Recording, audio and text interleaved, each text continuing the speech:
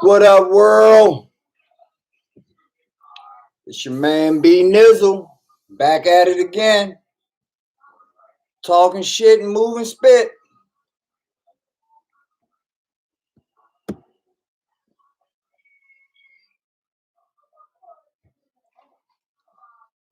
Got a very interesting topic today. Got a lot of shit on my mind, a lot of things I want to talk about, things I want to express. I will wait around, let a few people come in, get our burns together. I don't put out notifications or anything like that I'm going live, so I just do it and wait a few minutes, let you all come in, and we rock and roll. I hope everybody's having a blessed and wonderful Saturday. Hope everything is going good in everybody's world. Hola, Lucia. How you doing, beautiful? I'm glad you can make it. I'm so happy that you can make it. And thank you for sharing it out, as usual. You are a queen and a champion, all wrapped into one. Thank you so much for coming by.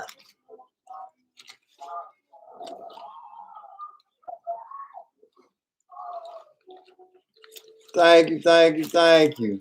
I want to let, while we got a few moments, I want to give a shout out, another happy birthday shout out to my main man, BG, Skins fan all day. May 1st is his birthday.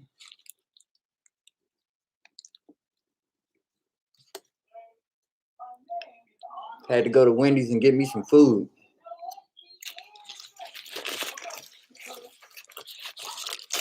Skinny guys get hungry too, y'all.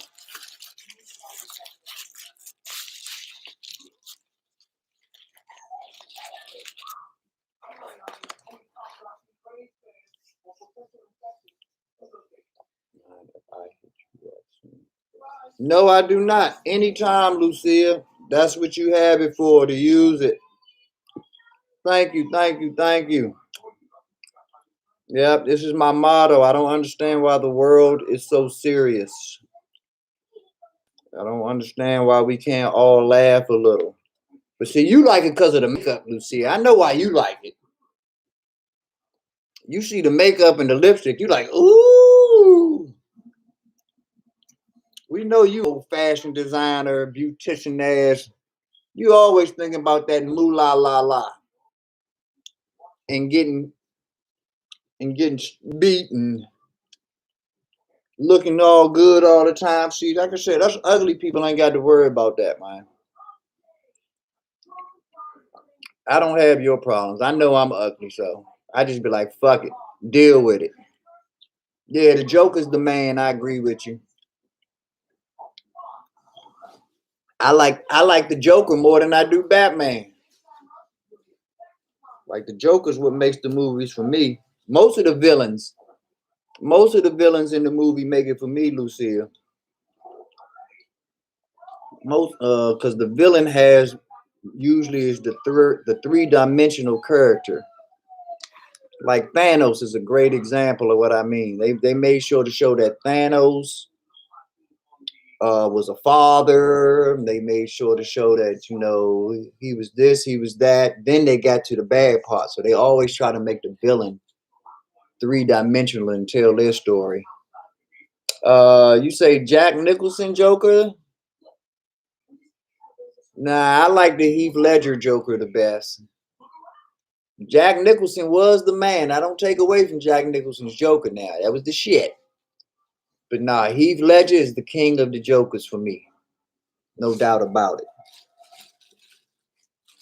5 in the chat, 5 in the on the stream. I mean, only Lucy is in the chat, but 5 on listening in. Welcome to all 5 of you all. I'm just letting a few more people come in, and then we're gonna get going. I'm so happy that Lucia is here, though, because Lucia is actually a part of my motivation for going live today, believe it or not. Hey, Brooke, how you doing, beautiful? I'm so glad you can make it. How's Bubba doing? I hope my main man Bubba's doing great. Shout out Bubba in the house, the man of that house.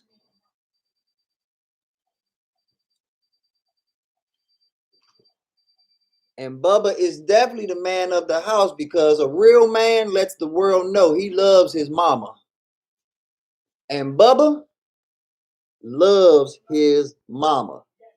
Smart boy. Smart young man. It's a good mama to love too, Bubba. I know you haven't tried them all out, but trust me, you hit the gold mine with your mama, Bubba. You hit the gold mine. Hey, ladies and gentlemen, my YouTube wife is in the building. Mwah, mwah, mwah, mwah, mwah. Hello, Cassie. Hello, hello, hello. How are you? So glad you can make it.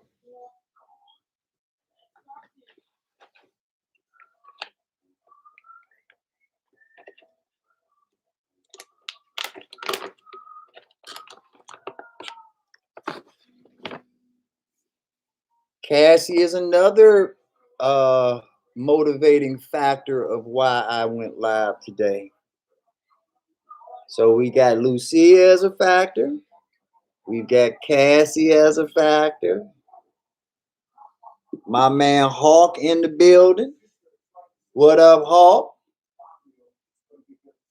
One of my biggest supporters. Other than Lucia, Brooke, Cassie. Hawk is one of my biggest supporters. He's been blowing the trumpet, letting everybody know about the belt series, which you see in the title. Bitcoin, Ethereum, Lemonade, Tesla, Square. But read the whole title, y'all. There's a lot more, there's a little more in there than my normal just get you going, ready to tackle the stock market, take over the world type mentality that I'm trying to facilitate here in this community. I use some words in my title that I've never really used before. That's right, Cassie. See, that's why Cassie's one of the reasons she's my YouTube wife, because she's very, very observant, amongst other things. But yes, real estate is one of the words that you've heard me speak on, but never really got into depth on. Networking. Networking, very, very important. That's what you're doing right now. I hope you all are saying hello to each other in the chat, which I see. Brooke saying hello, and Cassie saying hello, and Hawk saying hello, and Lucia saying hello. So even though it's on a very, very small time socialized level, we're networking. But we're going to get way more in depth into the power of networking today. King Ivo, champion. I want to say this right now on my channel. I've already given my main man BG and Dubs the well-deserved flowers that they deserve and have earned by being the men that they are and representing their families, their hoods, their communities, as well as they do as upstanding Black men. And it attracts other upstanding Black men such as myself to want to network with them. I want to also give credit to my main man, King Ivo. I want to give credit to my main man, Big Simple. I want to give credit to my main man, Hawk. I want to give credit to my main man, Reggie Reg. I want to give credit to my main man, AM Hunter. If there's anyone that I left out, put it in the chat. You know who you are.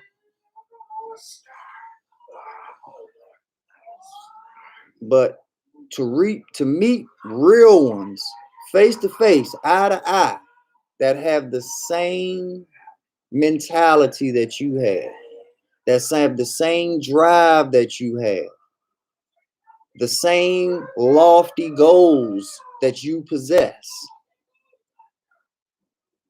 If those are the kind of fleas that you have on you, we need to be in the same kennel.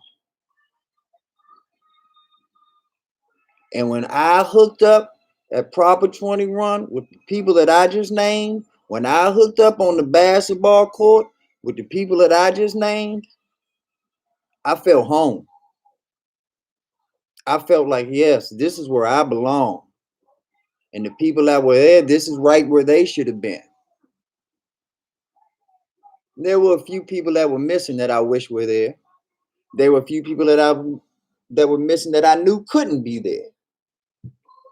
But this is just the beginning of a takeover, ladies and gentlemen. Just the beginning. So we're not going to build Rome in one day. Not going to be 1 year. It's going to be a long-term thing. That's why this channel is all about long-term real estate, stock, crypto investing. Long-term. My man B9 said, my man Hawk said, B9 had us rolling over that crab cake though.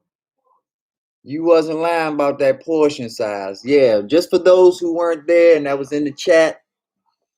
My man Pull the Pig, what's up, Captain? How you doing? But yeah, I ordered me a crab cake because y'all know I'm from the DMV area. And anybody that lives on that Chesapeake loves good crabs. Crab legs, crab cakes. So I figured, you know, Skins got me out here at this old hootie tootie, lordy torty place and shit. Let me see how their crab cake measures up with the ones that I frequent in the hood that do it right. And I even asked the waiter, I said, is this crab more crab or more cake? Well, when they brought me that crab cake out, boy, they brought me a big ass bowl, like the size of my arms, just looked like a basketball hoop. And the damn crab cake was like that. Big ass bowl with this little ass crab cake in it, wrapped around slaw and lettuce and all this shit. That motherfucker cost $30, y'all. Looked like they gave me a crab cake. Looked like one of them Red Lobster Cheddar Bay biscuits. Looked like one of them silver dollar pancakes you could just flip in the air and just catch in your mouth. Who the hell makes you a one bite crab cake?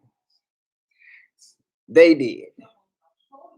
But that's not the point. The point was that we had a great time around great people for a great cause. The rest is gravy. Yeah, that shit was crazy, wasn't it, Ivo? What up, Dubs Gibson in the building? Champion, champion. So, we got 8 in the building now. That's good enough for me to get this party started. I hope Lucia is still in the chat because part 1 of this is about Lucia. I don't know what time it was.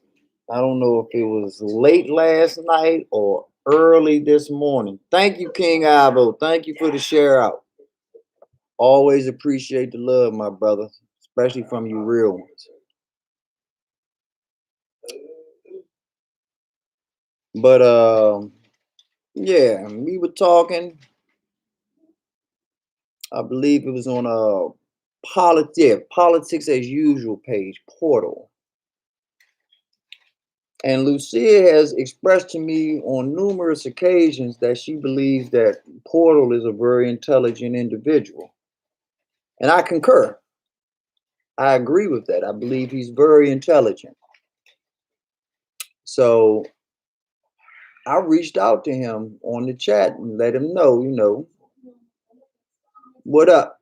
Like, smart guy like you, I basically said Portal along with B Nizzle equals stacks of money. It was chill time, like I said, late at night, early in the morning. So Portal was more, just chill mode, talking shit, relaxing. Didn't really pay it any mind.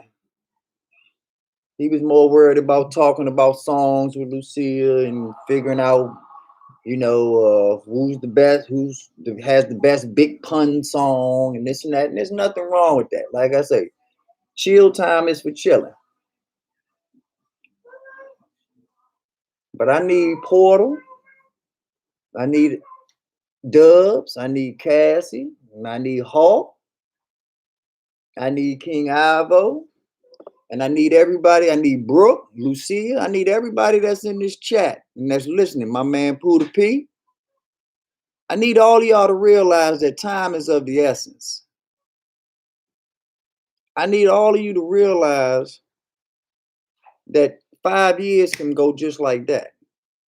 10 years can go just like that. And when you have an opportunity to network with a real nigga like me, you better be smart enough to take advantage of it. You can be on bullshit time and chill time all you want. Barack Obama walk into that room and say he want to talk to you, you ain't gonna be on chill time. You gonna go talk to him if you smart. Now, I'm not your president, never have been, never will be. But understand opportunity when it's right there in your face. Understand what real power looks like when it's right there in your face. Even if you got to feel the vibrations through haptic movements just by me typing. When I tell you that I'm coming to you to make you bigger, better, greater, faster, stronger than you already are, you don't tell me to hold on. You don't let me know that you'll get back at me at your convenience.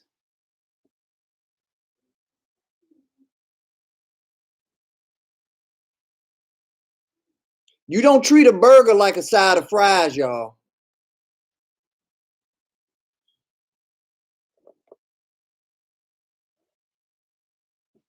Thank you, Cassie. Cassie, as usual, my YouTube wife has been gracious enough to put my links up in the chat for you all so that you can utilize the Weeble links and the Coinbase links so that you can get yourself free stocks from Weeble. When you deposit $100 and start an account and use my link, you can get free Bitcoin when you deposit $100 and start a Coinbase account when you use my Coinbase link. So once again, thank you, Cassie, for that information. And everybody in the chat needs to be thanking Cassie for putting that information out there. Because all y'all know me to laugh, to chill, to joke, to have fun. And that's never going to change, y'all. I had a blast watching the draft with my family. I had a blast chilling. I have a blast in all of y'all chats when it's chill time or sports time and when we unwinding in this bullshitting party and bullshit. And yeah, we can do that when the time is right. But that's not what I'm about, y'all. And if you think that's what I'm about, hi, how you doing? My name is B Nizzle. Nice to meet you.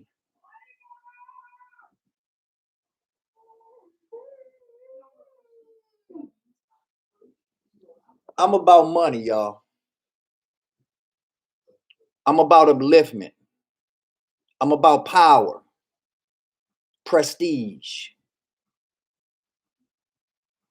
hierarchy, tiers, levels, lanes. And as long as we all have these separating factors, I plan on being at the top of all of them. And I'm only here to fuck with those who want to be on top with me. I'm not here to deal with those that are in fast pursuit of mediocrity.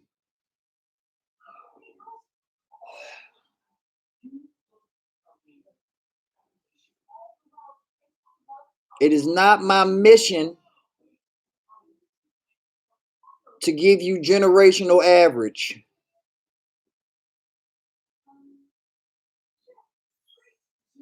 To give you generational minimum wage. To give you generational low income.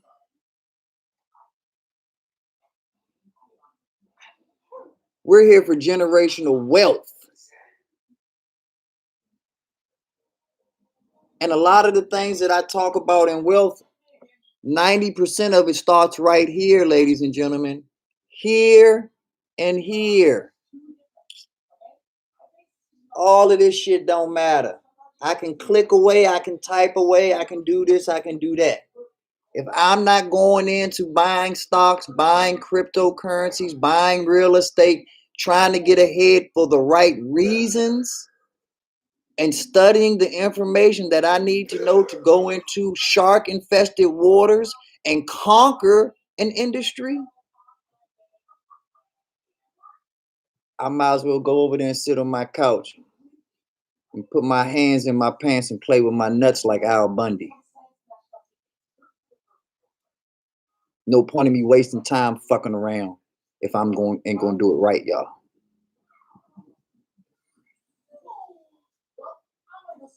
So I tell you that Portal Lucia story, not to put nobody on blast or nothing like that. Portal's doing great things. If you're not supporting Portal's channel, Politics as Usual, please go subscribe to his channel. Support him. Learn something. Become a better person, because he is giving information that can make you a more intelligent person after hearing him than you are before you heard him. But that being said, you missed the opportunity, Portal. It was late at night. Nobody was really on the chat except me and Lucia. Hopefully, Lucia will take you behind closed doors and let you know what me and you could possibly accomplish together. And it's not just Portal that I'm talking to. I'm talking to the Hawks, the Puda P's, the Dub Gibsons. I want to network with all of you all. I want to build with all of you. But you got to have the right mindset. You can't listen to me and listen to all the stuff that I talk and tell me I'm smart and tell me I'm this and tell me I'm that. Dubs Gibson, and then promote somebody buying some $700 shoes.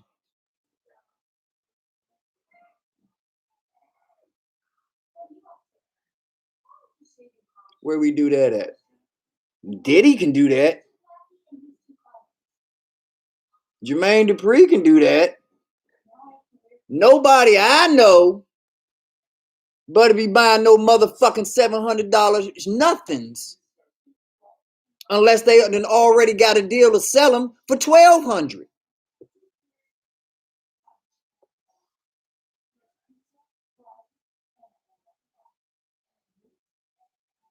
I'm a peep.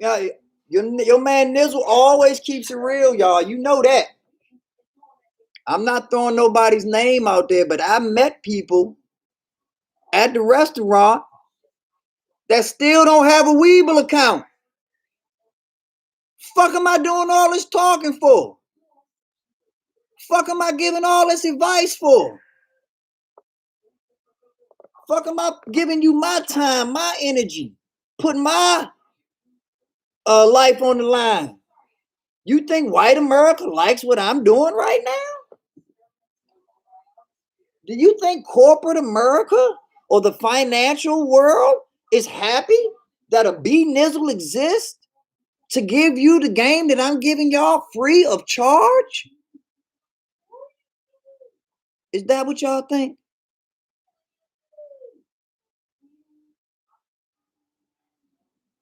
You think I'm doing this for community service hours?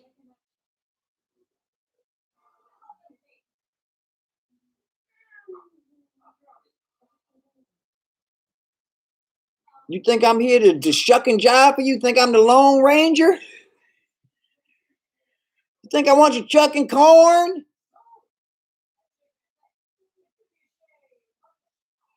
I did I was on some, I think it was Brooks Live. What's up, Daly? What's up, champion? How you feeling, baby? Glad you can make it. But I think I was on Brooks Live. And I was, like I said, I had to have a good time. And my man BG definitely likes to have a good time. So we all know about the Lone Ranger. I came out with my Black Panther counterpart for the opposite of the Lone Ranger. And I believe it was Farrah. I think her name was Farrah. Pointed out, boy, you just keep a wig and a fake bop gun, glasses ready all times, huh? No, Farrah, I don't. I like to have fun when it's time to have fun. But I'm about that paper. I'm about that guap. That's all I'm about. And like I say, we can have a good time, we can party, and we can do it like rock stars after the fact. But don't waste my time talking about how you gonna ball out and how you gonna party and how you gonna this, and then tell me at the end of partying all night, I don't know how I'm gonna get home. What? Why was you buying $50 drinks? Why you buying girls this and that at the club? And you don't have a way home?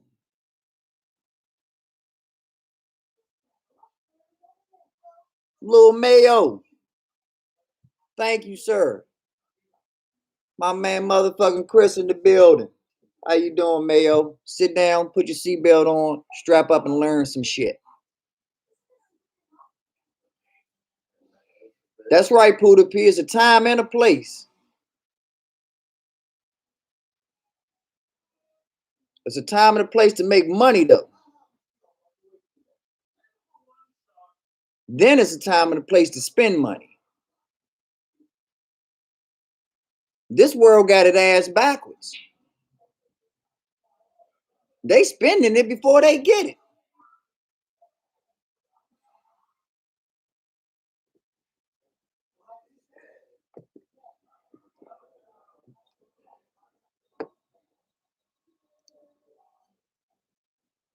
Sorry about that. But yeah, they spending it before they get it. I don't like that. I don't rock like that. We're going to talk about sacrificing. We're going to talk about prioritizing.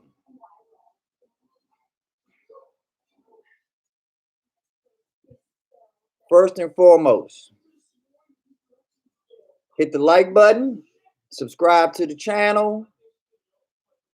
Come on into the family. Come on into the fold.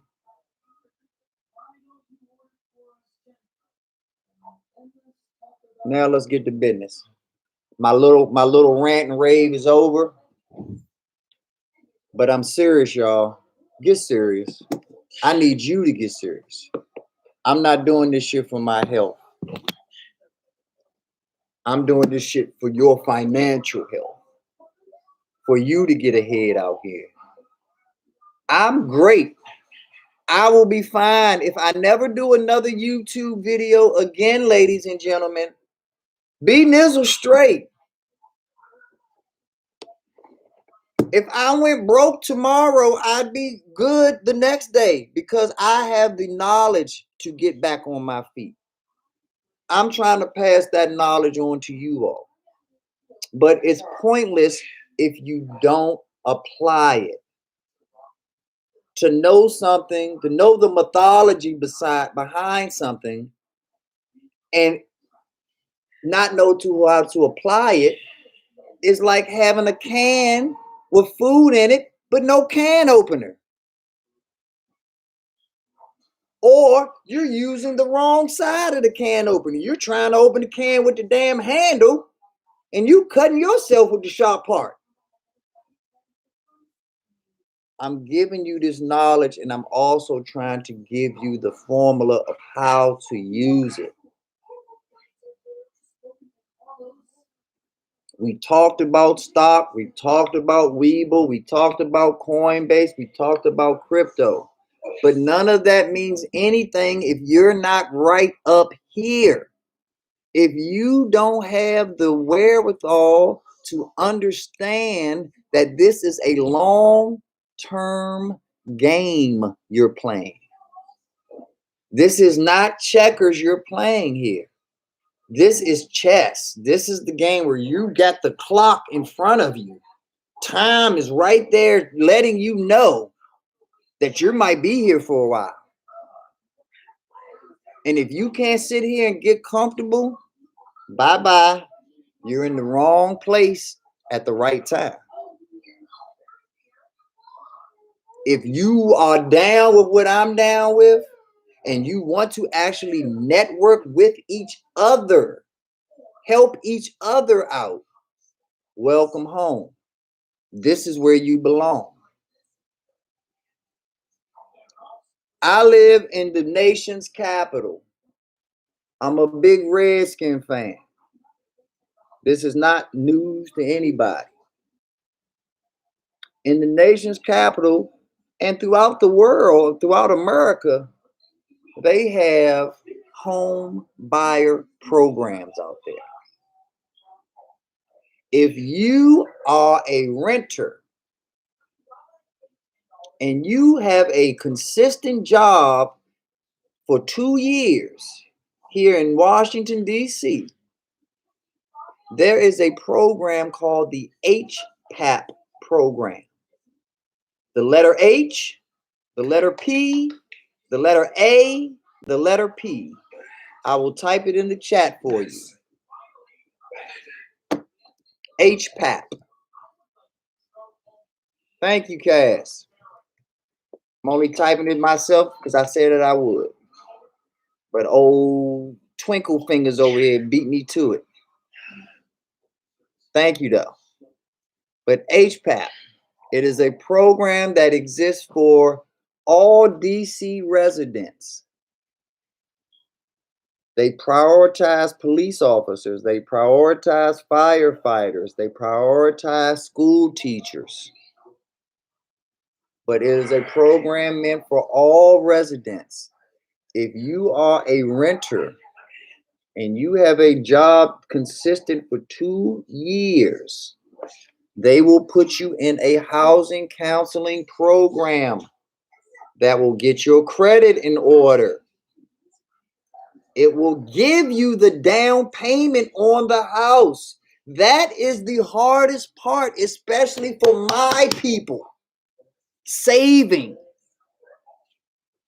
discipline, the long-term game that I speak of that we have to improve on if we're going to make it, that we're not. That's one of the main things that I'm talking about when I point to my temple.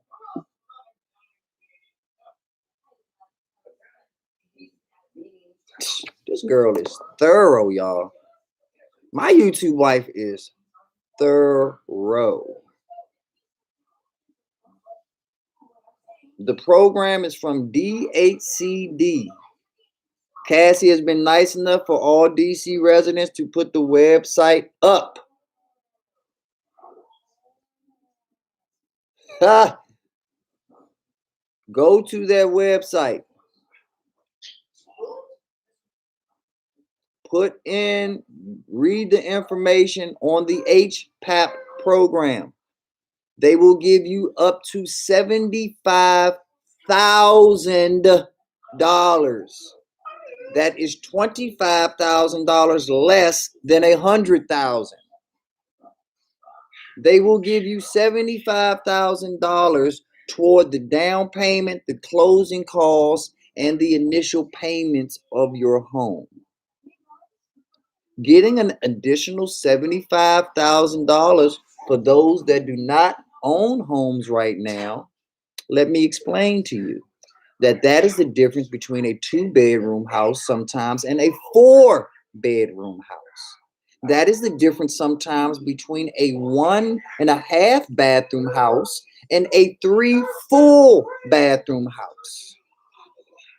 That is the difference in sometimes living in a community where gunshots and gunfire happens every day and every night versus living in a quieter community where your children can actually go outside and play in front of the house or at the playground.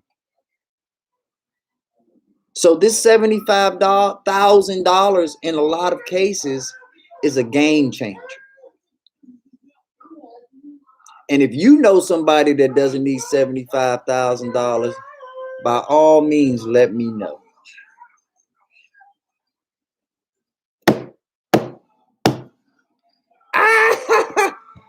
I have to read this in the chat, y'all. Cassie was nice enough to put the DHCD website up. My man Daily Grind said, man, that website sent us to Pornhub.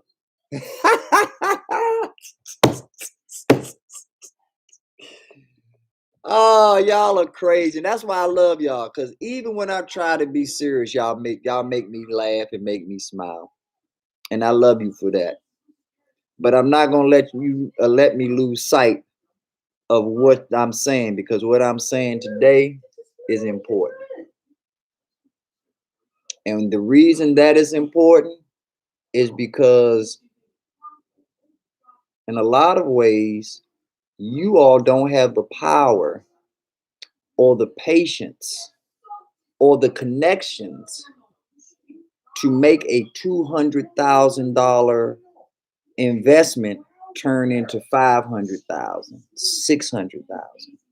A lot of you don't even have the power to make a $200,000 purchase. But what if you have $1,500 just in your bank account, and some way, somehow, through this HPAP program, you turn that $1,500 into an 800 credit score through their credit counseling services? You turn that $1,500 into $75,000 by receiving that HPAP loan. And then there are other programs out here that banks and fiduciary and mortgage lenders offer different rates. You get a rate that's 3% and the next bank is offering you 2%.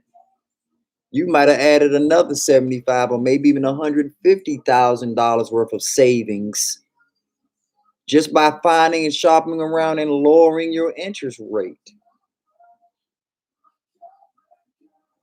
So you're now took $1,500 of your own money, and through your knowledge, through having the right attitude and networking with the right people and keeping your toes down on the ground instead of trying to fly high with the hustlers and the movers and the shakers, in 1 year's time, you can turn $1,500 into a $250,000, $350,000, $450,000 home. Now you in the game, ladies and gentlemen. Now you get tax write-offs that you would have never gotten. Every time you pay your rent to the landlord is getting those write-offs. If the landlord is the owner, let me correct myself, because a lot of times the landlords of these properties are not the owner.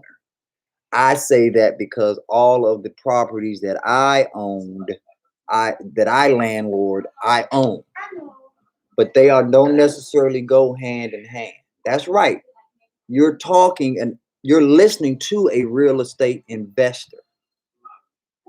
But what I'm talking about right now is not real estate investing. What I'm talking about right now is you, your wife, your kids, your mama, your grandma, your dog, whomever it is that you are responsible for and living with or is responsible for you. Treat yourself. Your mother might pay all the bills, but you might be the one that has the time to stay home and get that, go to that website at dhcd.gov.dc.gov and get the information that's necessary to help your mother go from an apartment to a house. And like I say, once that game begins, then you're in the pocket. Now you can play the game. Now you're getting somebody's attention.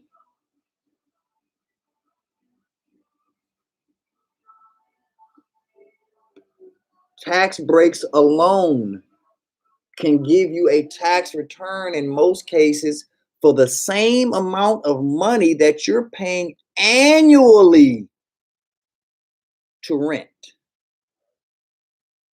To rent. I have gotten checks back because I've owned real estate for tens of thousands of dollars just in tax write-offs, tax breaks, big refund checks. When all my friends are telling me they owe money, they got to pay money, I'm always getting a return.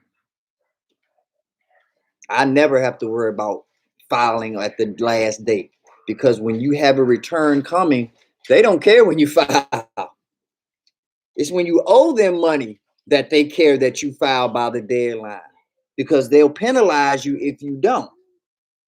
You can't penalize me for getting money back because I know the game. And real estate is the game, ladies and gentlemen. There's no elementary school, middle school, junior high school, or college that we've ever gone to where we haven't heard the slogan 40 acres and a mule.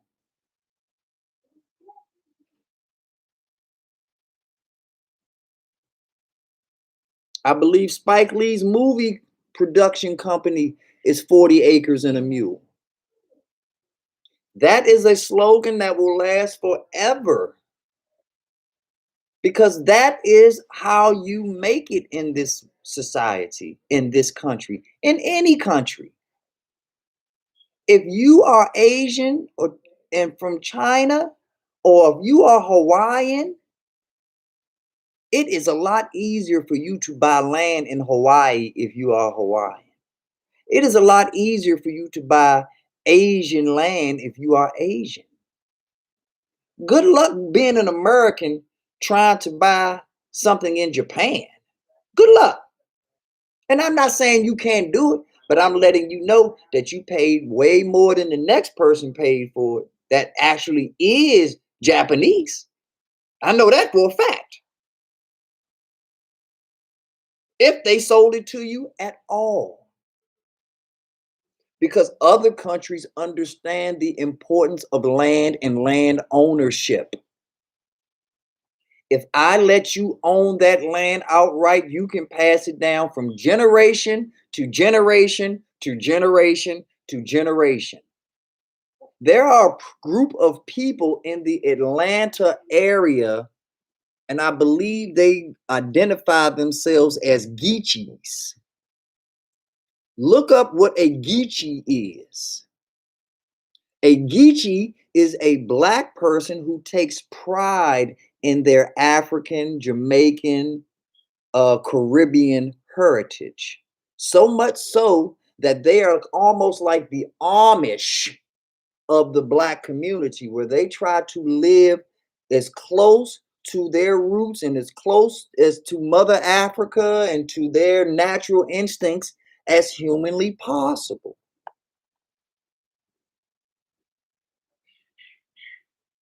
And why are they allowed to do this? Because they were freed black people when slavery was at its height. And they said, this is our land. We own it. Nothing you can do to take it from us. And we ain't selling. And as long as we got this deed and whatever their last names was, and as long as we'll say Jenkins, as long as a Jenkins is alive to tend to this land, you're trespassing. Get the fuck up out of here. And these Geechees have had this land for years. And they do what the fuck they want to do with it, when they want to do it, how they want to do it. You don't like how they live? So what? You ain't gotta like it. Because they own it. You don't like how Amish live up in Pennsylvania? Who cares? Those Amish have owned that land for tens of hundreds of years. They don't give a damn whether you like their no mustache or not. They don't give a damn if their horse and buggy moves too slow for you and you only got 5 minutes to be to work. They gonna pick you up in that horse and buggy Uber, and they gonna chug along. Why? Because they own that shit. And I know you can't have Uber without the cell phone. I know. But you get my point. You can do whatever the hell you want to do when you own it. I believe the guy's name was David Koresh or something like that. He had some combine down in Waco, Texas. Yeah, Waco, Texas. Waco, Texas wasn't even famous to me until this guy came on the scene. And he had the girls in a trance, and he was doing all kind of crazy stuff and messing with their mind and this and that. But they couldn't do anything because he owned the land. And my point is not about him, so I'm going to leave that alone. But my point is, when you own something, it gives you leverage, power to get into the real game of the stock market, into the real game of the cryptocurrencies, into the real game of becoming a real estate investor. Hello. Take a little break. Let that sink in for you for a second. Recap. You took $1,500 out your own Bank of America or Chase or Wells Fargo account that you got, or your credit union, whatever. $1,500 went through the DHCD housing program, through housing counseling to get your credit score from 550 up to 750 or 700 or 800. Then you took the other courses to learn about what closing costs is, to learn about what an interest rate is, to learn the difference between a fixed rate versus a variable rate, to understand the difference between a conventional loan and an FHA loan. I'll wait. Conventional loan versus an FHA loan. Hope you writing this shit down. Hope you taking notes. Well, I guess you don't have to. This will be on my channel. You can always watch it later. But my streams go kind of long sometimes. So you might want to time stamp this point at 49 minutes within it. Because conventional versus FHA is so crucial, so important, so necessary. An FHA loan is a government-backed loan. Hey, Jessica, how you doing? I'm glad you can make it out. Come on in, pull up a chair, have a seat. A FHA loan is a loan that is backed by government and government funding. And as we know, anytime something is backed by government funding, there are certain rules that come along with it. Certain what's the word I'm looking for? Um,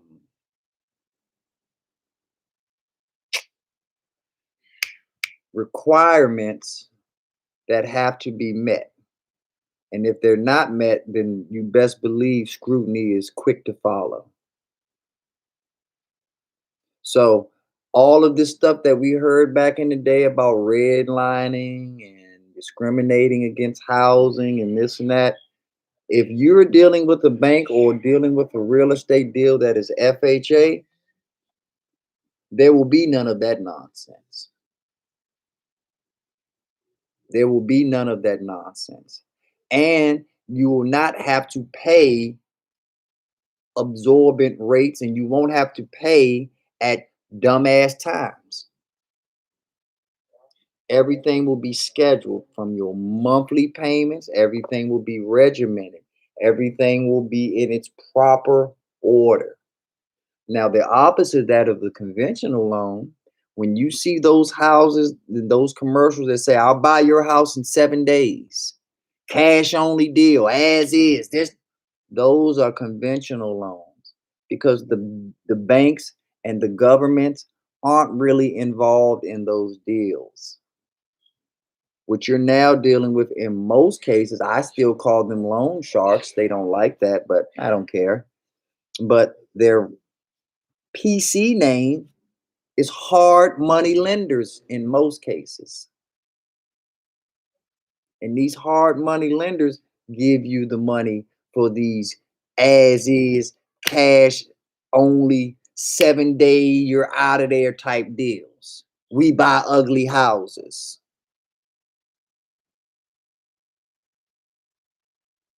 Don't mess with them. They're buying your expensive house on pennies on the dollar. They will buy your house for $100,000 and then turn around and sell it for 600,000. But you got 100,000 in cash. Don't fall for it. The best loan to get is an FHA loan. DHCD is a government agency. So naturally, it would lead you to get an FHA government loan, which would lead you, especially as a first-time home buyer, into the type of protections that you would need.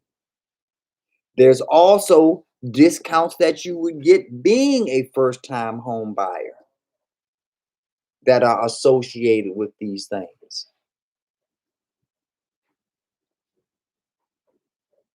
Let me read what's going on in the chat here. Okay, we got Jessica and Chris saying, what up? Cassie saying, if you're still here and you're gaining this knowledge, comment here. That's right.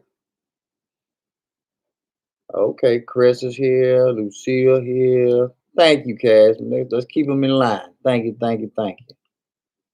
But yeah,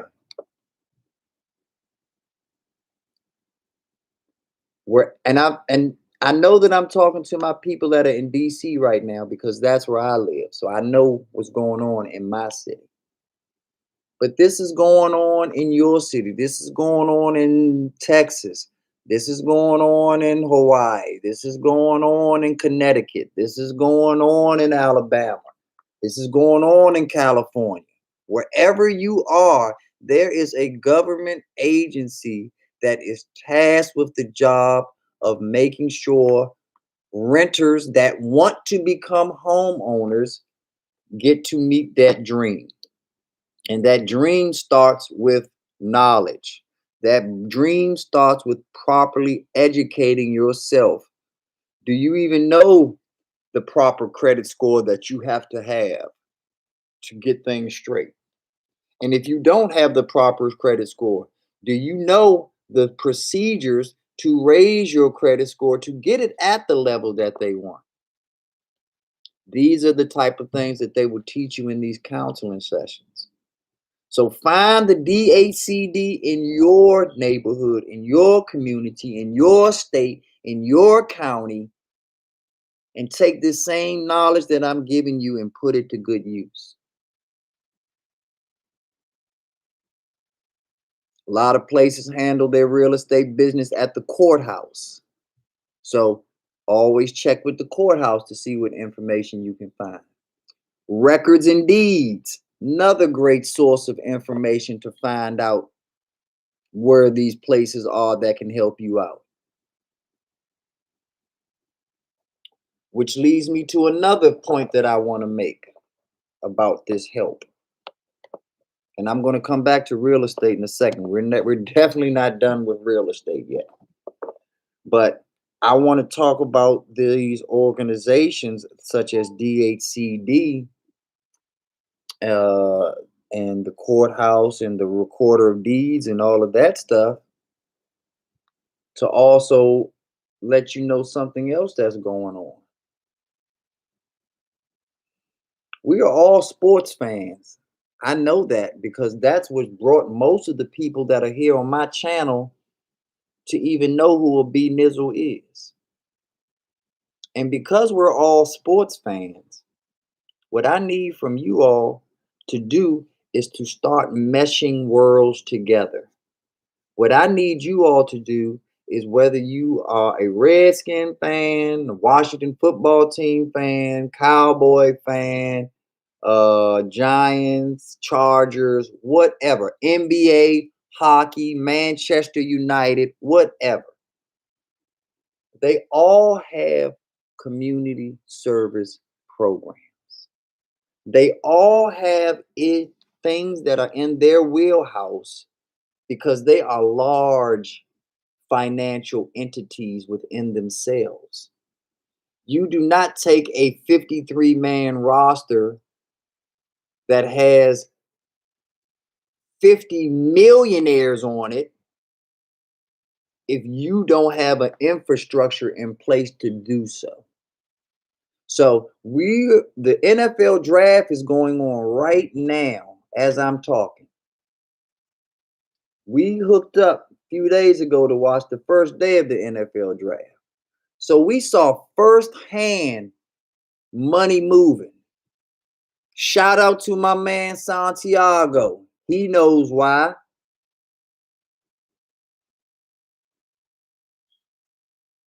Money's moving. Lives are being changed. Generational wealth is happening at the snap of a finger just because a young collegiate player is now an NFL quarterback or NFL wide receiver or NFL linebacker. We saw those guys dressed to the T. Never wore $1,000 suit before. Never wore a $5,000 suit before. But they did that day because they went into a brand new realm, a brand new world.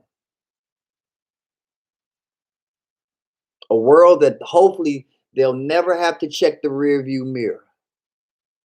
A world now where all they have to do is look forward and keep your eye on the prize and get that candy apple that's waiting for you at the end of the rainbow. They did it. They just got to keep their nose clean. But while we were watching all of that stuff, we weren't really watching what was really going on, ladies and gentlemen. What was really going on was we saw real estate being bought. We saw a young kid from Clemson, somewhere in South Carolina, just buy real estate in Jacksonville, Florida. We just saw a young kid that stayed in a dormitory at Kentucky University. He'll be buying real estate here in Washington, D.C. area. So it's not just the salaries that they got that put them in a totally different ball game. It's what they're going to do with those salaries that are going to even take them higher, and not take them just higher, but solidify them so that they can stay in that rare air forever. If they do it the right way, their children's children's children will be in that same air. Just because of what happened to them Thursday night. Friday night, right now. Some of them are going to buy a condo or an apartment, or they're going to go too hard and buy them a house and their mama a house and their... No. You get your house first. I'm going to kick you some more game. Depending on where you live, if you are married, love your wife, love your husband. Don't put their ass on your deed. I repeat, love your wife, love your husband. Do not put them on your deed. If you have a wife or a husband who is truly your equal and they think unilaterally as you, repeat the wheel, ladies and gentlemen. The same first time home buyer program you went through, let her go through it. Now, when y'all get married, or you know y'all already married, you got 2 properties instead of 1. Now you got 2 properties, one that, and you're married, so now you can live into that one. You can rent out this one. Only 7 people in the chat, so it's only 7 people that's about to get some real game. Take it and run with it, ladies and gentlemen. Your first house, which was a single family home, a 4-unit apartment building is the same as a single family home. Hello. But take a break. I'm going to take a break. I'm going to enjoy my drink, bite my burger again. I'm going to say it one more time, then I'm going to just take a break and let it sit in for your ass. A single family home that you qualify for, go through the HPAP program for, get finance for, the whole 9, you can do the same thing with a 4-unit apartment building. It is called a garden style apartment building. You've seen them. You know them. You can own them, especially if you've already used to living in an apartment. Because now what you do is you just bought yourself a single family home that has 4 units. You already used to live in an apartment, so you take one of those units for yourself. Now you got 3 units to make income on. Come on, y'all. I'm taking my break now. I wish Big Simple was here so he could tell y'all what to do with that information. It got something to do with sizzling. It got something to do with bacon, though.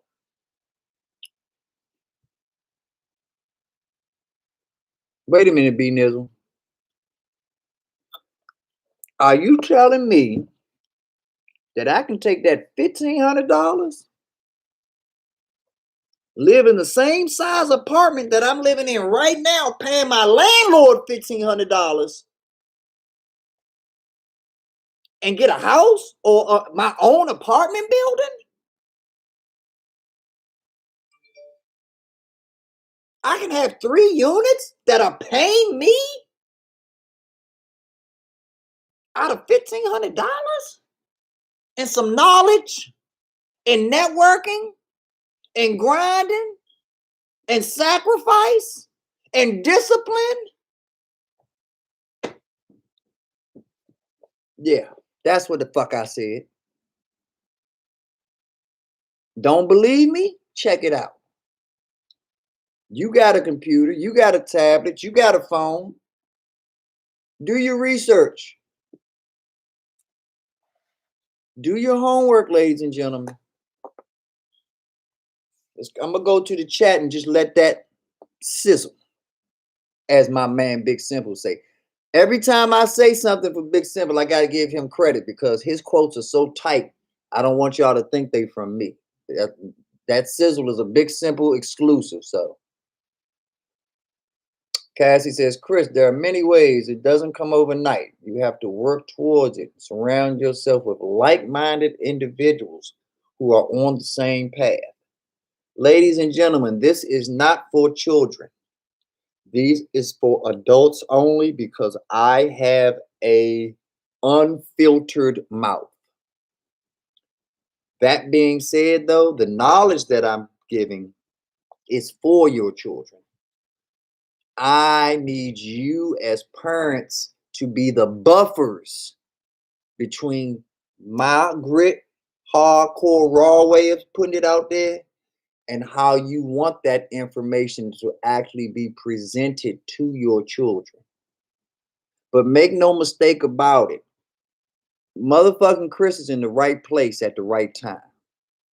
Because Chris, I'm talking to you more than I'm talking to anybody else in this chat, young brother. Anybody else. I'm talking to you the most. Because you have the most time, Chris. You have the most in front of you. You have the most opportunity to achieve greatness and keep it for a longer period of time than I could keep it. If all the greatness was given to me right now, I would enjoy it until the wheels fell off. Then I would pass it down to my children, my loved ones, and let them enjoy it.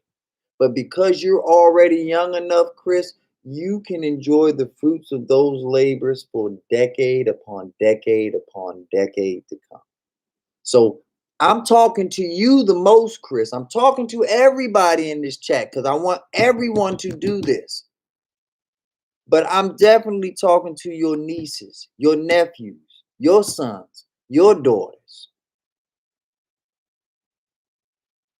That's what I was put on this earth to do. To make sure that you all were prepared to raise the next generation of kings, queens, presidents, leaders, senators, congressmen, sultans. That's all up to you all. Money King, what up, champion? I'm glad you could make it. My other partner is here now. You all are familiar with my YouTube wife, Cassie. She's definitely my partner in the end on this channel and in my life. And my other partner is Money King Kev. He comes in here and he drops jewels on you motherfuckers every day that I do a chat about what's popping, what's going on, what to be on your radar. My man Daily Grind does the same thing. Got to give my man Daily Grind a shout out. But those are the ones that are on my team and I'm on their team. So if there's something that I'm talking about and you got something else that you want to talk about, by all means, don't be afraid to direct something to Cassie if she's in the chat. Don't be afraid to direct stuff to Daily Grind or Money King Kevo if they're in the chat. If they're not in the chat, of course, they can't do nothing for you. But if they're in the chat, they are great people and they are more than willing to assist you all if I'm doing one of my rants or raves or there's something that I said that you didn't quite understand.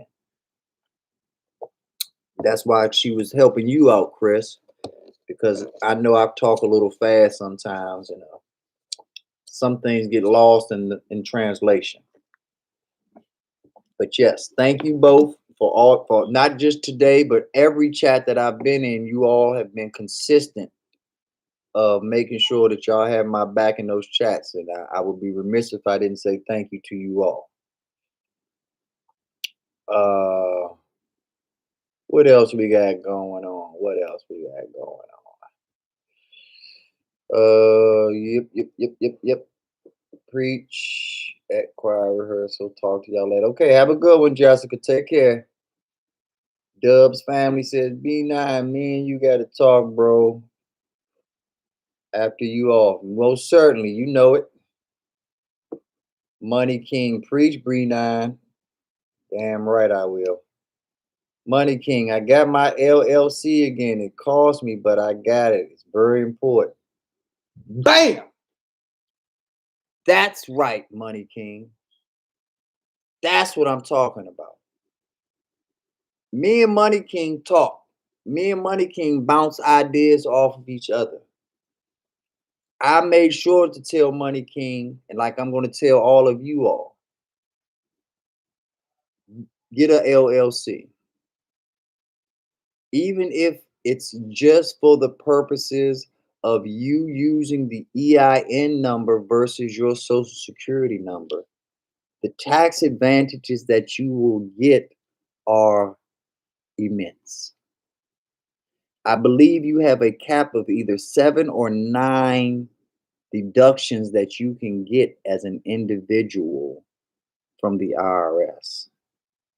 If you have an LLC, an LLP, an S corporation, or a C corporation, that automatically changes those numbers to the hundreds.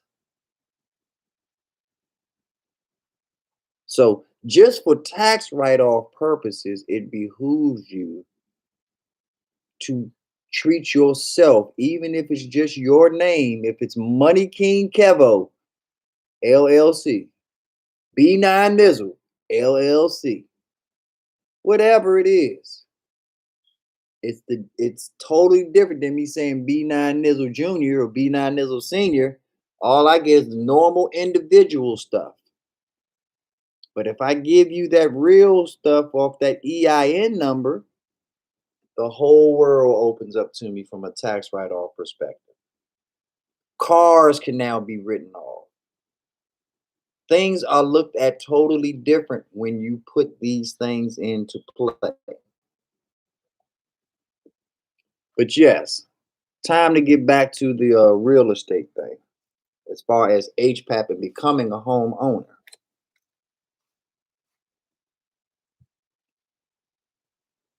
Find in your neighborhood, your county, your city, your state, the equivalent of the HPAP program.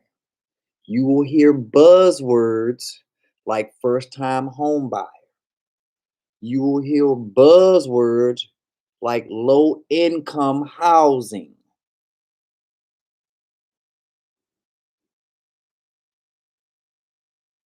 When you hear these buzzwords, you know that you are in the right place. They work off of home credits and bonds, and the government pays what you don't. So if the house costs $500,000, it costs $500,000. The government was just nice enough to give you 75,000 of that dollars and give you a lower interest rate to a point where instead of paying $500,000, all you really end up paying was $350,000. But you still live in a $500,000 neighborhood. And if you sold your house, you would get the $500,000 comps back that would be associated with the appraisal of your house. So $1,500 when most people have to save 20% of a house. So to save 20% of a $500,000 house, that's $100,000 that you have to save. How many of us can save $100,000, y'all? Put a 1 in the chat if you have, and be honest. Put a 1 in the chat if you really have the discipline to save $100,000 and not spend any of it on any reason, not even in case of emergency or this or that. because you're so driven on getting a house and so driven on having real estate that you're willing to save $100,000 and bypass cars you could have bought at 30,000, 40,000, 50,000, 60,000, to not buy a PS5, to not buy other fancy jewelries and Birkin bags and this and that. How many of us can do that, ladies and gentlemen? I don't see not one in the chat yet. And that's good, because at least y'all being honest with yourselves. None of you can do it. I don't think I could do it. If I got $100,000, I'm buying a stock or something. I'm not just gonna let it chill. So it's hard to do. Some of us actually can do it though. So why would that 1% of the world do that? And then there's other programs out here that are leaving everybody else behind without those programs. Take advantage of those programs. I'm not here to make you feel bad about yourself, but you're not that type of person. You are not built to save $100,000 and put toward that goal. If you were, you wouldn't be on this channel. You would be above, beyond, and beyond the things that I'm going to teach you about. I would be sitting there probably learning from you.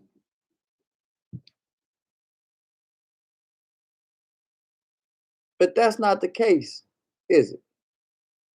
I know it's not the case for me when I first started out, but I took advantage of everything that I told you all.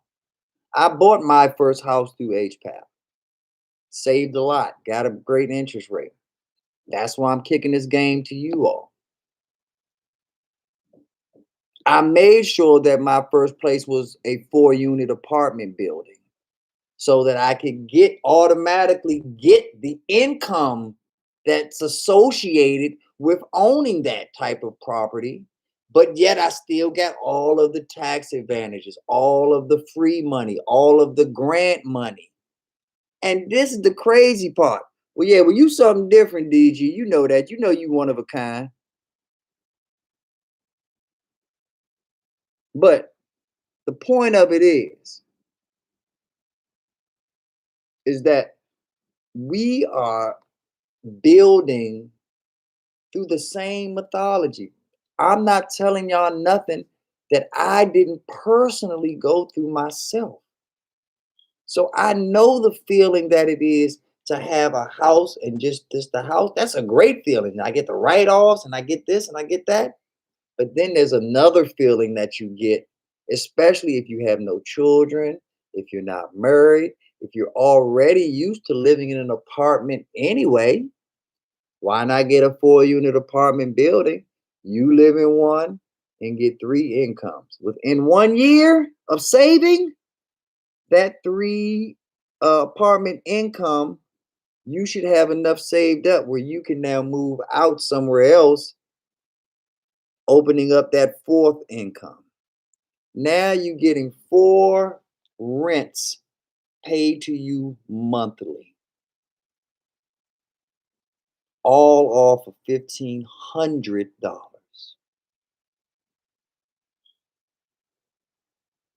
How about that? Now, I want to go back to something else that I just put in the atmosphere, but I didn't really expound on. That we're all sports fans, ladies and gentlemen. We all have our favorite teams, our things that we're associated with. I'm a Redskin / Washington football team / Washington Wizards fan. Everything DC is me. I came across one of the programs just through checking on my team that is called My Brother's Keeper. My Brother's Keeper is a program that was initiated and started by Barack Obama right after he left his second term. Barack Obama was concerned about his legacy post POTUS years And so he created this foundation. And I want to go over a few points that I found very, very interesting to you all.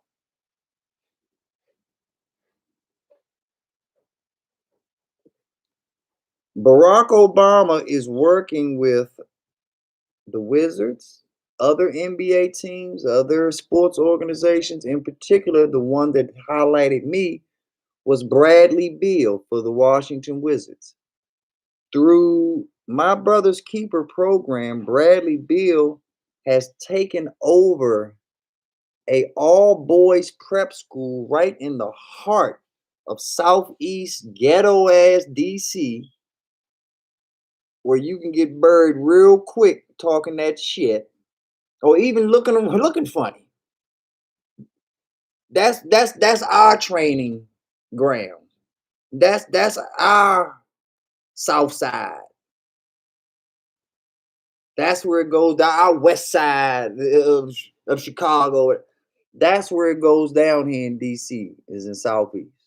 Always has been, even though gentrification is changing things, we know the history there. So it was not by mistake that that school was put in that neighborhood to serve a certain purpose for the community in that neighborhood. And it's not a mistake that Bradley Beal and Barack Obama have associated themselves with it.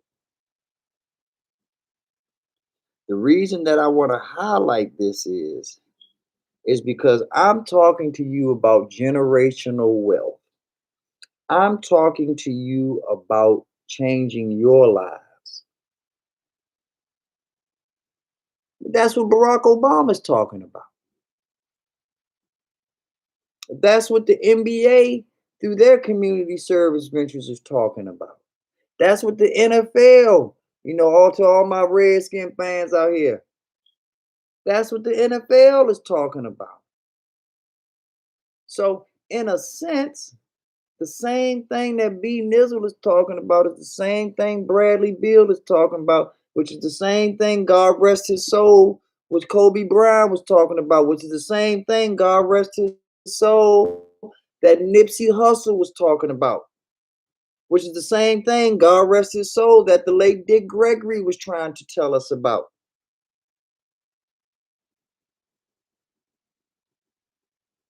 That T.I. is trying to tell us about now.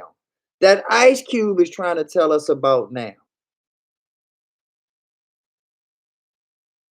There are so many people out here. Snoop coming out with lines of his own marijuana, this or products, or Triller going public.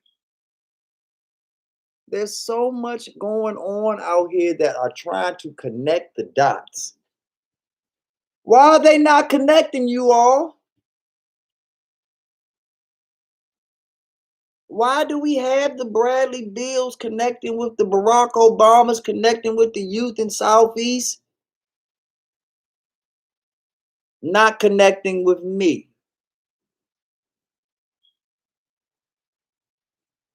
I can't even get Portal to network with me. I can't even get another YouTuber to network with me. And that's why I give Money King Kevo his flowers now. That's why I give Daily Grind his flowers now. That's why I give Cassie her flowers now. That's why I give credit to the BGs, to the Ivos, to the people, the Dubs, the people that go throughout their way to make sure that we actually link up, that we actually network, that we actually put ourselves in a position where we can check each other, check on each other. When I walked into that restaurant the other day, first thing I should have said was pull out your phone and show me your Weeble account. Pull out your phone and show me your Coinbase account. And I didn't do it this time because I just want everybody to meet me. I just want everybody to know me. We ain't been around each other like that yet.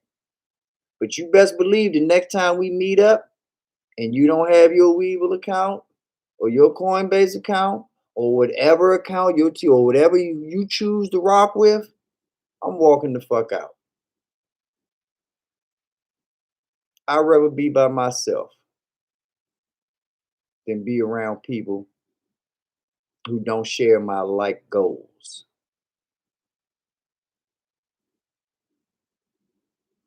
I'd rather go home and eat a can of beans with two holy socks on in my drawers than to be at the finest restaurant with the greatest people in the world if we not on the same page as far as financial education, as far as where we have to get to as a people, what we have to pass down to our children.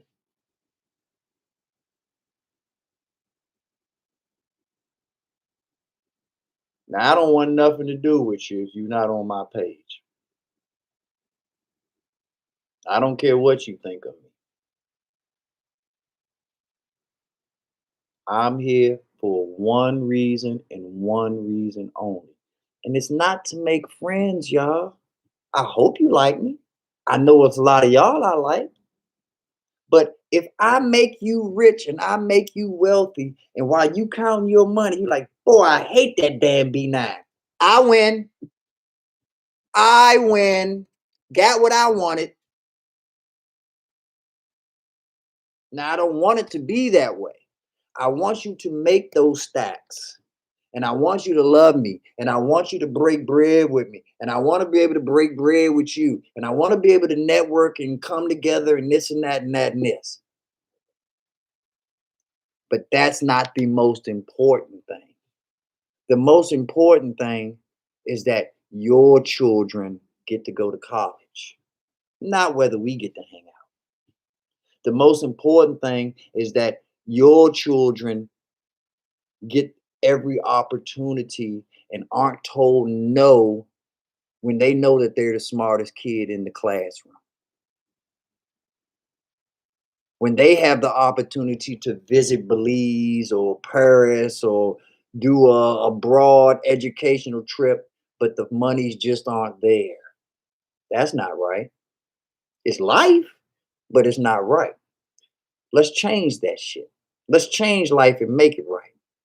Let's focus on what we really need to focus on. Let's network for the right reason. And if we're not going to do this for the right reasons, y'all, don't waste my time. Waste y'all time. Blow smoke up each other's asses on y'all channels, in y'all lives.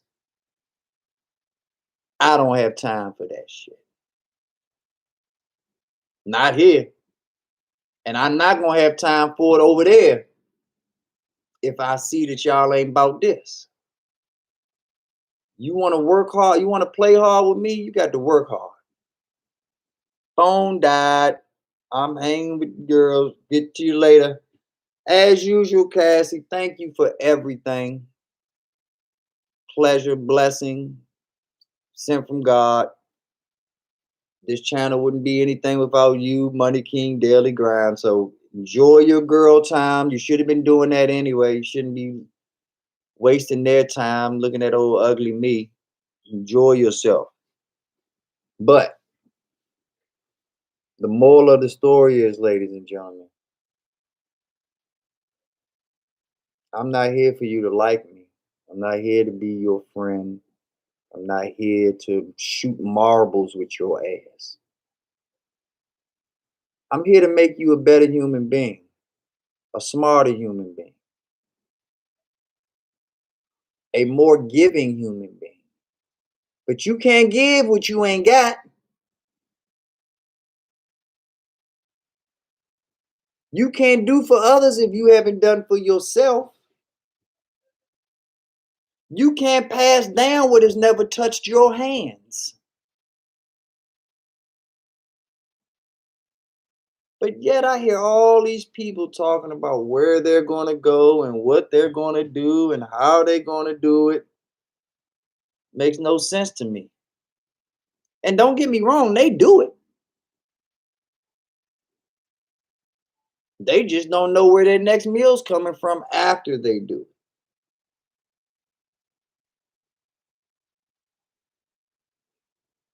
Oh, it's no problem moving back home with mama.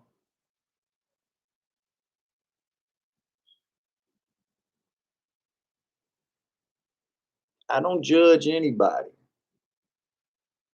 But if you a grown ass man or a grown ass woman, be just that on your own 2 feet. But we sell ourselves short. We put ourselves in a mindset where we don't hold ourselves accountable. Basics. Basics is you should have 3 to 6 months rent, mortgage, grocery, gas, all utilities, all expenses set aside in your bank account. 3 to 6 months. We've been in a pandemic over a year. I guarantee you, I can tell just by looking at people and how their reactions are, the ones that had that reserve saved and the ones that didn't. You know who you are. You know if you built your house out of straw, wood, or brick. You know. And I know you don't like me talking to you like this today, but it's necessary. And I'm talking to y'all like this while trying to build a channel. Imagine what I'm gonna give you when it's built. Imagine how real we gonna keep it when I got green uh colored letters instead of just the blue and white ones. Imagine how real it's gonna get then. But this is for your benefit. This is for you and your family. Follow the money, you all. Whatever team you fuck with. Example, Zeke fan. Zeke fan is a Dallas Cowboy fan and a Los Angeles Laker fan. Okay, Zeke fan, that's a beautiful thing. That means you are fans of two of the most historic and the most loved franchises in their respective sports in America. There's probably more Laker fans than any other team of NBA in America. There's probably more Cowboy fans than any other NFL team in America, which means that your team, Zeke fan, have one of the most humongous presence throughout America and internationally, which means that Zeke fan, you should know about every program that the Cowboys and the Lakers are doing. Everything that's involved with children, everything that's involved with community service, everything that is involved with networking, partying, everything that's going on, if those are your teams, you should know about. And you should be trying to network with them. You should be piggybacking on them to figure out what kind of knowledge you can acquire from them because now you're in the money. If I needed to borrow money, would I go to Jerry Jones first or would I go to Zeke fan? I'm going to Jerry. Now, of course, you're not going to have access to Jerry Jones. That's not what I'm saying. What I'm saying is that you have all the access you need to know to what Jerry Jones is doing, what the Cowboys are doing, what Dak Prescott and Ezekiel Elliott are doing by staying involved at their website, by going to their community page, by getting involved into where they're going to be, who they're going to be interacting with. Are they building a playground in a certain community? Take a hammer down there. Help them out. Network. The money is not going to run to your pocket, ladies and gentlemen. You do not just sit there and hold your pocket open and the money's just running down into your pocket like, yeah, wee. No. Get off your ass. Matter of fact, don't even get off your ass. Stay on your ass and start clicking the right shit. Stop clicking Pornhub all damn day. Go click on My Brother's Keeper and learn something. Learn how you can get involved and make you some money. You want to make your YouTube page better? There's shit out there to make it better. Go learn it. But you're not clicking on that shit. You want to learn how to fix your car? That information's out there. Click on it. Learn it. You want to learn about stocks? You want to learn about financial freedom? You want to learn about real estate? You want to learn about real estate investing? Becoming a first-time home buyer? Hello, I'm right here giving it to you.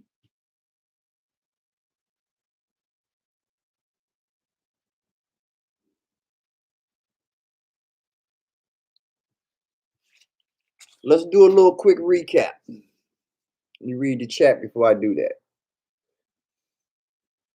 Money King says, yep, I know that feeling. My whole class went to Orlando back when I was in school, but me and my sister didn't go because we couldn't afford to go. I've been in the same boat.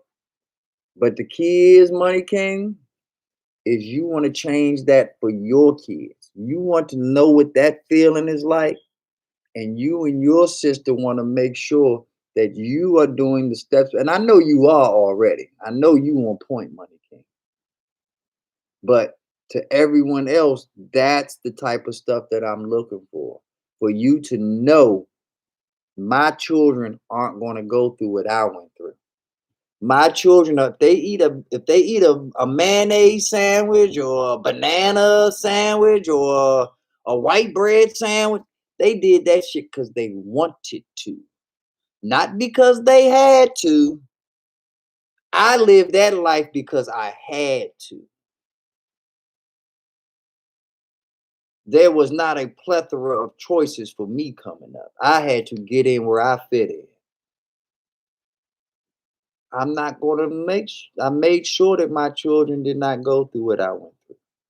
And I'm going to give them the financial knowledge and education and wherewithal to make sure that my grandchildren have it better than my children had it. Because my children are going to be smarter, wiser, and more adept and equipped than I was at their age. So now I'm building a snowball cycle of generational wealth. We're uptrending. If we were stock right now, you want to buy in on me and my family.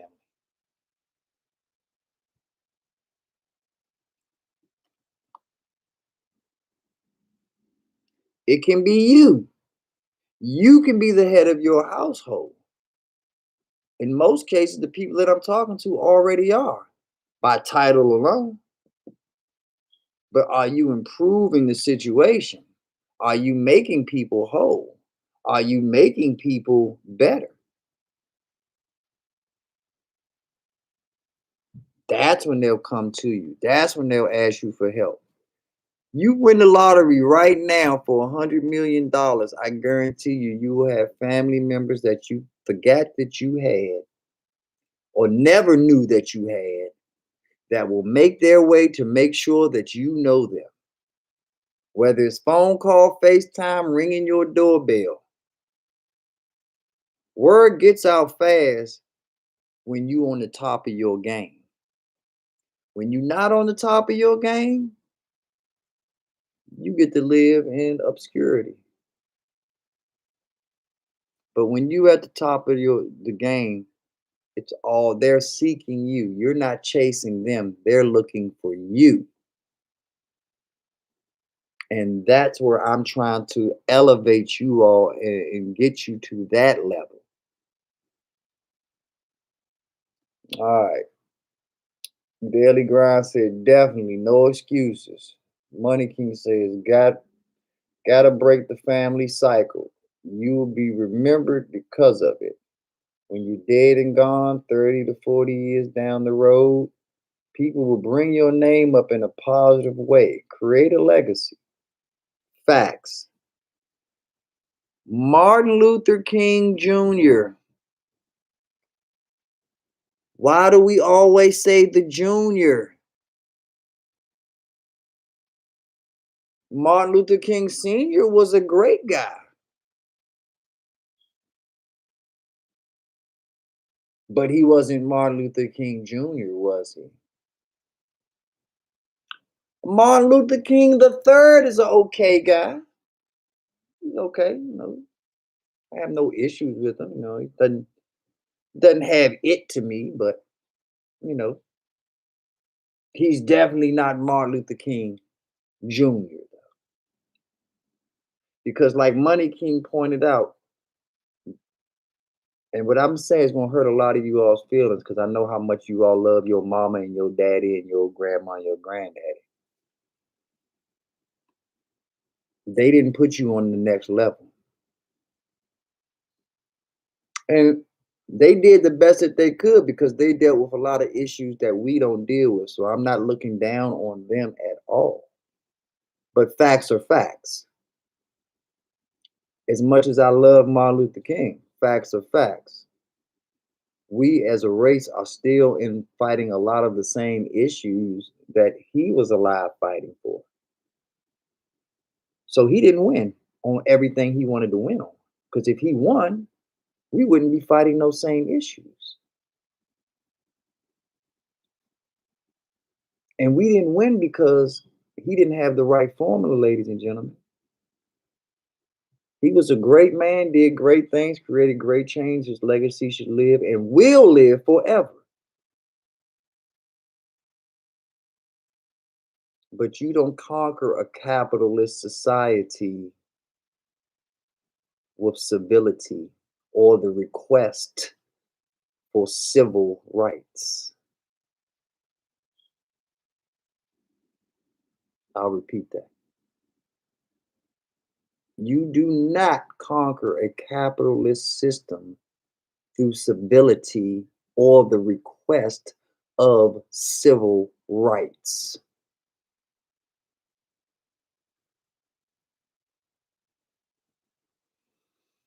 You handle capitalism through the hoarding of capital. You conquer and manipulate a capitalist system by creating an infrastructure where that capital has to come through your hands and generate through your community in your neck of the woods 20, 30, 40 times over before it finally goes to another neighborhood to play.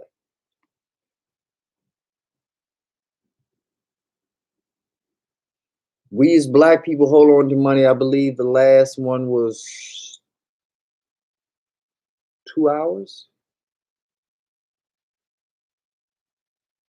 Somewhere between 2 hours and 2 days is the length of time that a black person keeps money in their own community.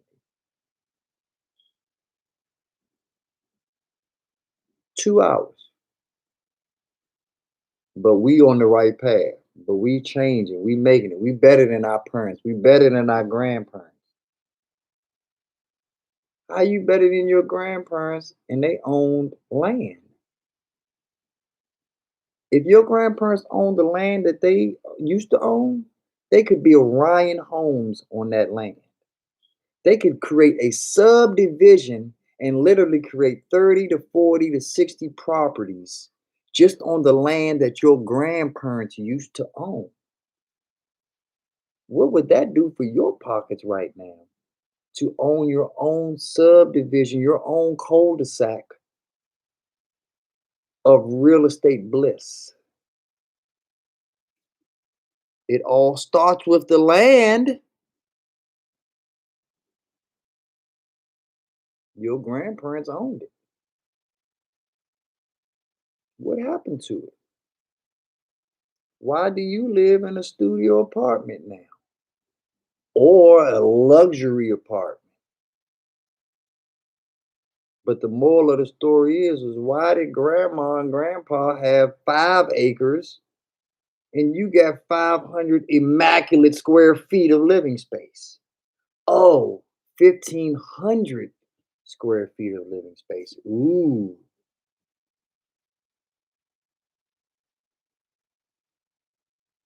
What did Dave Chappelle do when he finally got his money? Went and bought a farm in Ohio. Why? Because he knows the possibilities and the leverage, the borrowing leverage that he possesses of owning land. I can now grow my own food. I can build more properties. I can build a parking lot, a race car track, a garage, a commercial space. I can create the Dave Chappelle store because I have the land to do it.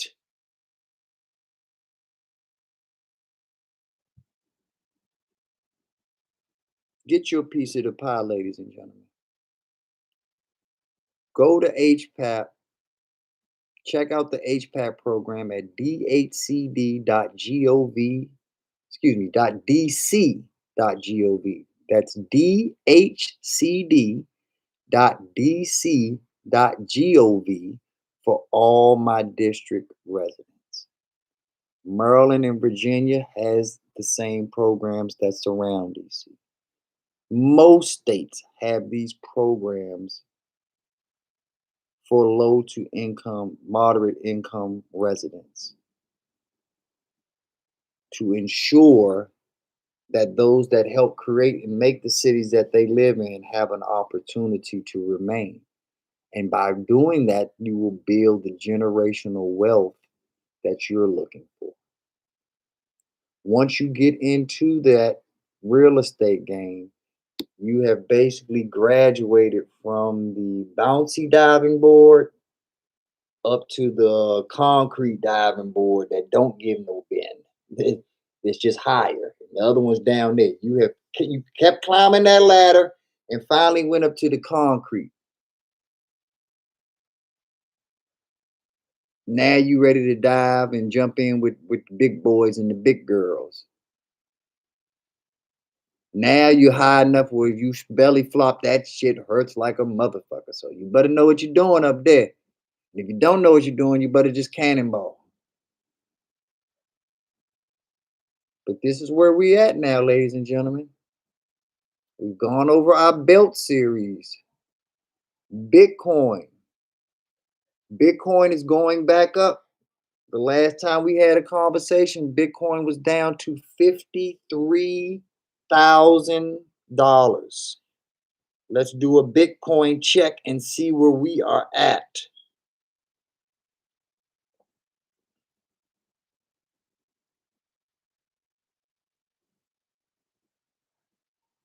Yes, Bitcoin was at 53.6 the last time we did a chat. In just 1 week, it is now at $57,900, almost $5,800. That means that in 1 week, Bitcoin has jumped up for almost $5,000 in 1 week.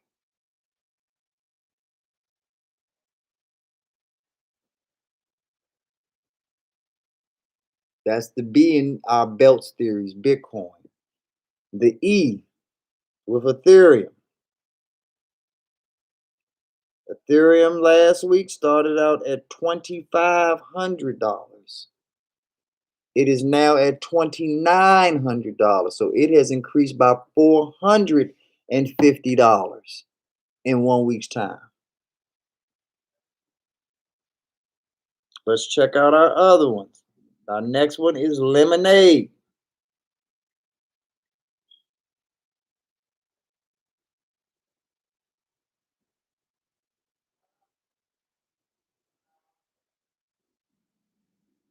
Give me a sec on here.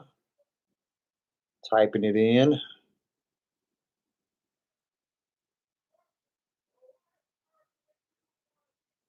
All right.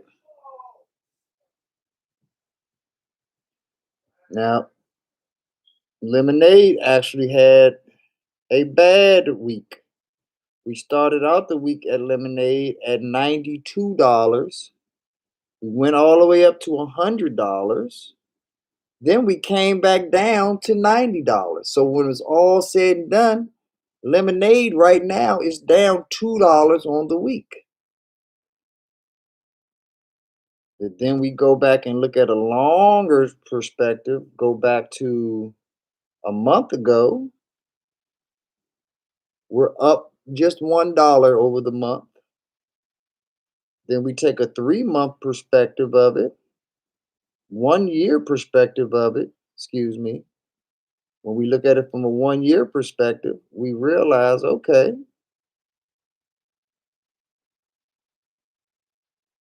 from a 1 year perspective, we started out at 50, excuse me, $44.98. We are now at $90.40. So it is almost doubled in a year's time. And I went through all of that just to remind you all, we're long-term investors. So Bitcoin was up for the month. Ethereum was up for the month. We still don't care because we're not in this for a month. Lemonade was down this month. We don't care because we're not in Lemonade just for a month. Could care less. The next one is Tesla.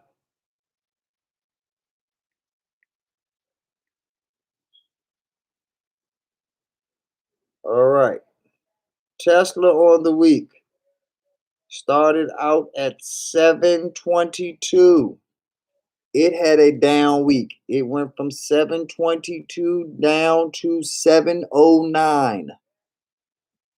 When I point out these down moments, though, these are the moments that people that do not have any Tesla, people that do not have any Lemonade, these are the times where if you are interested and you've done your research on these companies, these downtimes are the perfect opportunity for you to possibly buy some shares or buy some more shares if you already own some.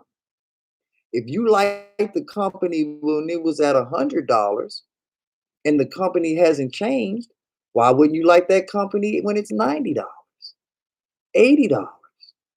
Same company, better price. We love discount shopping over here at B Nizzle's channel. We love it. Now we're down for the week, but let's once again go to our year. For the year, once again, started out 209, 709. So that's a jump up of $500 in 1 year per share. So if you own 10 shares of Tesla, you get $500 per share, which takes you up to a grand total of 5,000 in 1 year off one stock. How about that?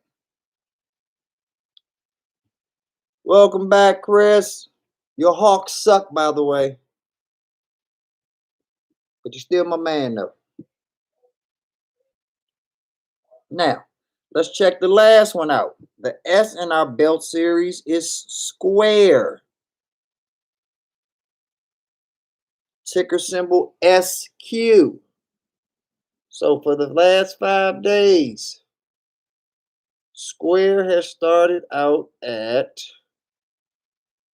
247 and it ended the week at 244, which means that it actually dropped $3.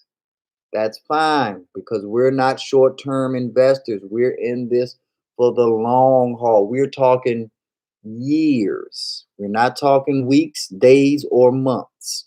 We're talking multiple years of owning these stocks that we are investing in. So when we look at a long-term macro perspective of the yearly of Square, we see that we got the heel going straight up like we do all of them. Because what is the consistency in every stock and every coin that I've suggested? The consistency is that you must give it the time to flourish. You must give it the time to be successful. You must give it the time necessary to turn that water into wine. Okay? So, back to Square. Square a year ago at this time was $76. $76. It is now $244. Hello. Hello. So you have almost quadrupled your money in 1 year's time through Square. And restaurants are just beginning to open back up, you all. Interactions are just beginning to begin, you all. So the interactions that are produced through Cash App and through other Square platforms are not at full go yet. We are still at 50% capacity. The flag is still at half mast. We haven't raised it up all the way yet. So there is so much more room to grow. There is so much more ceiling we have to get to and clean. That's the bad part of owning a house with high ceilings. Somebody got to get their ass up there and clean it. Well, those are the type of stocks that we're in coins, the investments that we're looking into, the ones with that really, really high cathedral type ceiling, because we need a lot of room to grow. We need a lot. We need a lot of room to let our chicken wings go. Okay, can't be all up on me crowding my space. I need some stocks and some coins with some room that allow me to move around and stretch, show my whole catch radius. So when we do that, that's what it's about. And that's why I chose the stocks that I chose for the belt series. And now we put in that knockout punch, real estate. What can stop you now? What can hold you back now? Because the other secret that I didn't tell you is that normally when the stock market is up, the real estate market might be down. But if the stock market is down, in most cases, the real estate market is up. So if you have positioned yourself through what's one of our keywords, diversification. That's right. I heard you all say it at home. I know you said it. Diversification allows us to accomplish these goals. We're not putting all our eggs in one basket. We're spreading this wealth out so it comes back at us from all directions. You ever seen one of them car washes where they even wash the undercarriage of the car? And it's the greatest thing ever when you know that every direction and every angle is getting hit. Those showers where they got the shower head at the top and on the side and over here and over there. That's how we're attacking this from all angles. And we want the comeback from all angles. Real estate, stock market, crypto market. I hope one day we can get into options, Forex. We got a lot to accomplish. Luckily, we're going to grow every day. I'm going to try to bring you something that is going to make your life better. Every video that I do, I'm never going to come up here and just talk shit for no reason. I mean, if we end up talking shit later on, or even in the beginning, that's fine. But My whole point is to make sure that you walk away a better man, a better woman, a better human being, and that I've given you something that you can put into actual play and help you and help others achieve. That is my whole mission. That is my whole goal of this. Now, I want to get into this Barack Obama thing that I was telling you about with my brother's keeper and how important this is. Steph Curry also involved. Bradley Beal also involved. The NBA as a whole is involved. I wonder why. Think it's because Barack Obama played a lot of basketball when he was in the White House? Hmm, maybe. Maybe. But I tell you one thing.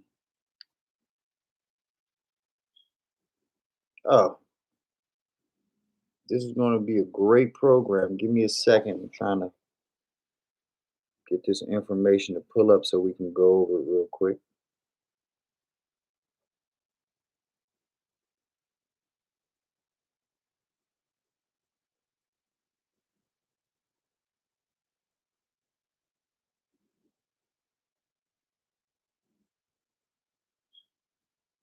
Blah, blah, blah. Hmm. Read the comments while I wait. Daily grind, crazy ass. I love Pornhub. Money King. If me and B9 can set ourselves up to be financially free, you can do the same. Read articles, look up videos, stop focusing on people that's already rich. Focus on yourself. Yes. They focus more on the shine instead of the grind. The grind is what gets you to the shine, ladies and gentlemen. That's what it's all about is the grind, not the shine.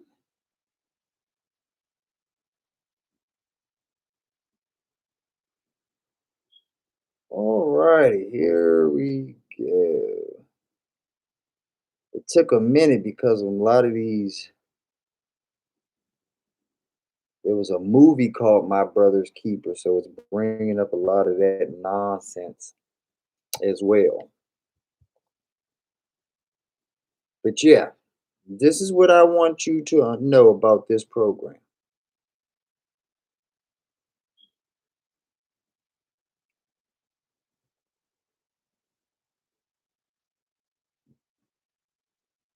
This is a program that is here to help Black youth and all underprivileged youth. And these programs are in Albuquerque, New Mexico, Detroit, Michigan, Houston, Texas, Sacramento, California, Oakland, California, Yonkers, New York, San Juan, Puerto Rico, Los Angeles, California, Chicago, Illinois, Boston, Massachusetts, Atlanta, Georgia, Omaha, Nebraska, Richmond, California, another one, two more in Chicago, one in Orlando, Florida, one in Fresno, California.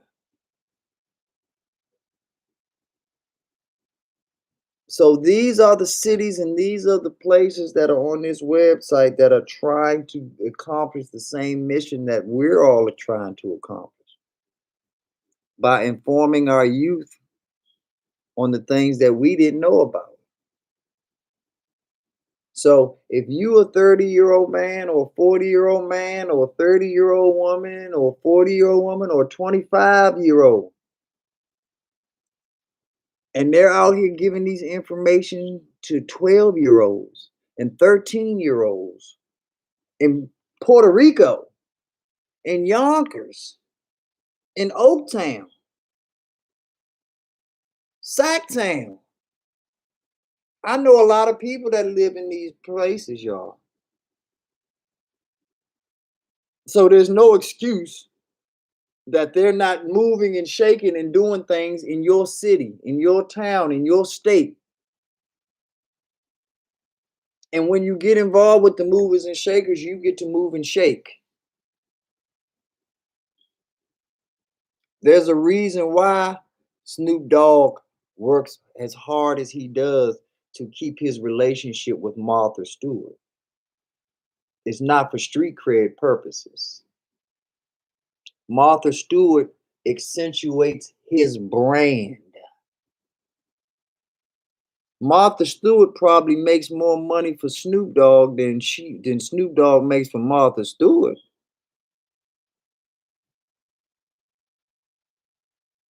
Snoop Dogg has been given a pass into a world that in a lot of times he wouldn't have been accepted in. And he's smart enough to have capitalized on it. Do you know who one of the biggest owners of Coinbase IPO was? Nas. Mr. Ether himself got super rich when Coinbase started selling all that Ethereum. Nas made more money off of Coinbase, off of cryptocurrency, off of stocks than he could have ever made selling records. Now, don't get me wrong, the selling record part helped give him the seed money necessary to obtain the wealth that he has now obtained. But it's peanuts now. What's my girl name? Rihanna. Rihanna took her Fenty line and is almost a billionaire, and she'd have never been that off of singing. And she's one of the greatest entertainers in the world, one of the highest paid, most sought after entertainers in the world. And all of y'all are mad at her. When your next album coming out? How come ain't no new music, Rihanna? Because she got new money. That's why.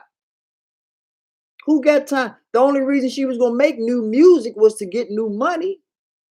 But if she's already got the new money and didn't have to make the music, you better pop in a Rihanna CD and reminisce about the good old days. Because Rihanna's done counting pennies. She's turned her 15 cent into a dollar. You think she's going back to 15 cent? Really? Really? So you mean to tell me that even though Kylie Jenner's already a billionaire, she's going to go backwards and now make a Kim Kardashian sex tape? Huh? No. That sex tape was a one-time only thing to get them on the map.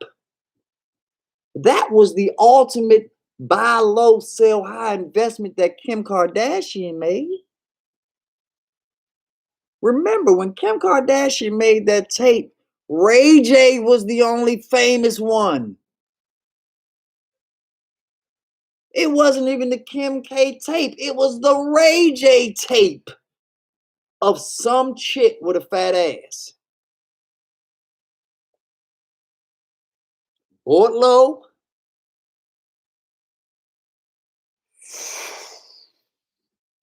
sell high. I'm not telling you to go out here and make some porn. I'm not telling you to go find a washed up R&B singer and start you a career off with it. No. That's not the moral of this story. The moral of this story is that you know your life, you know your situation, you know what you have to do to get from point A to point B. Do that shit. Make it happen. There are people that have had my phone number that have never called me, but claim they want to talk to me.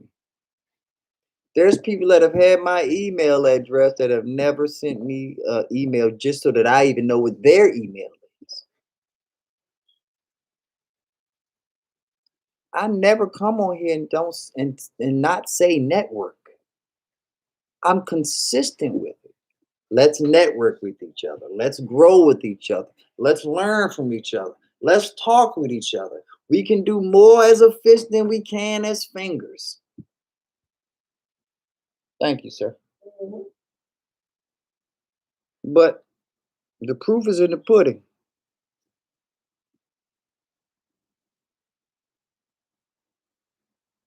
Utilize the resources that we are creating with each other.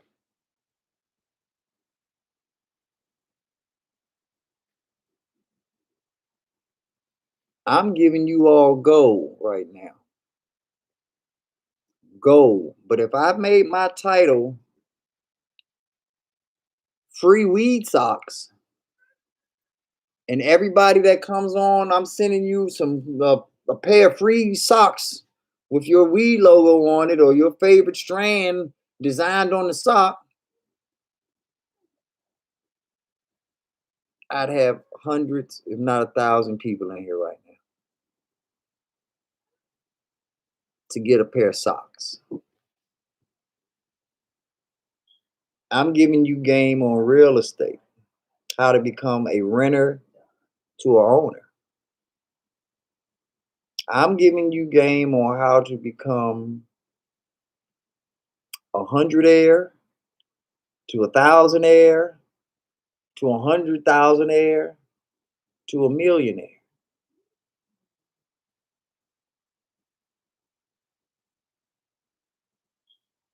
If I was on here calling you jigaboos, which by the way is funny as shit and I love, shout out to my man uh BG and the Lone Ranger. But if that's all I was doing, you'd be in here loving it. I'd be overflowing with people right now. But I'm giving you that boring ass put money in your pocket game. I'm giving you that boring ass, this is how I get my tires rotated game. I'm giving you that boring ass, this is how you get to shop at Trader Joe's game. It's not exciting. No music doesn't follow me when I buy a Tesla stock. I don't have a theme song or an intro. No, there's no smoke or big machines or whatever. Bum bum bum bum bum bum bum bum bum bum bum bum bum. Nah, this is that boring. Ha ha. Pay me no mind. Put the spotlight over their life. I just want to sit over here in this dark corner with me and my money machine.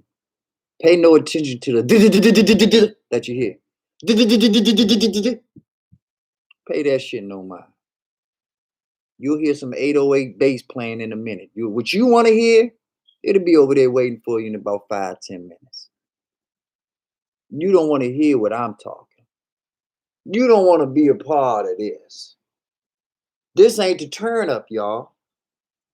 This the come up. And I find it so disappointing in my people that you would rather turn up than come up. But that's okay. Because after we finish the come up, my loyals, my day ones, my ones that rock with me all along, we gonna have our turn up. And when we turn up, they gonna think we just hit the scene. They gonna think we just popped out of nowhere when we been here all along in the shadows, grinding, working hard, keeping our head down, nose clean, grinding.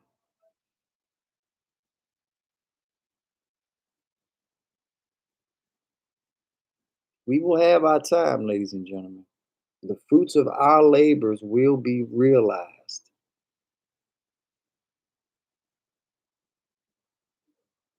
And it's going to happen like this.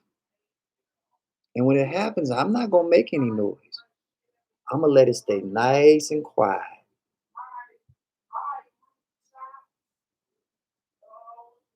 And when I make it big, or when we all make it big, they'll come back and they'll play these videos right here. Like, look how scruffy B9 looks. Look how homely B9 looks.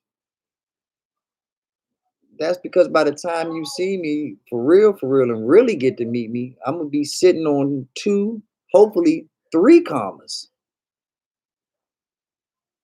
Of course, I'm gonna look different. Of course, I'm gonna look more refreshed, more well fed. Cloth looks more designer. Of course, all of that is going to be the case. Why wouldn't it be? I work too hard for it not to be. But this is the time right now where you come grind with me. Don't catch up with me when it's just shine time, because now you a spectator. Now you just get to see the show, wave at the parade. I'm inviting you right now to come on in and build the floats. Give me your ideas. Learn how to work this, hold the string so the balloons don't fly away. You get to be on the ground floor of this pyramid. I'm just building this right now, right here. In each video, it's going to get bigger. And we're going to raise higher to the next level. And this is the floor right here. And eventually, that's going to disappear. And then we're going to keep getting bigger. And then the floor is going to be right here. And we'll still keep going.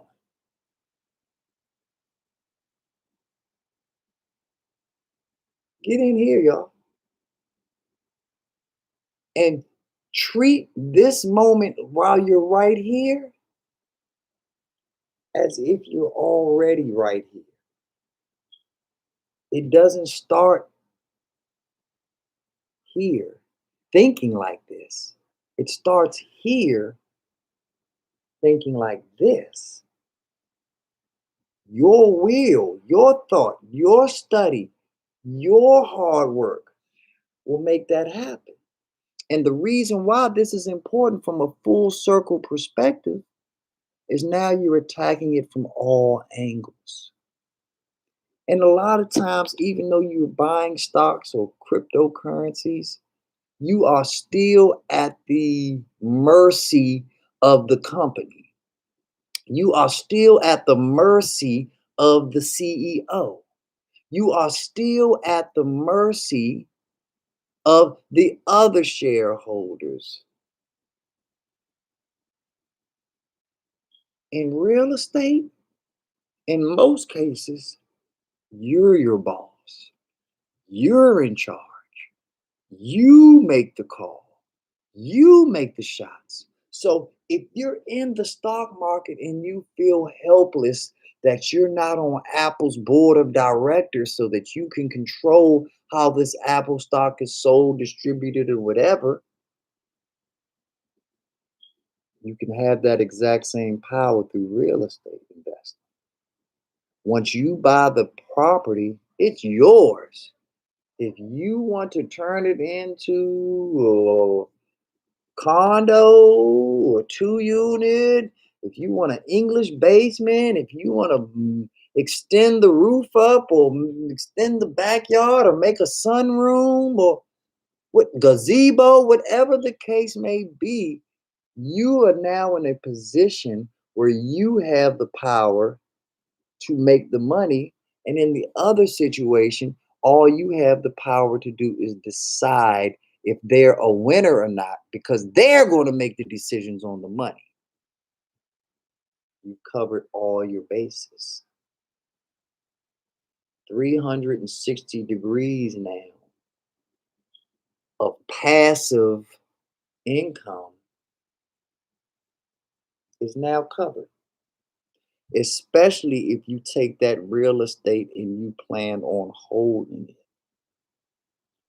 Especially if you take that real estate and plan on living off of the rent or the Airbnb money that comes in for years and years and years to come. But we won't get into all of that right now because I'm just here to wet your whistle on real estate. I'm not here to give you all the game yet. Too much game. You can't handle it all. You'll blow up. Be like a giving a fish too much food in one sitting. When I come back, that fish gonna be floating up. I ain't gonna do that to you. I'll give you just enough shake, just enough sprinkle to eat and come back up for another day. Say, feed me, feed me. Belts, Bitcoin, Ethereum, Lemonade, Tesla, Square, real estate, first time home buyer program, low interest rate programs, closing costs settlement programs, i.e., HPAP. Those are the things that we have gone over on an initial basis for today and through other videos on our series. So you see how we are slowly climbing the ladder, step by step. I can go faster. I can give you more. Pointless. I'm not here to show off to you all. I'm not here to let you know how much I know or how much knowledge I've amassed. Fuck that shit. I'm here to make sure that you are on the right path and that you are moving at the right pace. And I'm also here to jump on you motherfuckers because some of y'all ain't moving at all. I get notifications that every time one of you use my Coinbase link, I get notifications every time one of you uses my Weeble link. And for you to listen to these videos and do this, and then I meet you, or I see you, or I talk to you, and I say, hey, where's your Weeble account? And you ain't got one. I already knew that because I never got a notification of you opening an account. I never got a notification of you using the link. So I know who's about that life. I know who's bullshitting. Some of y'all are not bullshitting. Some of you have actually taken this advice and are utilizing it. And you're going to reap the benefits of it. And unfortunately, the problem with it though is that they're the usual suspects. The people that I knew were going to do it are the people that did it. And the sad part about it is it helps everybody, but it's not necessarily the people that it's going to help the most. Most of the people that are doing this already have great jobs. They're already for themselves. And like I said, this is going to help them do better. But I'm trying to get the people that are doing bad to come up to I, to work themselves up to good, to get themselves up to great, to ultimately be at all shit now. Watch out there now.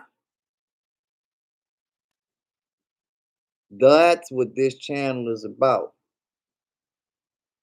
I can take the daily grinds. I can take the money king Kevs. I can take the Cassie C's, and we can just go full speed ahead and leave everybody behind. That's not what we about. I know those that are in my chat and those other channels. I can tell just by their body language the type of income they make.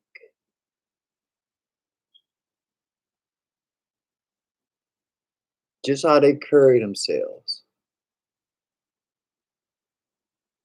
Just the disposition that they have, the protection that they speak with when they talk. I know the people that have something to lose and some people, the people that have nothing to lose.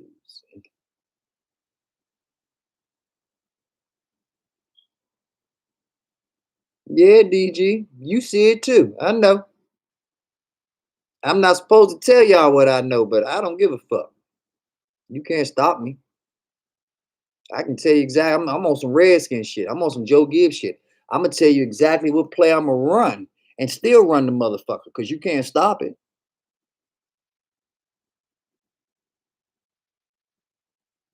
And when you work yourself up to a level like that,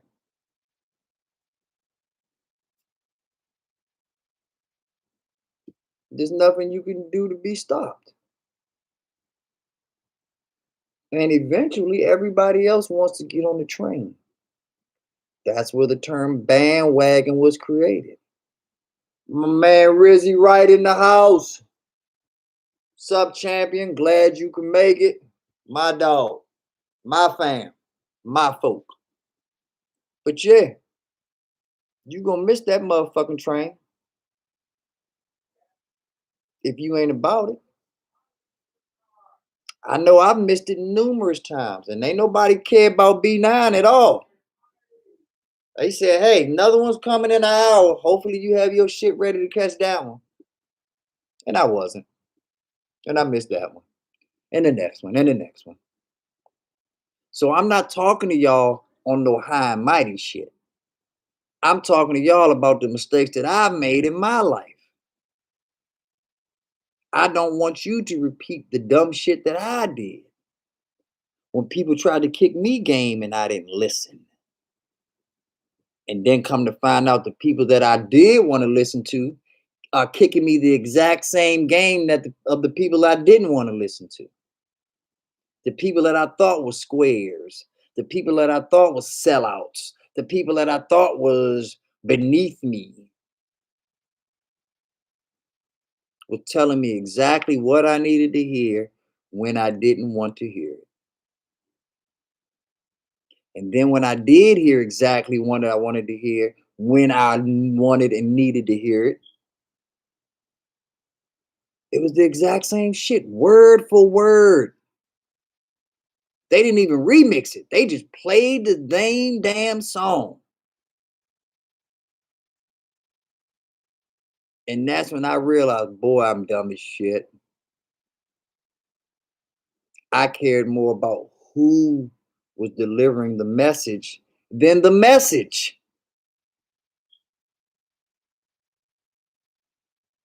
I don't care who served me the burger. I care about the damn burger. Oh, well, I ordered it well done, but it's medium rare. But the server's so cute. I got to eat the burger she brought me. The fuck no. I'm here for the burger, not the package or the presentation or of how it was brought to me. Get your shit together.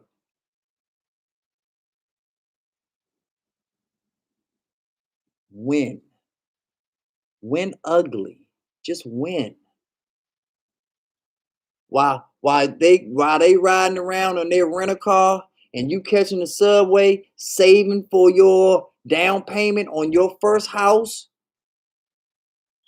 you winning ugly, but you winning. You're the winner. Your feet hurt, but you're the winner. Your hands are cold, but you're the winner.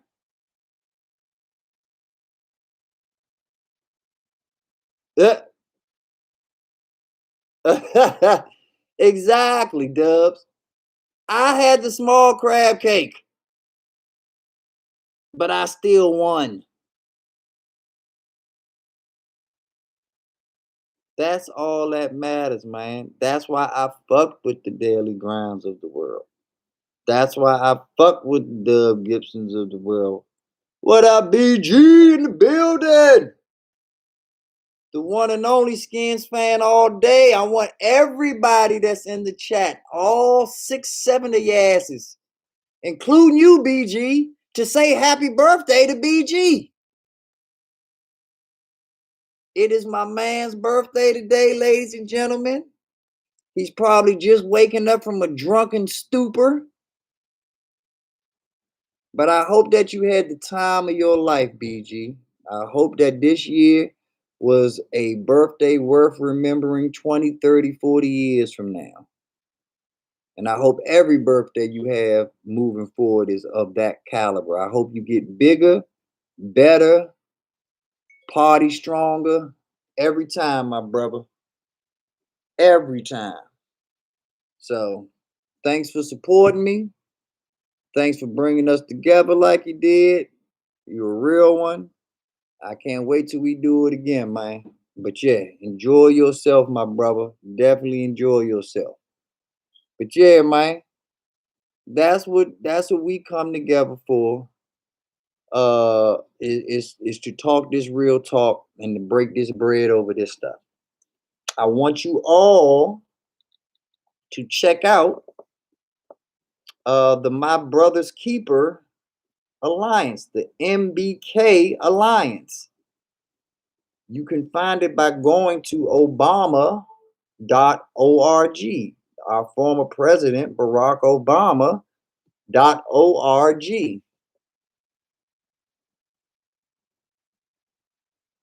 I want you to find out what the programs that they are putting in place in your cities, in your communities.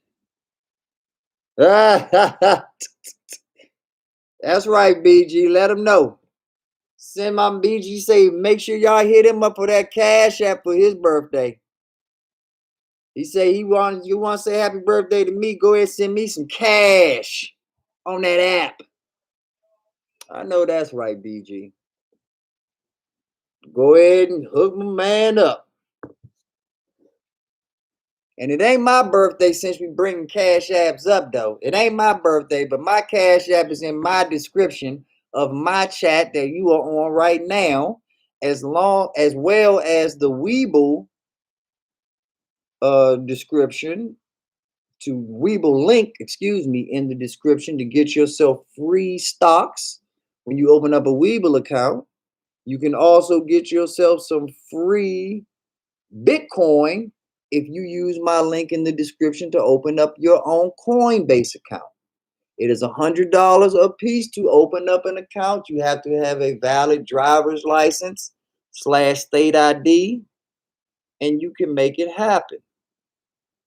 The other thing that we talked about today, BG, Rizzy Wright, that I don't know if y'all was in the background listening to, but we touched on the importance of bringing real estate into our investment portfolio.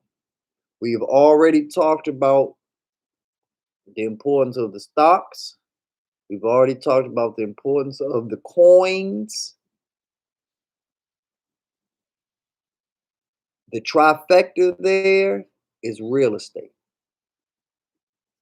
If you are not, have never been a homeowner before, there are a plethora of first-time home buyer programs out there that will give you financial assistance, down payment money, as well as closing costs / settlement funds. And a lot of times it is grant money. It is not loans. You do not have to pay this back. In regards of the HPAP program, it is a grant program that is paid back in years. So for an example, if they give you $5,000, every year you live in it, you paid off $1,000 just by living in it. So by the end of living in the property for 5 years, just because you stayed the whole 5 years, you have completely paid off your grant or your loan. It is called a forgiveness loan. A loan where if you meet certain stipulations, that loan turns into a grant. If you don't meet those certain stipulations, then you're stepped back and that loan becomes a regular loan that you now have to pay back, sometimes interest free, sometimes with a low interest payment. But why would you go through that if you can pay it off in time? It is, how many of us have spent time in jail paying off the time just sitting? Well, you can finally apply that same concept in a positive way. You can finally buy yourself a house and just live in it, and the time that you served is payment. Time served is fucking payment, y'all. Soldier, my man, the one and only, pimping in the building. Ready Rojo. What up, champion? I'm glad you can make it. My nigga, 100 times over. But yeah, that's the game, y'all. That's how you curry shit. That's how you make it out here. Once you get that real estate thing going, now you have the money and the collateral. And in some cases, most cases, but I'll just say some, just to be safe, you have built the equity in the property, or you either got it at such a good price that the equity is automatically in the property to now take that money and put into starting your own small business, or take that money and fix the property up and turn a $500,000 property into a $750,000 property. Now you'd have made yourself $200,000 extra dollars just because you pulled 100,000 out of equity. Or you took that money and you bought yourself some damn, you motherfucker. Damn it. Fuck you, Ready Red. Damn.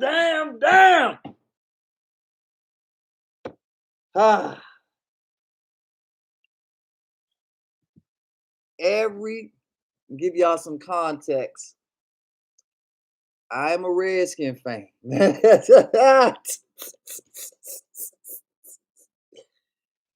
And literally, y'all, every motherfucking player that I wanted on my team went somewhere else.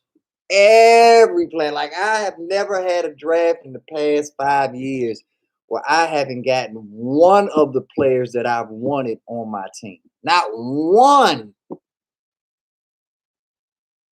Oh. And here go my main man, Ready Red, giving me this bullshit news that the only wide receiver that I wanted, other than Waddle, which I knew we wasn't getting, then got drafted by the fucking Dallas Cowboys, my hated rival. Ain't that a motherfucker? Hot damn. Well, as much as I do hate him, and y'all know I do, I hate them Cowboys, but I gotta give credit to Jerry Jones, man. Jerry Jones is the type of owner that curries shit the way B Nizzle curries it. He buys low and he sells high. Oh, he was a free agent rookie? He could have signed with anybody? Oh, man. It just goes from bad to worse. It just goes from bad to worse. So he really was a low stock. He was he was a penny stock. This motherfucker was a penny stock. Oh, man. All right. They got me sidetracked for a minute, y'all, but let's get back focused.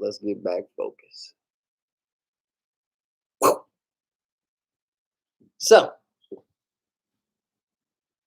we got our belt series once again.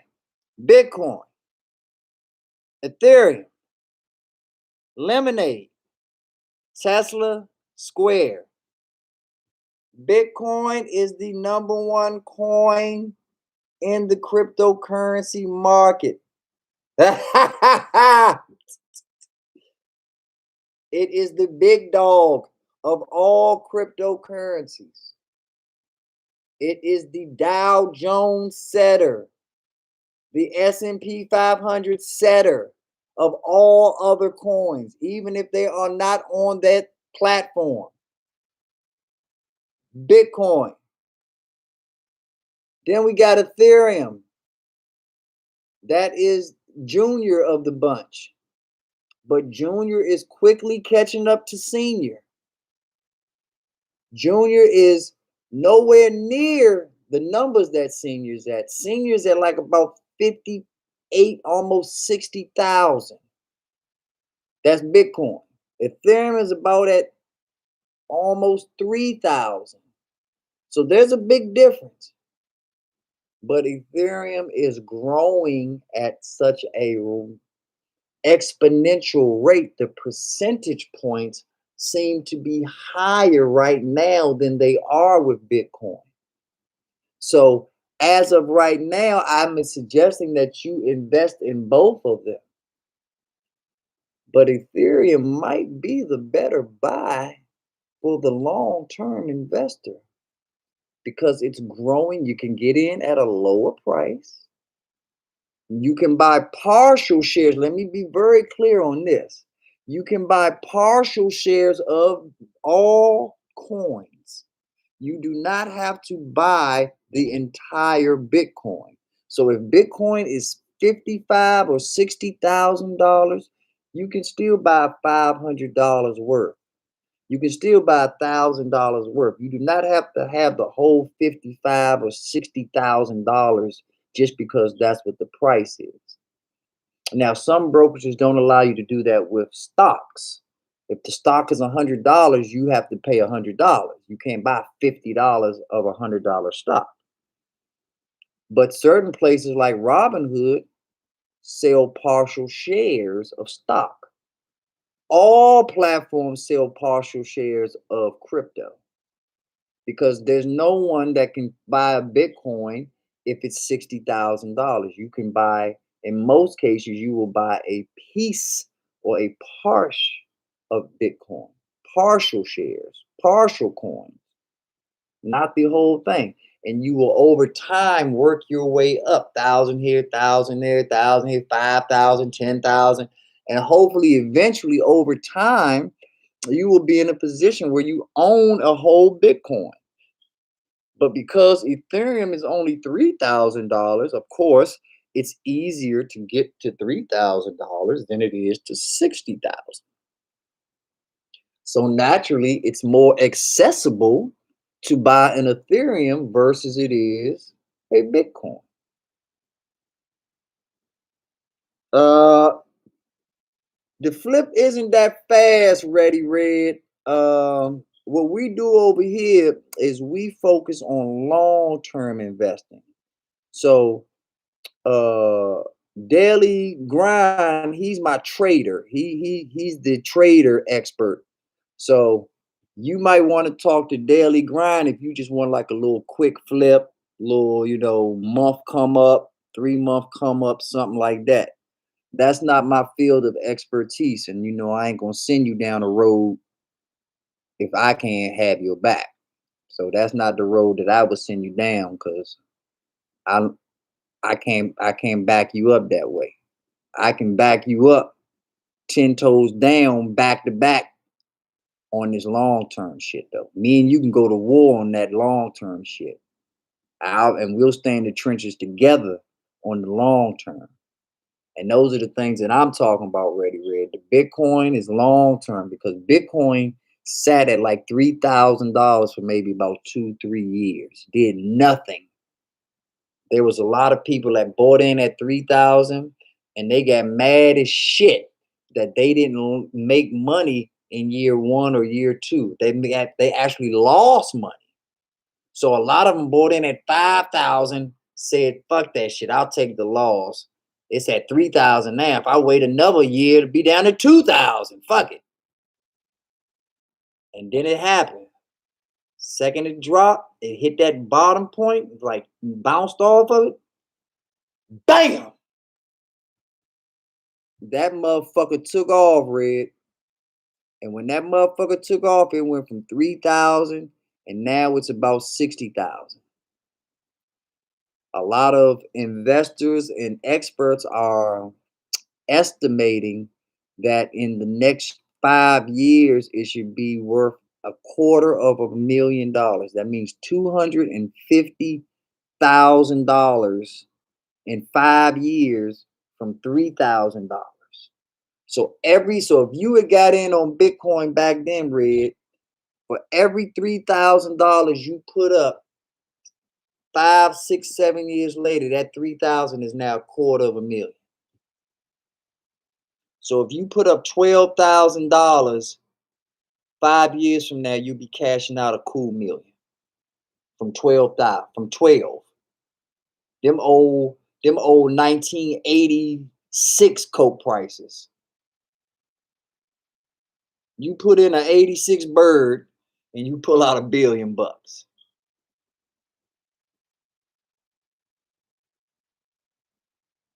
How about that? So yeah, so that's how I roll. So if you but to answer your question, Red, that flip is about, like I said, 3 to 5 years.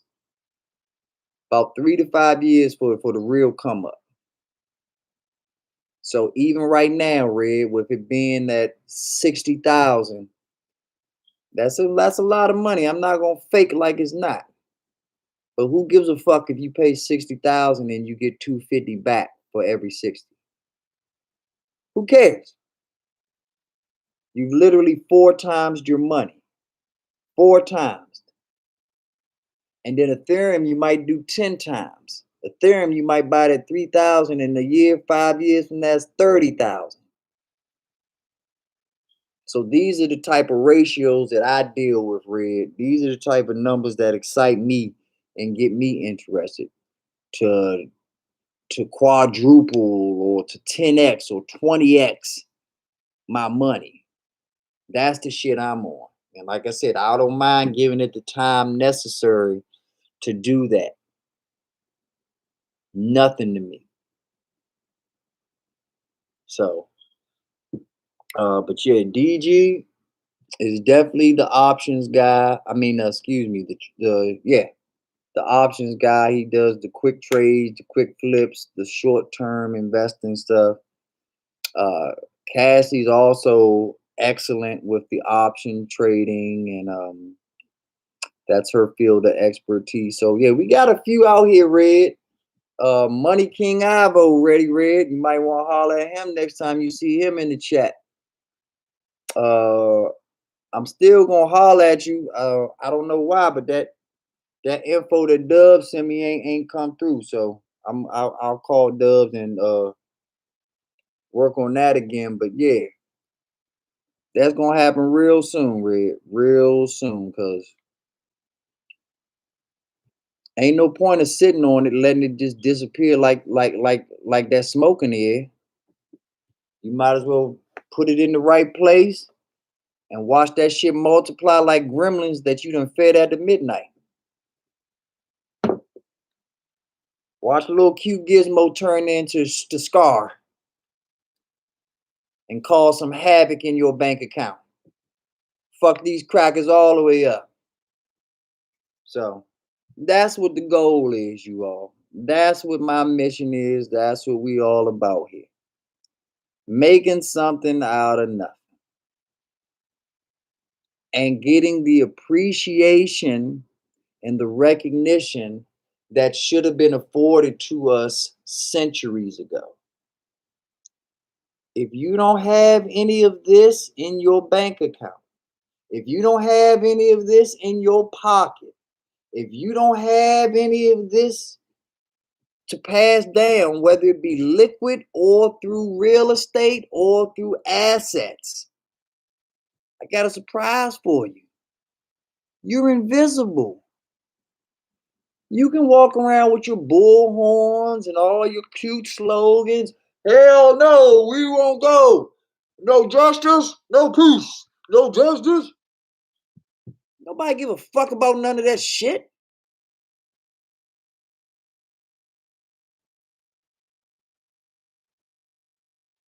Imagine what kind of marching we can do. Imagine what kind of rally we can put together. Imagine what kind of awareness we can bring to a cause if we really got this. If we really understood the capital part of the capitalist system. All this civil rights work that our parents and grandparents and whoever else did, Imagine if they had Tony Stark money back in their movement. Imagine if they had Microsoft money back in their movement.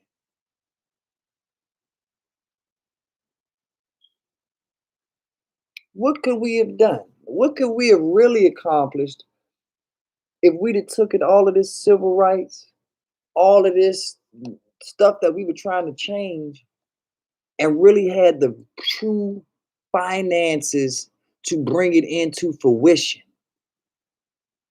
Then what? You think we still be we're in the position we in right now?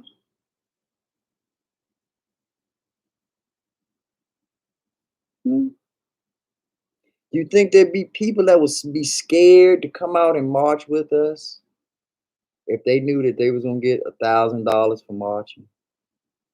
If they knew that they were guaranteeing just by marching that their daughter was going to get into X university, guaranteed, and get an opportunity that no other Jones, Jenkins, or Williams has ever gotten before? You think that's worth? You think that would motivate a lot of people that don't see the motivation behind getting out there, getting arrested by the cops, going out there, getting beat up by the cops, harassed, tear gas, pepper sprayed? There's a lot of people that want to be involved in a lot of things, but they don't do it because they don't see the benefit in it. They don't see the benefit in the opportunities. The George Floyd Chauvin case should have been an open and shut case. But you all know that you were on the edge of your seat, nervously biting your nails, watching every second of the case, wondering, is this motherfucker gonna find a way to get off?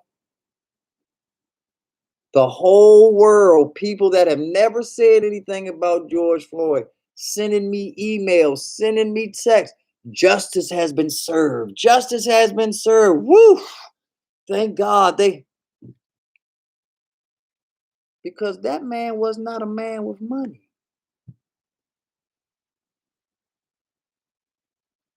So there was an opportunity and a chance that justice might not have been served.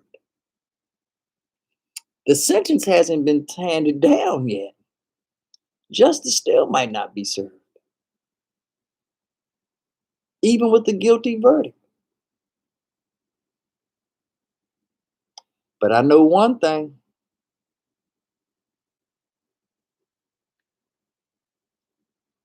Let that happen to Liza Minnelli's child.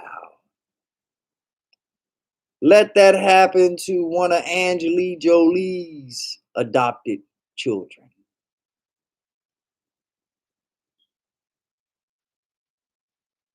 Dot, dot, dot. You know the rest. Fill in the blanks. You know what's going on, why it's going on, how it's going on.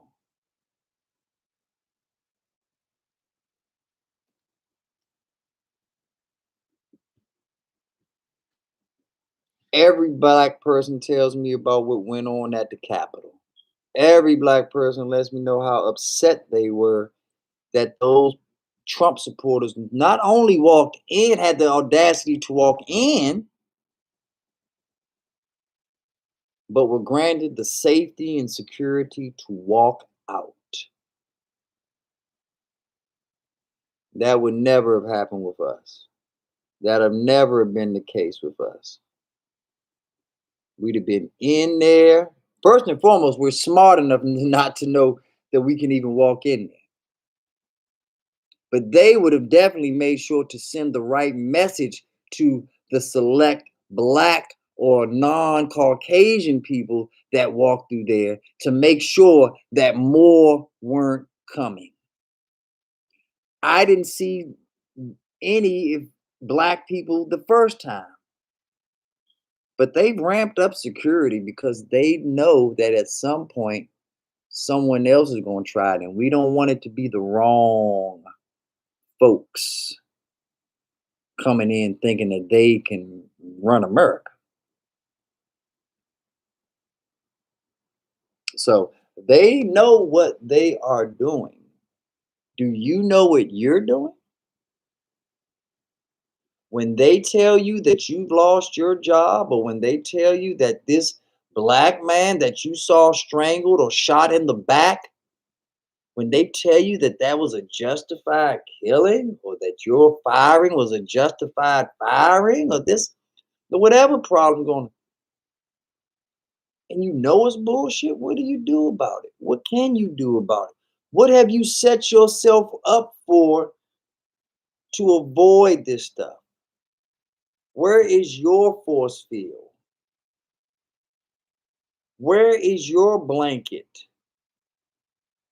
Where is your coverage? You don't even have a Weeble account. You don't even have a Robinhood account. You don't even know the percentage that you have to put a down payment on a house. You couldn't tell me if your life depended on it, what the difference is between an FHA and a conventional loan. These are financial basics. I remember telling you all that they purposely hold this financial information back from us because they know how easy it really is. If they start teaching us this stuff in second and third grade, by seventh, eighth grade, we would have mastered it. We would be qualified to be titans of our industry. By eighth grade, if you started out in second or third grade, giving us this financial knowledge, this financial education, this real game.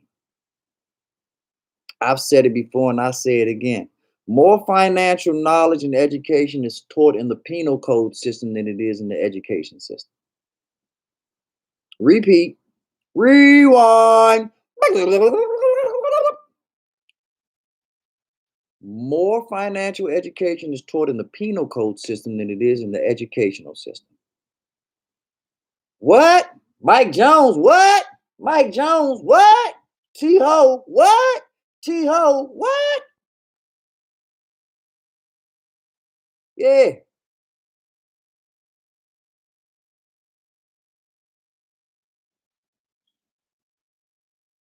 Why is that, ladies and gentlemen?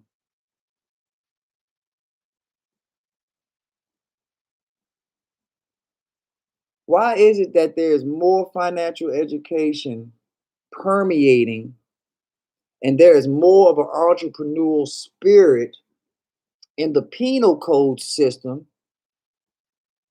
than there is in the education system?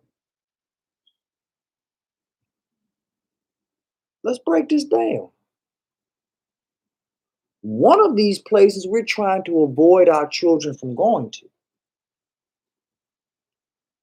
One of these places we're trying to encourage and push our children to go to.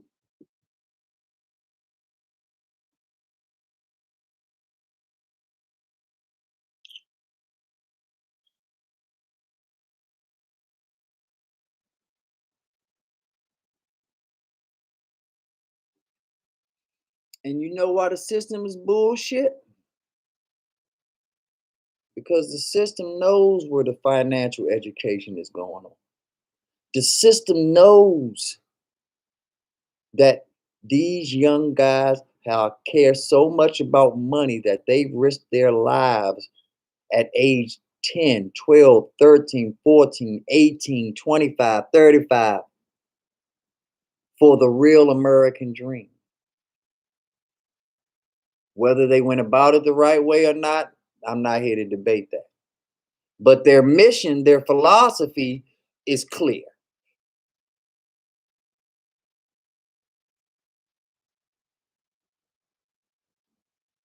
And that's on this side of the table.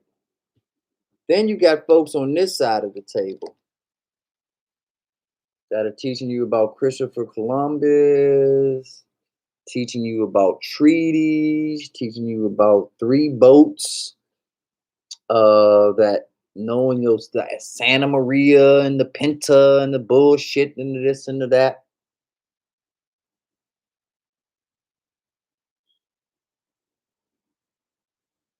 "75% of educational students are bad in math." How can you understand a capitalist society if you're bad at math? 75% of all public school students stink in math.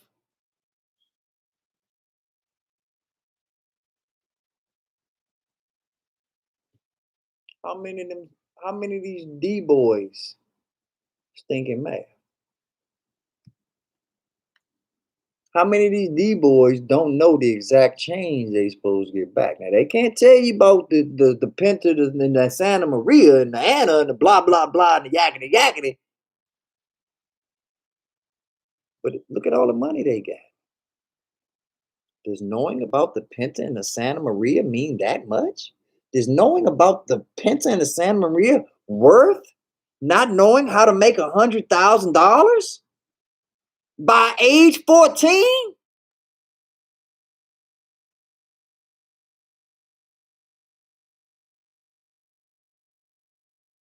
Hmm. Once again, not giving any morality support or validating what that kid did at 14 to get 100,000 and end up in jail. Not giving him no validation, no credit, whatever.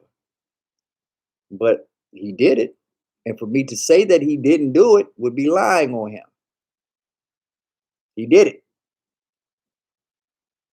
How many 14-year-olds that's getting straight A's on this side of the table got anything to show for it of capital, of worth in a capitalist society? But we don't pay attention. They tell us who to vilify, so we vilify them. They tell us who to like, so we like them.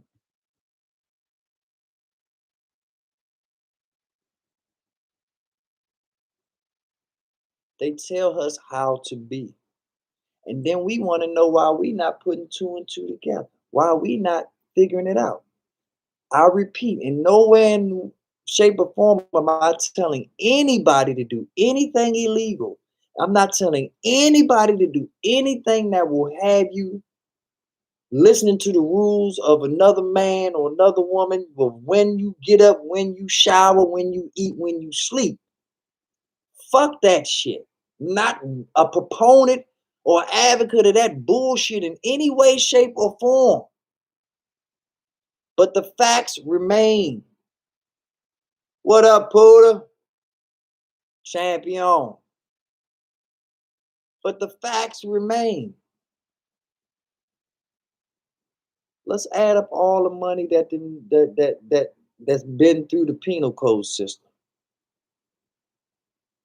Let's add up all the money that's not been in it, that's thrived in the education system.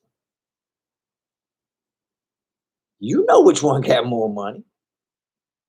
You know which one got more money. It's not a coincidence that Jay-Z, as big as he is, still talks to people on that side of the fence. He ain't talking to just the people on the education side. Nah, he still talks to the people on that side of the fence. He has more trust, especially being in the entertainment world, on that side of the fence than he does on this side of the fence. Because this is where the money's at. This is where the money's at. The power is over here.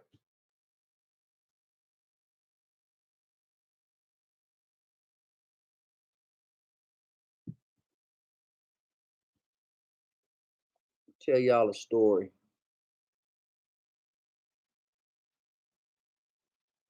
want you to know the real reason that Martin Luther King died. No, excuse me. Malcolm X, I'm sorry. Malcolm X, not Martin Luther King. The real reason that Malcolm X died.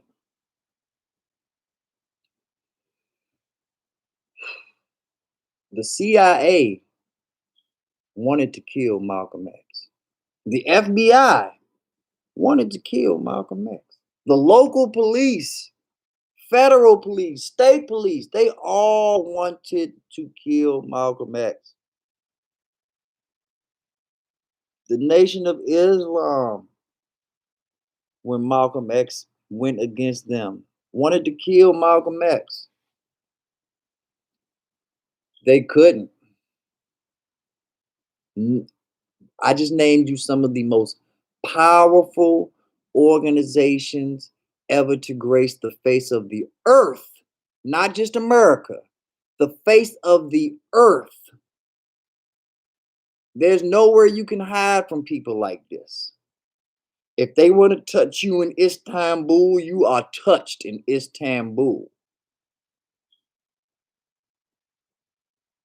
They have no limits to where they can go. If you can get there, they can get there. Matter of fact, if you can get there, they probably already there waiting on your ass. But all of those super time, big time organizations that I named, all bow down to one Bumpy Johnson. Why?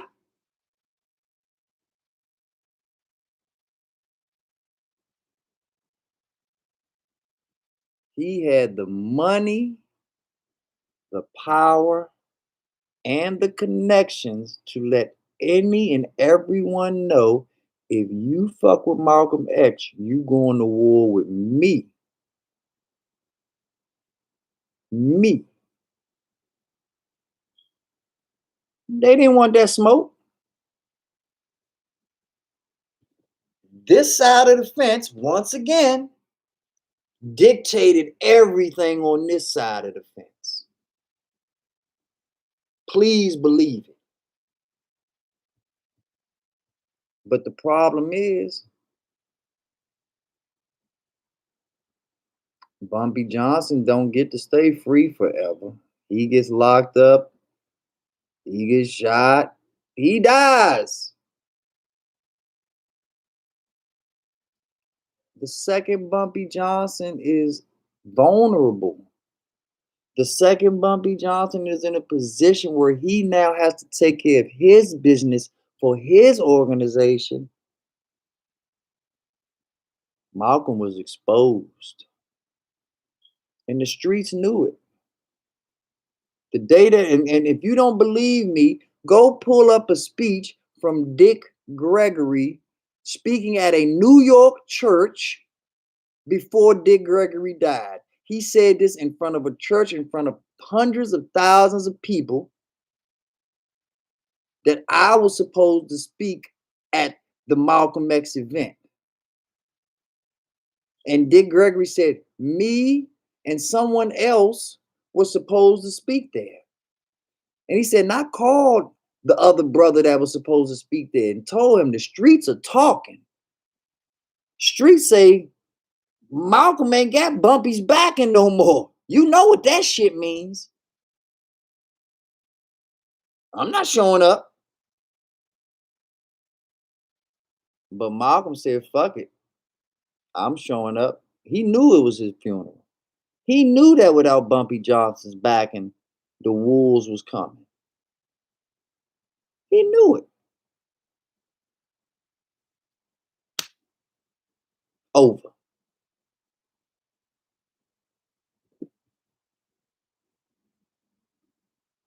The power's on this side in a capitalist society. Because this is where the capital is. I don't care if you're illegal. I don't care if you're legal. I don't care if you a woman, a man, tall, short, black, white, short, fat, cross-eyed, slew-footed. If you got the money, you got the power. They're coming to see you. End of story. You have the power.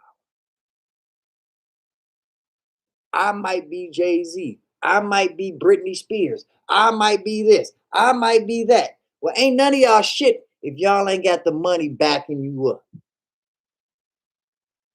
Ain't none of y'all shit if you don't have the power and the muscle and the money to say, this is happening on this date at this time with these people here.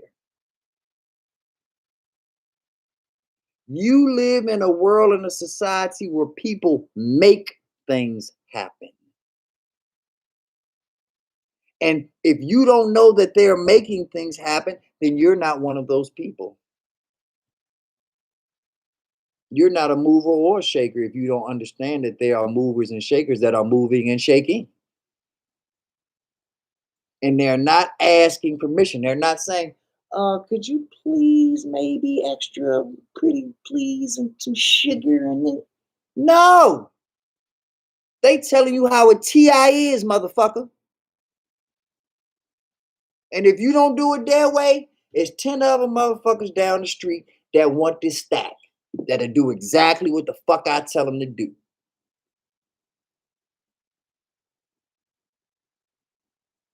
And that's before we get into some G shit. You just let that talk. 9 times out of 10, that's gonna do it.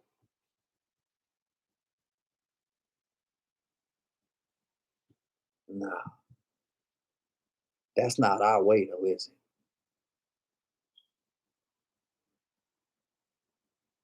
Nah. We take lives and try to create G shit, and it's not even money involved. Not to say that money validates it, because a lot of times it doesn't.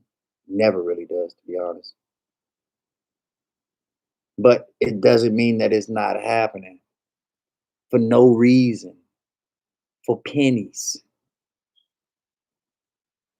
I'm talking about getting you real estate. I'm talking about getting you stocks that will make you wealthy beyond your dreams. And then I got to turn on the news and see some kid got killed for a pair of shoes. Or some girl got killed just because she was walking down the street. She wasn't even the victim.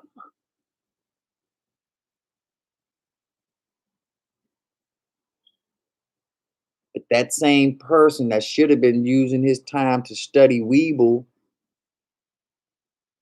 is out there studying guns, trying to live a life that not meant for them to live,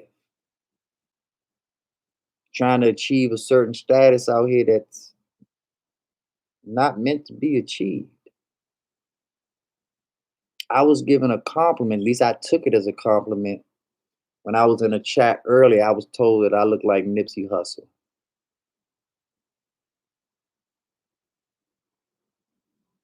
And I take that as a compliment. But I tell you, I'd rather be looked at as thinking like Nipsey Hussle than I would than looking like Nipsey Hussle. I would rather be known for thinking of entrepreneurship. I would rather be known for uplifting my hood, my people,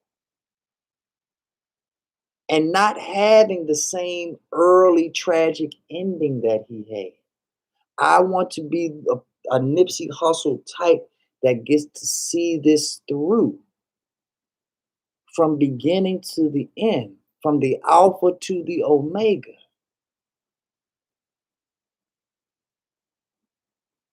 I loved what Nipsey Hussle stood for. Nipsey Hussle was one of my favorite rappers before I really heard a lot of his songs, because I knew how his mind worked. I knew what his mission was.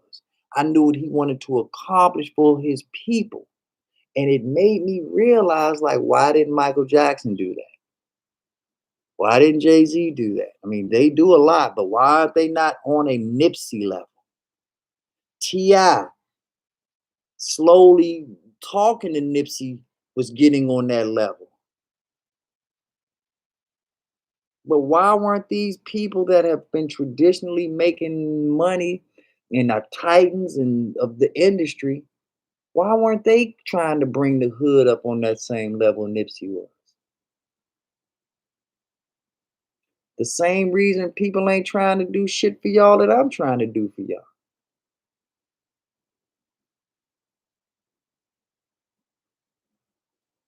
You got to be special to do the right thing at the right time for the right folks and don't give a fuck about the consequences. It broke my heart for Nipsey to pass away. Way too young, way too soon. Fucked up, tragic shit. But Nipsey didn't care.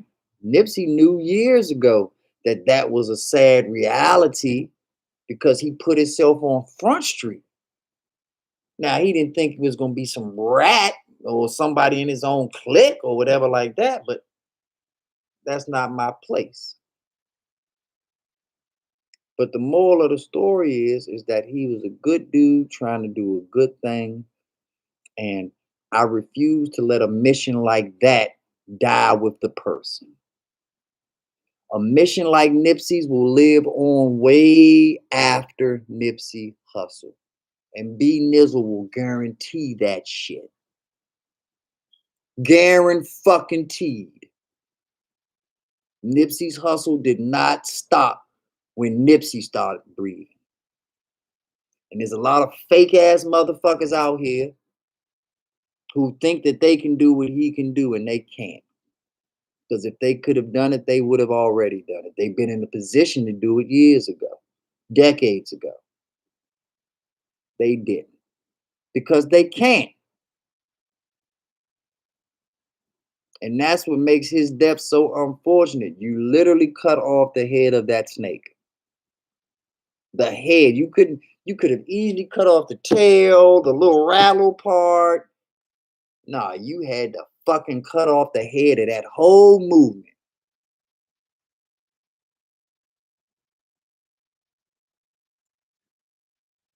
Well, I'm one of them little griffin or hydra beast or whatever. That's what it's called, a hydra. You cut off one head, two more grow back. So be careful over here fucking around with this, because if you cut this head off, I guarantee two more gonna grow back. And they got the same juice that I got, the same fire that I got, the same will that I got, the same no quit attitude, the same hating to lose more than you love to win attitude. So your movement will live on forever as far as I'm concerned, Nips. I want to give you and all of your soldiers and everybody, Miss Lauren London, your family, your kids, all of the credit and stuff that you deserve, because I will be lying to myself and to everyone in my chat if I didn't say that people like that is what motivated me and really helped kick this movement off and made me realize that, hey, there's very few of us out here and somebody's got to pick up that man's work. And I'm not nowhere near his level, probably never will be, but I'm just trying to do my 2 cents and make sure that if I can only touch 10 people and I make all 10 of them millionaires, I'm feeling great. Because how many people out here have come across hundreds of thousands, if not millions of people, and made them minimum wage workers, made them middle class livers, low middle class livers. If I can give you a knowledge that's going to make you upper middle class or rich or knock on wood wealthy, I've done my job. I've done everything that I needed to do and had to do for you all and for myself, because I'm not just doing this for you all. Your success and you all making it is paramount to my happiness. is paramount to where I need to get to in life, because I grow and draw hope from seeing my people make $1 out of 15 cents.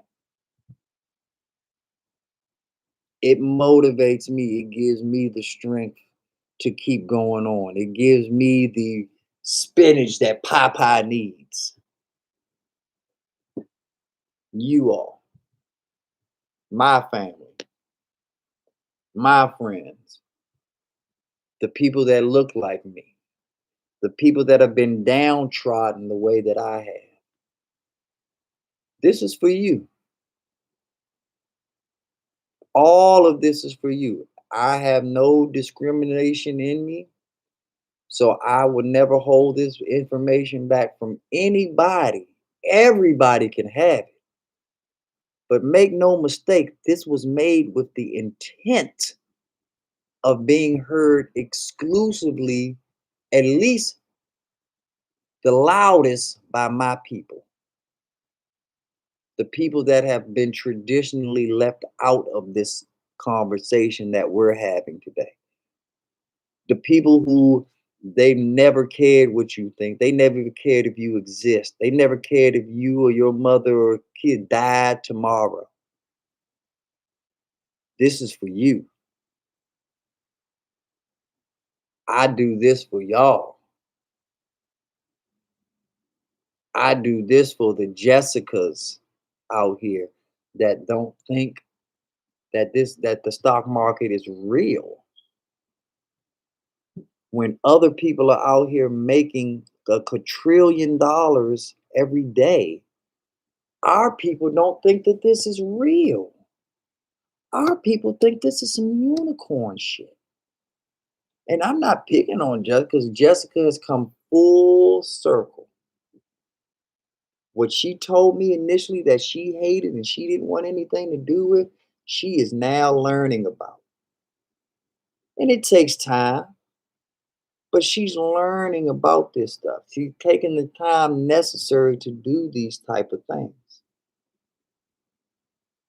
That's all that matters, y'all. I want to give a shout out to my man Big Simple. He has just gone live.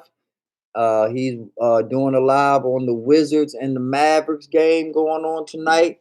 So if you want to go get a little light, go take a break from all of this serious stuff that I'm talking.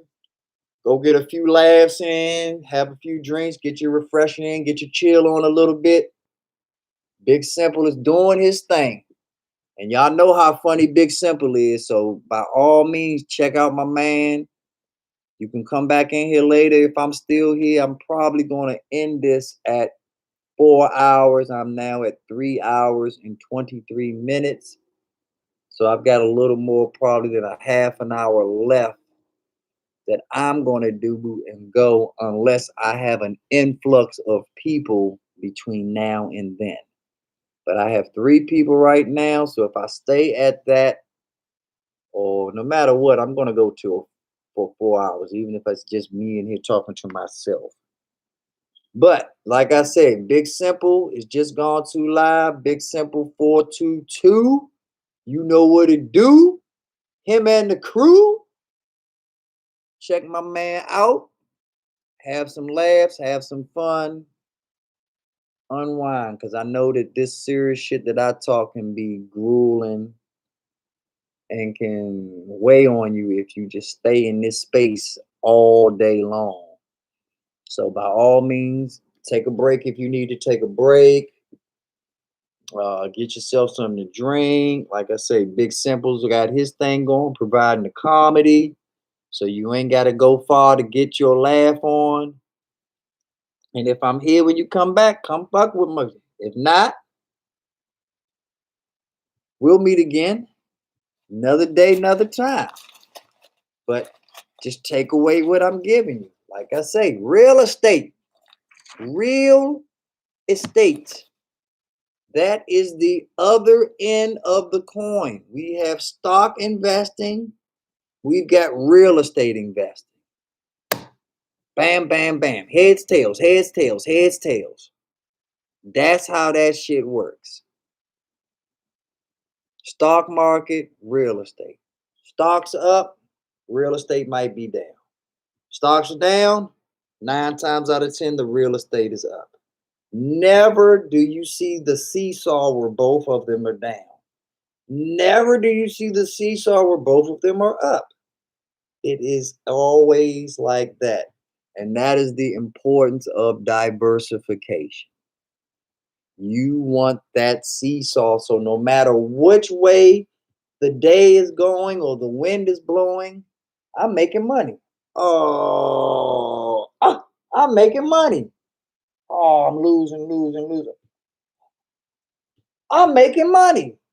That's how you do it. Cover all your bases. All your bases. Exactly. I'm always in this space. You damn right you are. But see, you know I wasn't talking to you, DJ. You like say you one of my day ones.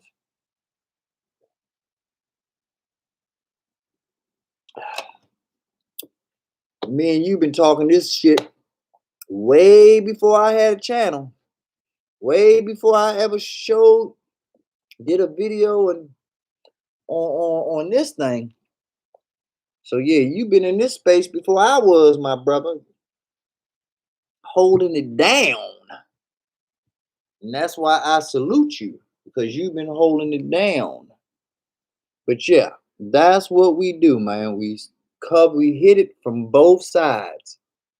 The crypto market, even though crypto is different from stocks, the crypto market is still influenced by the S&P 500, still influenced by the NASDAQ. If those are having bad days, there's a good chance that the crypto market is having a bad day too.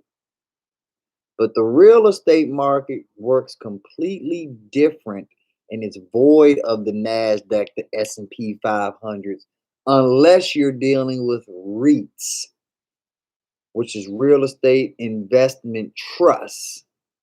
Not the same as actually owning and having physical real estate that you have a deed to.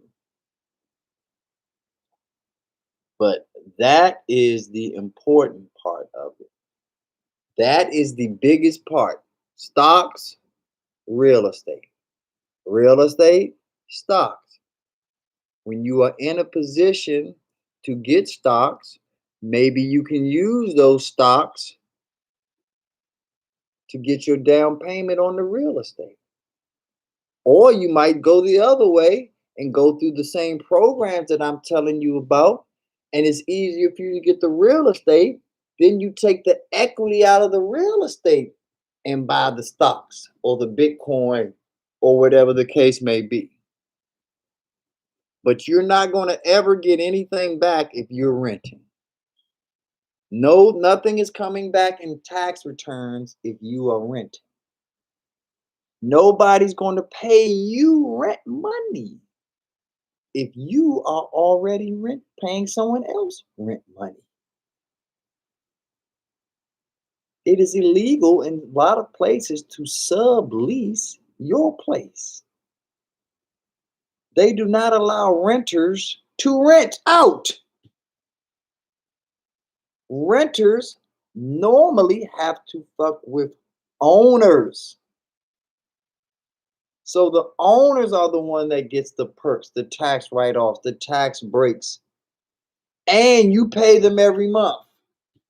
So they're eating a bigger steak than you eat. They're drinking a bigger drink than you drink.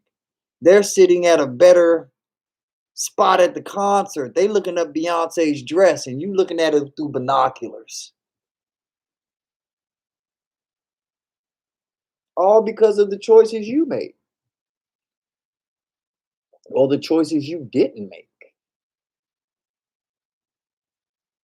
Well, my man Jay-Z, same night, same fight, but somebody ain't playing right. Jay-Z Washington right there at ringside. You hustling down to the bar so that you can see it on pay-per-view, where there's another 1,000 people. squinting to look at it. If Jay-Z sit too close, hell, some of the sweat might go and get on him from the fight. But it's the same fight, same night. But one of these kids are doing their own thing. You want to be that kid. There's only 3 people in this chat. That means you want to be one of these kids. There's a million places you could be right now, but you here with me because you want to be one of those kids. And I want you to be one of those kids that's doing their own thing. Because look what the majority is doing. Look how many dudes is out here chasing women. How many women out here chasing men? Not many. Because we as men aren't doing what we supposed to do to be chaseable. We chasing them, hoping one of them trip up and fall, like on the zombie movie. And now we got them.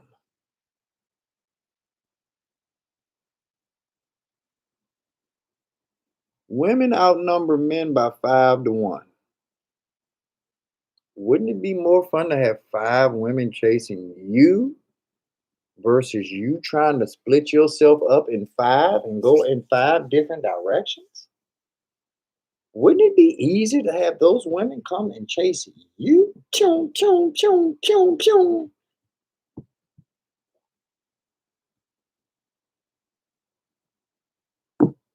Set yourself up for success.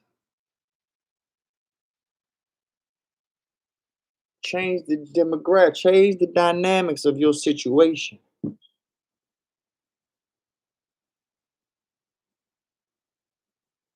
And you can be great.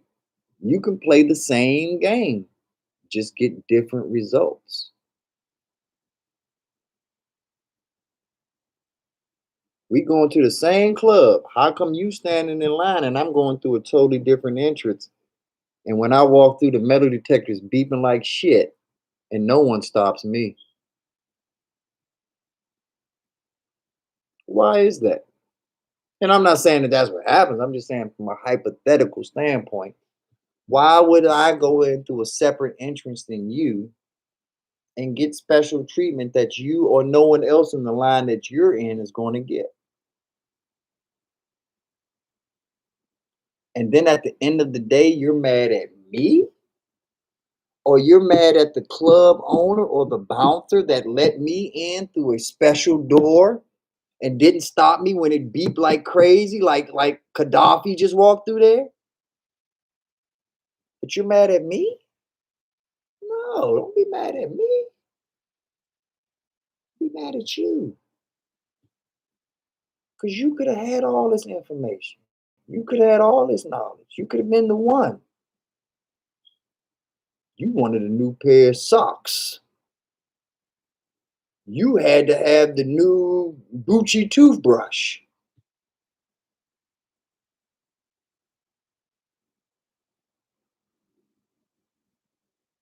Knock yourself out.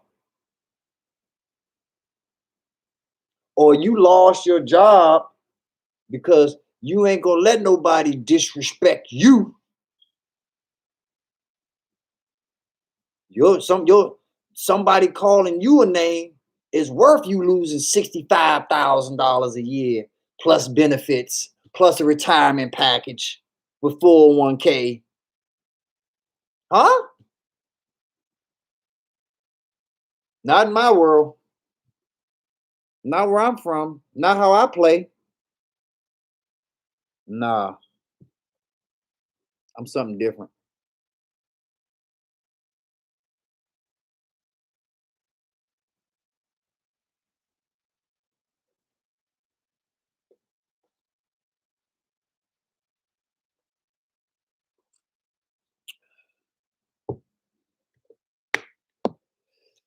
I know that you all come here normally for stock quotes and the new stock information and this and that. Hawk says, B9, my mom is considering and investing into guns. My moral compass, comma, in the end.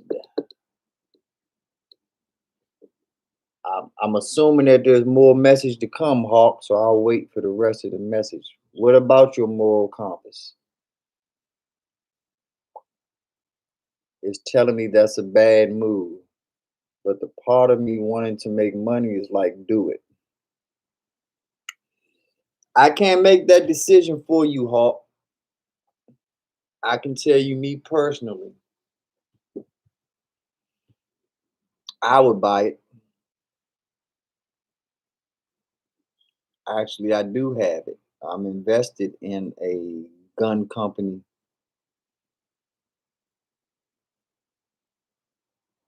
Uh, Send me a text though, Hawk. We can talk privately.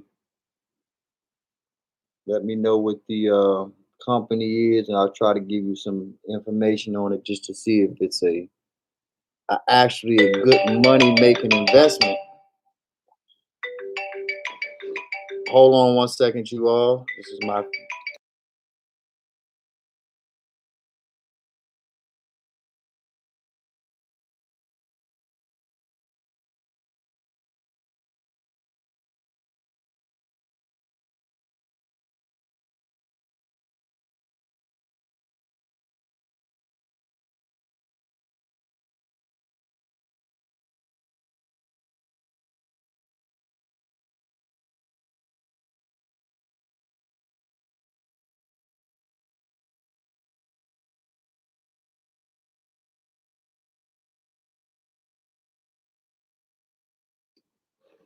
All right, sorry about that, you all.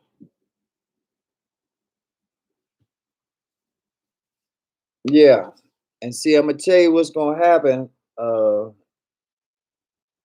yeah, give me a call. We can talk about that. But what I can tell you publicly is that historically, when the Democrats are in office, gun prices go up.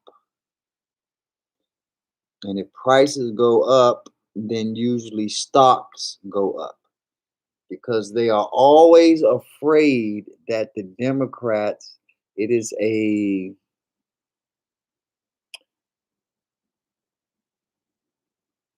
axiom, I guess, that the Democrats will always try to eliminate the Second Amendment. So when people feel like something is going to be eliminated, they rush into it because they want to get the last copy.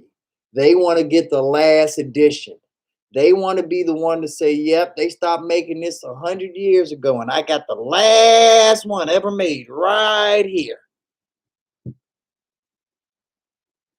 So every time a Democrat is in office, there's always going to be a raid on guns, ammunition, because they want to stock up in surplus under the impression that the rules and the laws are about to change, and I will no longer be in a position to buy the guns that I used to buy. I will no longer be in the position to go to a gun show and just purchase a gun out of state without two forms of ID or without taking a some type of mental required test to prove that I'm of sound mind and body.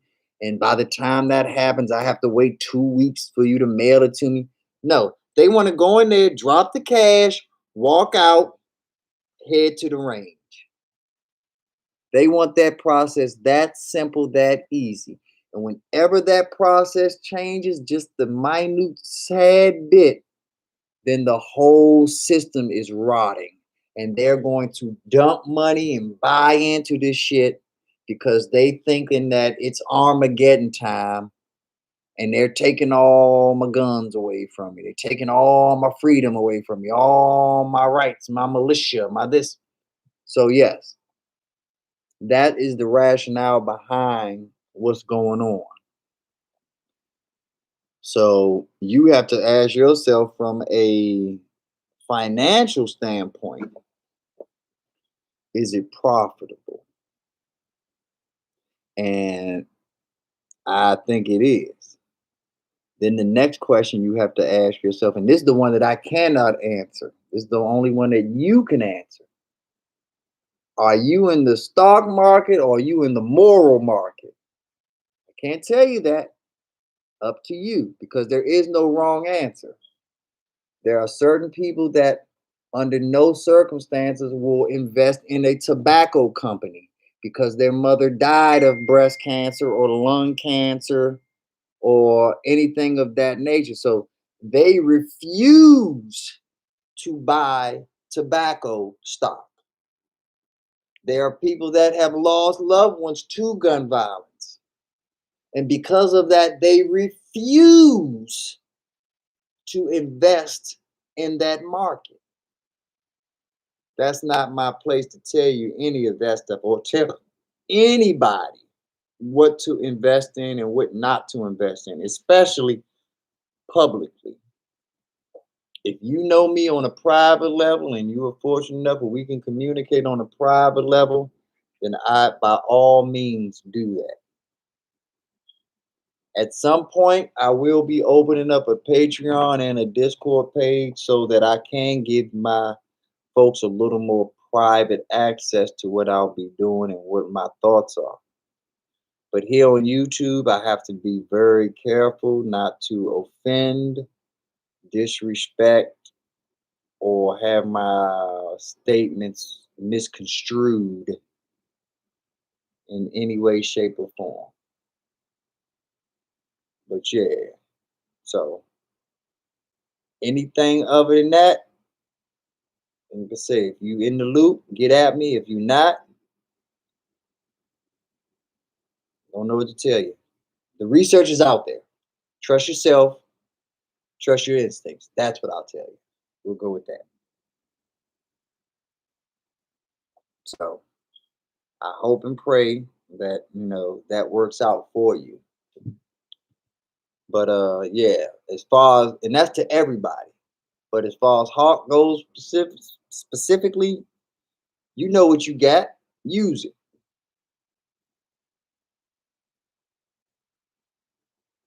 Simple as that. I'm always here for my family. Always. So if I'm here, you know what to do. My man. That's what's up. But yeah, I love though, and I will say this publicly, because everyone should be doing what you and your mother doing, Hawk. Everybody needs to be having open, honest dialogue about this financial shit. This is what's important. This is what's important right here. A lot of our parents don't want to talk finances with us because they're ashamed. They wanted more. They wanted to do more. They wanted to accomplish more. Take that burden on yourself. You get yourself educationally informed from a financial standpoint. Put yourself in a position where you've turned $500 into $2,000 through your investments. Now you got something you can give moms. Now you got something you can give pops. Just to say, look into it, make it happen. I made 2,000, and your parents are going to do it because your parents played the lottery. Your parents are waiting to get a come up to turn $1 into 500, to turn $3 into 2,500, to turn a $10 ticket into a $10,000 scratch ticket. Stop bullshitting me. Your parents want that bread. And if you come into them with some real game and some real conversation that's going to really change their life in the right way, now you the son of the year. Now you the daughter of the year.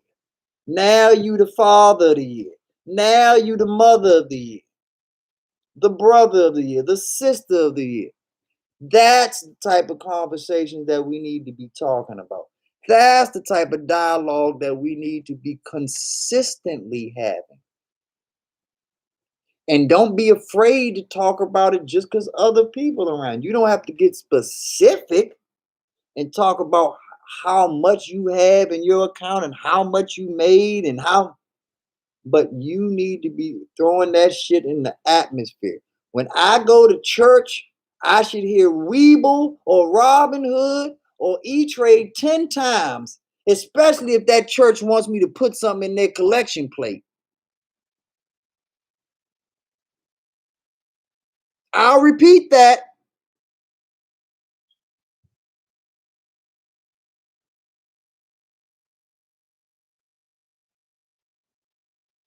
I want to go to a church and I want that church to be talking and have messages about Weeble, about Robinhood, about TD Ameritrade, about things that are going to help me make money and help me get ahead. Because you're going to pass around that damn collection plate telling me that I owe you tithes or that I should do the right thing and give to you.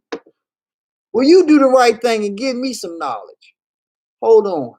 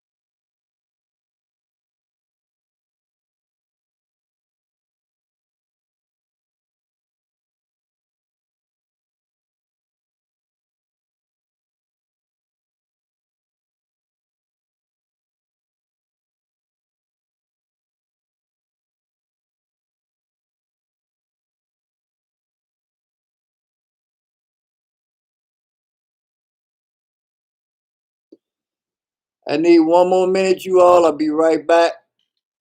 Thanks a lot for your patience.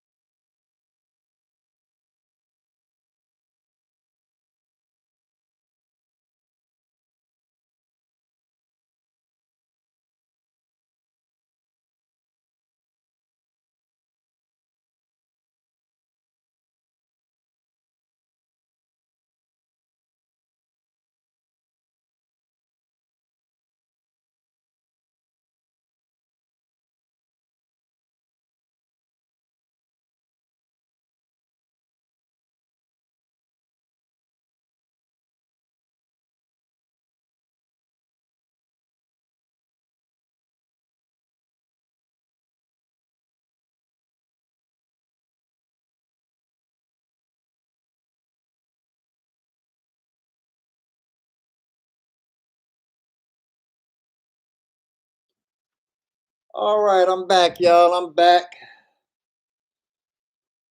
Had to go get me some more food. They just delivered my Panda Express. If y'all know anything about that walnut shrimp, mm, mm, mm, mm, mm. That walnut shrimp from Panda Express is not to be played with, y'all. It is not to be played with. Just give me a number one if y'all know anything about that Panda Express. That good over there at Panda Express.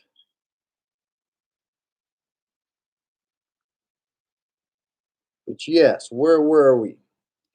I believe I left off with you, Hawk, talking about, paying attention to the times, paying attention to the eras that we in and seeing what's going on. See, I'm just assuming, Hawk, but I'm assuming that your mother has paid attention enough to politics to know that with the Democrats being in the House, especially with Biden actually trying to write in legislation to make it harder for people to get guns, that would make people start rushing to try to be grandfathered in on the old way they do things. Sorry, DG. I'm sorry. I keep forgetting you faster, man. I'm sorry. I don't mean to fuck with you, my brother. I support you. I want you to get to the healthiest DG that you've ever seen. So I support that. But yeah. So that's what I'm assuming, Hawk, that your mom just knows the game and she's trying to act accordingly. But yeah, I got a few things we'll talk over later on. But yeah, DG, I want to know how what kind of I know you've been down and out over the last week. I know this week was a good week. Did you bounce back some? You bounce back some or not really? Give me a thumbs up, thumbs down, DG. Let me know how are you recovering because I'm down. I know you know my pain. I'm down a lot right now over this last month. This last month and a half has crushed me. But last week was I bounce back week. I definitely didn't make it all back, but I at least saw some signs of life. this week. I'm not even sure if the storm is over yet, but I did see a few signs of life here and there that, are encouraging to me that I want to try to roll with and see, what's going on. But man, it's been rough, Pam. It has really been rough. So I understand. I understand completely.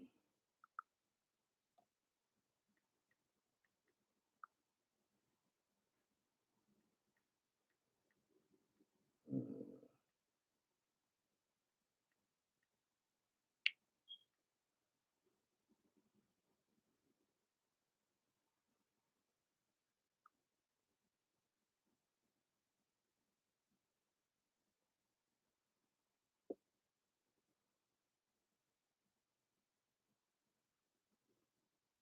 yeah, okay.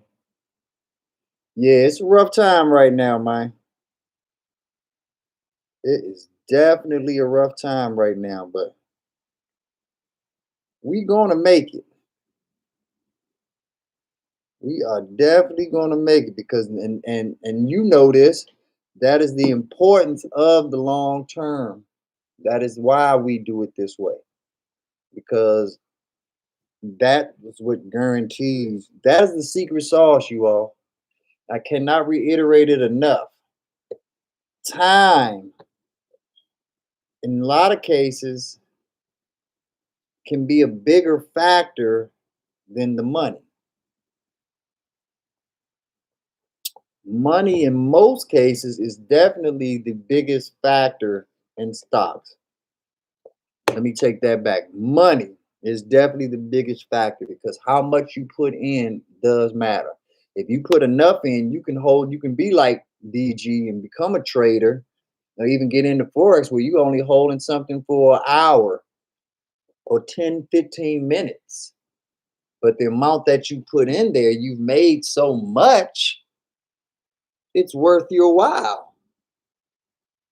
But the second biggest thing other than money is time. And for those who don't have a lot of money, time is more important than the money because time is your money. $5 here, $5 there, five. You only worked up to $15 because you gave it enough time for you to create that $15 and then in trade and then make a trade on it, then make an investment on it. You never made good money, but just because you're not making good money doesn't mean that you can't utilize the other variables that lead to generational wealth. And those other variables can make up for the variables that you're lacking in until those variables strengthen. Because eventually you will rise. Eventually, that $5 deposit should turn into $10, should turn into $20. And if you're putting that more money, but you're giving it the same amount of time, you're now increasing your profits. Now you're seeing what I be talking about. That's where that comes from. Time. Money doesn't make this happen. Time, this is a clock. When you see this chart and it's going up like this, or it's even going down like this, that's time. Unless you see it going straight up like this or straight down, we're not talking about time. We're talking about money. We talking about you got in at the right time and it went up, or you got in at the wrong time and it went down. Anything other than that,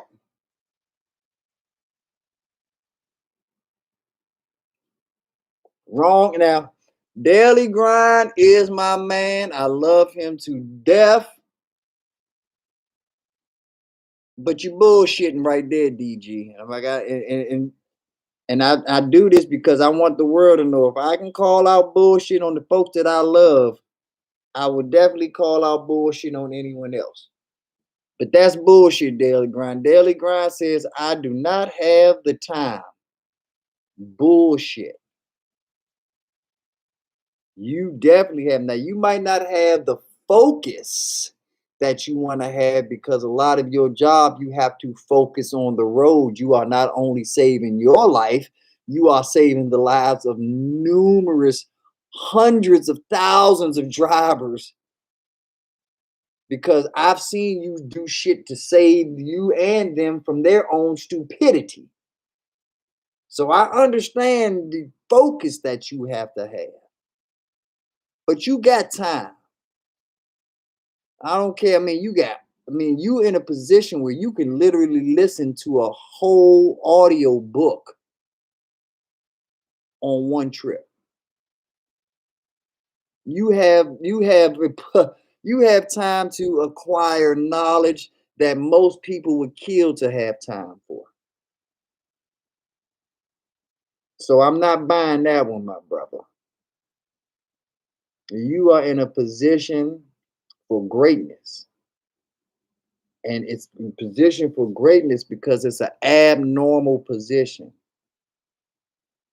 Most people have somebody talking in their ear, telling them what to do, delegating down, this and that. You know your job. You've been given your assignment. Now you let the world know, leave me the fuck alone. I'll bother with you if I feel like it. I'll call out if I feel like it. I'll do a live stream if I feel like it. But you don't have to do any of that shit. You are literally isolated and getting paid to do it. You have nothing but time. You need your eyes. You don't necessarily need your ears that much. You need them a little bit, and horns, this, that, whatever. But if you can listen to a radio or a CB radio, you can listen to an audio book. And you can be the sharpest motherfucker of all time. You can know about something. You can learn a whole language just off of a good year of your travels, if that's what you dedicate yourself to, DG. So you are in an amazing position to get amazing things accomplished that a lot of people that have college degrees don't even have the research time that you have available. So take advantage of it, my brother. See it out through the fullest. Bring all your dreams to fruition, because there's greatness there. There is definitely greatness there. And I'm not going for no bullshit if you don't have time for it. Miss me with that. Tell that to somebody that is dumb as I actually look. Let them fall for that shit. But not me, buddy. I know what you're capable of, Pound. I know the greatness that's right there in front of you, my brother. And so I don't know what you are talking about. Okay, then I do understand. I do understand because, man, all I'm gonna do is say is this, DG. God is the greatest engineer of all time. I don't give a damn what building you have built. I don't care what bridge, what car, what whatever. All of that pales in comparison to the engineering abilities of one creator. Oh my goodness. I mean, that creator is so innovative, so cutting edge, so next level. There's certain things that just can't be avoided, DG. So On that one, I'll say less. However, anything other than that, better get your shit together. Matter of fact, I'm gonna keep it real. Even when it comes to that, get your shit together. Because once again, you get your shit together, and that's the difference between who's chasing who. Handle your biz. Yeah, who is chasing who?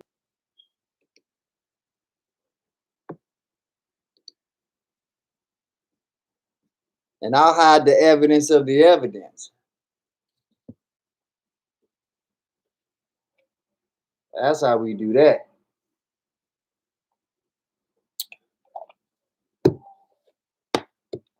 But yeah, that's what's going on, ladies and gentlemen. That's what we have to combat and that we have to deal with out here.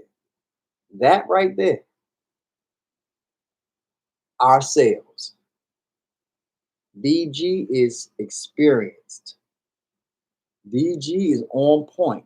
DG just being facetious, so I don't take it into consideration with him too serious because I know DG's serious about his grind, thus the name.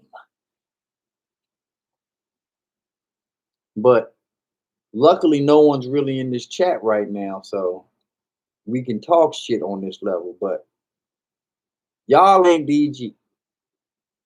Don't dare think you are. Don't dare think that you can get away with doing things the way DG does them. DG is a very experienced investor. So he's earned the right to bullshit and joke around and sit on the sideline because he's already been in the game. Championship games, high pressure games. You know it. But yeah, this isn't DG's method isn't for everybody. At least not initially. You got to work, like I said, there's levels to this. You got to work your way up to that BG status. You got to work your way up to that DG status. Okay? He's not going to. So it's the difference between driving a car and driving a vehicle like he drives. Your license does not give you the same power that his license gives him. If you drove your car the way that you were taught with your license, but it was his truck, damn, dog, it'd be 50 fucked up cars like that. It'd be a traffic jam that to end all traffic jams, and there might be some fatalities because you have normal training for a specialized field. You got to have that specialized training for that specialized field. From a stock perspective, an options perspective, DG has that training. He has every type of certificate in class A, class B, class whatever that you need to pretty much drive any vehicle that he wants to, commercially and private. You can't do that with just your regular driver's license.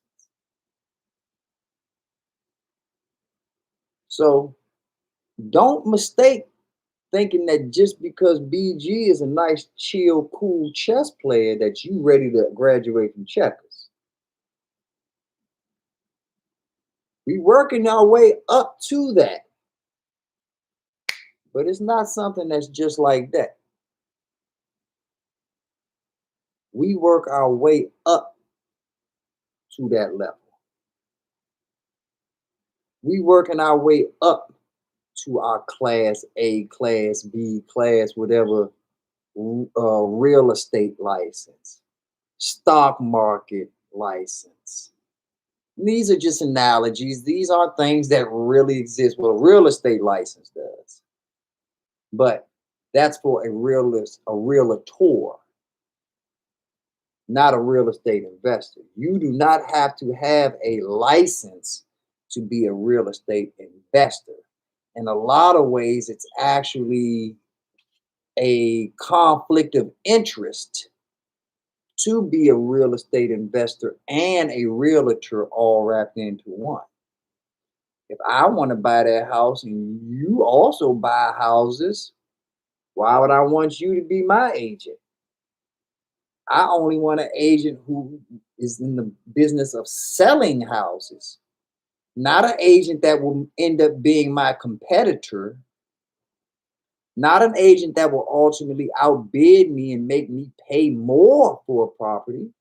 No, your job is to make me pay less. But because you're the same type of investor I am, we have a conflict of interest.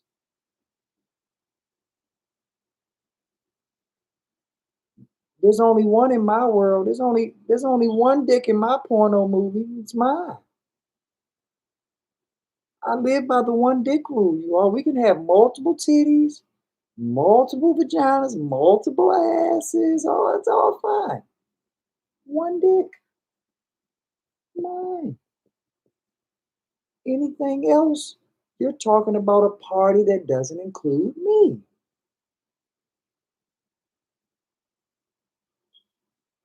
To each his own.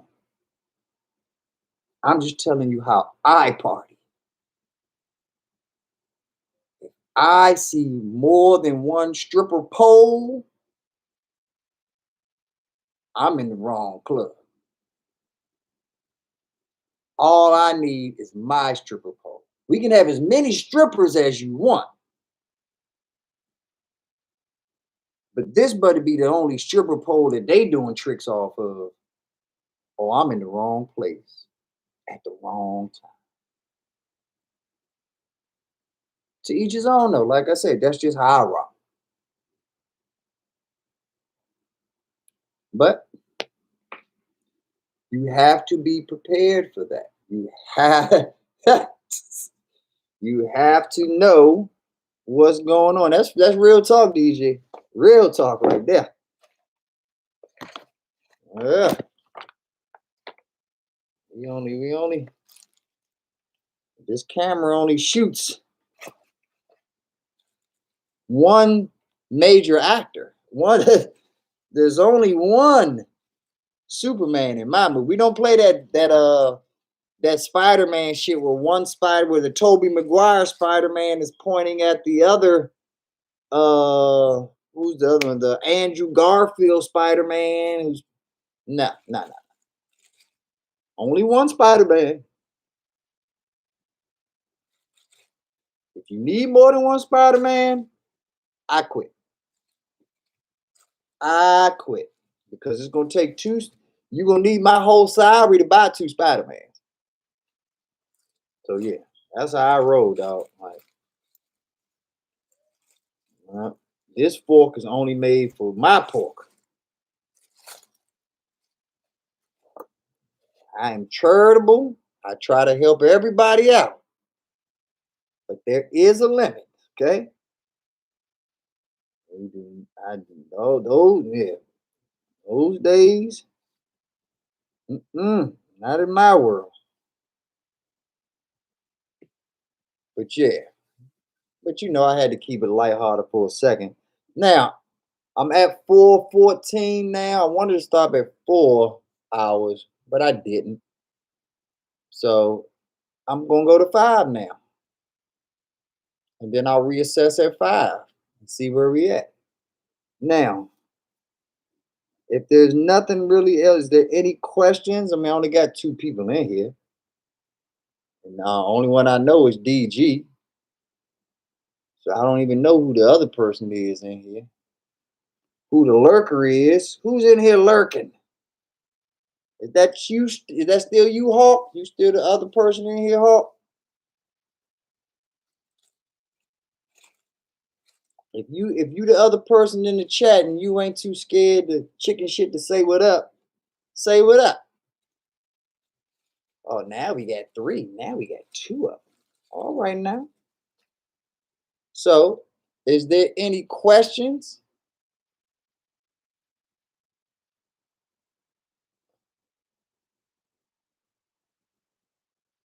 Ah,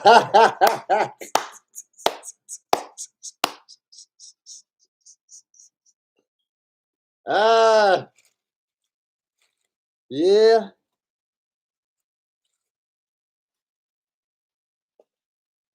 you heard it right. You heard it right. Exactly. Shout out to the lurkers. Appreciate the love. Appreciate the watch hours. Appreciate the time. Nah, don't leave, lurker. Stay in there and keep lurking. Don't say a word. Just keep giving me money. Even though I'm not monetized, so I don't get no money for this shit. I just like saying it. Just like saying it. I tell you one thing though. I've heard a lot of horror stories about these monetizations. Ah, we got rid of all the lurkers. Bye, lurkers. Looks like it's just you now, DJ. Just my day one in here holding it down.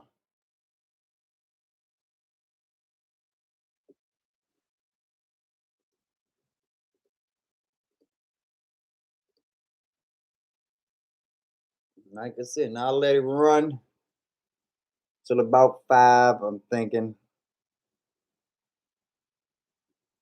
Yeah,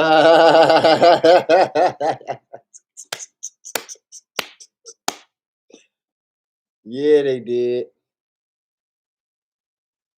Yeah, they did. Ran it off. But yeah, man. We can change the subject now. I think I've dedicated 4 hours and some change to belts, Bitcoin, Ethereum, Lemonade, Tesla, Square. I've dedicated a portion of that same 4 hours to breaking down the real estate game so that people understand how that goes. I've broken down time with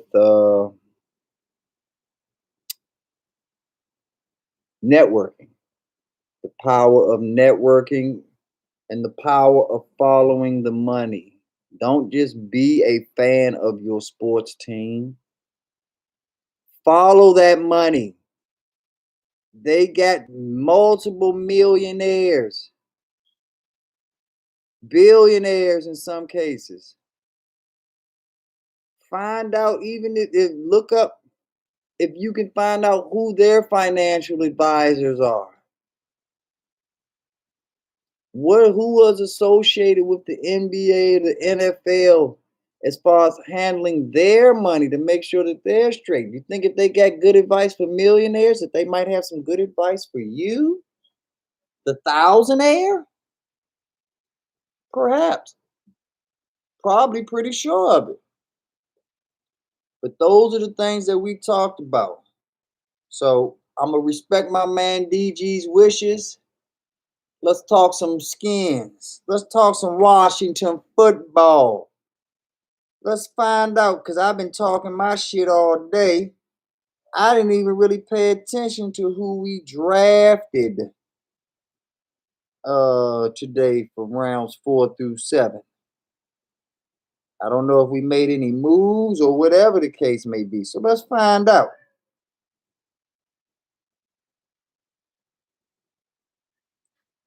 Let us find out.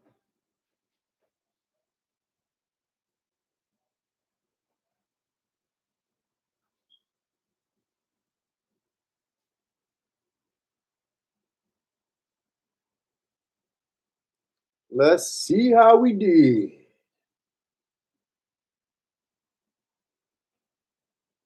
I don't know if I'm happy with it overall, DG, but I do know that I did not get not one motherfucking player that I wanted. Not one. I'm not. I got some positions that we want. We got the middle linebacker, but I wanted Zaven. Cardinals fucked that up. We got the wide. We got one wide receiver. I wanted the other wide receiver from Texas Tech, the 6'6" wide receiver. And other than that, I don't know about our draft picks, Pound.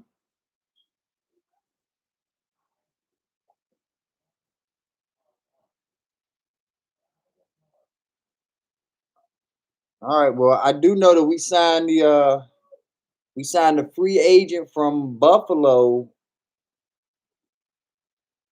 to us as a free agent walk on. It says yeah, Jared Patterson is his name. So we did sign another running back, Jared Patterson from Buffalo.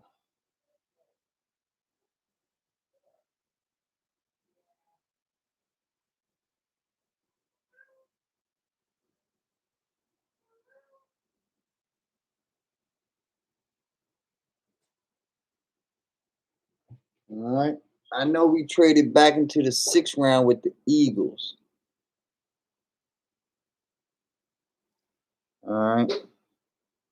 Let's see what we got here. All right, Jamin Davis. Yeah, I like him. That's the first pick. Second pick, I don't know anything about Kusami. I gotta go look at his tape. But whatever. Benjamin St. Just, the DB. All right, we'll see. Yeah, I like De'Ami Brown. I have seen him. I think he might be the only one that I've seen. John Bates from Boise State. I know nothing about the tight end we got. The 5th round pick, Derek Forrest, safety from Cincinnati. Never heard of him. We actually drafted a long snapper. So that 6th round pick you talking about, we drafted a fucking long snapper with? Get the fuck out of here.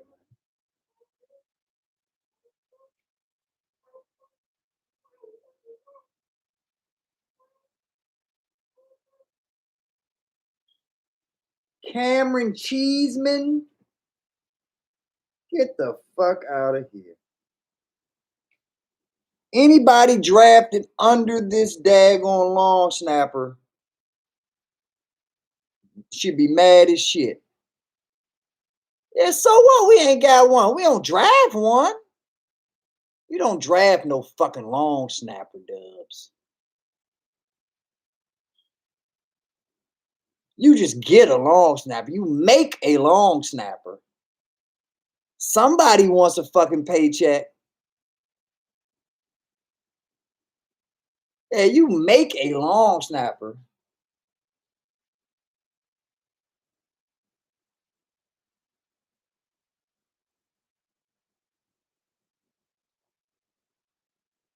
Hey, I'll put it like this though. Maybe I'll be eating crow again, Dubs. Maybe I'll be eating crow again, DG.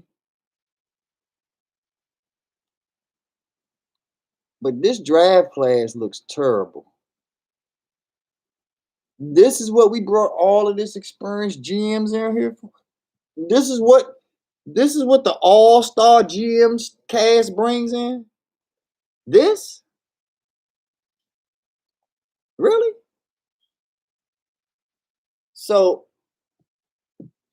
Kyle Smith couldn't have done this?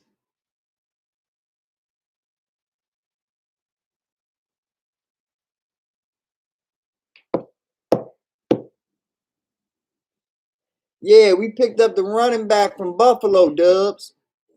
The one that ran for 400 yards in the game.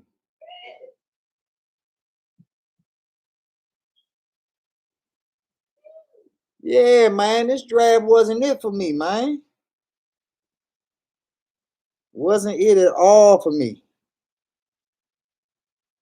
But see, when I don't like quarterbacks in the draft, I know I'm not going to really like the draft. I didn't even like Jimmy John, dog. Like I know I'm in the minority with this, but I don't think that Florida did anything. I mean, the Jaguars got a franchise quarterback for real. I, time will tell. I could be wrong. There was a time I wanted him on my team, but I'm over that shit now. I'm over that shit. I don't think this draft was that at all. Like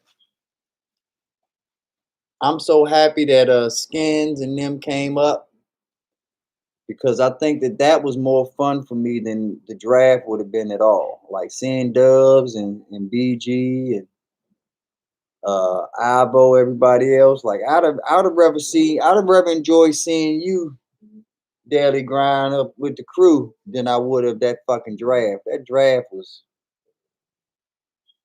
like background noise to me, man.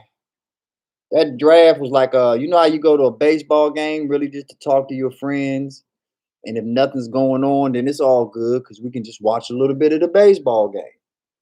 Then when we got something else to talk about, it's back to us. It's not really about the baseball game.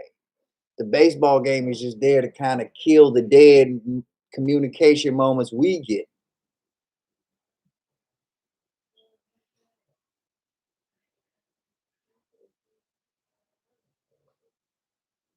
He said they were real bland in this draft, nothing exciting to me. I'm happy though about tackle, linebacker, and wide receiver. That's it. The rest, I'm like, whatever the fuck, right? I was trying to get off, bro. If you gotta go, you gotta go, my man. Yeah, don't let me hold you up.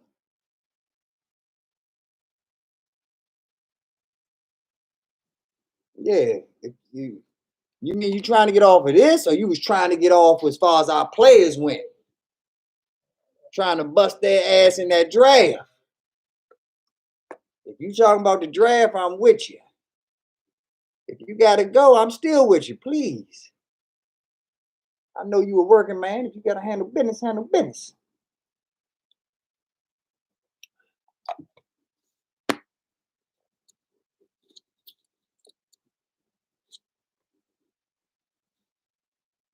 Oh, okay, right, okay. But yeah, it's all good, my brother. I like I told you then, man. I can't pay your mortgage. I can't buy your food. So as great as it would have been to see you, I could have bought you a meal that one day, but the rest of the month you'd have been on your own. So nothing I can do. I see my son back there fucking with that damn cat. That's what's up. That's what's up. You rolling with me, champion? That's why you my man. That is exactly why you my dog. But yeah, don't worry about that bullshit, man. Like I said, you always and you already knew that job is what's important to everybody. So second, we was like, man, I want to see daily grind, daily grind. That nigga got to work. Like, oh, okay, we get it. Like that was the end of that. You got to work. All right. So yeah, that's how that shit go. We know where your heart is. We know where you want to be. We wish you was there, dog, but ain't nothing going on but that rent. So I ain't mad at you at all, my brother. Not at all. But so based off of what we see, DG, who's a starter, dog? Is I know Jamin Davis is gonna be starting middle linebacker. I mean, well, if he see, I'm not even sure he can beat out Bostic in year one, to be honest with you. So I guess my question is that you know this draft is some shit because there's not one player other than the 6th-round player. Cameron Cheeseman is the only guaranteed starter because there's only one long snapper. which means he already is the starter by default. So other than this 6th-round draft pick, you can't tell me another starter that we drafted in this whole draft. You hope that our 1st-round draft pick's a starter. Exactly. So that means this was a bullshit draft. I mean, your first 3, maybe 4 picks are supposed to be starters. 1 through 4 are supposed to be starters. Definitely 1 through 3. Jamin Davis ain't guaranteed to start. I never heard of Samuel Cosmi. I don't even know how to pronounce his shit. Minnesota was some trash this year, so I'm not impressed with nothing from Minnesota. I like the wide receiver. I like De'Ami Brown, but it's still no guarantee that he's gonna start. He ain't that type of player. He ain't that Waddle or that Jamar Chase type where you're like, okay, yeah, well, that's a no-brainer. Nah, he gonna have to earn his. Who the fuck is John Bates? Okay, so you know about Cosmi. I just got to look at some tape because I don't know about him. I ain't gonna lie. I'm not impressed with Texas linemen. Texas offensive linemen don't do shit for me, at least historically. I can't think of a Texas lineman that was that dude.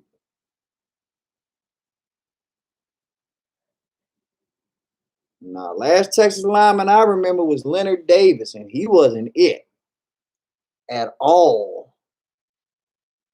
So a Texas tackle is like a Ohio State or Alabama quarterback to me. You can keep that shit. But we'll see.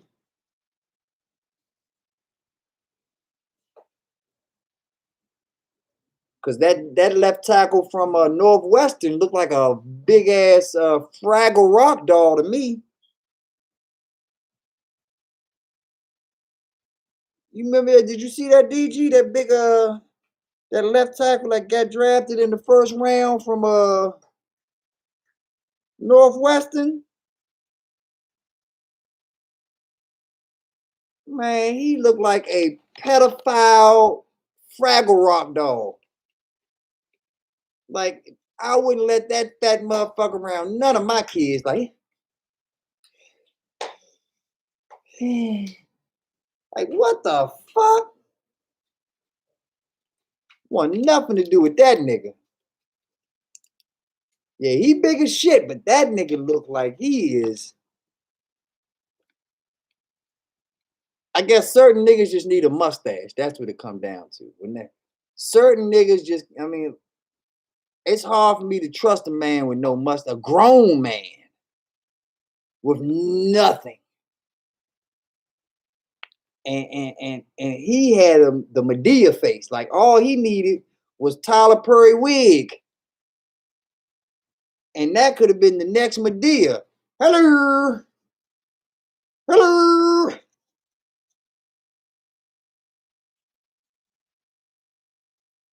Yeah, I remember that joint, The Longest Yard. I seen the original one with you talking about the remake one or the original one with Burt Reynolds? It was 2 Longest Yard movies. That's how much I remember them. I seen them both.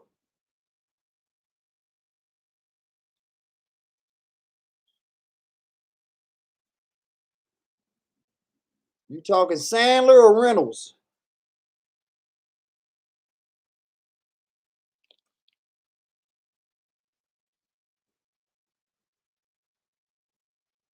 Yeah, either way, that dude looks like a straight pedophile, dog. Look, pedophile, Medea cross-dressing, RuPaul, no mustache having, big left tackle.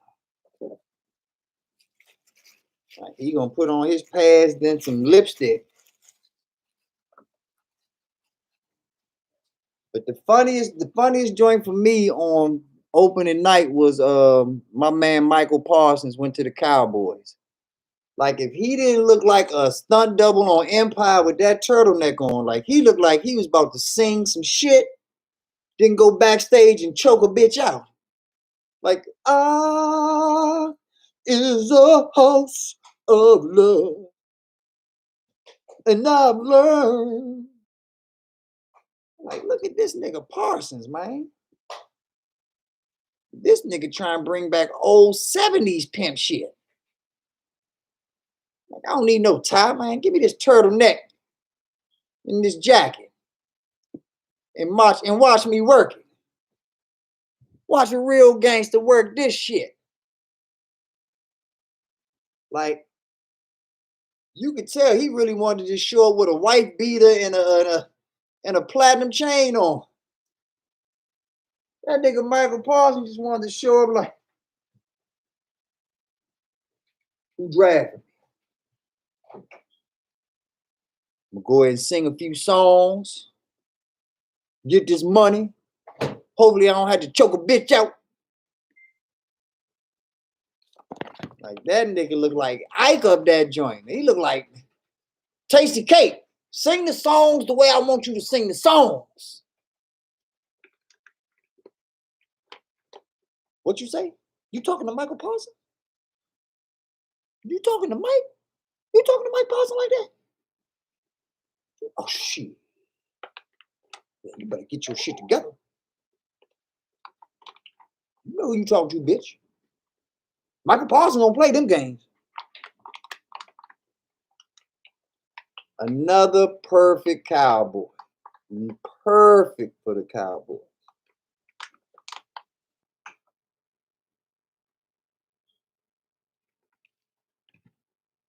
But yeah, him and Zeke, what could go wrong there?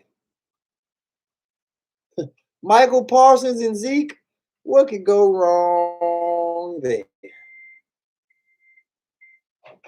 But see, what I'm really more interested in, DG, I'm interested in, because I see what we did, but I'm interested to see what all the other teams in our division did. I really want to look at the Giants' entire draft, the Cowboys' entire draft, the Eagles' entire draft, because I'm not impressed with our draft, but maybe I'll like our draft better once I look at the other results from our division.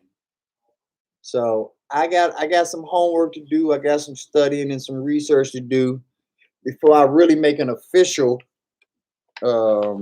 proclamation on how I feel. But in the meantime, in between time, I'm not happy.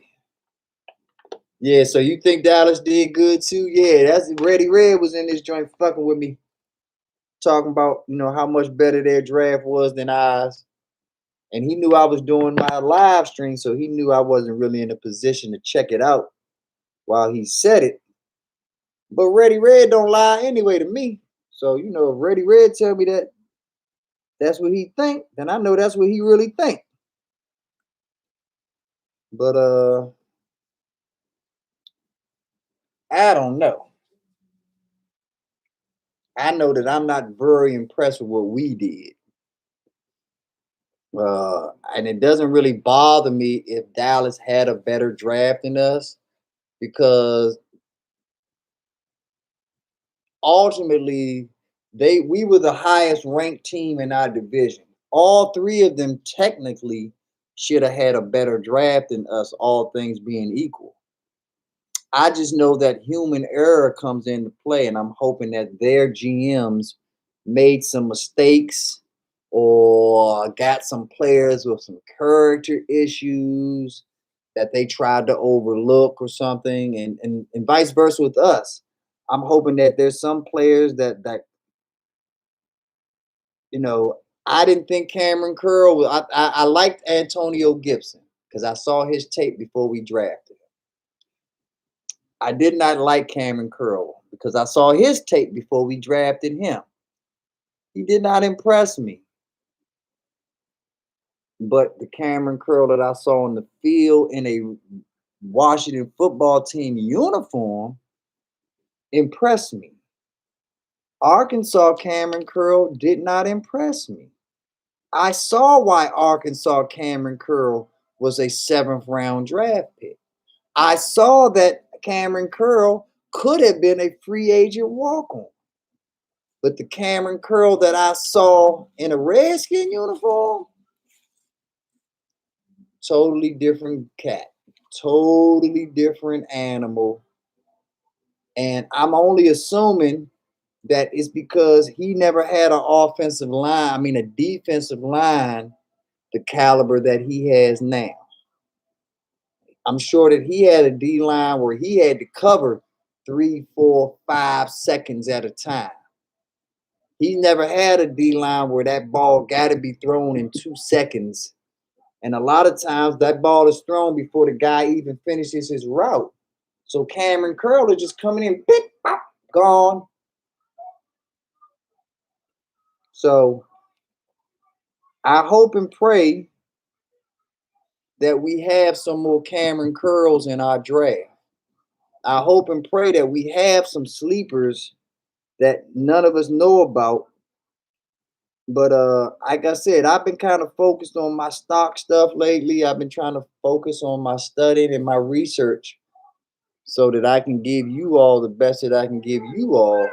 So my personal interests and my personal sports interests have taken a back seat. Like, I don't know what's going on with the Gizzards at all, and they're probably having their best winning streak of the year. I'm never going to see any better Gizzard games this year than over these last 10 games. But I don't give a fuck. If I can bring you all the knowledge that you need, and I can turn your pennies into dollars and your dollars into 5s and 10s, 20s, and blue faces,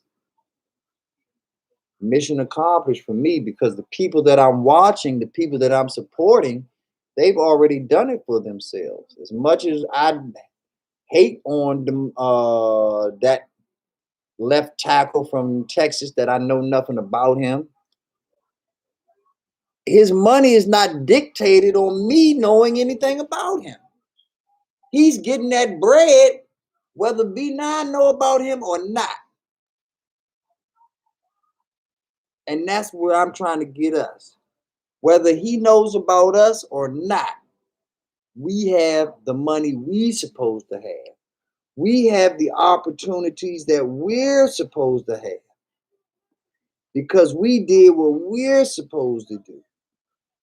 We did not just wait on the sidelines and idly stand by waiting for the next person to give us something, or we don't just idly stand by just for the purpose of cheering on the next person's success.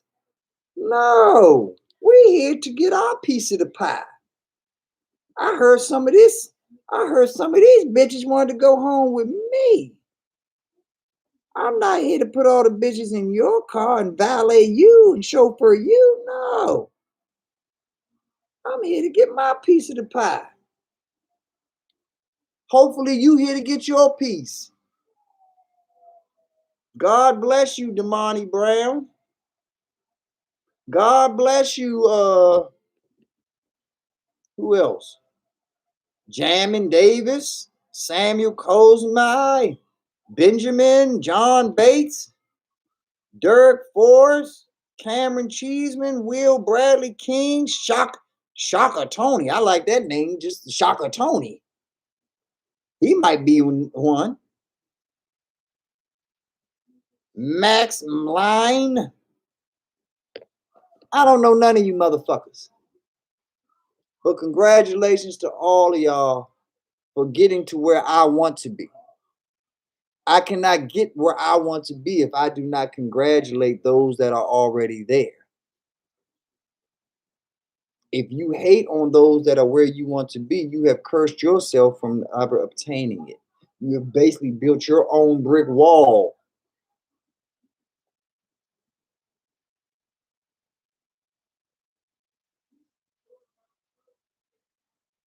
Okay, that's what's up. I'm gonna do my homework daily. I'm gonna do my homework. Look like you already did yours. I like it. You're giving me hope, big dog. You're giving me some type of hope because these names meant absolutely nothing to me, Slim. So I appreciate you, babe. You're giving me hope. Letting me know that, hey, maybe we got some more Cameron curls and some more Gibsons, maybe at different positions, of course. But maybe we got some more diamonds in the rough that's going to mesh well with our team and shock the world. So, okay, you checking them out now. Okay, that's what's up. But yeah, that's what it's about, man. That's exactly what it's about. But yeah, I'm gonna check that shit out. Hopefully, have a good report for you on them. I like what you telling me too.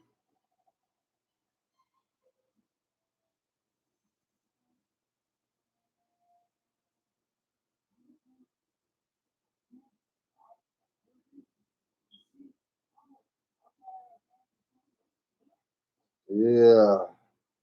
Like that, you feel me? Same old squad. You know, days go by, and it's just about to turn almost down there on the left, almost there. About 2 more months.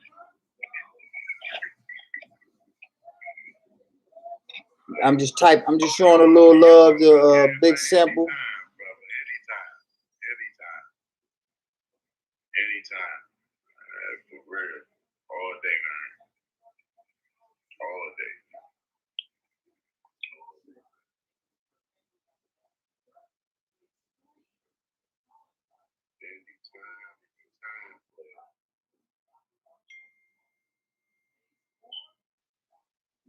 Okay.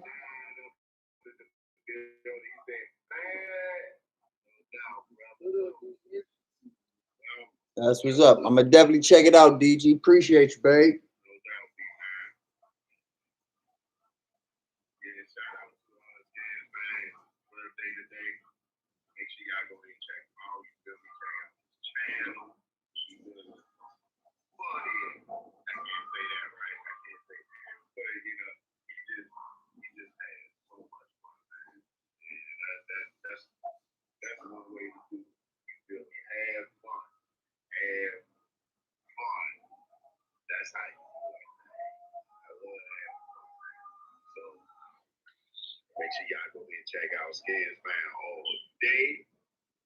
Yes, indeed. It's a blessing, man. It's a blessing to have a true friend like that. You feel me?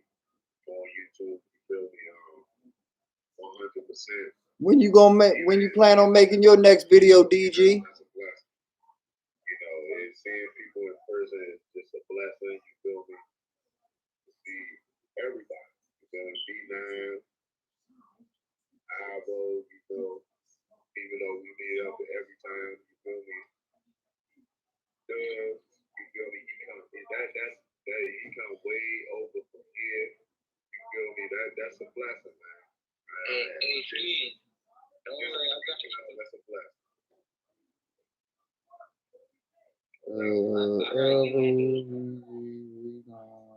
True. Damon. True.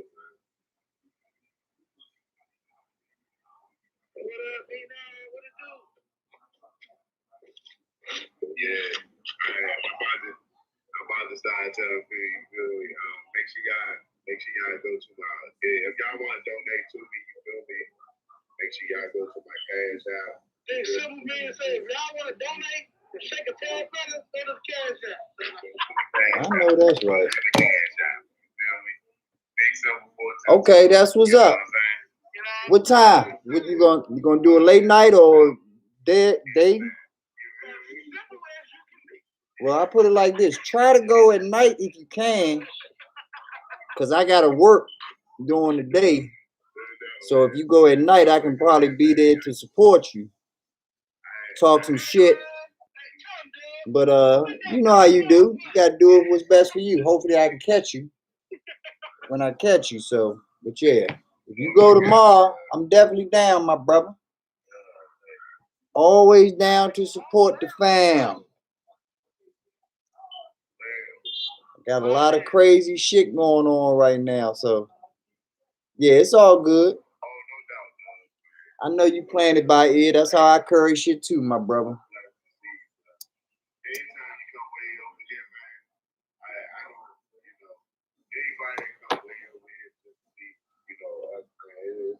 Oh yeah, Dad, you know, when you come again, no, we available.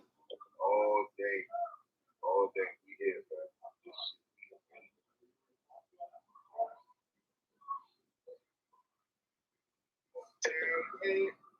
He said, that's just the way you feel. That.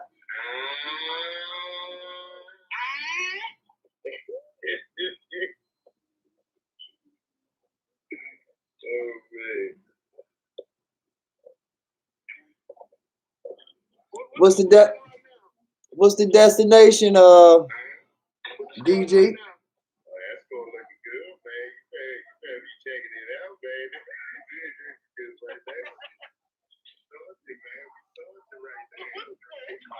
What's the destination, DG?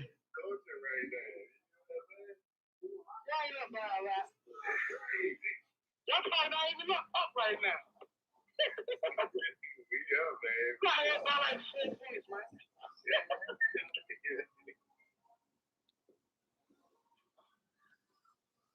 I got okay, almost home. That's what's up. Let me know when you get home, DG. I'm gonna end it whenever you. Oh, coming from New Jersey.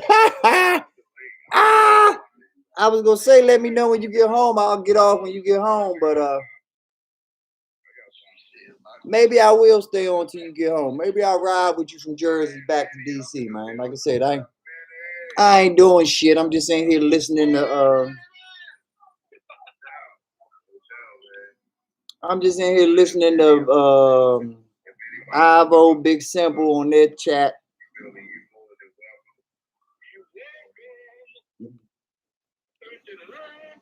So yeah, I'll stay on with you while you make this ride, man. If you staying with me, if you want to go check out Big Simple and talk some shit with the fellas though, I can end my shit and we can meet you over there. Oh, you only got 2 hours left? Yeah, I'm rolling with you then. If you rolling with me, I'm rolling with you. I got enough cigars to go 4 hours. So 2 hours hitting some J's, fucking with my nigga. Shit. That's what I call a good time right there. That's exactly what I call a good time.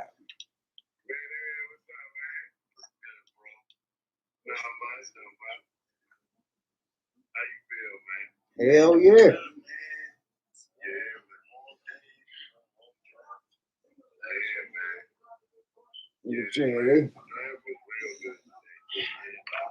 I'm gonna have to check. I'm checking these guys out. I'm about to check these guys you sent me right now too, Daily, so I can see what's going on. This ESPN article. Let's see what we got here. First, before I read it, I'm hitting this video to watch Damon Javis highlights. Like, I really had tunnel vision on Zaylin Collins, dog. Like, I didn't want to watch anybody else and jinx it, and I end up jinxing it anyway by not watching anybody else.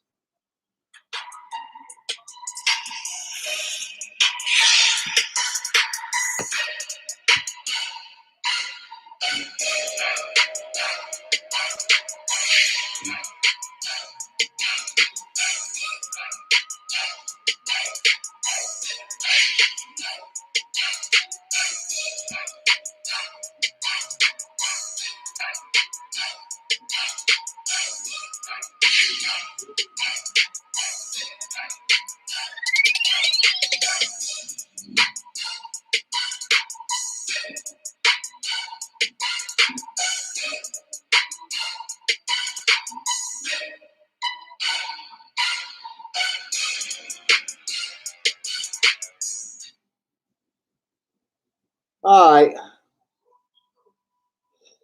Yeah, Jamin Davis, he all right.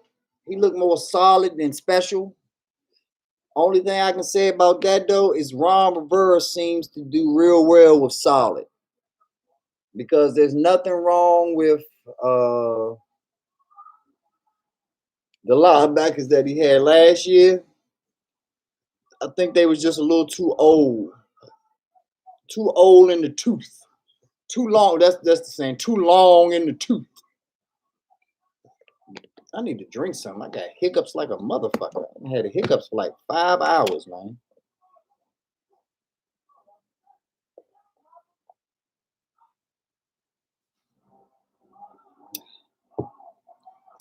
See if I can drink these damn hiccups away. Yeah, I wasn't really impressed with Davis, but he does have good hands. That interception he had, he caught that shit with his fingers. He didn't body catch it. He snagged that motherfucker and took it to the house. Now that last 10 yards of that run though looked like he had a ice truck on his back. He definitely ain't no Chase Young in that conditioning department. He got to get his conditioning up. Ain't no way in the world a 270-pound man supposed to be running that much faster than you and have that much more wind. So I need to see more of that. But he does look solid. I will say that he looks solid. So what they say, let's see what their take is on him. This is Com's take. I'm sure you read it, but I'm gonna read it out for everybody in the chat. Davis only started one. Oh, see, that's first red flag. He's a 1-year starter.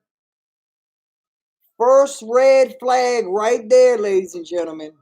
1-year starter. But he made quite an impact at Kentucky and showed a lot of playmaking ability. Washington has a chance to build a special defense when the Carolina Panthers had their best season under Rivera. They did so with a top defense. Davis also provides Washington with speed, an attribute needed at the position. He can play inside and he can cover. What Washington wanted most at linebacker, an elite player who has versatility. They got one in Davis. Yeah, that was your first red flag too?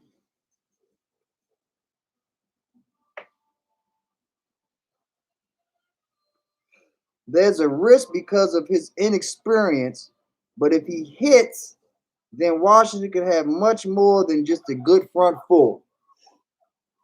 He ain't smacking nobody either. It don't look like he's smacking nobody. It don't look like he's bringing that wood off the highlights that I saw. But I'm going to do more research on his highlights and see if I can find more. Because all them highlights that they showed on draft night, I don't think was the best, really complimented what a lot of those players could really do. And I don't understand why they didn't show the best highlights to really excite the fan base about the player that they were getting. Like the only player that I saw that I really tuned into that they showed their real highlights was Waddle and Zaven Collins. Like they showed all the shits that they can do.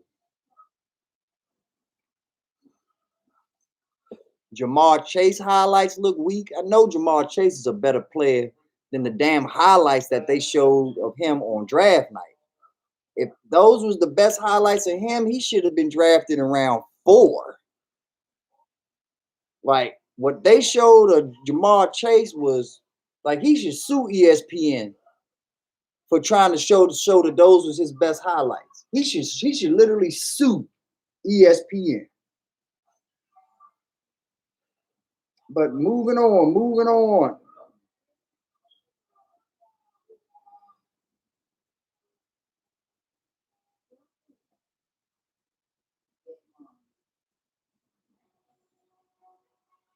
But one thing that I did tell everybody, we were not drafting a quarterback this draft. That's the one thing that I was right about. We were not signing a quarterback, and we weren't drafting any QB in this draft. And I'll be honest, that's the best thing that happened to us, VG. Us just finishing off the team and not worried about no damn quarterback or nothing. That's what we needed. All right, bet. I'm gonna check that out too. All right, let's see this Samuel Kasumi. See this bullshit. They only show 57 seconds of highlights. This is what I'm saying, man. ESPN on some bullshit with these highlights. But I'm watching them anyway.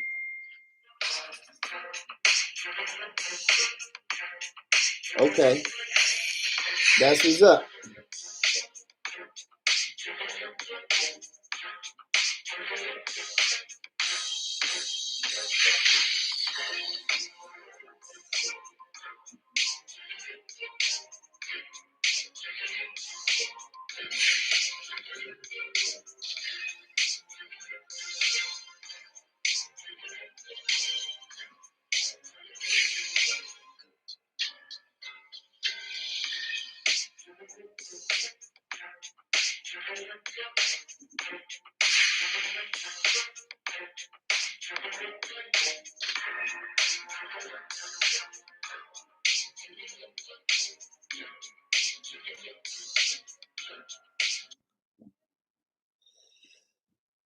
All right.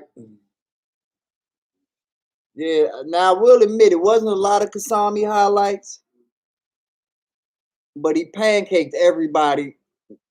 Kasami pancaked everybody on every highlight that they showed of him. It was only 51 seconds of highlights, but it was 51 seconds of pancakes.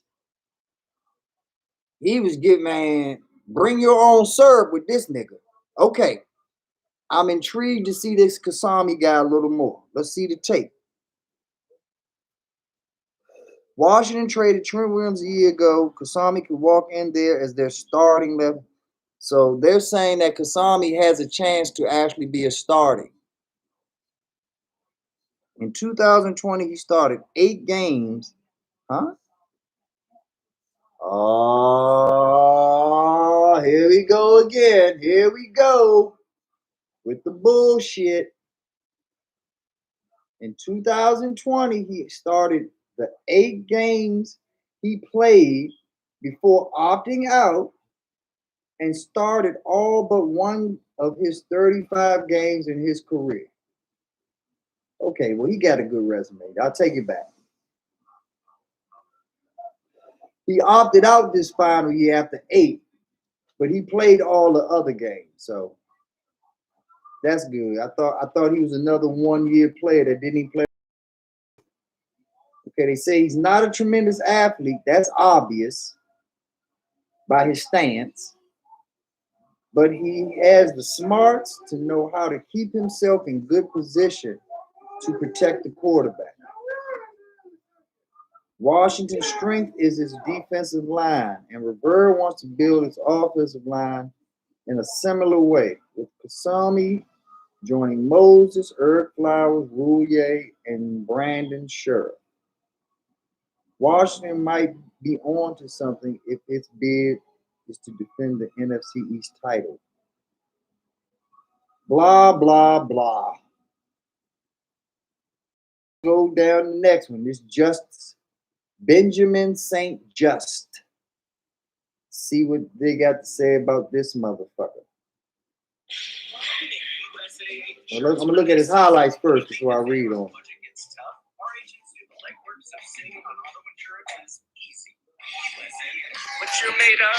Let's see what this motherfucker's bringing to the table.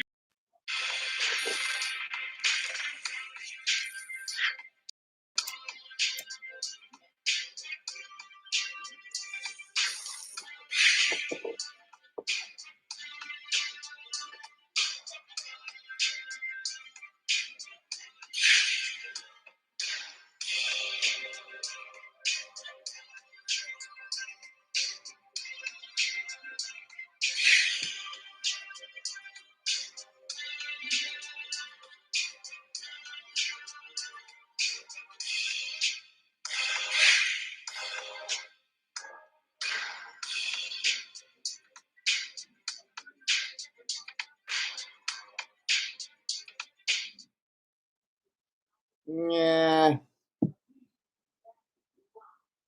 he looked all right. All right, let's see what the take is on him. Starting cornerback isn't a pressing need after Washington added William Jackson III. But the team could still use depth in the secondary, and there's always a possibility St. John could be viewed as a safety. I ain't seen nothing really. Whatever. Whatever. I don't see no safety, but who knows? They don't have his numbers here either, so they're not really telling me. Is he 6 foot something? The like what the fuck makes them say that he could be a safety? Does he have the body of a safety? I mean, is he a hard hitter? I didn't see no hard hits in his little bullshit highlight reel they showed. So I don't know what the fuck they talking about. I think they just throwing noodles at the wall trying to make them stick. He says he's a native of Quebec, Canada. Saul appeared in 18 games in Minnesota, including 5 last season, where he finished with 11 tackles and 1 pass defense. What? I'm going to read that shit again. Maybe there's something. Maybe I have some crust in my eyes or something. Like, what the fuck did I just read? A native of Quebec, Canada, St. Just appeared in 18 games at Minnesota, including five,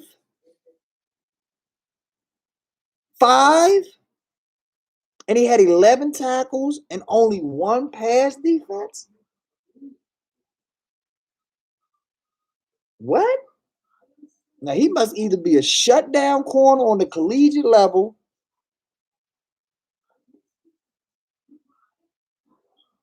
Ugh. Cause see, I'm gonna tell you another thing. I'm looking at it word by word. It says a native of Quebec, Canada. He appeared in 18 games.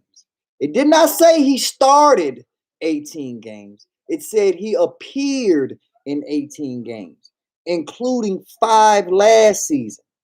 So I definitely need to look at his tape because he might not have been a starter at Minnesota. He might have been a fill-in at Minnesota.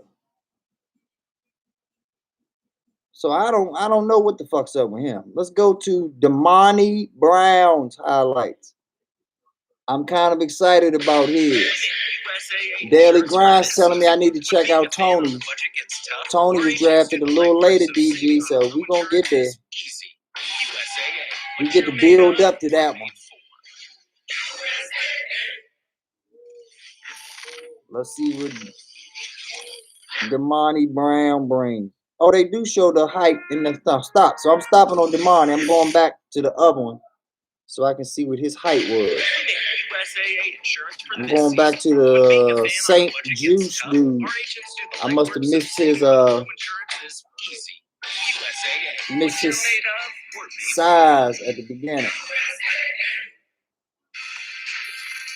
All right, St. Jude is oh. Oh. Oh.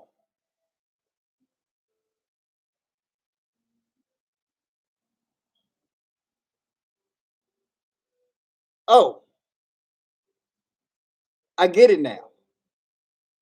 And I get why they think he could be a free safety too. This man is 6'3", 205 pounds. So if you put another 10 to 15 pounds on this dude, yeah, we might have found. Okay, so off just tape alone, we might have our apparent. I'm going on a limb and saying Jamin Davis is starting at one of those 3 linebacker spots. Hope he has enough for the middle. But if he doesn't, there's nothing stopping him from still taking a strong or weak side linebacker spot. So he's going to be a starter. The second round pick, the tackle, he's got some dog in him, but he looks like he's not a true athlete. So there's a chance for the second round pick too, just because I saw the dog in him. But I'm not seeing anyone who can necessarily have the mobility and the athleticism to necessarily handle a Chase Young caliber DN to be a left tackle. To be honest, what I've seen, he might be the heir apparent replacement to our right tackle. That's what I saw just off the brief tape that I saw. But he might be a starter. He might be. I still like Cornelius Lucas, the big 6'8" tackle that came in and held it down for us. But it's okay though. I'm all right with it. This third round pick, this Benjamin St. Just, his highlights weren't that great, but I get it now. The nigga's 6'3". He's a big ass goon. Yeah, I get it now. He's not going to be a DB, y'all. He's going to be a free safety. How many 6'3" DBs do you know in the NFL? All right then. And not to say that there's not one, and not to say that there's not some good ones, but you know that they're few and far between. Very few 6'3" cornerbacks out here, if any. So yeah, he's a free safety, no doubt. Second, third round pick, Damani Brown. I was about to watch his, but then I had to go back and check my man's numbers, and I'm impressed. I'm glad I went back and checked. St. Jude, that 6'3" has changed my mind.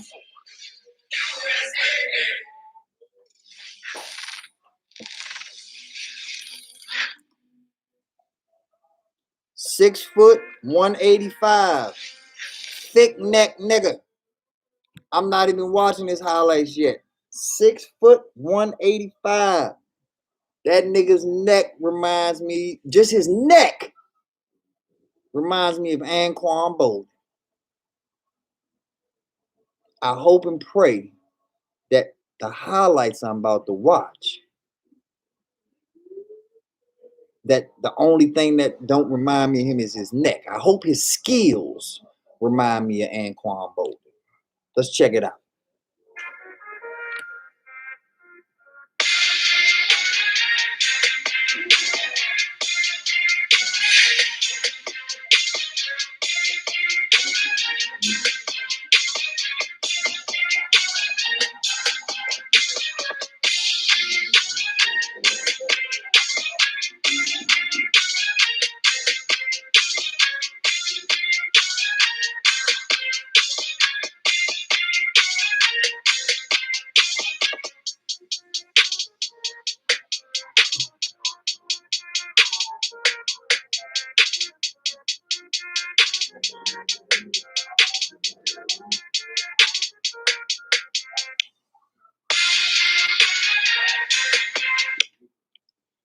All right.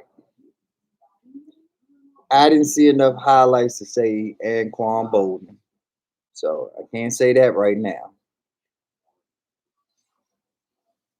But what I did see from the limited highlights that they showed, he might be Anquan Bolden because he does not get good separation. He's not a really good route runner. His steps were very, very choppy. He did not have progression in those steps. but he does go and get the ball. He seems to have a little bit of a Michael Irvin problem with the push off. I don't know if he's going to get away with that push off to create the separation on the next level that I saw in these highlights.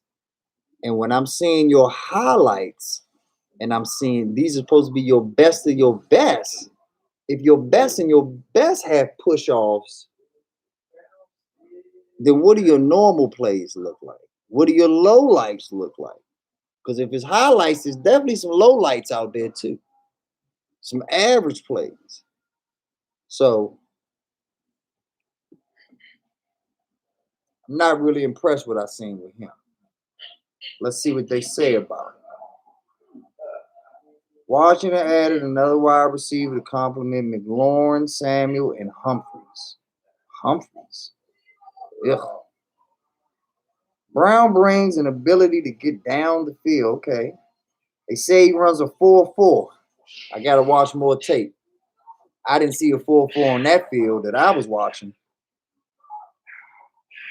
And says he has nice athleticism.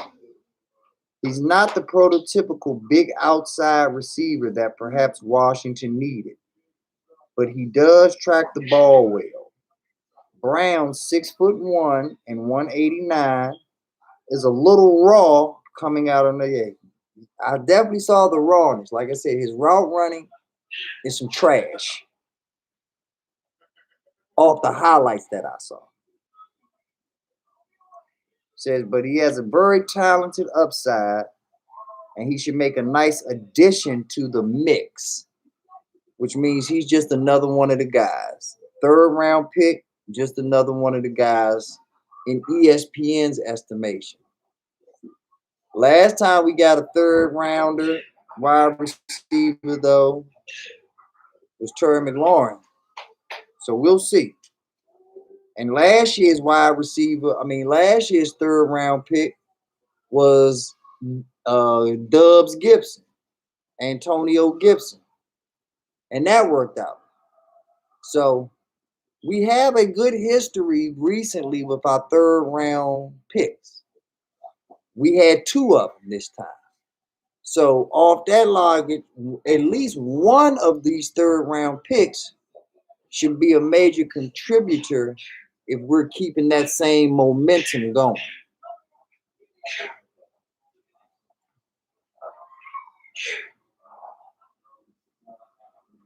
All right, what else to say about him? They said when we did draft him, he was actually the top of Mel Kiper's board as being the best selection available overall. So we took the best player available in that third round, which was him. Our fourth round, John Bates, tight end from Boise State. This is the first player that they've shown where there is no highlight with him, which lets me know that he's not that dude. They don't even have any fucking highlights on him. My take, Washington needed more depth at tight end and wanted another pass rusher to pair with Logan Thomas.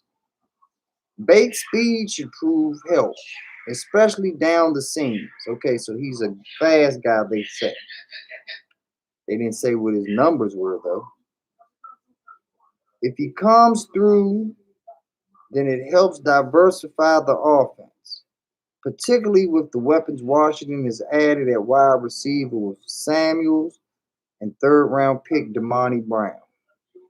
Bates also has the size, 6'5", 250, to develop into a quality blocker, which means that he's not already a quality blocker.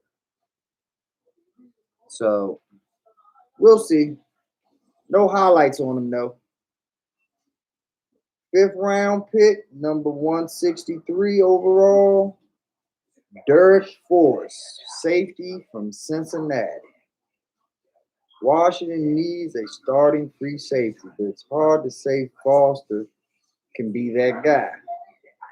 He does have leadership skills, He was a team captain, and he was productive.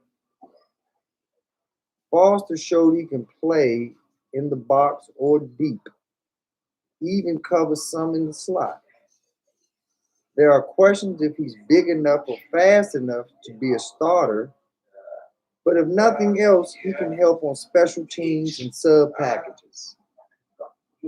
So my first question is his name Forrest or Foster? Because they typed two different names in the same little mini paragraph about him. First they said his name is Derek Forrest. Now they referring him as Derek Foster. So which one is it? Is he a Foster or a Forrest? Already the disrespect has begun. On to the next one. I don't even have to read this shit, but I can promise y'all right now, this is going to be my least favorite of a draft pick. Round 6, 225, we drafted Cameron Cheeseman, a fucking long snapper from Michigan. We drafted a long snapper. What the fuck? Ugh. Ugh. After releasing veteran long snapper Nick Sundberg this offseason, Washington needed to find his replacement. It found one in Cheeseman. Okay, I'm going to stop right there. Why did you cut Nick Sundberg again? Why did you cut a competent long snapper? Did he snap? I don't remember him snapping the ball over the punter's head or doing something that would even bring his job into question. But we made a decision to cut somebody and then had to draft a replacement. Why didn't we just stick with the same Nick Sundberg? How many times did y'all hear his name all year? I didn't hear that motherfucker's name once. Correct me if I'm wrong, though, please. But anyway, back to it. It found one in Cheeseman, considered one of the country's best thanks to his consistency. Get the fuck out of here. And he didn't even play this year. How does a long snapper opt out? Really? The long snapper opted out this season? I guess it worked. I guess it fucking worked. He got drafted.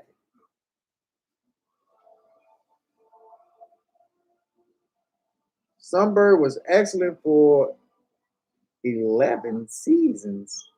How long was this motherfucking college? Rarely missing a bad snap, making a bad snap. Rarely. Thanks. But injuries over the years, tricep surgery this offseason. So plus he didn't play and he's coming off a surgery of his tricep. Of course you don't need your tricep to snap the ball back. Of course not. Get the fuck out of here. But whatever. All right, we got the one that DG wanted me to look at yet? Tony? No, not yet. You didn't miss nothing, DG. I just went over Cameron Cheeseman, the long snapper. So you didn't miss jack shit. This motherfucker's a bum. Why did we waste a 6th round? And it's disrespectful to the 2 7th round draft. We had 3 7th round draft picks. It's disrespectful to all of them that we drafted a long snapper with the 6th pick. Like, thanks. I don't even want to play for you. You think a long snapper is more valuable than me? Get the fuck out of here. Ha! Dubs Gibson, Jack in the building. I'm the only person you can see up here, Dub, so I'll let you know. These hoes ain't loyal.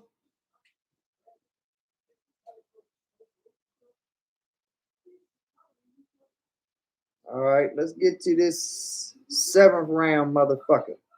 William Bradley King, linebacker / DN from Baylor. Let's look at his highlights. See what we got.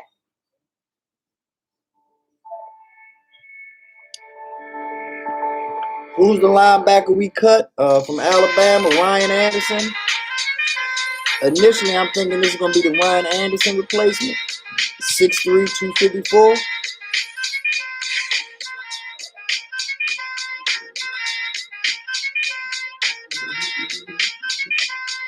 Oh, shit.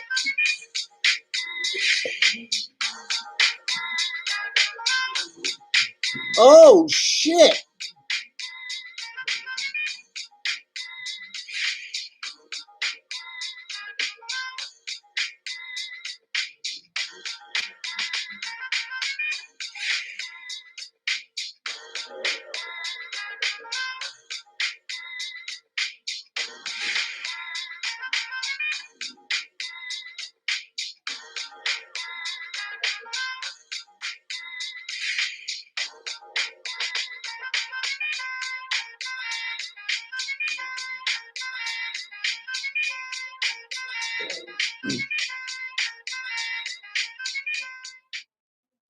I like him. I like him. All right, let's see what they say about him. Bradley King was mostly a pass rusher in college, transferring to Baylor after 3 years at Arkansas State. At 252, he'll probably have to add weight to be an effective rusher in Washington's base 4-3. If he makes it, he would be a situational rusher. I personally think he should try to go the other way. I think he should try to lose 5 to 10 pounds and see if he can actually be that Khalil Mack type rusher from the linebacker position versus just being an end. But we'll see. All right, DG, we finally made it to your man, Shaka Tony. Shaka might change. He's a linebacker DN too, so he might change my mind about this William Bradley King guy. Let's see. What up, Money King? Welcome back. He said, I think our draft was good. They got players that fit their scheme. We'll see. Damani Brown and Dax Millen. These wide receivers are crazy good. All right, I haven't seen Dax Million yet, whatever the fuck. But Damani Brown, I don't like his separation. I don't like his route running at all, Money King. At least off of the highlight that I saw. I gotta go somewhere and find some better highlights probably. But off the highlight that I saw, Damani Brown didn't really impress me. They said he run a 4.4, but I didn't see no 4.4 on any of the highlights that I seen of him.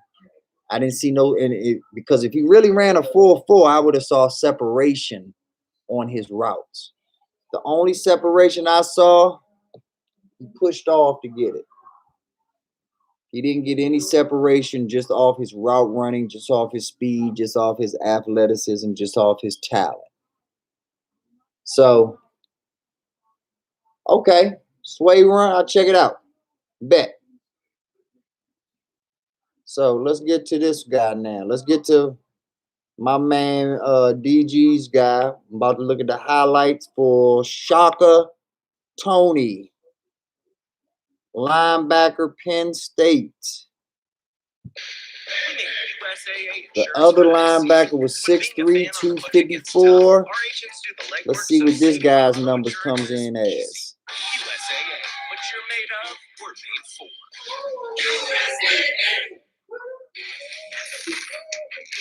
This guy is 6'3", 244. Already a better weight.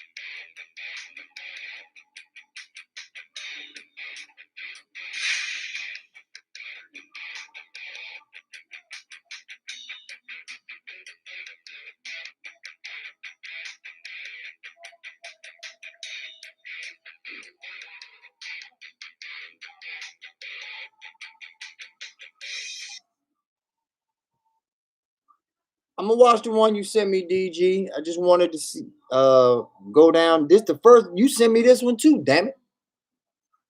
I just want to watch this one first because this the one you sent me that got everybody on it. The other one you sent me was just him.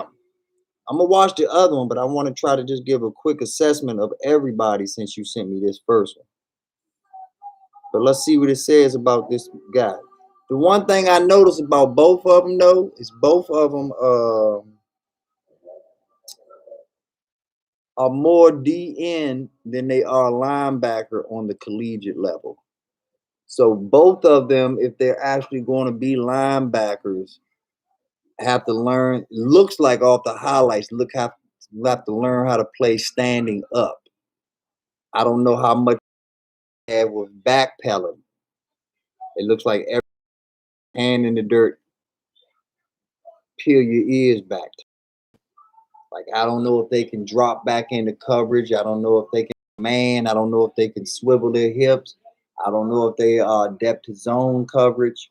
So I'm still gonna look at the other one you sent me, DG, because I'm sure it's gonna give me more in depth. But just telling you what I'm seeing initially. All right, the take on it. For the second consecutive pick, Washington selected a potential situational pass rusher for sub packages. Tony was an outside linebacker / edge rusher. He had 5 sacks in 9 games. He ran a 4.5 in the 40 at his pro day and is considered a twitchy athlete. So he's got some of that Dwight Freeney in him, they're saying. So he's got a little bit of that Freeney in him. They need to build depth with young edge rushers. Special teams will also be important here, and Tony's speed and size will help. Nice, nice, nice. All right, next one. Your other guy, Money King, Dax Milne, whatever the fuck his name is. The first thing I don't like about him is that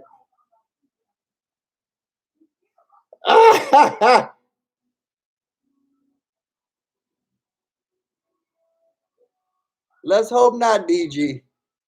Let's hope not. Twitchy, not switchy.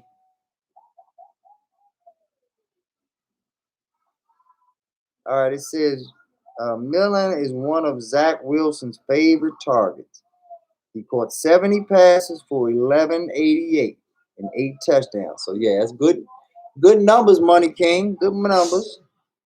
He's considered a strong route runner and has decent size at 6'1", 193. All right, bet. His special teams play dictate whether he makes the roster. Washington has enough depth at receiver that it will be tough, but not impossible to win a job. Okay. So the last time I can remember us really having a wide receiver that we highlighted for his special teams ability was Terry McLaurin. If you recall, That's what Terry McLaurin was brought in for, was to basically be a special teams gunner.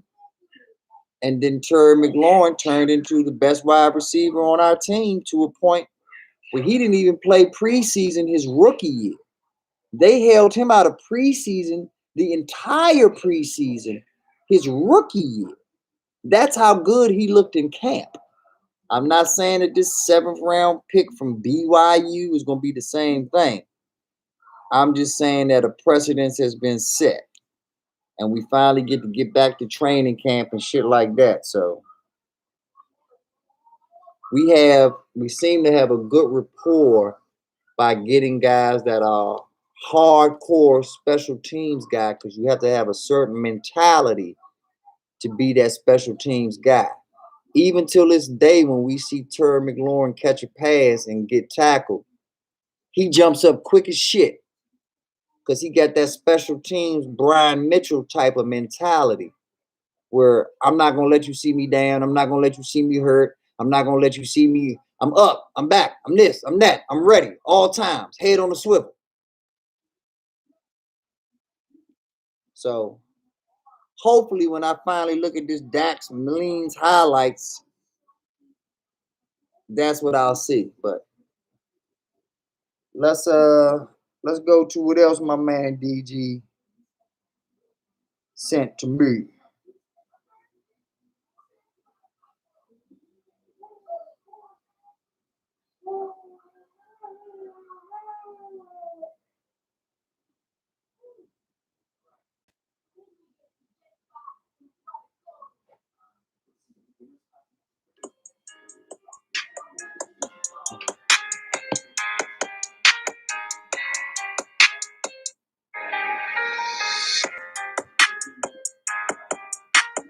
I'm watching Tony's joint right now, DG.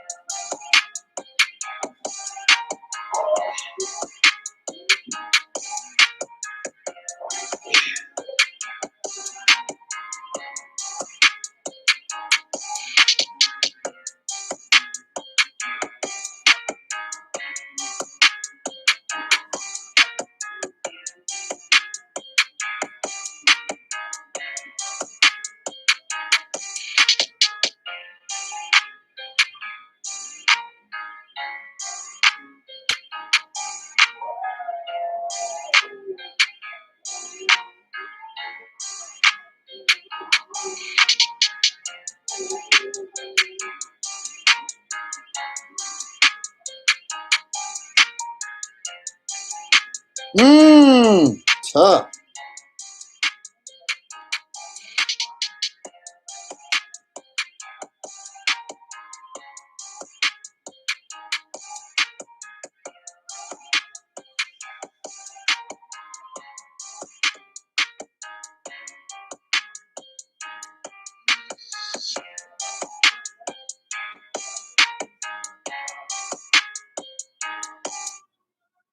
Okay.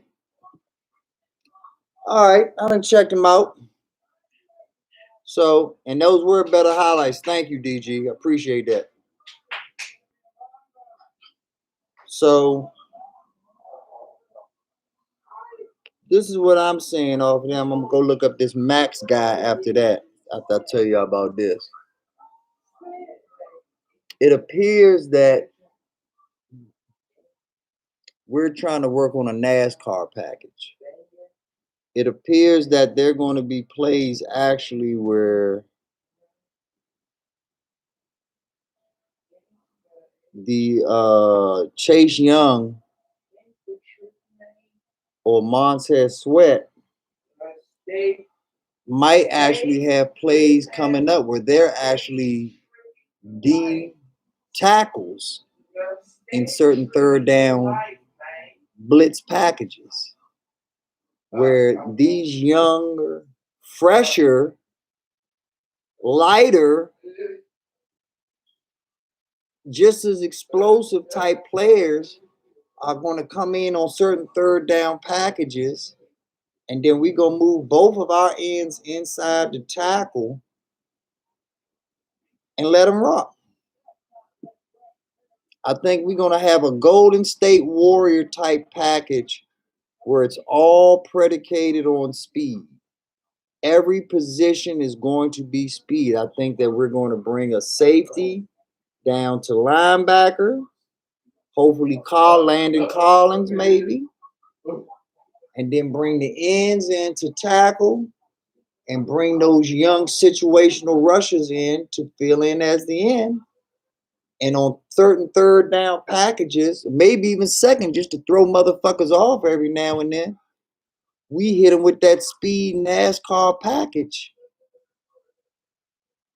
and hope and pray that that speed either creates confusion or can jar that ball loose through a turnover. Now, this is just me spitballing off the top of my head, off of looking at a 2-second highlight. But that's what I see right now. Don't hold me to it, though, is the moral of the story. Ron might give us a press conference and fuck me all up. Like, yeah, I'm going to move these linebackers to tight end. Blah, blah, blah, blah, blah. You never know with these motherfuckers. So, we'll see. Hey, quick question for We you. will see. All the undrafted players, All right. which one shocks y'all the most? Big Simple still going. Big Simple still going strong on his channel. Like I said, please support my man Big Simple. Hit the like button for him. Subscribe to him if you haven't. Big Simple 422 and the crew. You can find him at Big Simple 422 if you don't already have it. If you do have it, please stop on in. Show my man some love. If you got more than one device, turn both of us on. That's right. Go show your love, daily grind. I'll be here when you get back. But yeah, please, by all means, spread the love amongst my YouTube family. Watching them is the same as watching me. We are all one in these streets. I want their success is my success. So by all means, support me by supporting them.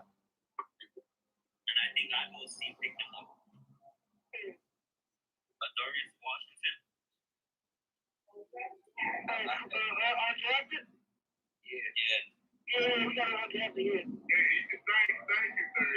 Thank you. Thank you. No, it wasn't.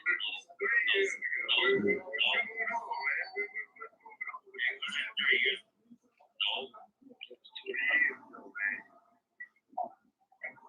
Yeah, we got that in 3 years. I just had to send them a message over. Let them know I just sent a B9 Nizzle raid of one person over. That's funny as shit.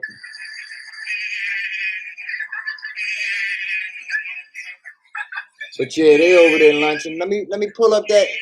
I don't know if you still here, Money King. But if you are, I'm about to pull up your guy. Check out these wide receivers a little more in depth.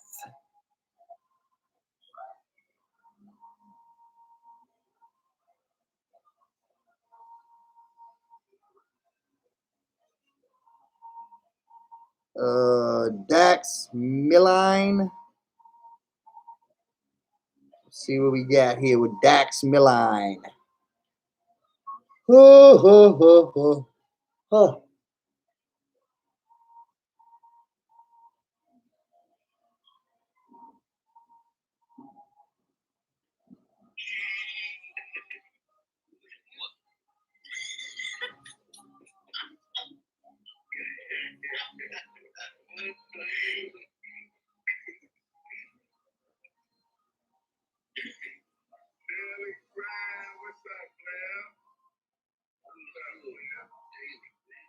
No doubt.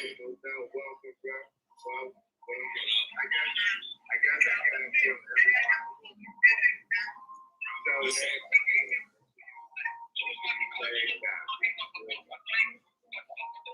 So anybody that wants to donate to me,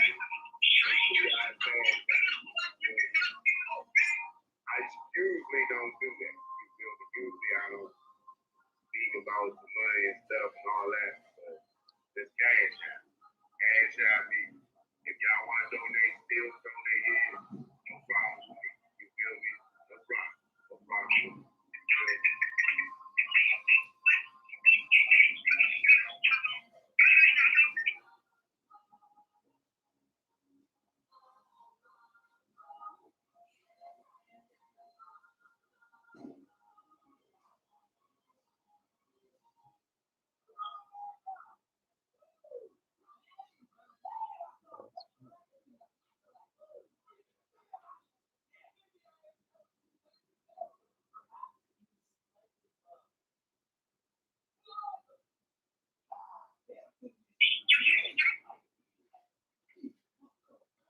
But yeah, All right. I know you are good, Brooke. You are good. You are good. Stop acting like that. You always support me. DCF. What up, champion? Yep.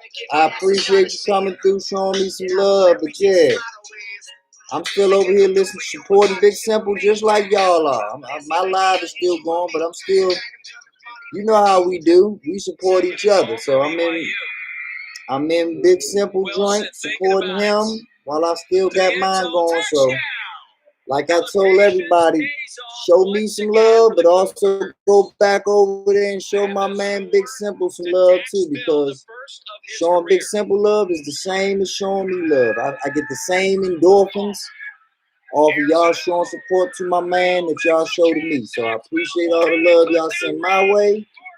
Make sure my man Big Simple gets his love. And if anyone else in my YouTube family, you know who you are, is going live, by all means, I will shout you out, show you support. If you can watch this on, oh, he's ending his now? Okay. Well, cool. So that's what's up. If he wasn't ending his, then like I said, you know, he's showing my man love. What I'm doing right now, I'm just checking out this David Milne from BYU. Checking out his highlights, see what's going on. So if I'm not talking for a second, that's why. As usual, salute Big Simple. I don't know why you ended yours. Y'all was going good. But either way, salute. Everybody in the house, welcome, welcome. Ivo, Brookie Brook, DCF, Daily Grind, welcome back.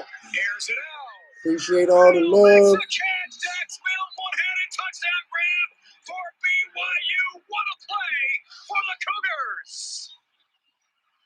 Thank you, sir. Thank you. Thank you. Yeah, I love this joint, man.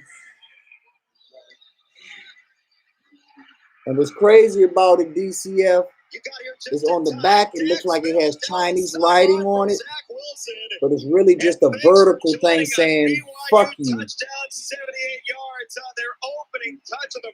See if I can show you. See if I can show you the back of the shirt. That's the cool part. Look at the back of it.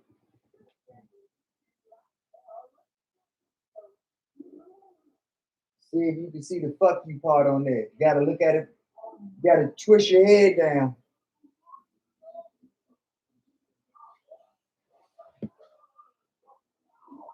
But yeah.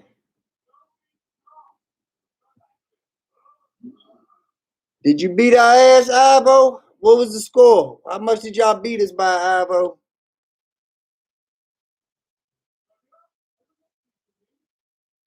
BYU on the move ahead of the 41-yard line. Wilson lets lets it go, and he's got his man again on the left sideline. The Cougars Facts. on the move as Mill Big Symbol, what up, champion? Thanks again for sharing me out. Once I finally get the I think I need to have a certain amount of subscribers from what I'm hearing. Oh, we lost by 1 point. Ah! Damn you, Ivo.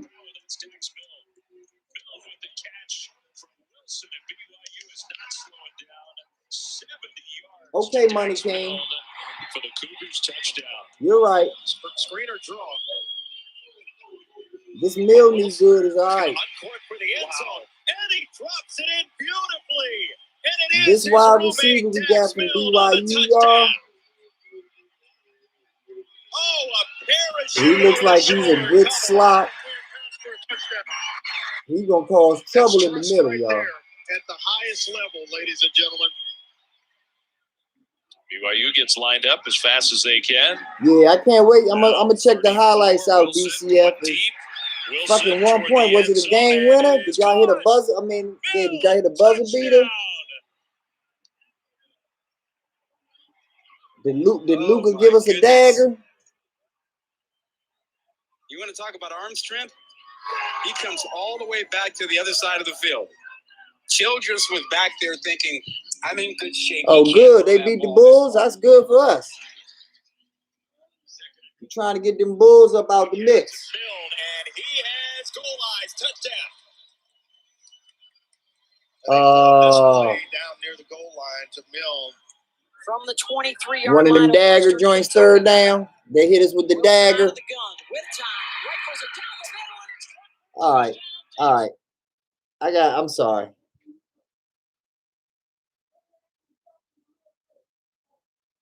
All right. I'm not going to say nothing bad about Bradley Beal. Only because I mentioned Bradley Beal today in my chat. And Bradley Beal is doing some amazing things with that Ron Brown charter school here in Washington, D.C. And he's trying to teach these young black men the world of finance. And only because he's doing that, and I gave him a shout out, will I give him a pass on this. However, I will at least say this. You have never been clutch, Bradley. I hope and pray that that's the one thing that you work on in the off season and add to your game this year compared to next year is you got to become clutch, my brother. You got to be able to hit that dagger. You got to be able to stop fumbling and bumbling when the game is on the line, when it matters most. You have to stop this shit, Brad. I mean, you're the best shooter, the number one scorer in the NBA. And you like Kirk Cousins in the last 5 seconds, last 10 seconds of a game for the most part. I don't need that Kirk Cousins from you, Bill. If you are one of the best 20 players in the entire NBA, you got to be able to handle the clutch shots, right? Like you like Shaq at the end of the game. You're a liability, Slim. You can dominate for 35 minutes. But then you become that liability. You always want to over dribble. Or you always want to look for a call instead of trying to make the shot. You don't get those calls when it's only 3 seconds left in the game. It's grown man time now. The ref is not going to bail you out in these situations, dog. You either got it or you don't. That it factor. That's why the Wizards are winning games now.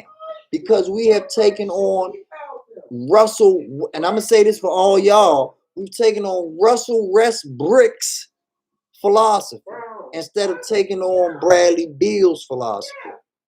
The first 50 games that we played this year, or the first 30, 40, we played all of them under Bradley Beal's philosophy. This was Bradley Beal's team.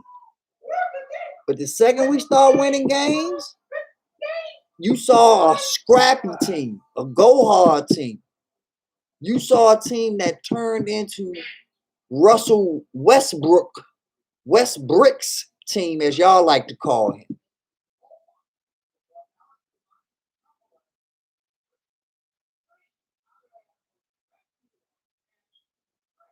John Wall, that's a fact, DCF. John Wall was way more clutch than Bradley Beal. Definitely. But you got a better player than John Wall in Russell Westbrook. I think Neto was more clutch than Bradley Beal. I would rather have Raul Neto shoot the last shot over Bradley Beal because he got ice water in his veins. His facial expression, his body language never changes. Same Neto all day, all game. That's the type of person that you have to be in the clutch. You have to feel the same way when it's 3 seconds left in the game that you do when it's 40 minutes left in the game. Same, no pressure. Same, this is what I do. Same, I don't even have to think about it. It's just so automatic, so robotic. So that's what I'm looking for. Not somebody who played the whole game, chilled, then I let you know. Just the last shot of the game. Huh? Oh, oh, oh, oh, oh, God. I didn't get a call. Oh, why you didn't give me a call, ref? Because no, I'm not going to say it. I'm not going to say it because, like I said, what Bradley Beal does off the court, I have to give him a pass. But you on the radar, son. You're on the radar. You have to stop this nonsense. You have to, my dude. And I really hope and pray that you take this off season. Because Westbrook is mad. Exactly. Thank you, Big Simple, for telling me that. Thank you. M. Goldie. How you doing, sir? You're entitled to your opinion. You like Bradley Beal? You think Bradley Beal is clutch, M. Goldie? Is that what you think? You think Bradley Beal is a clutch, last second shot? Put your money where your mouth is type player? That's what you believe? You're more than welcome to it. More than welcome to your opinion. But I'm clutch enough for you to go ahead and hit that subscribe button. I'm clutch enough for you to go ahead and hit that like button. I'm clutch enough for you to come on in and just talk with us.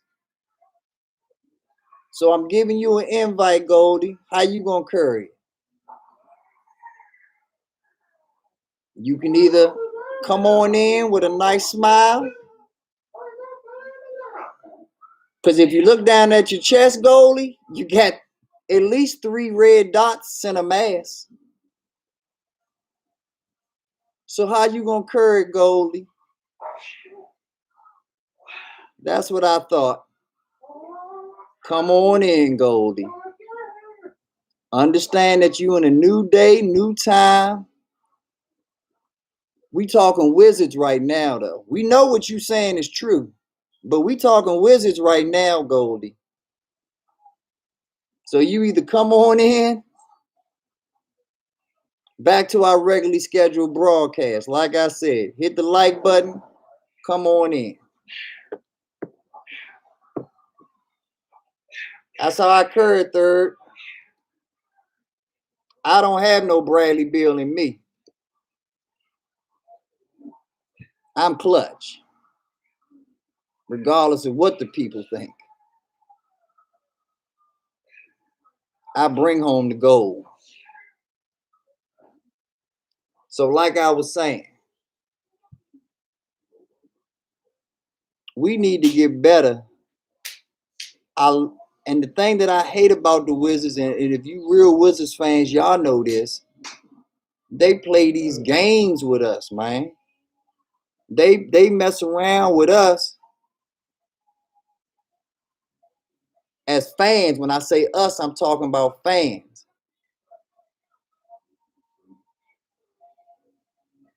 Of course you can, Brooke.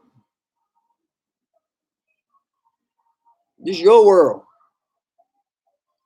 But yeah, that's how I feel about the situation.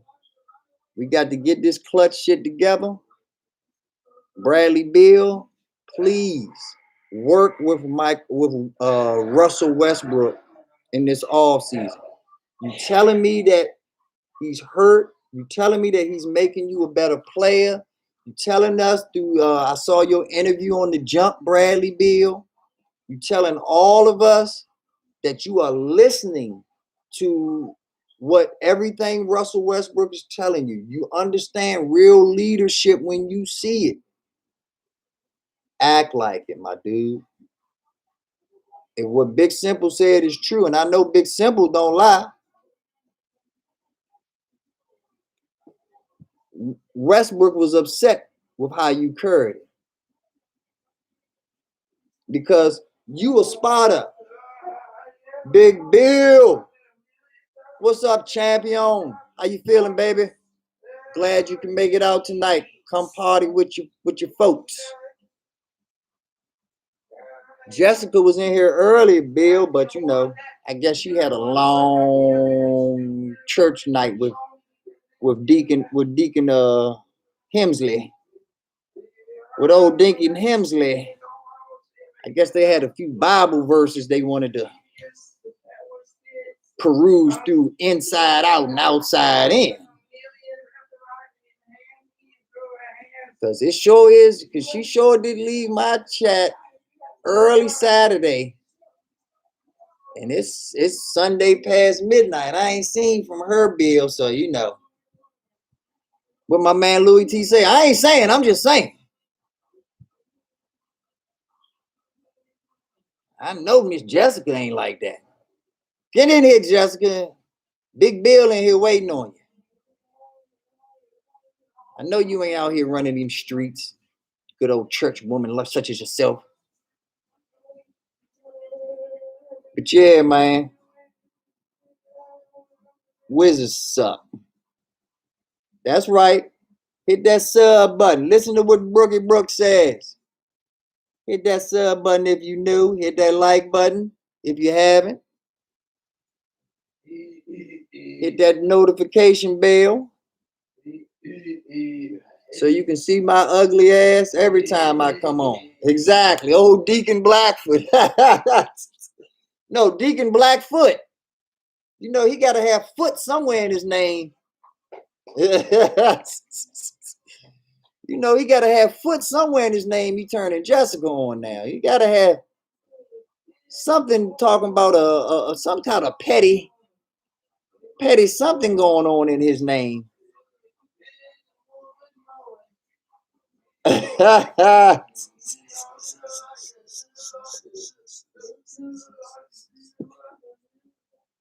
yeah, what's going on with you, Bill? How you been, big homie? How'd you like y'all draft? Reddy Red already told me he think y'all draft was better than ours. What you think, Big Bill? I know that's right, Bill. Bill say I always got me someone on standby. Bill say this party don't stop no matter what. I can dig it, Big Bill. You say Jessica may not be made for the streets, but you are, huh? You enough hoe for the both of y'all, huh? I got you. I got you, Big Bill.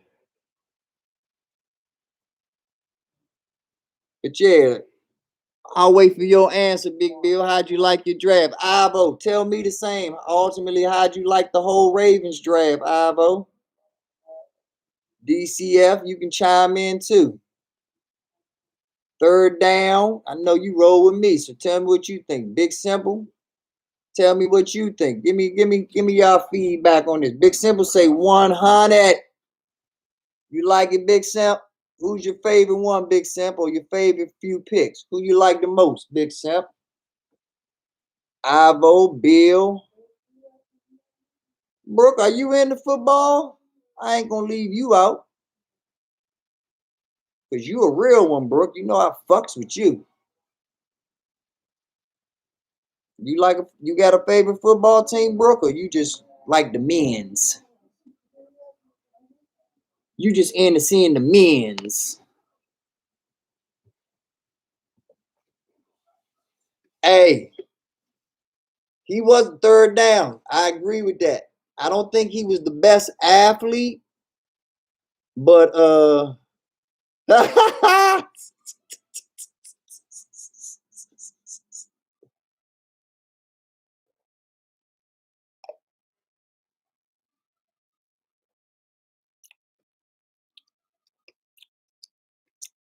say less.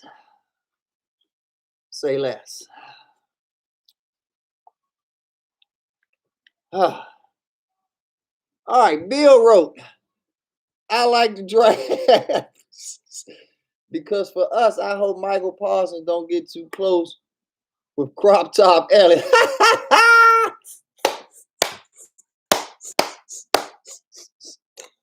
Oh, that's why you my man, Big Bill. Even being a Cowboy fan, you keep it 100, dog. You know them niggas some fruit balls. You know it, Big Bill. Michael Parsons looked like a damn extra on Empire with his little tight turtleneck on. And you know how Elliott could, oh, Bill. Right here, Bill. Oh my God. That is absolutely right. Third down said football talk over.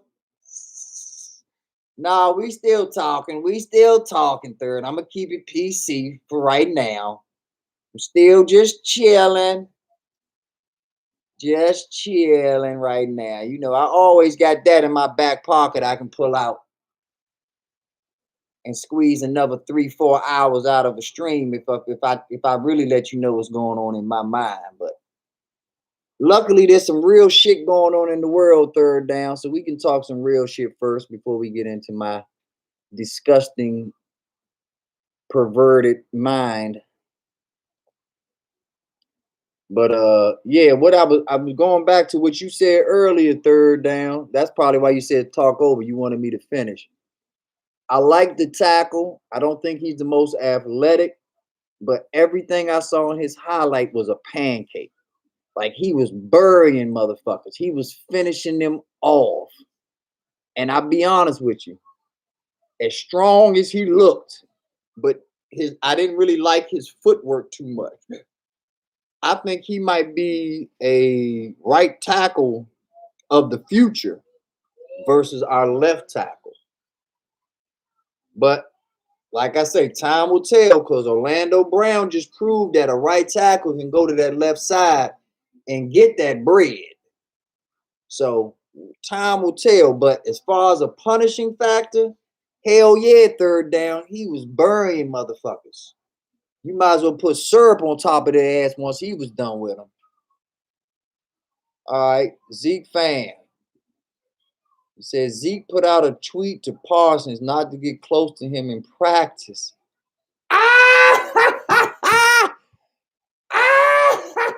So they awesome. So they openly admitting that they some fruit balls, huh, Zeke? They openly admitting it.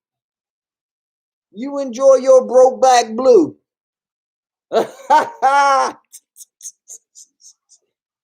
Enjoy your Brokeback Blue. Ugh, disgusting.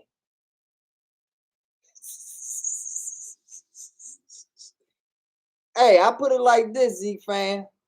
How come ain't all the other players say that? Yeah, uh-huh. I get it. I get it. I'm just joking too, Zeke fan. I'm just joking too. There's nothing serious about what I'm saying.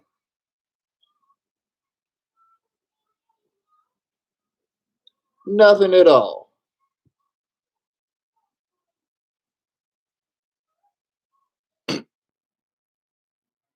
Moving on. King Ivo. He says Bateman and Jason was my favorite. Yeah, okay.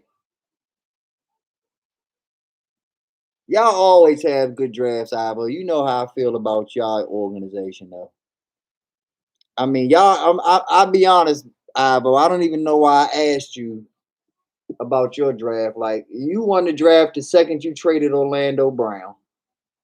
Like, the second you traded Orlando Brown, you won the draft. So, no doubt about that. My man Big Simp say I gave Washington an A minus. It would have been an A, but you know the reason why. Exactly. Those fucking Cardinals. Ugh. Those fucking Arizona Cardinals fucked up my whole day. Hey, and I'm gonna tell y'all how bad they fucked up my day. Ivo and Big Simp.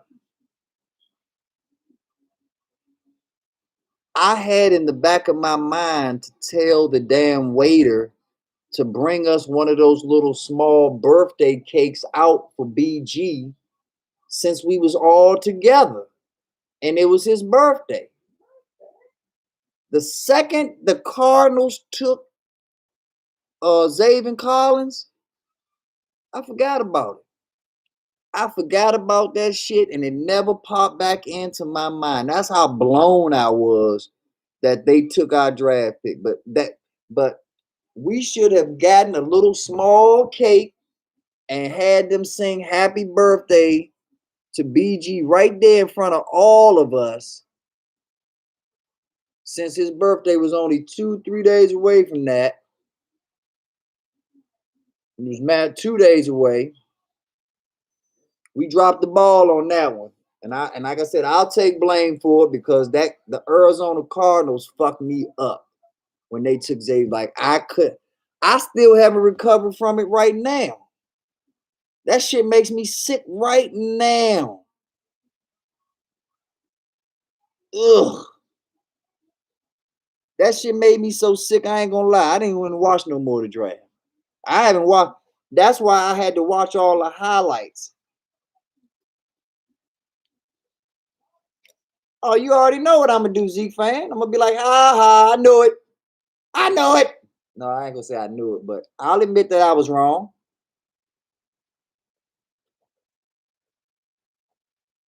I will gladly admit that I was wrong, Zeke, and then celebrate that shit.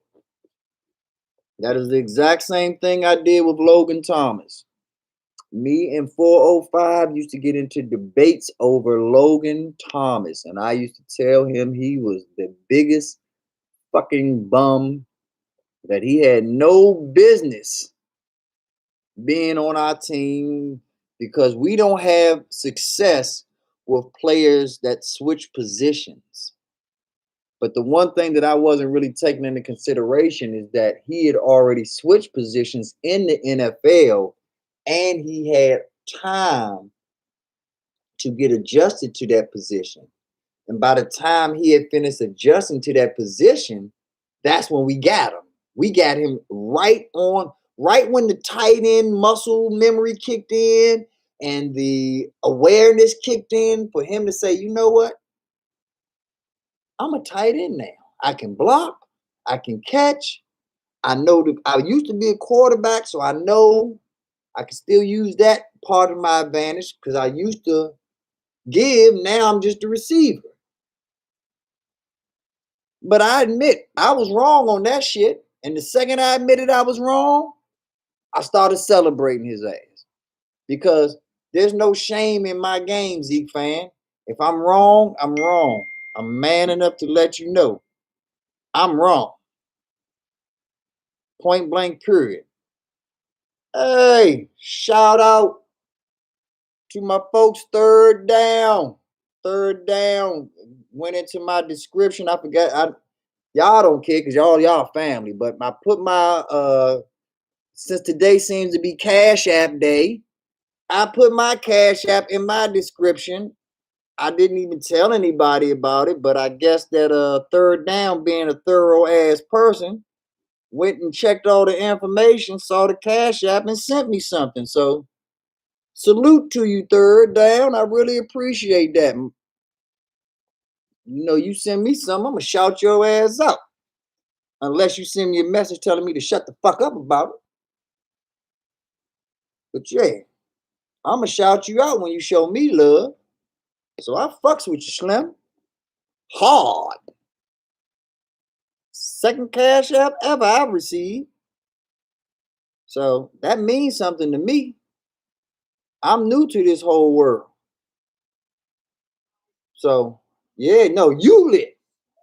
You lit. You and Big Simple. Y'all the lit ones. I appreciate the love, man. But yeah, I'll do the same thing to answer your question, though, Zeke fan. I'll do the same thing with Davis that I did with our tight end. I will say fuck it, and then I'll come on in. Welcome to the family, Kid Wonder in the building. I'm a big supporter of yours. I see you in other people's chats, Lucia, my man Geeks. So I see you around, Kid Wonder. Welcome to the fold. Always happy to have another G in the building. Hit that like button, hit that bell so you can get all the new notifications when they come out. Right now, we just chilling, talking shit, relaxing, wind back time. This is hour 6. In the video earlier, I'll go back over for third down, DCF, and Brooke. And since you here, Kid Wonder, I have a series where I'm trying to get okay, my man, appreciate you.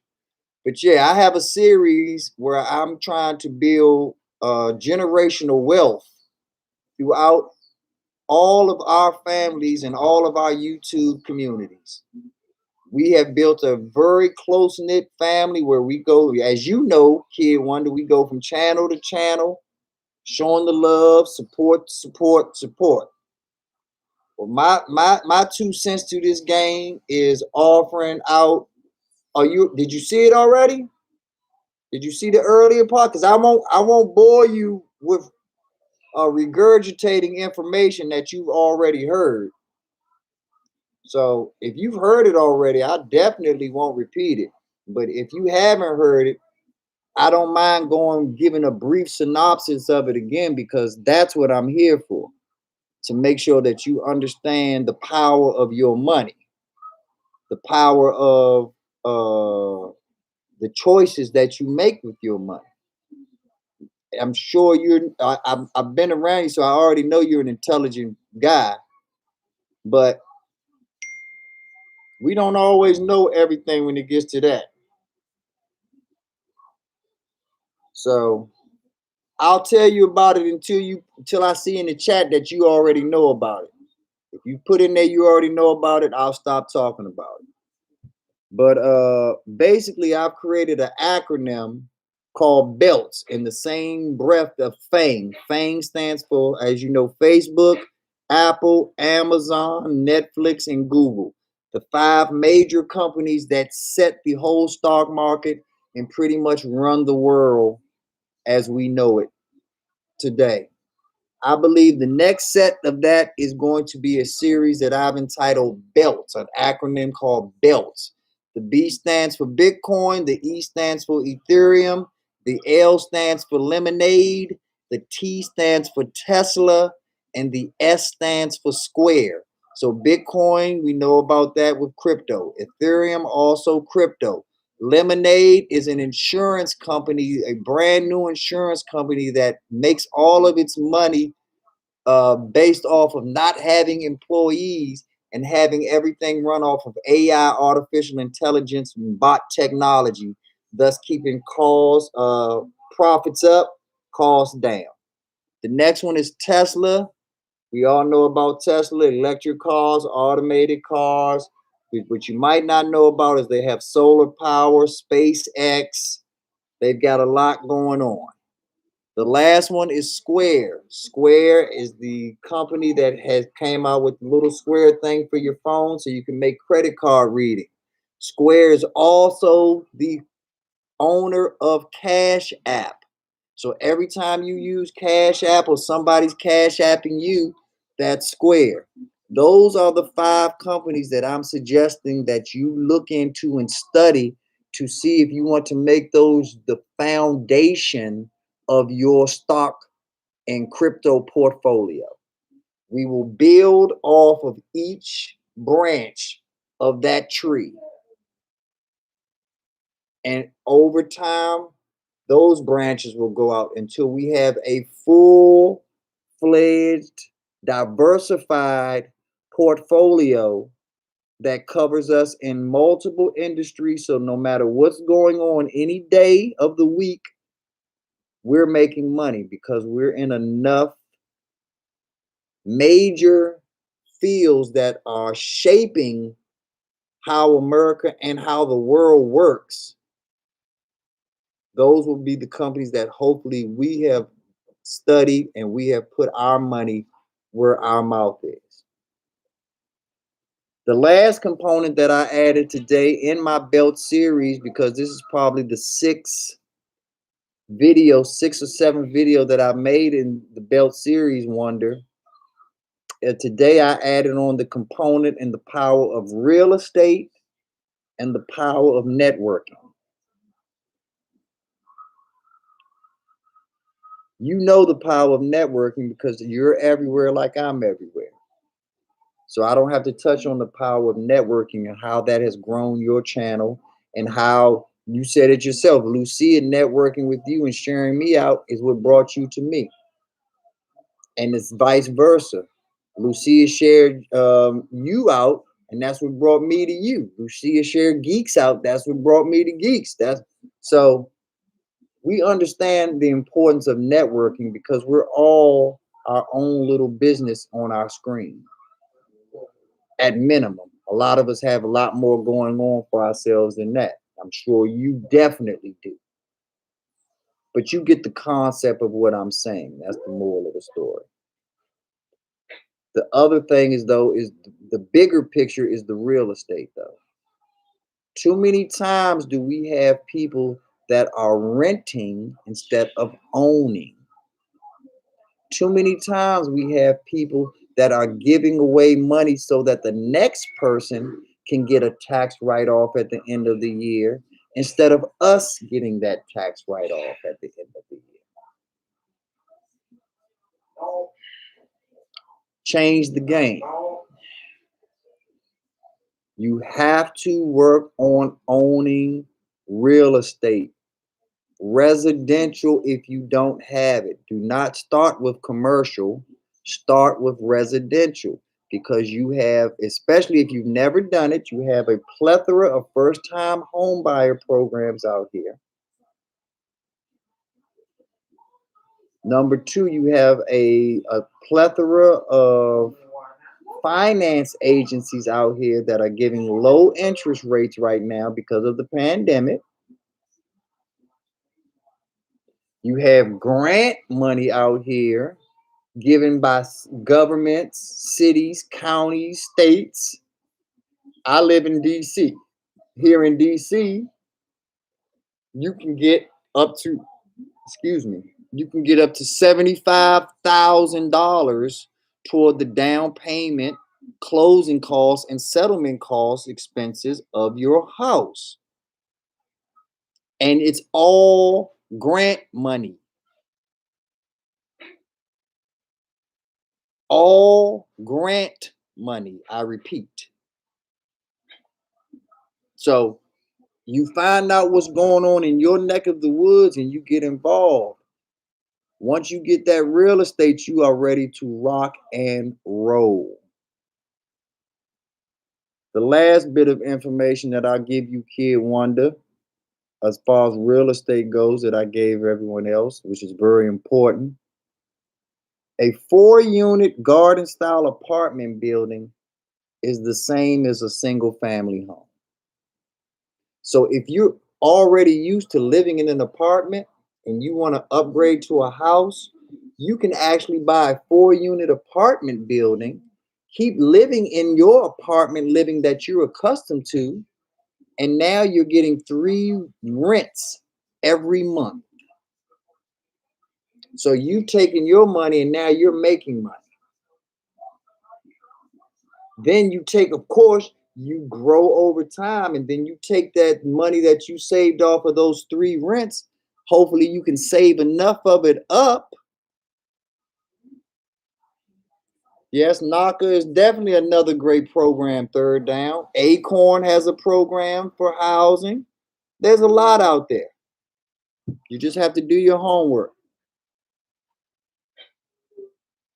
But the point that I was trying to make was once you get these 3 rents and you save the money, you can now take those 3 rents and get you a single family home because you've just created, you didn't quit your job. You're still going to work, making money.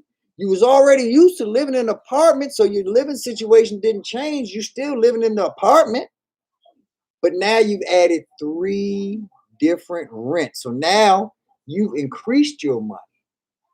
You still have to take out money for the expenses of the building. You still have to take out money for maintenance and things like that. But if you run your business the right way and you have good management skills, you're pulling a profit. And so you take that profit over a year's time, like Third Now said, yeah, don't go out and blow it on some hot, young, wet one. Because she'll leave you high and dry back in the poorhouse. You take that money and you buy the house that you wanted to buy in the first place, because now you're in a position where now you can upgrade.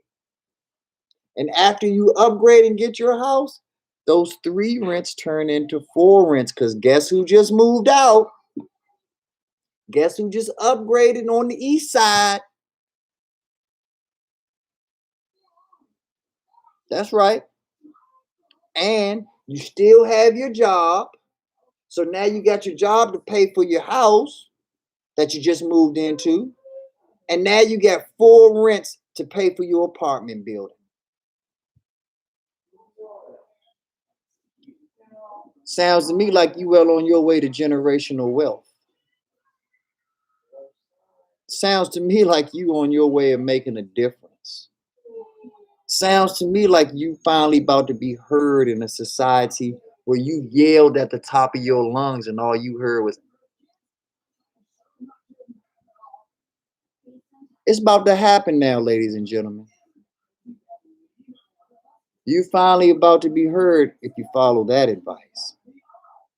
You finally will get a voice in this capitalist society because you'll have the root word of it, capital.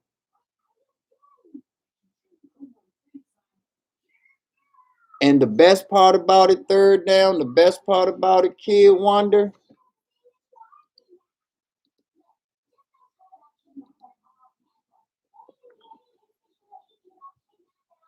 the best part about it is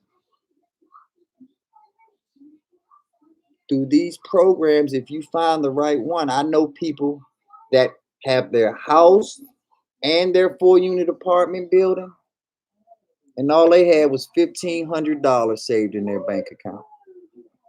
They didn't have to save 5, 10, 20% deposits that it takes at these expensive real estate prices. No, the 75,000 covered all of that. And once they got into the game, they just were smart enough to start climbing the damn ladder until they got where they wanted to get.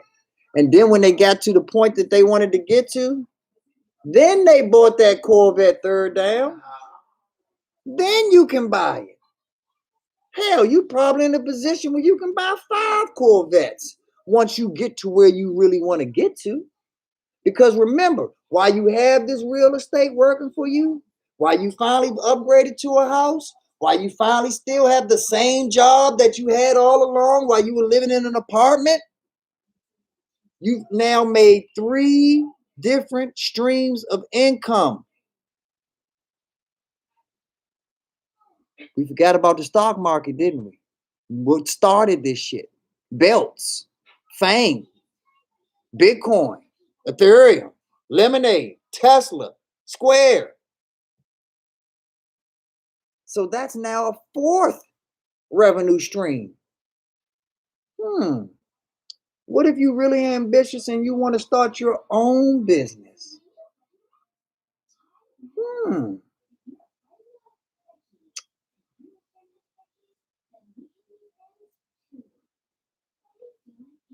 What have you done for yourself? You put yourself in a position now where you have options, where you can decide where I want to live, where I want to be. When you get to this level that I'm talking about, then you start looking into things like, there's no state taxes in Texas. You start looking at things the way NFL players look at shit. You start looking at shit the way NBA players look at shit, the way Major League Baseball players look at shit. I can make 10 million in Washington. I can make that same 10 million in Nevada. There's no state taxes in Nevada, though. I think I'm going to Nevada for the same 10 million. You have choices now. You have options now. So the options that you choose save you even more money. And by saving more money, you're making more money. How about that shit?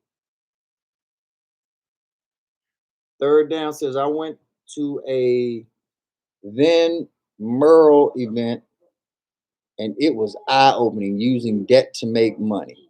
Bingo. Bingo. Because see, third down, most people don't understand inflation is the silent killer in the financial world.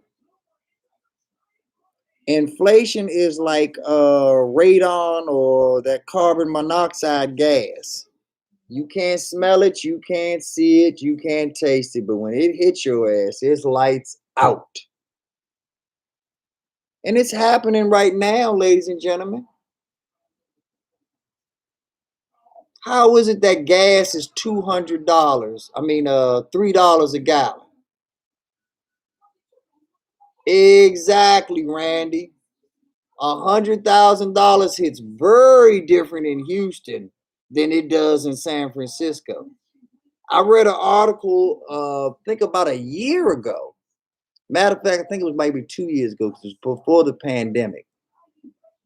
San Francisco was selling shells, complete empty shells, for over $1 million. Over $1 million just to buy something that you ultimately have to tear down and start from scratch. It was worse than starting from scratch because you had to tear down the old mess and pay for the old mess to get hauled away just to get you at square one, just to get you back to ground zero. So by the time you get back to ground zero, you're already 1.5 million in the hole. That's how competitive the real estate market is in San Francisco, because that is the heart of the .com Silicon Valley region, where most of our tech businesses are originating and coming from. But they're getting tired of that place too. They're realizing that they don't have to stay in that place to get everything that they want. There are new hubs that they can go make that are cheaper and more economic to them.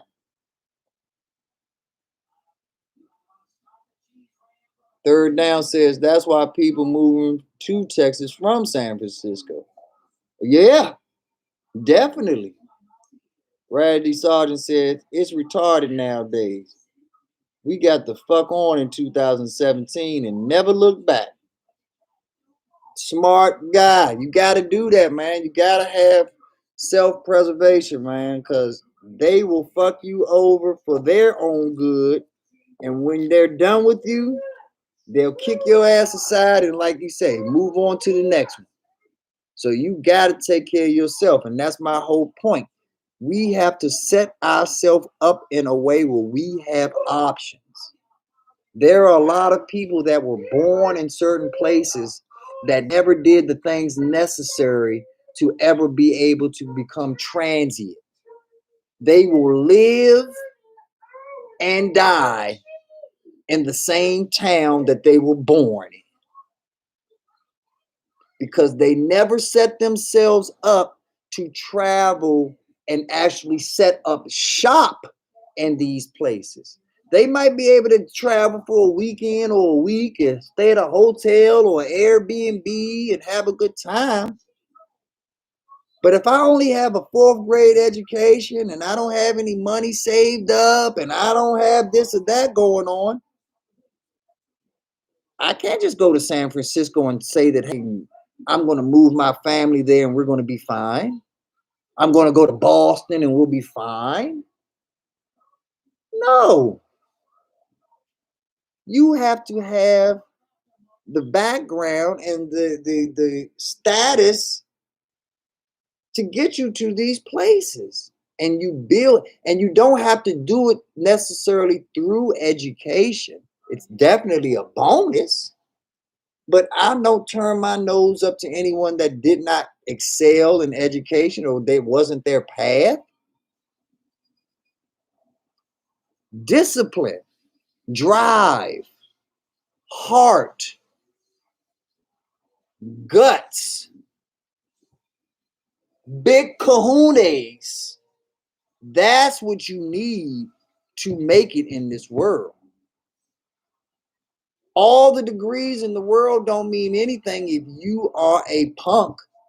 If you don't have the intestinal fortitude to make the decisions and pull the trigger and do what's need to be done for the betterment of your family, your business family, and the people that either are your consumers, shareholders, or employees.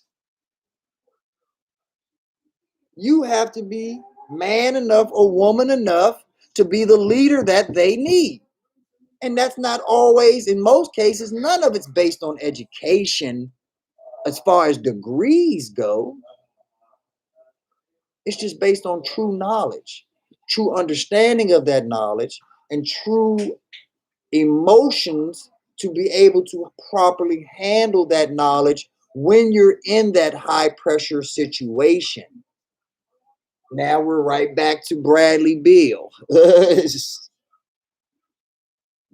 the clutch factor that I'm talking about, that he does not completely have yet.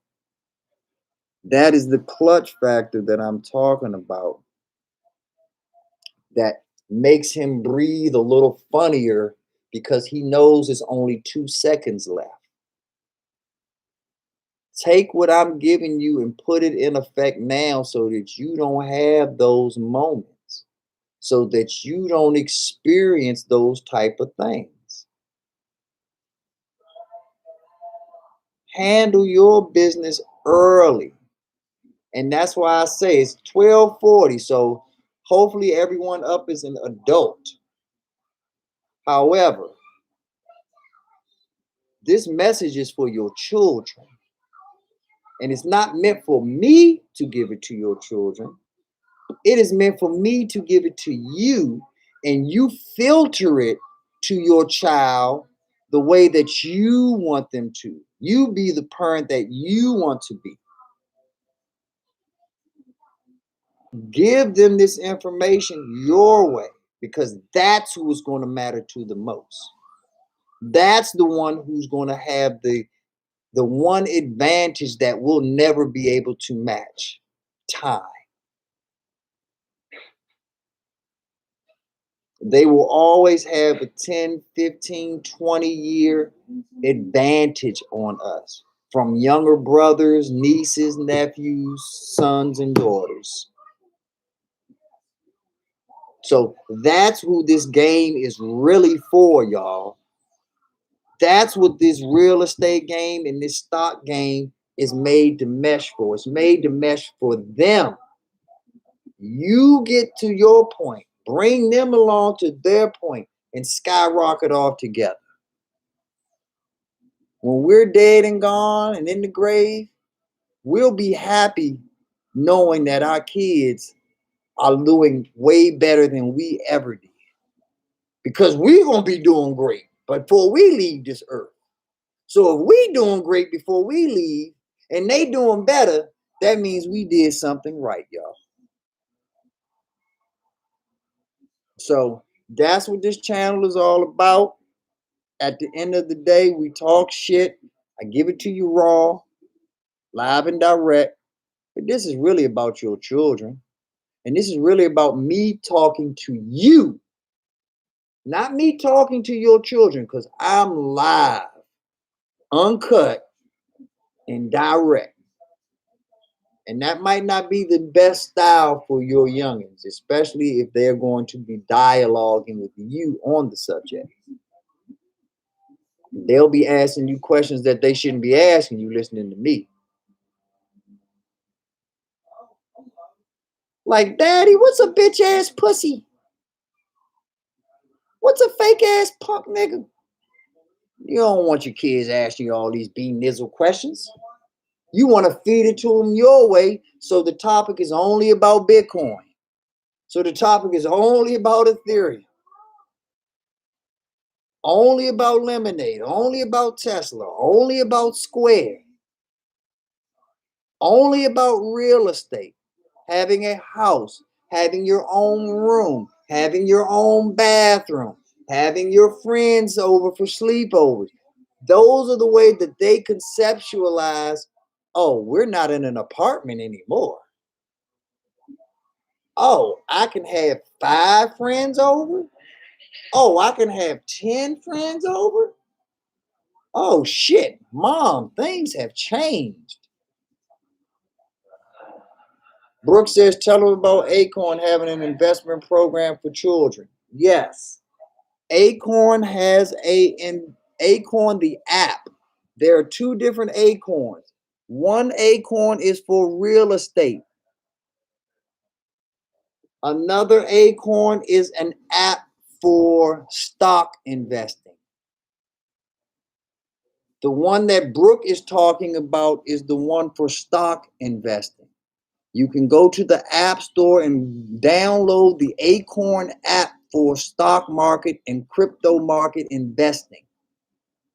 Acorn has opened up a series that specializes in you being able to open up an account for your child as early as 6 months old. I'm going to repeat that.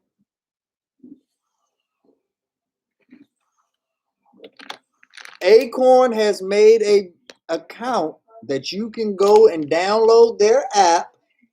And once you download the app and you start an Acorn account, you can start an account for a child as young as 6 months old. I don't know all the details, but if I'm correct, I believe it doesn't even have to be your child. You can be the stepdad, stepmom, aunt, uncle, grandma, grandpa, godmother, godfather, favorite deacon, whatever the case may be. 6 months old, ladies and gentlemen. So there is no excuse. Thank you, Brooke. I appreciate you reminding me of that and make sure I let them know. Because now that you know that, there is no excuse, ladies and gentlemen. Oh, I can't wait till such and such gets a certain age. Why? What, they still in your stomach? Because if they if they're on the outside, the party has started. If they made it through the tunnel, the party has started, ladies and gentlemen. And it's up to you to get the party started. There is a place in Utah where if you do not have your child registered as a registered gun owner by the age of 5, they will fine you until you get that child registered for a firearm at age 5. So if they're giving kids firearm licenses and making sure their training for firearms start at age 5, why can't you start on their wealth if you have the opportunity to at 6 months? Why not? What's stopping you? There is no excuse. If they want to have a sex change when they get older, still no excuse. If they play basketball instead of football, no excuse. If they was in an accident and their leg got broken, it's gonna take 6 weeks for it to heal, no excuse. If it's taking the baby longer to teeth than normal, so what? There's no excuse for you to not open up a account for your child or your significant loved ones that are that age if you are in the opportunity and in the position to do it. And the beautiful thing about it is it allows you to do things in very, very small increments. If you start putting an account aside for your child at 6 months, you could put $1 a month in, $5, $10 a month, and you would have more money than people that put in $1,000, $10,000 when that child turns 16. Start early and you don't hurt yourself as much. Start early and you can put in, instead of having to put in $10, you can put in $5 because you started early. Because now you really have time on your side. And you know my saying, if you've been here long enough, time is God's medicine. So if you give it enough time, your dreams will come into fruition. If you did the right research, the right studying, and you pulled the trigger on the right investments. That is the formula for success, ladies and gentlemen. Time. So once again, thank you, Brooke, for adding that on. Third Down says, that's all. I listened to the reel from B9 and Geno Jennings had to cut out a lot of the other noise. You'll hear a lot of bullshit out here, Third Down. A lot of bullshit out here. And that's because they're worried about making them money. I don't care, but I don't need anything from anybody. I can take care of myself. Now, now that being said, I definitely appreciate the love you sent me, though, Third Down. And I appreciate everybody that's ever sent me love and will always appreciate it. But if I never do another YouTube video and never get another Cash App in my life, I'll be all right. Trust and believe. I'll be better than all right. But ain't no fun if the homies can't have none. When it comes to this money, when it comes to this prestige, this power, this clout, that's what I'm doing this for the fam for, because I want all of y'all to be here. All of y'all. I don't know what YW stands for, Brooke. Help me out. You know I'm an old caveman. What does YW stand for, Brooke? Help me out. Or anybody. If anybody else knows what YW stands for, by all means, Let me know, because I can't. I want to respond to you, Brooke, but I don't understand.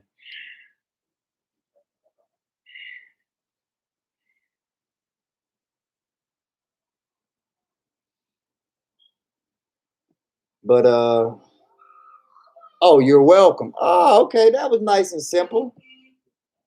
Thanks, Dubs Gibson. It's so obvious once you see it, but I felt dumb before that. He said, "What do you know about whales?"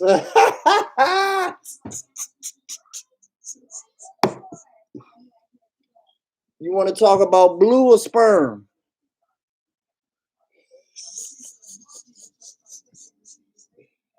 I'm not fucking with you, DCF. I'm not fucking with you. You are hilarious, though. What do I know about whales? That was out of left field. But yeah, we got blue, we got sperm whales, we got humpbacks. The humpbacks, if you ever seen Star Trek 4, the search for was it this? Yeah, Star Trek 4, the search for Spock. The humpback whales actually saved the Earth. Go check it out, DCF, if you haven't seen it yet. See, don't fuck with me, DCF. I got something for your ass.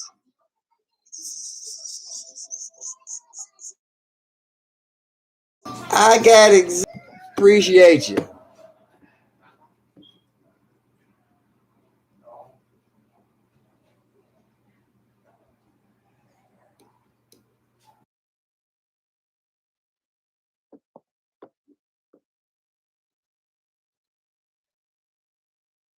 But yeah, man. So yeah, that's all I got for you on that. I don't even know. And you know what's funny? I'm glad that we had to talk again, because you brought a lot to the table, third down. But I did this conversation for Kid Wonder, and I don't even know if Kid Wonder's here. Kid Wonder ain't said shit to me in a minute. I hope you still here, Kid Wonder, because that was for you, buddy. I'm glad that Brooke added her knowledge. I'm glad third down chimed in. DCF, Big Simple. We had a nice conference. Randy Sargent came in, gave us some info. I appreciate all that. Come on, and Randy, hit the subscribe button. Become a member. Come on into the family. Hit the like button, the alert bell, so you get all the notifications. But yeah, just your San Francisco information alone lets me know that you have something to bring to this table. So if you got something to bring to this table, you are more than welcome to come on into this family and be a part of our community, because that's all we're about, is helping each other, seeing each other grow, and hopefully coming together one day to celebrate the gains that we've made as a community, as a family.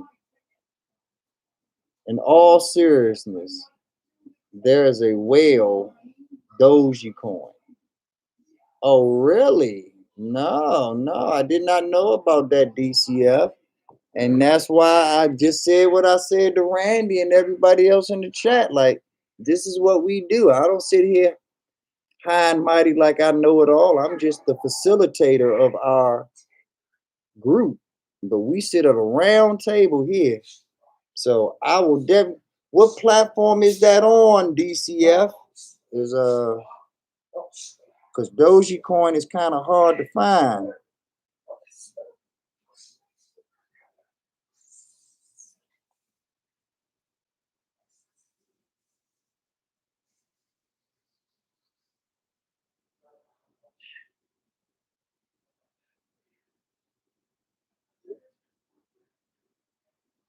Let me see if I can see it. Is it on Binance? What platform did you find it? Or do you know what platform it's on, DCF?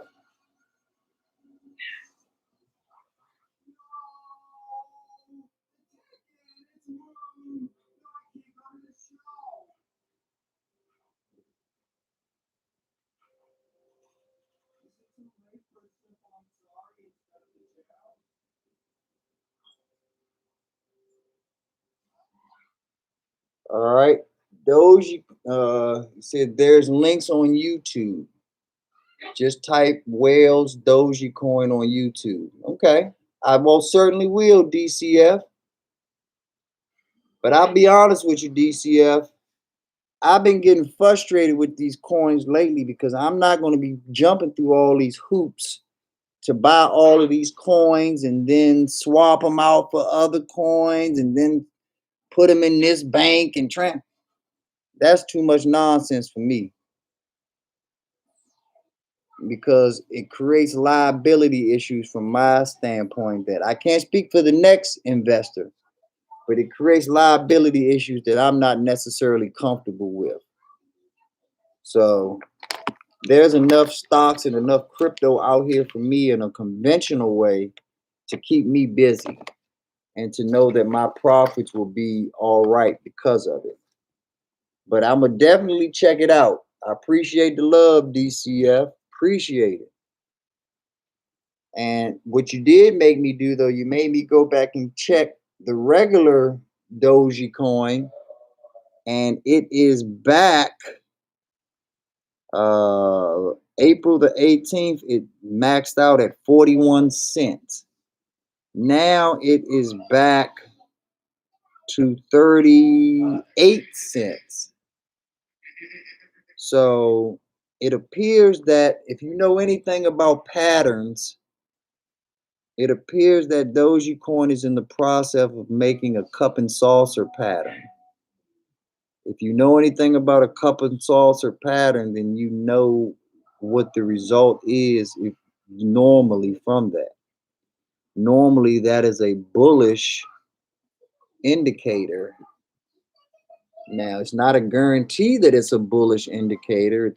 It could also be a indicator for a bearish movement about to happen. But the one thing that we know is that we are at a breaking point. Something either has to drop or pop at the end of a cup and saucer pattern. So let's find out and see what happens.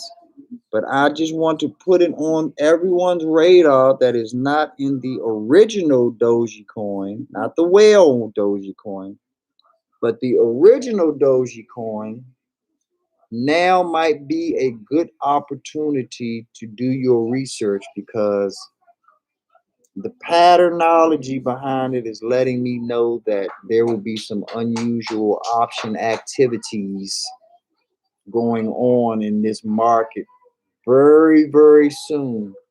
Maybe as early as tomorrow, because as we know, the crypto market never stops.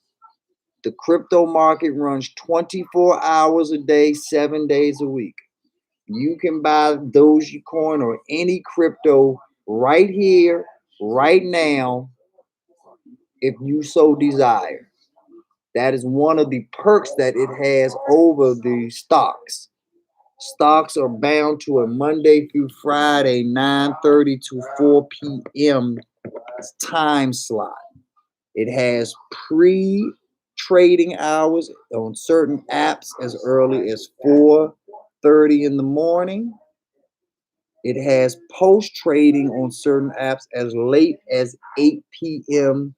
at night. But that still nowhere near matches the 7-Eleven that cryptocurrency offers you in the 7-Eleven, Denny's, IHOP, 24/7 that they offer you. So there's a lot of people that always feel more comfortable knowing that they can pull their money out at 3 in the morning, or they can put their money in at 3 in the morning. So that's why there's something for everyone. That's why you get to find your niche, because it's not just what you like, it's what fits your preference, what fits your style of investing. In a lot of cases, we can spread that out to diversify so that we know that we have something going on all hours of the day, 24/7. So, are there any more questions about the stock market, crypto, real estate, networking? As far as the networking portion goes, I want everybody, I don't care what your political affiliation is, I truly don't give a fuck, but I want everybody to look up the My Brother's Keeper Alliance on the Obama.org website. I want you to start doing your research on what the NFL teams and the NBA teams are doing in the communities that they service. Because you are part of those communities in a lot of places. Some of you aren't because you're transient and you live in different places where your team plays. But most times, even if it's not your team, it's a team. If you live in LA, but you are a Cowboys fan like Zeke, go get Rams information. Go get Chargers information. Get where the money's at. So what? You a Cowboy fan. Take that Rams money and that Charger money and those opportunities that come along with that. And when you make your money off those opportunities, go buy you some Dallas season tickets. Take that Ram opportunity to buy Dallas shit. But you got to start networking in your communities where the money's at, where the movers, the shakers are at. You want to be around those type of dogs. You want to get infested with those type of fleas.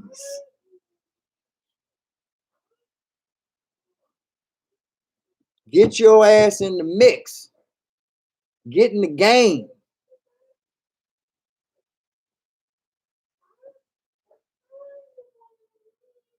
So, once again, is there anything else? Last call for alcohol.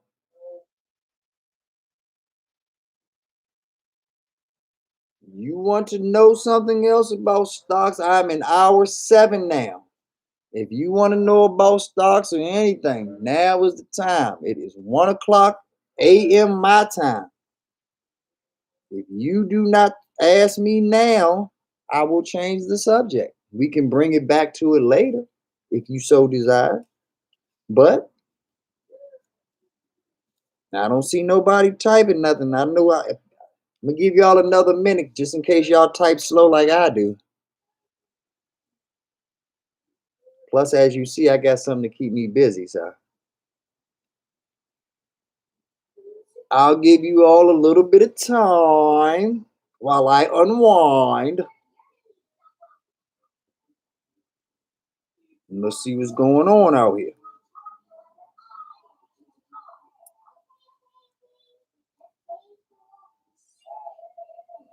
Appreciate the 6 that's still in the building with me. Big Simple, DCF, Brookie Brook, Third Down. I'm sure my YouTube wife is in here lurking. Shout out to the beautiful Cassie. And whoever else is in here.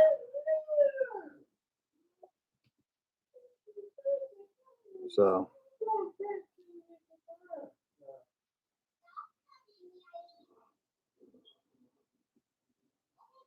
all right, Big Simple.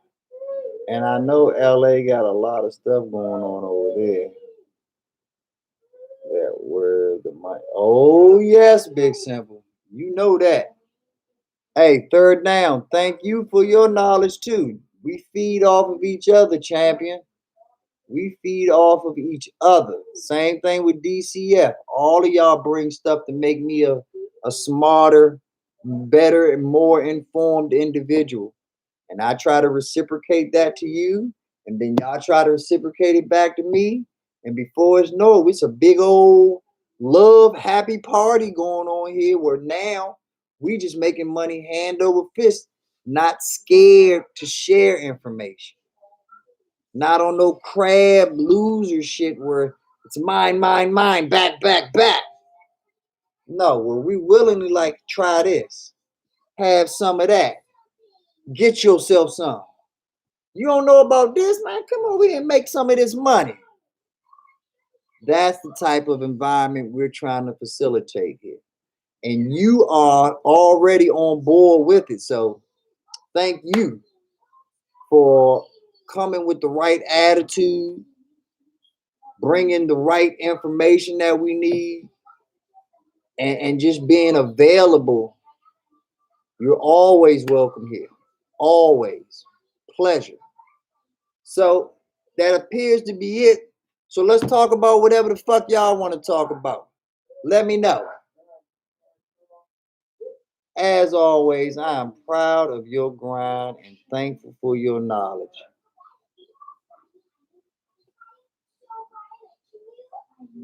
Thank you, Brooke. That's all for you. And Bubba, of course. The Brooke and Bubba hug.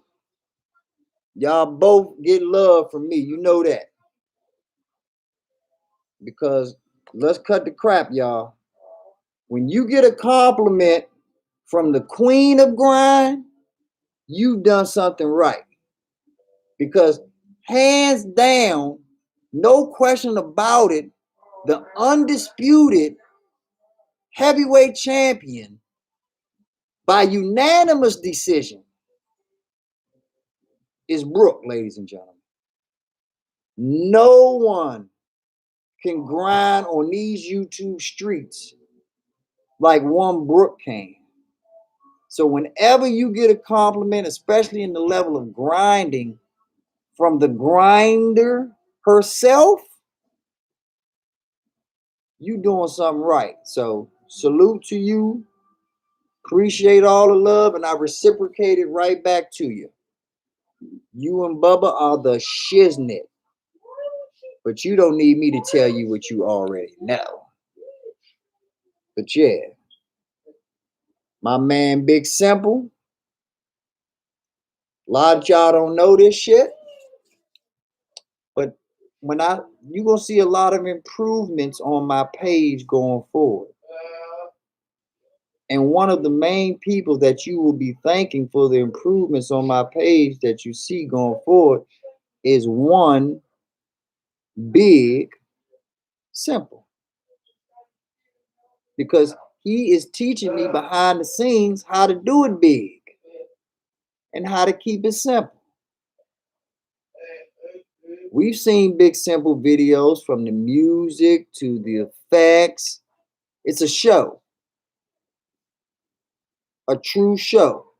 So when you see the improvements that are eventually coming on my channel, already know in the back of your mind that that was once again came from you all, my folks, my community that fuck with me because I fuck with y'all right back.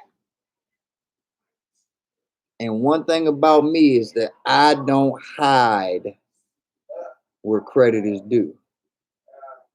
Big Simple deserves credit. Big Simple gonna get credit. Brooke deserves credit. Brooke gonna get credit. Cassie definitely deserves credit. She's gonna get her credit. So everybody out here that is earning what they're getting is gonna get it from me.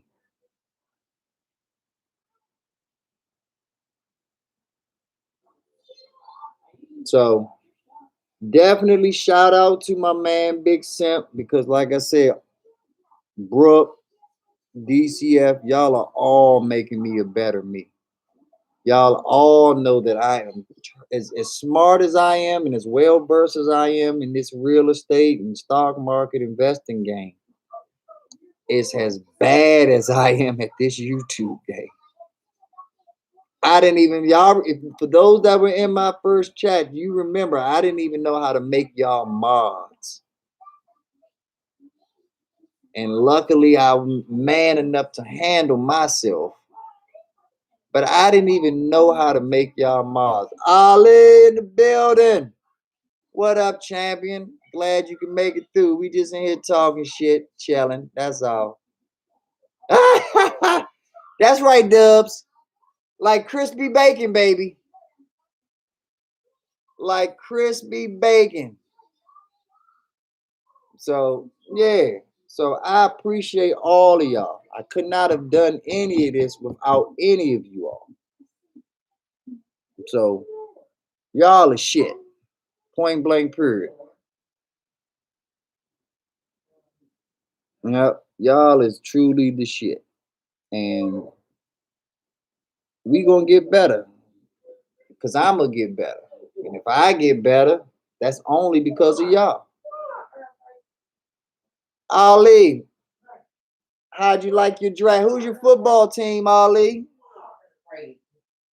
Who's your favorite football team? And after you let me know who they are, let me know if you like their draft, your draft or not. You think you did good? You think you was some shit out there? Talk to your boy.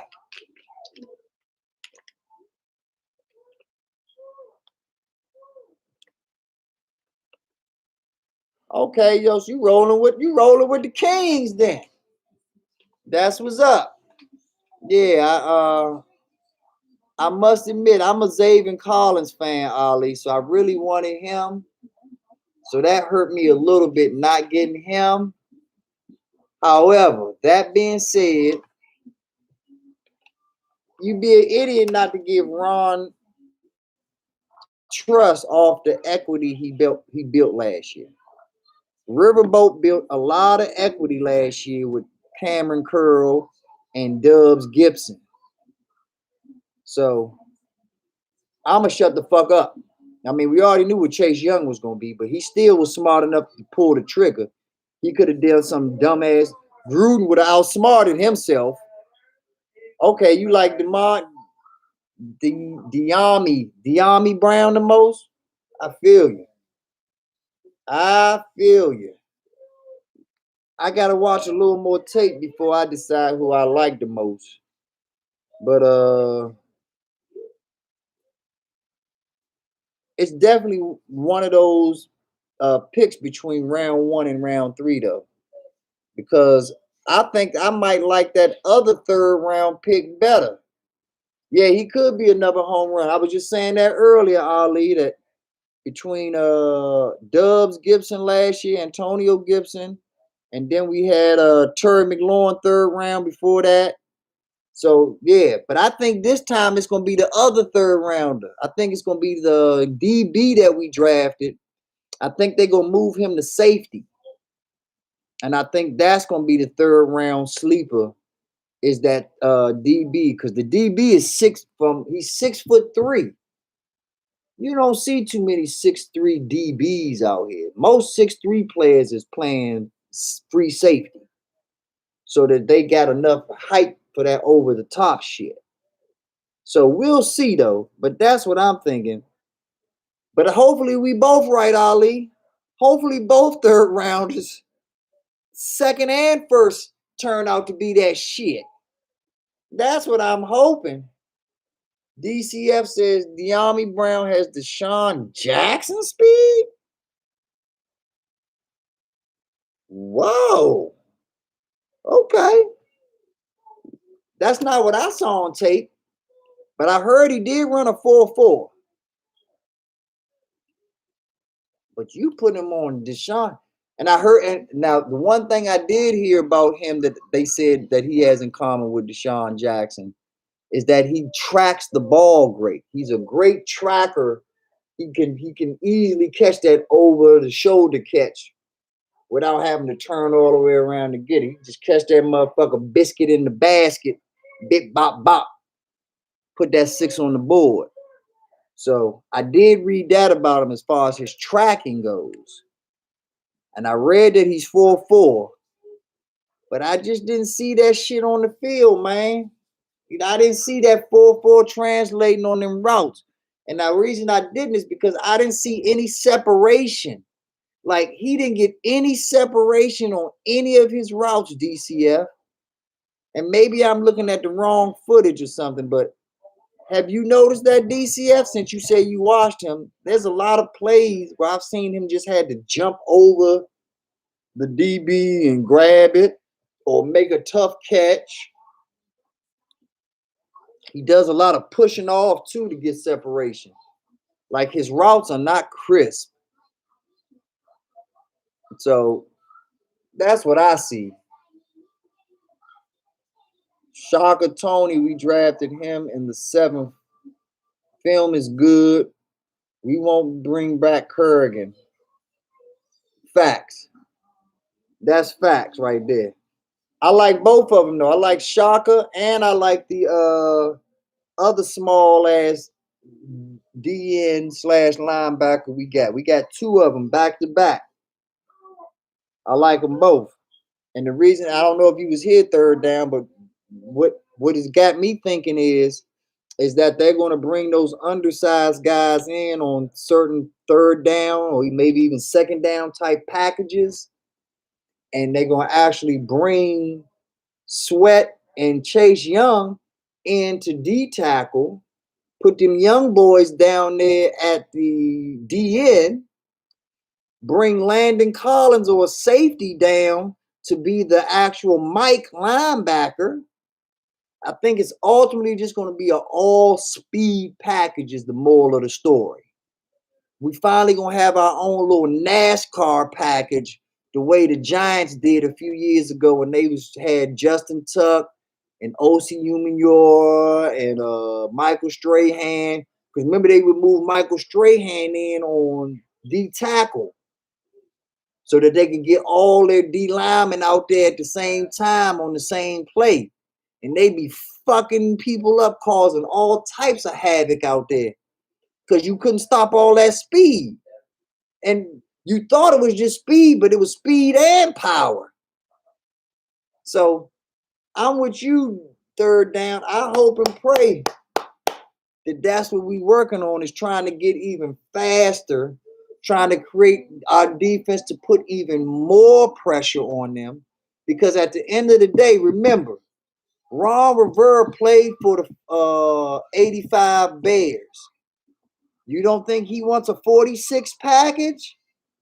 You don't think Ron Rivera wants to have, even if it's on special certain downs, you don't think he wants to have a 46 defense package that he can just peel his ears back and say, fuck them all up. I don't give a fuck who's in your way.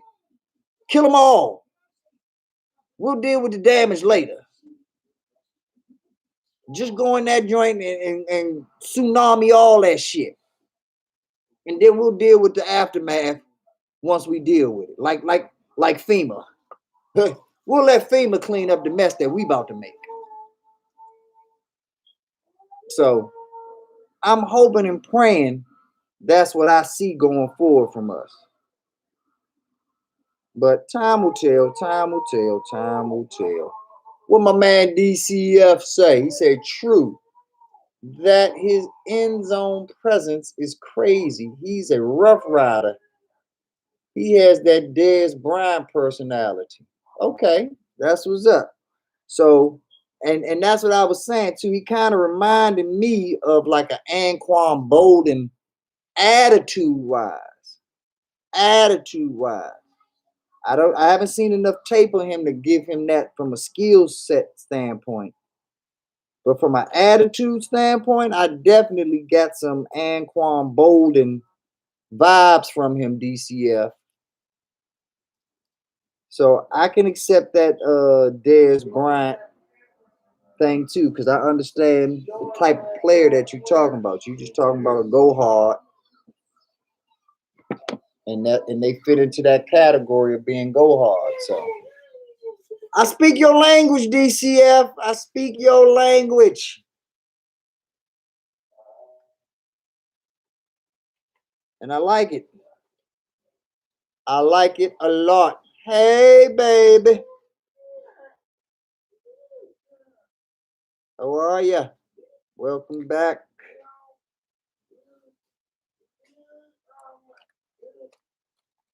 Welcome back. That's right. I'm a weird guy when I really get excited over emoji smile. How far have I fallen? where I really get excited over an emoji smile. Yes, I did. I still got some of my drink left. I had Wendy's. And I also have Panda Express. So yeah, I'm straight. Thank you.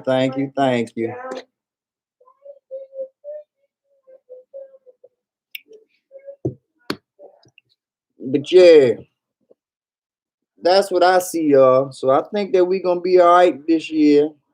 And like I say, what Ron Rivera did last year, we'd all be fools not to give him the benefit of the doubt. The one thing that I did like the most, though, and I think I mentioned this to Daily Grind, we did not draft any quarterback. I love that shit. I love that we didn't get any quarterback at all. Ron stayed true to that. If we didn't get Justin Fields or who he liked, he said, fuck it, see you next year. We'll get our guy when the time is right. This wasn't our year. And although I wish he would have gotten Zaylen Collins, even though it hurts to say this, I'm still glad we didn't trade up. I'm still glad that we didn't sell the farm for any one player, because as much as I wanted Zaylen Collins, with our front four, it's hard for any of these young bucks, as long as they come with the right attitude, to fail. For any of them.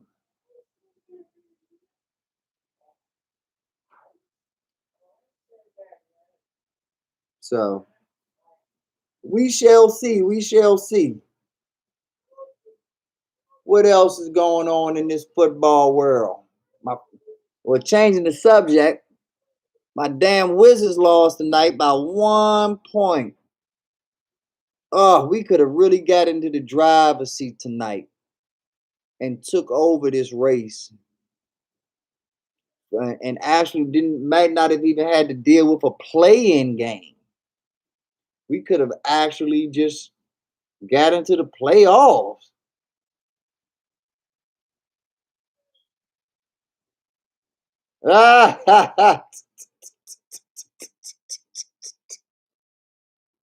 Exactly, Big Simple. Them damn gizzards fuck up everything. Always fucking up wet dreams and shit. Damn gizzards. But luckily for me, I've been a Wizard fan my whole life. So I know not to get involved in all that hype with them motherfuckers. They're going to sell us out. If Wizards were stock, I tell you to stay the fuck away from that shit, okay? If Wizards were a stock, I'd be like, no. Sell. Go. Because they always are going to set you up. They always going to make you think that, oh shit, this stock's about to hit. Oh hell, I just bought the next.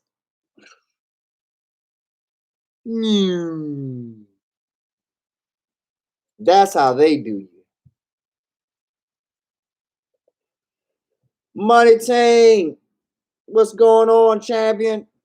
Glad you can make it. Hit that like button, hit that subscribe. Come on in. Hell, your name Money Team. You got to be a part of what's going on over here. You got to be. This is what we do, Money Team. And it ain't about Mayweather. It's about you. We here to make sure you are on the Money Team. We want to be part of your Money Team. We gonna make a Money Team together. So yes, you have definitely gotten your blue moderator, Money Team. So go ahead and type something, because I know you from the other channels. I've seen you on the same YouTube streets that I frequent, so I know you good folks. So go ahead and send something so I make sure you got your mod, Money Team. Hit that like, hit that subscribe, hit that notification bell. Come on into this family. You trapped now. You done walked into the Venus fly. Ain't no escape now. What Brooke say? Brooke said, have to say, next to the sound of rain, the sound of a sleeping child is golden. Facts. That is fact, especially when it's a real restful sleep. Like when you just hear him just give a nice little that's when you know, like, I can relax now. Now I can chill. Woo. Because you know they getting that good REM sleep. Their eyes is just going back and forth the whole time. They dreaming and imagining, and the whole nine is kicked in then. So yes, it's a beautiful thing, Brooke. I agree with you. Money team, you ain't typed nothing yet, damn it. I done gave you all them damn compliments. And you ain't typed nothing yet.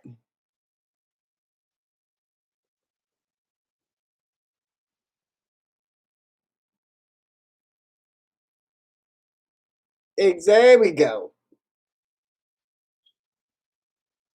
There we go. What do you say? Money team said, I'm new to the channel. I know, but I've seen you around other channels.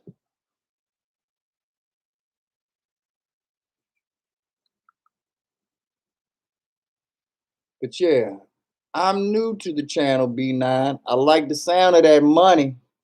I had Dogecoin for a good hour. I know that's right. Well, that's why I need you to come on into this family, money team, because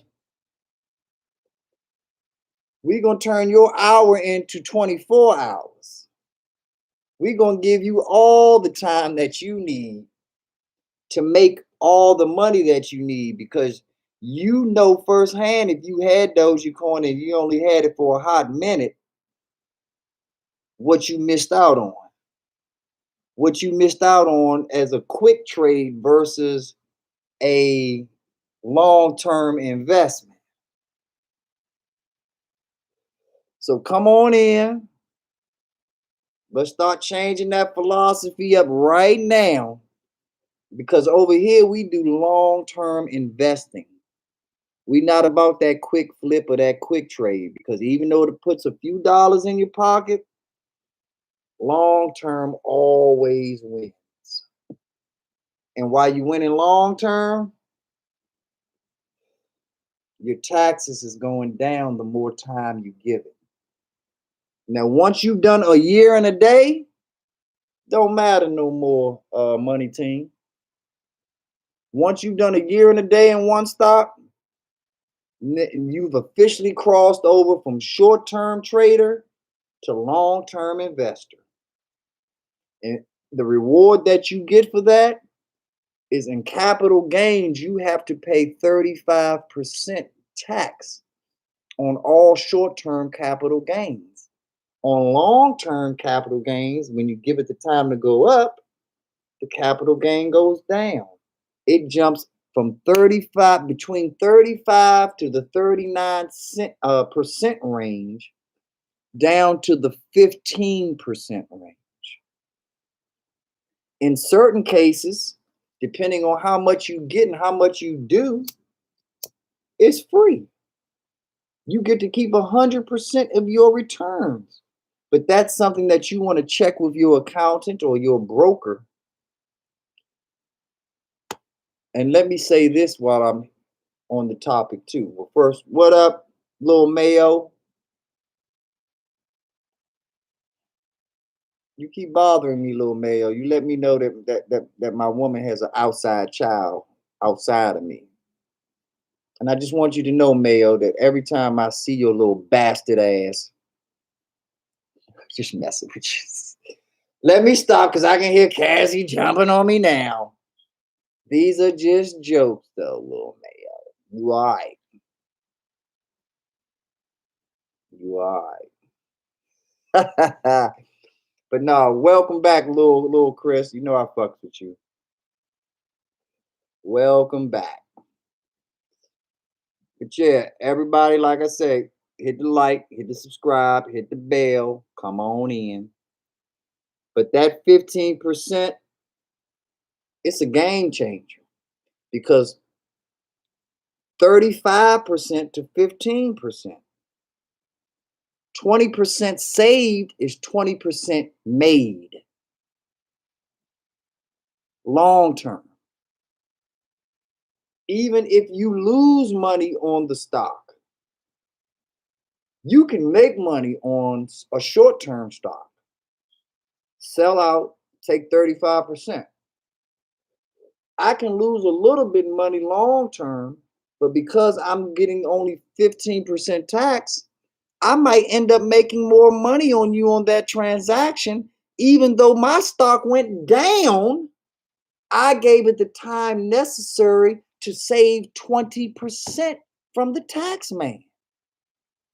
So just by having a long-term perspective and philosophy toward this, I might make money on stocks that I lost money on. I might still net a larger profit than you did off of you making a gain.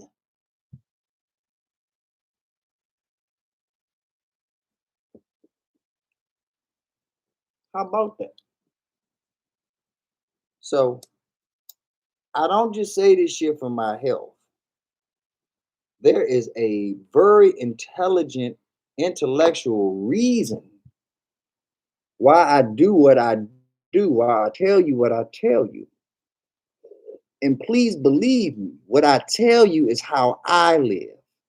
I'm not telling you anything that I wouldn't be doing myself. I'm not a short term investor. That's why I don't talk about it. I'm not a day trader. That's why I don't talk about it. I'm not an options trader.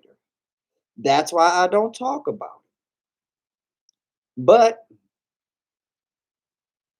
my YouTube wife, Miss Cassie, is this channel's option expert.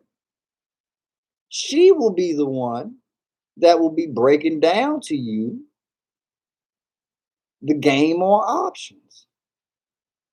But that's later on to come. That's way down the road because Miss Cassie is on a totally different level than most of us, including myself.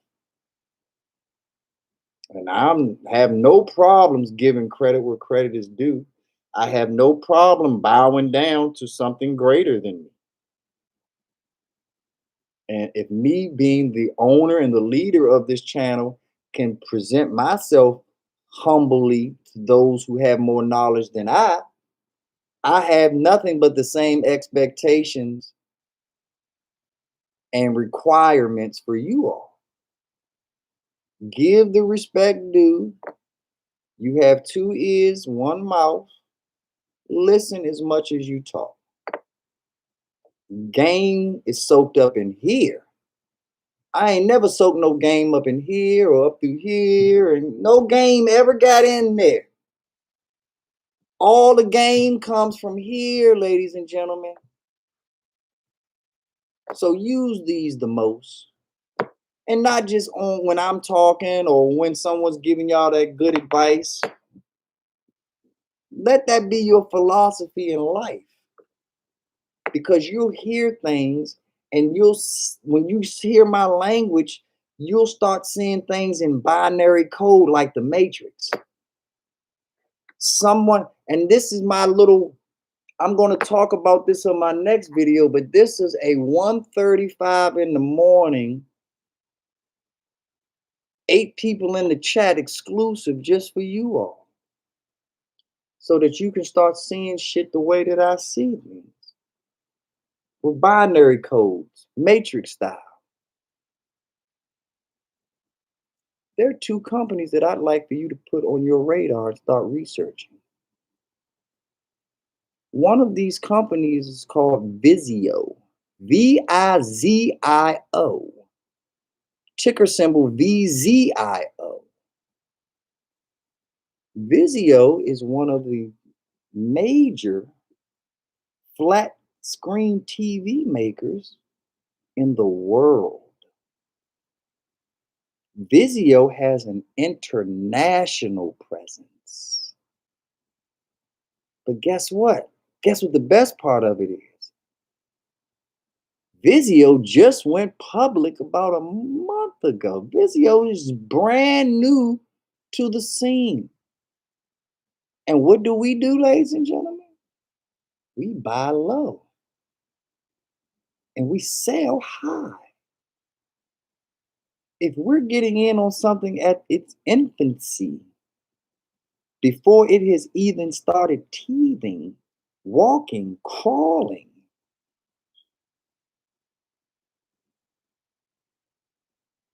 and it's already in millions of households as a private company,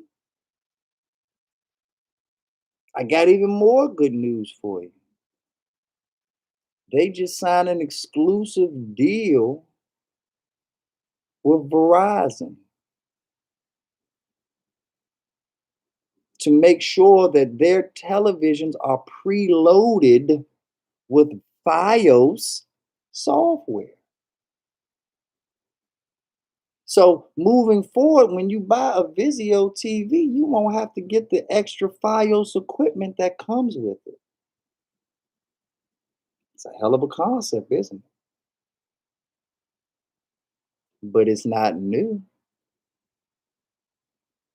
Who else is doing this concept, you ask? Why are you making a point to point out, B Nizzle, that this information isn't new?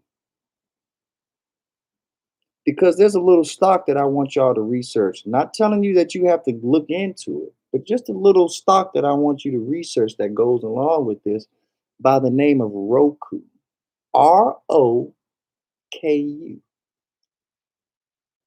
Roku used to make devices just like Apple TV, used to make outside devices just like Amazon Fire Stick, where you had to plug into the HDMI or the yeah, that's what it is, the HDMI, and use that extension to now allow streaming to go through your television. Roku was losing this fight. Roku could not compete with Apple TV. Roku could not compete with the Disney Pluses and the Amazon Fire Sticks of the world. So what did they do? They said, fuck the consumer. Because there's basically two types of businesses out here. There is a B2B business, and then there is a B2C business. B2C business is business to consumer. You are the consumer.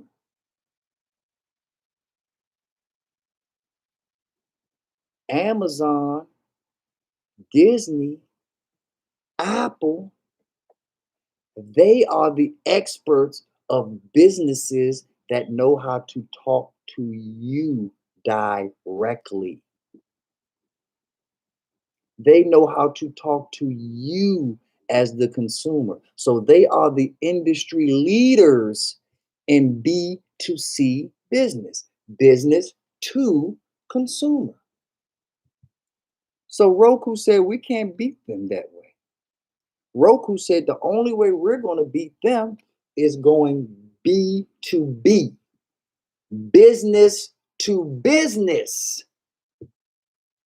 We don't have the interpersonal skills or the advertising acumen to not only reach the people like Apple and Amazon does, we also don't have the proper infrastructure. We would die if we had to do business this way. So we're going to say, fuck the consumer. We're going to make the consumer do business with us, whether they like it or not. Who can we find that the consumer can't get enough of? Oh, they love these flat screen TVs. Oh, they love Vizio. Oh, they love Samsung. Oh, they love Sony. Oh, Daewoo. The names go on and on and on. Well, what Roku did is they made a business to business relationship and said, fuck the extension. We want to create these smart TVs where we put the technology. That's right, Brooke. Smart TV exclusives. We want to put that technology and pre-record it, pre-program it into the television itself. So when you turn on your TV now, when you already see YouTube at the bottom, when you already see Tubi, when you already see Hulu, when you already see HBO Max, when you already see Discovery Channel, HT Go, when you see all of that already pre-recorded on your TV, guess who you just gave money to? Roku. And Roku never tells you that they're there. But if you see that on your smart TV, you've got Roku to thank for it. And do you know how I know it's true? Because just a year ago, you could have bought Roku for $60. I believe now they're in the $200-300 range. Because when this pandemic hit, more people knew they were staying home. So they had to buy more TVs, more computers, more things to work from home. They got to binge watch shows. They got to catch up on things that they never had the time to do before. Roku made a killing. Me personally, I think that Roku and TTD, the trade desk, and Zoom were your biggest pandemic winners. Your biggest. So, what has Verizon done? It's reinvented the Roku wheel. It says, instead of you dealing with Roku, we want to be your Roku Vizio. We want to be the one that gets to pre-record all of these shows. And our niche is we can do it under the fiber optic network. We can make sure that your TV is perfectly in tune with our technology. So you can be the official television of Fios. I had 8 people in the chat. Only 3 are here now. That's sad because I got another winner that I didn't tell y'all about yet. And I told you if you were listening, I was going to tell you about too. But before I go to the second one, are there any questions about Vizio? Are there any questions about their relationship with Verizon? Is there any question that they're doing nothing but inventing the wheel that Roku already invented for this industry? So the premise is already there. Let's see what we got.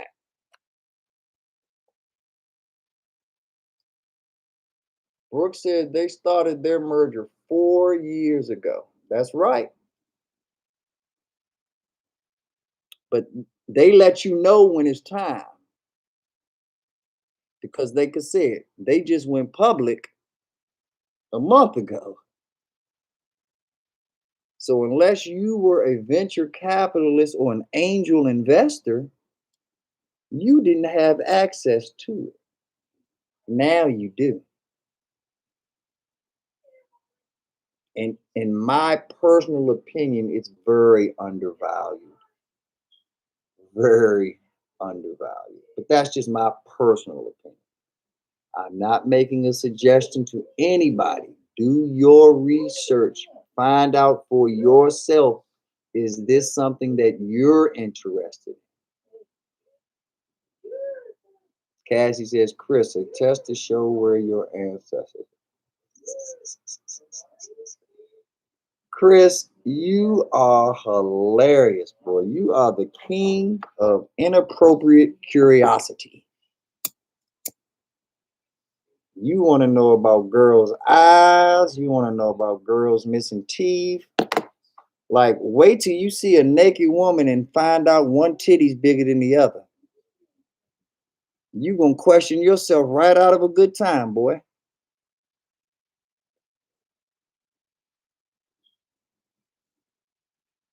This the stock I want you to buy, Chris. The first stock I want you to buy is invest heavily in it. Dump all your money into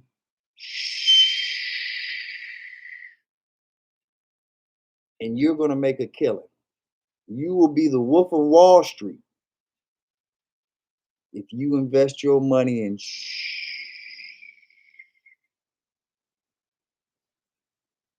I rarely give stock advice. Rarely. But for you, Chris, that one's free. And I guarantee you'll make money off of it. I guarantee.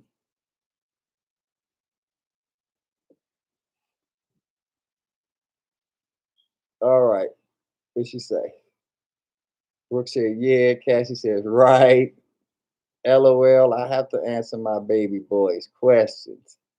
Brooke, they kept it sweet until the soft opening proved financial gain. Hello? What are we learning, Brooke? We're learning how capitalism really works now, aren't we? We're learning what they didn't want us to know. And you learned it like that. I went and told you about it. You went bip bop right to your source, researched it, brought it back, put it in the chat before I was even finished on the topic. That's growth.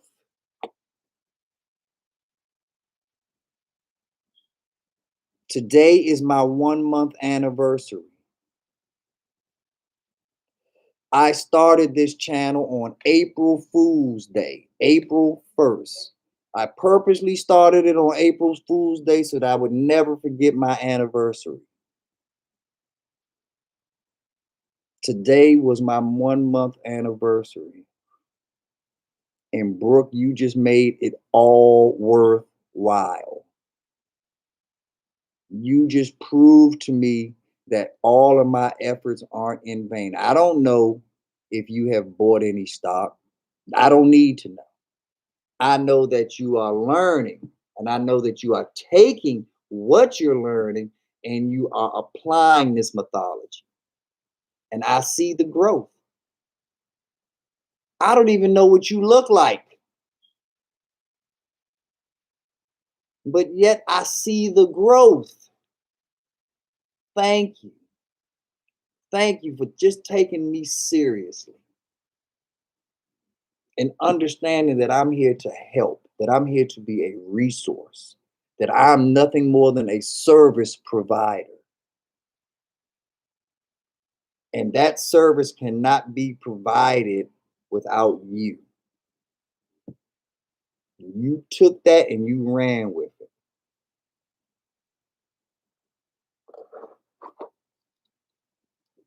That's right, Chris. You're going to make a lot of money off of it too.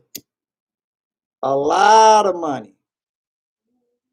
Because you bought it low. Not too many people are interested in that. There's going to be a time where people are going to be interested in that.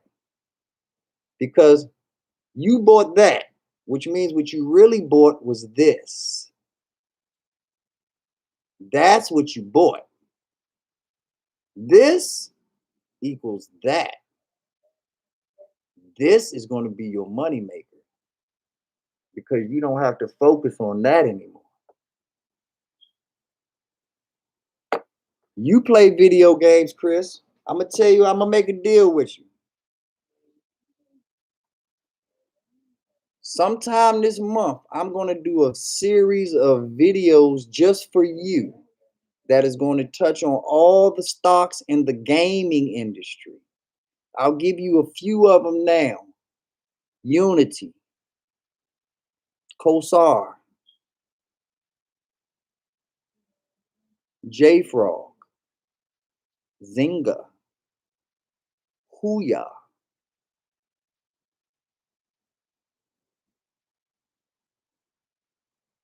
You probably heard of those too, Brooke. That's your world too. That's you and Bubba's world too. So it's going to be a series that's just for the little kids, just for the Chris's, just for the Bubbas, for my man Fuzzy Panda. He's a gamer. I'm going to do a series just for the gamers because there's no reason that you all should just be spending your money and giving it away for the sake of fun. You should be making money while having that same fun. You should be making money off of Activision Blizzard while playing Call of Duty. You should be making money off Bethesda software and gaming company, which was just bought by Apple. No, excuse me, Microsoft. I'm going to do a very in-depth series on that. And I'm going to give you one last hint about it just for you all. Don't buy EA Sports.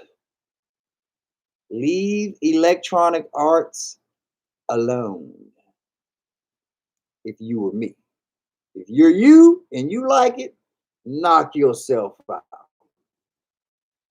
But if you were me, even though it has a recognizable name that we have played Madden and games on for years, it's got a shelf life. We'll get into it, Brooke. Don't worry. I'm not going to make you miss out on the money, Brooke. I promise you that. Yes, EA definitely makes Madden one of the greatest games of all time. But tell me this, Chris. When was the last time that Madden really changed? When is the last time that Madden really done something different other than update the rosters?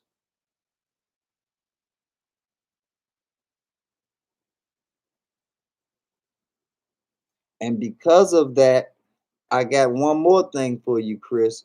EA Sports has an exclusive contract with the NFL that's about to run out. The same maker of 2K basketball is about to be allowed to make 2K football again. I don't play video games, but I do my research, Lil Mayo. And Madden has the hold on football because there's no competition. When there becomes competition, then it's going to hit the airways. But that's all bonus for another day because you touched me tonight, Chris, by actually listening. You already are getting a return on your investment. Hopefully, you listen to the companies that I just gave you, or you can always go back to this part, timestamp this part of the video, and take a pen and write those things down. Give you something to do and research and get you going on your money making journey. For my other people, though, we'll get to that later. I promise you, Lil Mayo. I promise you, Brooke. I promise you, Bubba. We're going to go to things that you are comfortable with that's in your wheelhouse. But the second stock that I promised that I would tell you about tonight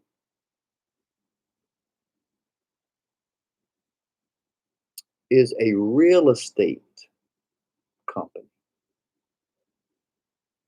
How ironic that it fits in with my real estate title of this video.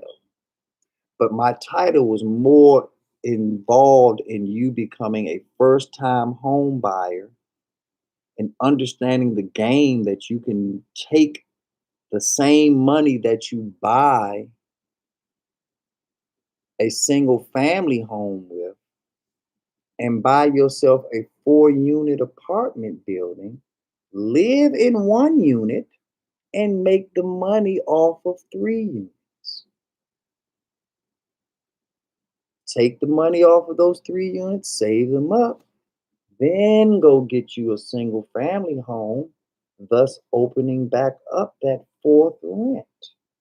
So now you're in a position where you have your single family home and your money making investment property. You're in the game now. You now have opened up to the world of HELOCs, the world of borrowing off of equity, the world of just outright flipping the property and making a cool $100,000 to $500,000 in profit. The options are limitless.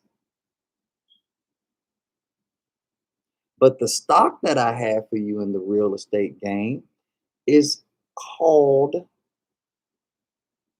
Compass. COMPASS. Please put a 1 in the chat if you have ever heard or seen a compass for sale sign on any house, apartment, or other real estate, commercial property. Compass. Ticker symbol COMP.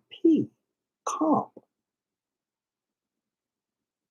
What Compass is an interactive, AI driven real estate company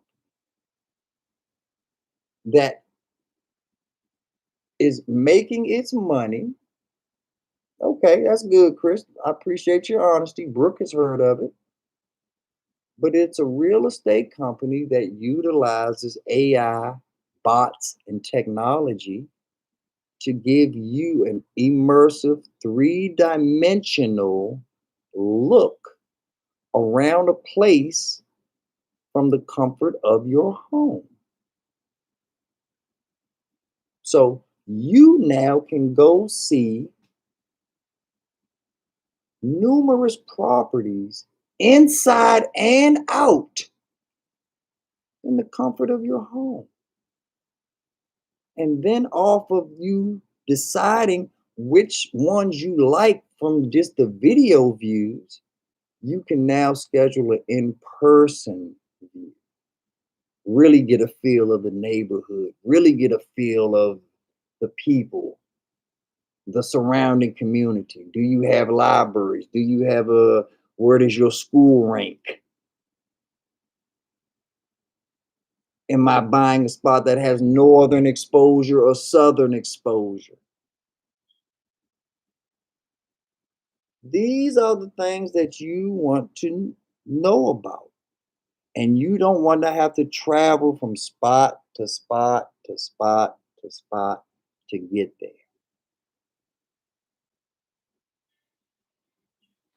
The beautiful thing about this is it hasn't finished forming yet. It's also, just like Vizio, a brand new company that's only at most a month old. So once again, this is a company that you're getting low to hopefully sell high. What is the other caveat of this company that has attracted me to it? And I'm going to be honest with you. I'm going to tell you something shocking that you probably wouldn't know until I tell you this. Come here, come close, come close. Come here, come here, come here, come here. I'm a black man. I'll repeat that. I'm a black man. That's right. I am. You probably didn't figure that out until I just told you just now, but I am. And the owner and CEO of Compass, he's a black man too. That's right. That's right.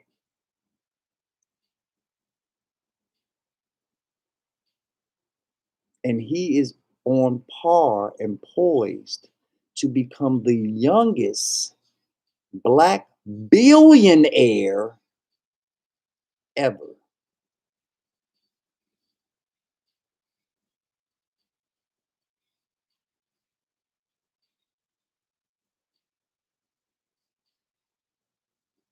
Ever.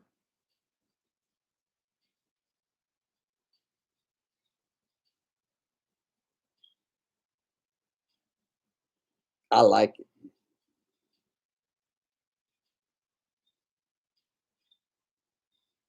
That's right, Chrissy. You learning. You learning.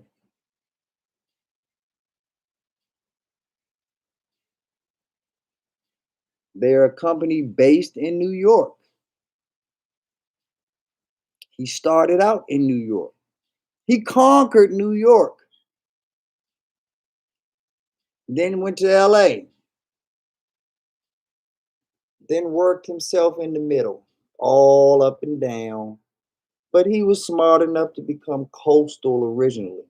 He was good enough to become coastal originally. Do you know how competitive it is in the California, New York real estate market?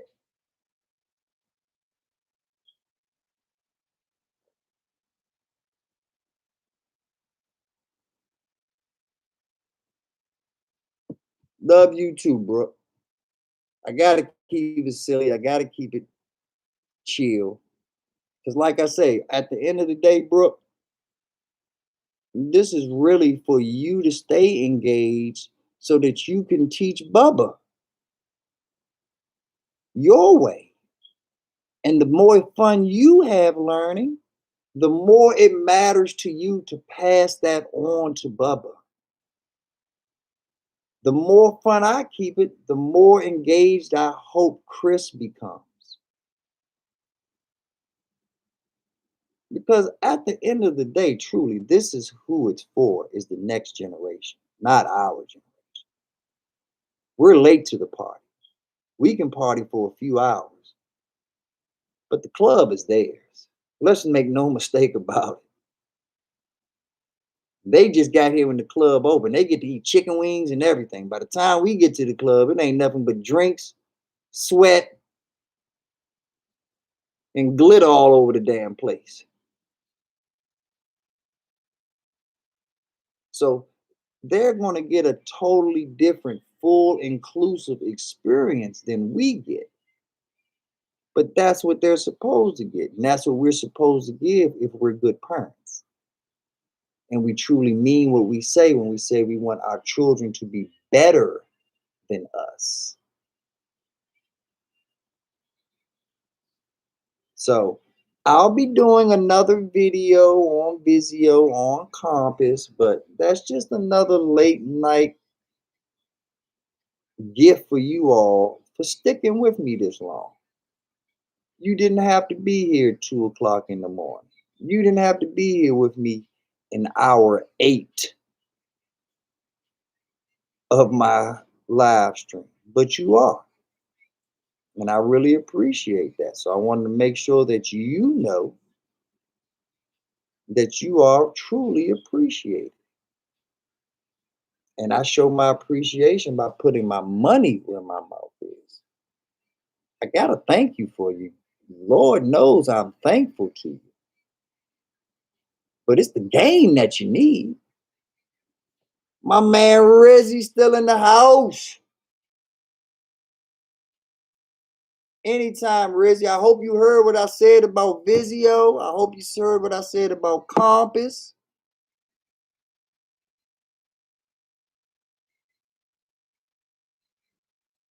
Because I got a secret for y'all. Wright's a black man too.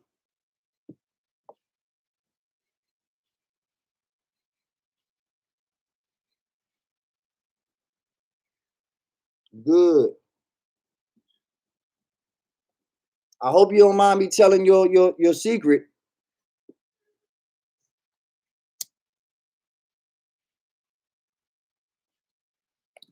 Because I know it means something to you.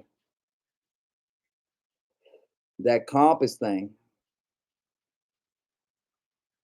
But yeah,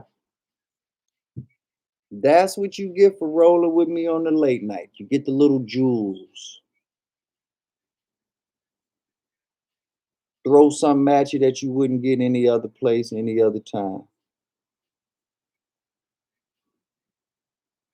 And let me know. You heard anybody else talking about Vizio? You heard anybody else talking about Compass? I haven't. But you might have. If you have, let me know. You might already be up on that game.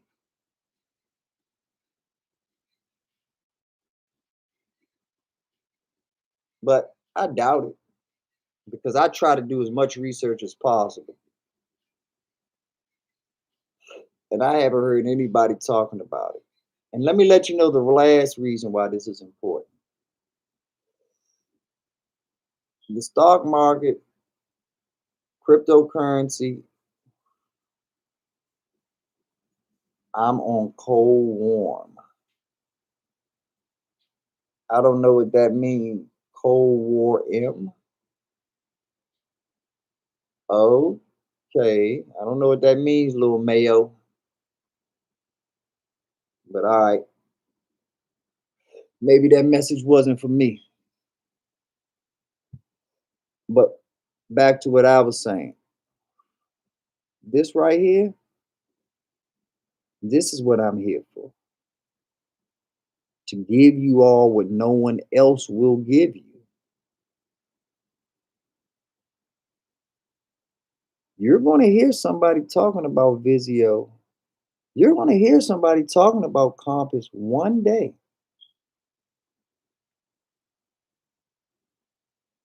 Oh, M is right now.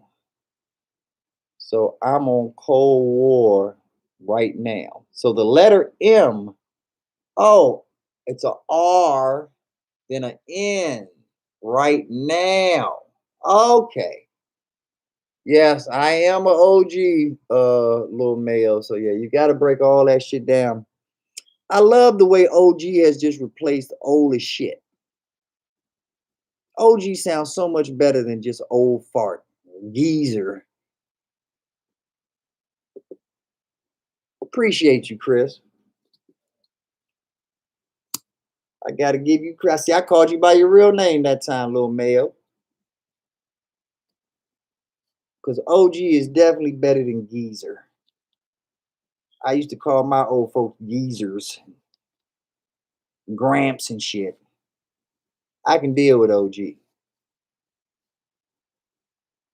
But yeah, I got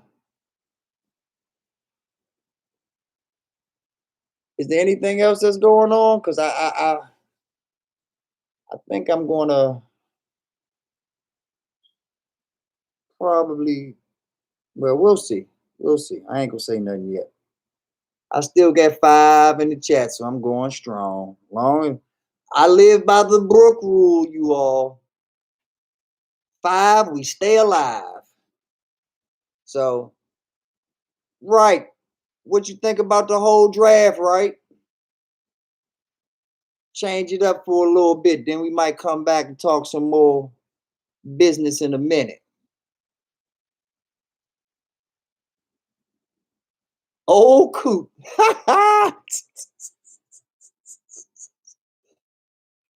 Oh, I've heard of all of them. Meemaw, Peepop, all types of crazy shit. But yeah, right. Tell me what you thought about that Washington Redskin draft, my brother.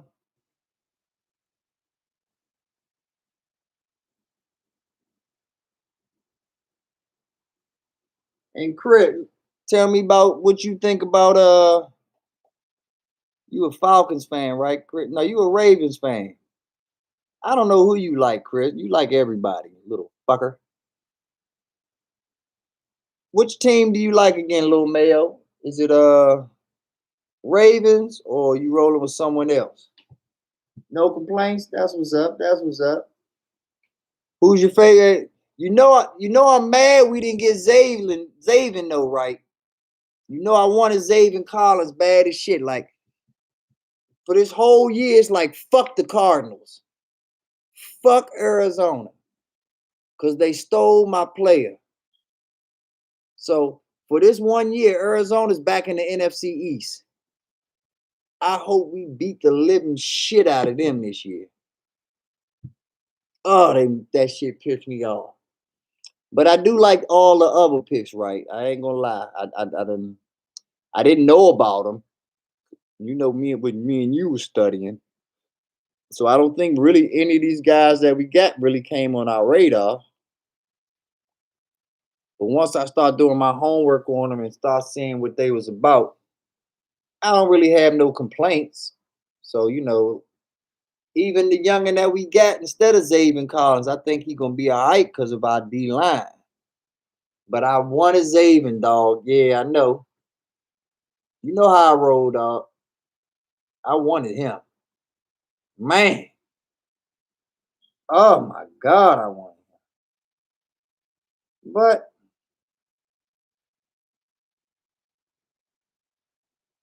what they always say, you want to make God laugh, tell him your plans. It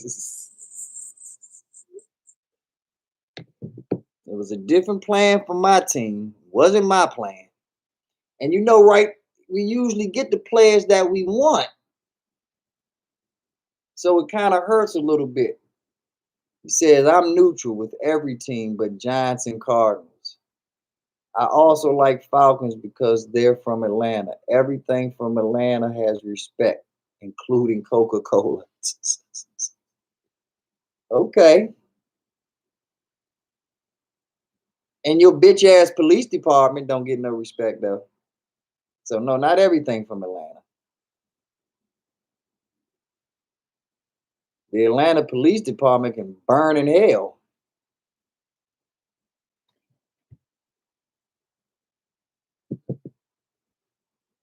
So no, not everything in Atlanta is good, but Atlanta is a great city, Chris. I give you that. I won't go into all of my pet peeves with it though. Keep it PC. So who's your favorite? Who would you like the best? Chris, who was your favorite pick for the Ravens? Who was your favorite pick, right?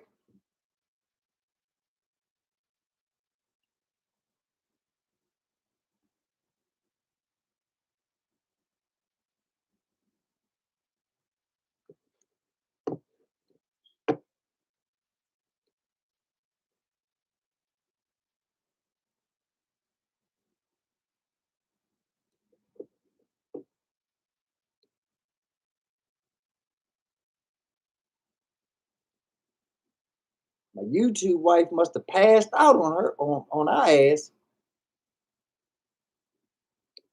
I ain't heard from her in a second. The left tackle, yeah. A lot of people been saying that, right? They said that left tackle. I just watched his highlights too. He pancakes everybody. Like you might as well pour syrup on your ass after he finished with you. Like you getting whopped. He just don't look like he a good athlete to me. Like, and I could be wrong. Time will tell. But he just looks more right tackle-ish athleticism wise than he does left tackle. But he definitely was pancaking them motherfuckers like it was nothing. Nothing. I've been hearing a lot of hype on the oh, he ran a full. Oh, so he does have athleticism. Oh, I stand corrected. Let me shut the fuck up then. Don't be coming on this motherfucker embarrassing me, right? Okay? You do that shit enough when we hang out. For those that don't know, Wright is my friend for real. My real nigga. And this is how he do me when we just be chilling. Just always embarrassing. Just always busting my ass. I'm over here talking about this motherfucker don't look like an athlete. And here he come with the facts. 4'4", 4'8", and 40. Long ass arms. Can do 10 backflips in a row. Jumped out of the pool onto the concrete with no hands. Fuck you, Wright.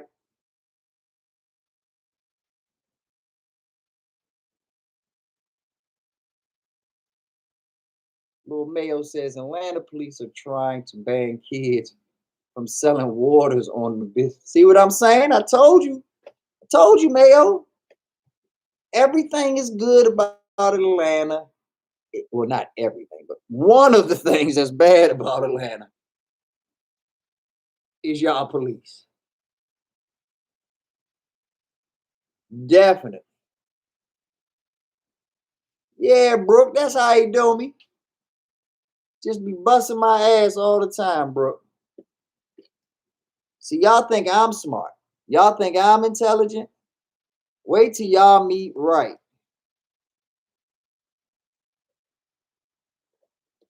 His name is Wright because he's rarely wrong. That's how he got his name. He got his name right because he is rarely wrong. And I hate it. I hate being around somebody that's right 95 fucking percent of the time. But that's his ratio. You can't deny it. Yep, lemonade is not a year old. Lemonade is definitely not a year old. So lemonade is everything in the belt series is prime. Everything in the belt series is prime, bro.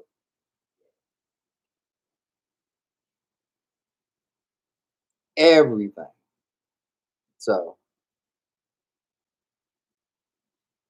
you have nothing to worry about as far as the growth potential in everything that I've given you so far. Everything. But like I said, I still want you to do your research and find out for yourself what's going on. Chris says, at least they're not selling drugs. They're trying to make money the right.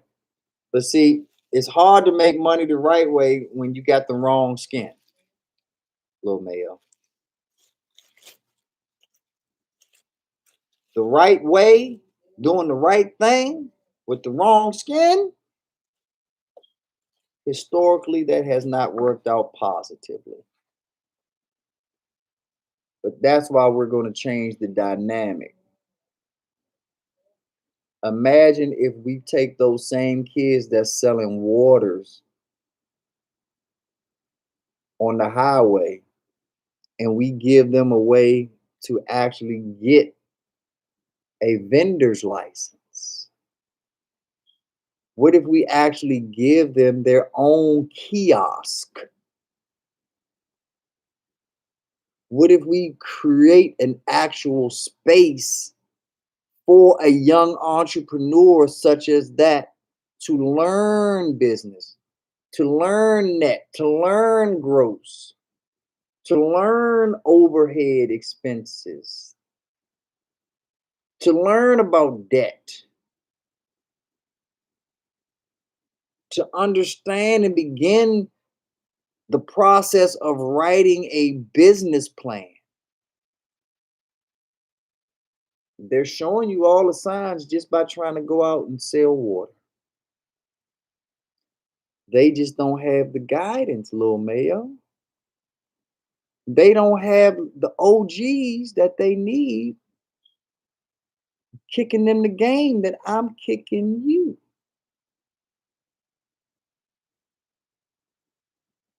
And that's why it's so important that you use these. Because you can take their idea of selling water, listen, learn the OG way, and you create your benefit. You create your own lane. You build yourself up on the path of generational wealth. All because you listen. All because you peep game and learn what you should do that you should repeat and what things you should do that should just be a little mayo original, which you don't want to do that they did. That's where it comes from. Not here. Nope. When this gets filled up and this is seen enough, then you start using this. It took me many a year to acquire the knowledge to come present myself the way that I can present myself to you now. It did not happen like that. It came with a lot of mistakes, a lot of falling on my ass, falling on my face, getting back up, brushing myself off, learning more, trying harder, getting better.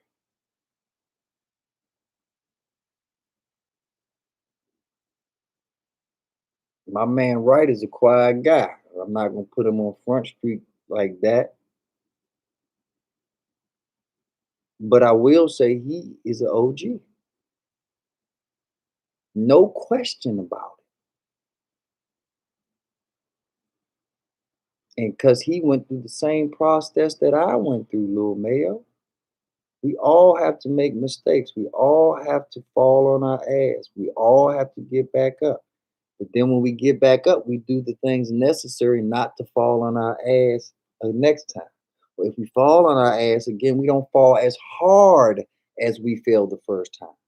Then we keep working and keep working and keep working to eventually we know how this game goes. We know how this world works. We know how to manipulate it for our advantage. This game is for you all.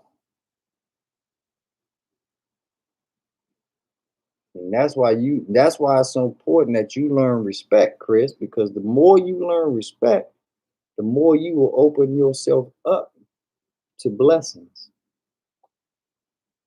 Real G's love to give blessings to young, respectful persons such as yourself.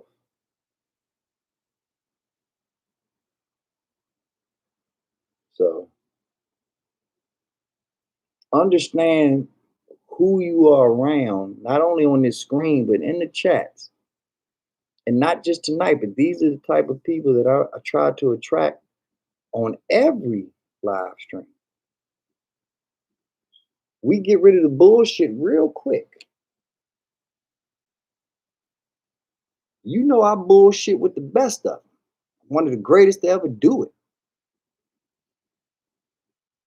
But there's a time and a place. I'm not gonna bullshit you with your money. I'm not gonna bullshit you with your opportunity.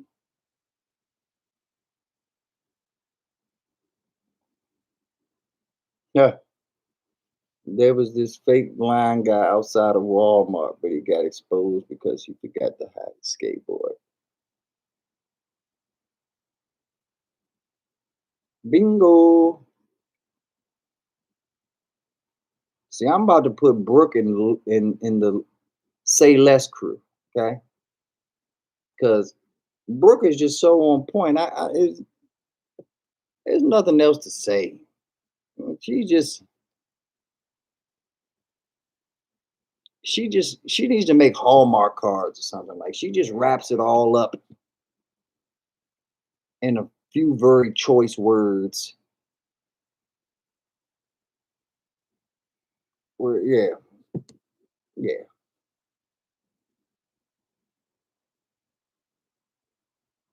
Kind of like a wordsmith a little bit, Brooke. And I don't give that out too often. But yeah, you appear to be a little bit of a wordsmith.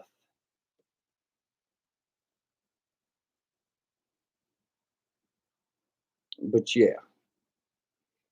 One other thing I want to tell you, especially with my folks here, I want to make sure Rizzy you hear this too, since you here. We all know how much I love Tesla. We all know how much I love Elon Musk and what he is doing with his company and his vision, and how I believe there are going to be major profits because of it. Well, you probably already know this, but it's still my job to tell it to you anyway. Elon Musk will be hosting Saturday Night Live.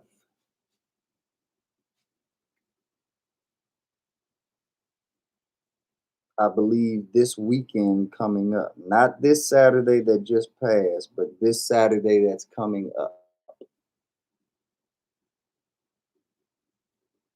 Let me check that just to make sure.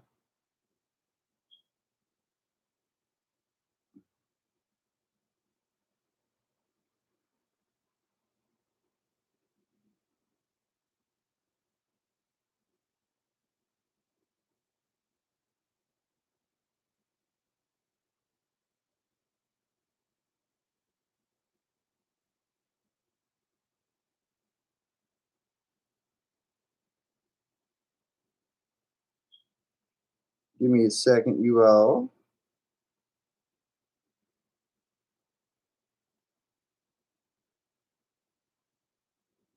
Yes, Elon Musk is slated to host Saturday Night Live at 30 Rock next week, May the 8th.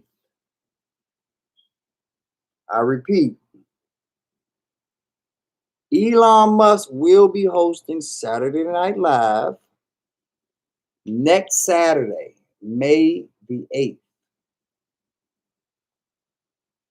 Do you think he might talk about Tesla?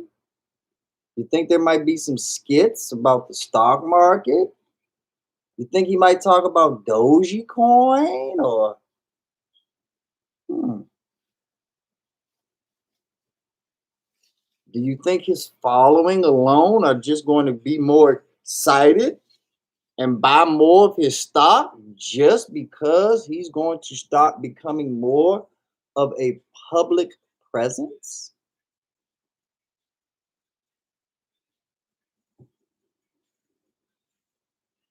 Told you, you're wordsmith. There you go again.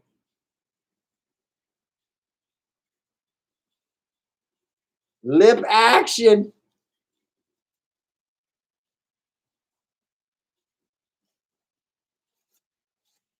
Well. Lip action. Those are words that get my attention.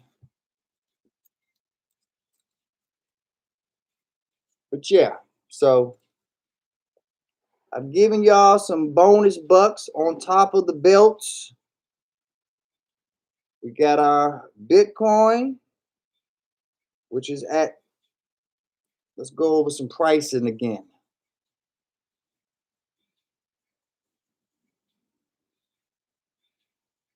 Hmm.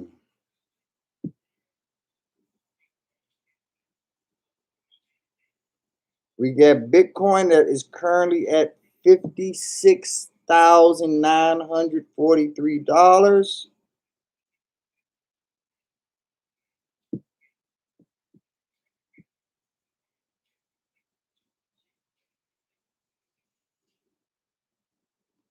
We have Ethereum that is currently at $2,918.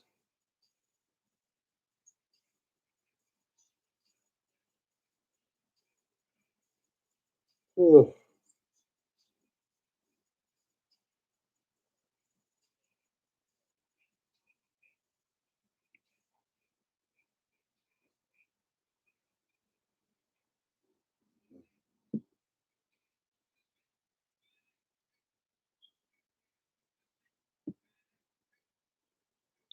Our L lemonade is at $90.35 right now.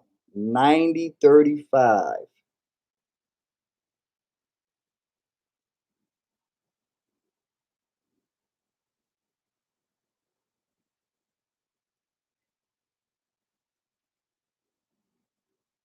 Our Tesla stock is at $710 per share right now. I know that that is one of the expensive ones, just like Bitcoin is expensive. However, the gains that will be produced off of these stocks are exponential. I'll leave it at that.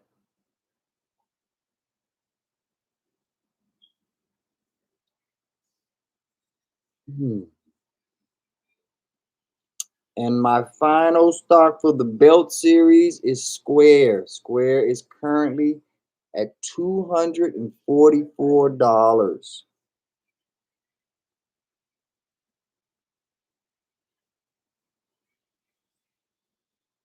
We went over Vizio. Vizio is currently at $25.71 a share. $25.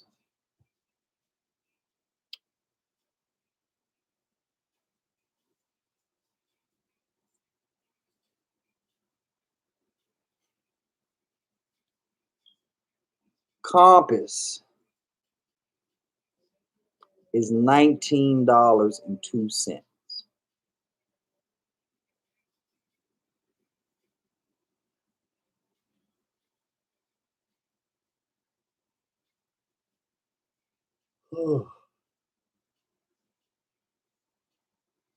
And the other one that I talked about, just to give you the full gamut, Dogecoin is at 38 cents right now. Dogecoin, 38 cents.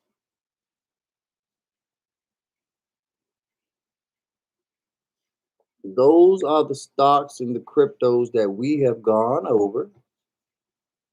Those are the stocks and the cryptos that you should be researching.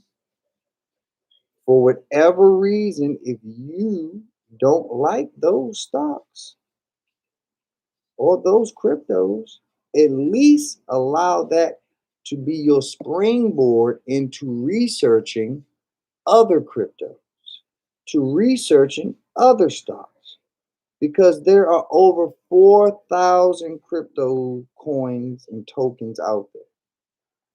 There has to be something for you. There are over 7,000 stocks out there. There has to be something for you.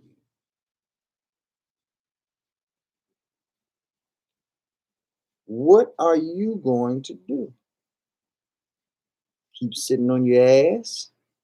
Keep listening to me, telling me, type it in the chat. Oh, I'm going to do something. I'm going to get an account. I'm going to do this. I'm going to do that. I know if you're doing it or not. I know if you're following up or not. I'm not here to throw you under the bus. I'm just here to let you know that I know.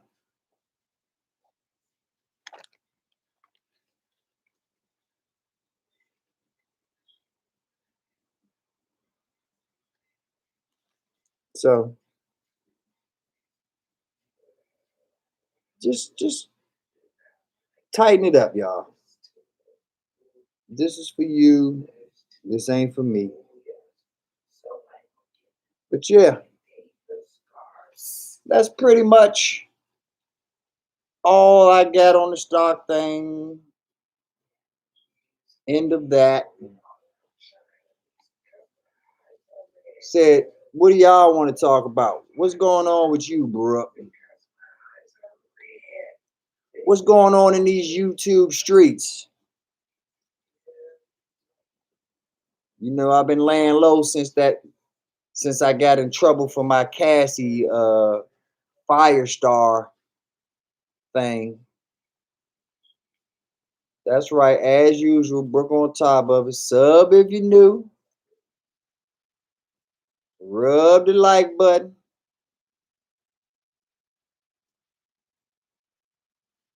And go ahead and hit that bell for notifications.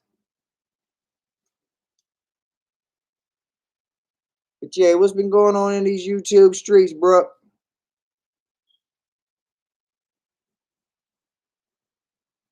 That's because you ain't been doing no chats. You've been chilling.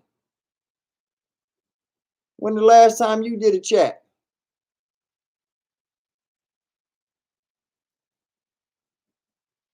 My main man Gibson in the building. See, Gibson, you and Brooke keep me up.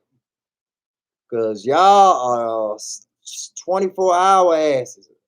Oh yeah, you want to, Chris. Yeah, I gotta give you credit too, little Mayo.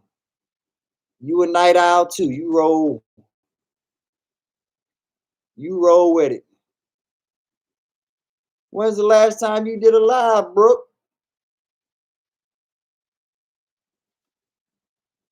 Oh, 5. Yeah. See, yeah, that's why then. But I mean, don't get me wrong. You definitely needed to rest and recoup because you savage out here. You gangster with yours, so. But you definitely need to take care of number one. So that was rest well deserved. Oh, and congratulations too. I saw you over 100 now, Brooke. You getting it done. Getting her done. But we all knew that was gonna happen, Brooke. We all knew that the takeover was going bound to happen. Cause you too dedicated. You too much of a grinder. Ain't nobody matching your hustle game. Not in these YouTube streets anyway. Nobody. Why not, Chris? Why you don't like going live? Have you tried it before?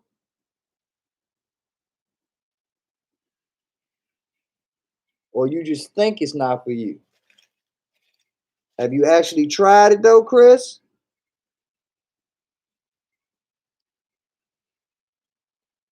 Yep, but that's what you do. And see, I'm gonna tell you the funny part about that though, bro. You gotta stop saying just as if that's not a talent. You know, I hear people say all the time, oh, I just work hard. But that's a talent. Most people don't work hard. So just to be a hard worker is bullshit. You are a hard worker. That's why there's a difference. It's not just I'm just a hard worker. No, that's the difference between winner and loser. Having fun with good people is the difference between winner and loser. There's a lot of people out here that have long ass streams.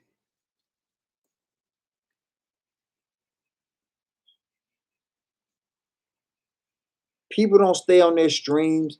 Not only do you have long 24-hour streams, people literally stay on there for 10, 12, 15 hours at a time. Like they just cash out because they don't have the grind that you have. So they just pass out. But the whole time they was awake, they're right there chilling with you, bro. That's a talent. That's not no just all shucks. I just tripped into this. Nah.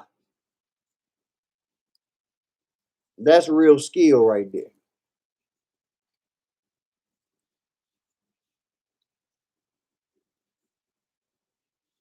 So you're not gonna get to underestimate yourself over here on this side of town. My whole channel is about pointing out greatness when I see it and telling people to get involved when they should. That sound familiar?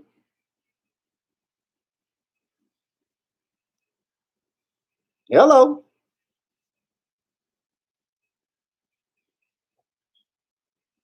And you only got 100 subscribers right now. I mean, this is when you buy low. Because I guarantee we'll be selling high. You will be in the thousands, the tens of thousands, the hundreds of thousands. And the funny part about it is, the whole time you move up, you ain't gonna want none of it. You ain't gonna have tried for any of it. It will all just because you were doing you. You were being you. That's the best way to go about things. That's the best way to make it, when it's sincere, when it's natural, when it's not forced, authentic. People love authentic. The Rock tried to be everybody's hero and they hated him. Hated him. Tried to be the guy with the Superman cape and they couldn't stand his ass. The second he said, you know what, fuck y'all. They was like, what? Say that again. Like, man, you heard me, fuck y'all. Yes. That's what we were waiting for.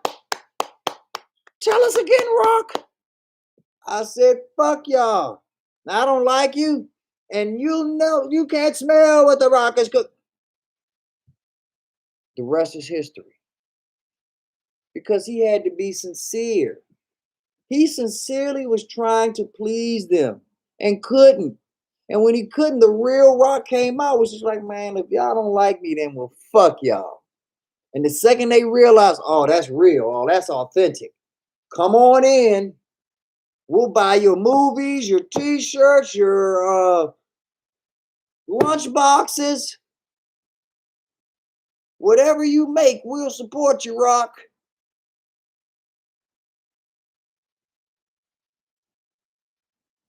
So your authenticity is your calling card, bro.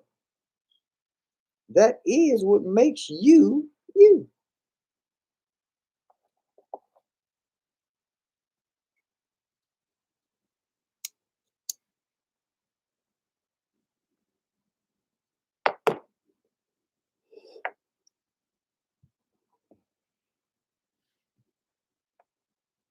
So yeah, that's what I love about it. With my man Chris said, yeah, I would be live for hours and nobody would come. I'm not entertaining. I disagree, Chris. I think you're very entertaining.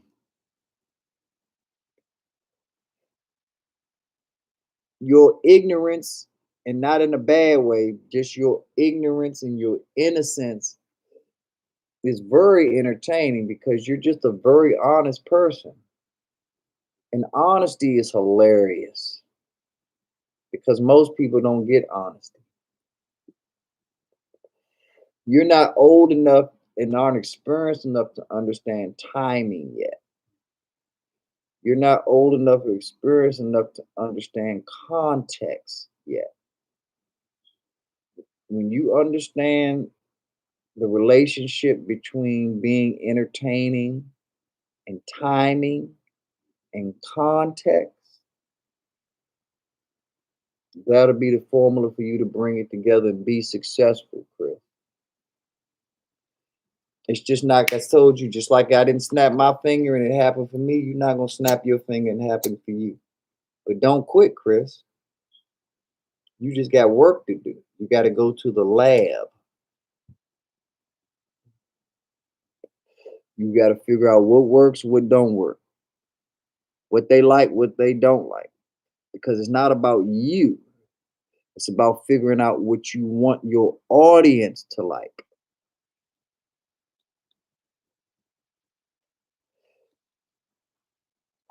That's the magic of Brooke. Brooke is well versed. She's versatile enough that she can talk multiple dimensional subjects. So whatever you're bringing to Brooke's channel, she has enough basic background information to at least engage in small talk with people. And that comes with time, Lil Mayo. Only time can give you that same time that I'm telling you that you have to have when you buying stocks and crypto. Patience. It's going to come. Every day you learning something new. Every day you going, hopefully you meeting new people.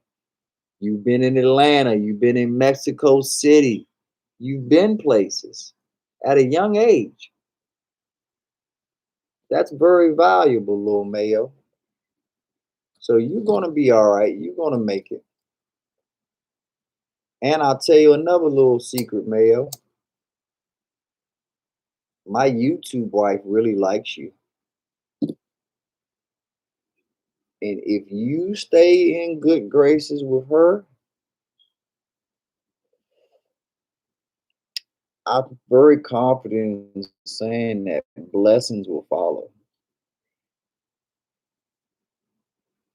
She has taken a very much liking and shine to you.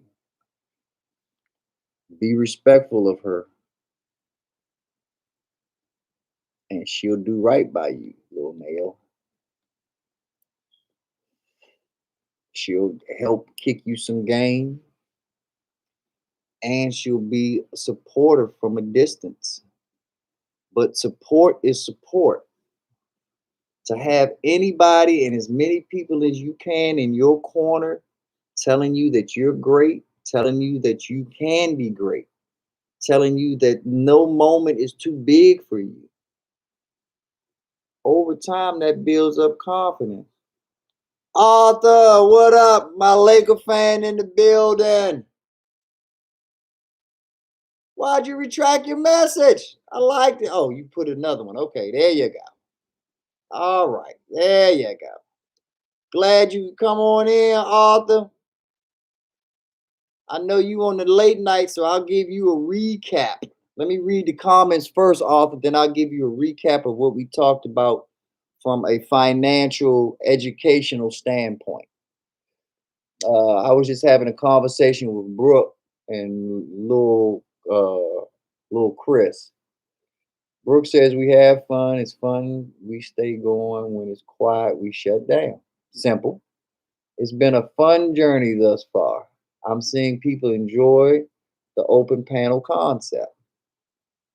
Brooke, I love the diversity of the panels. Yeah.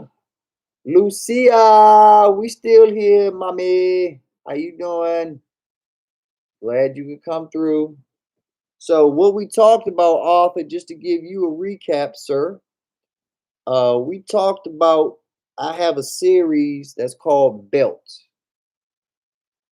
Happy birthday! Everybody say happy birthday to Arthur.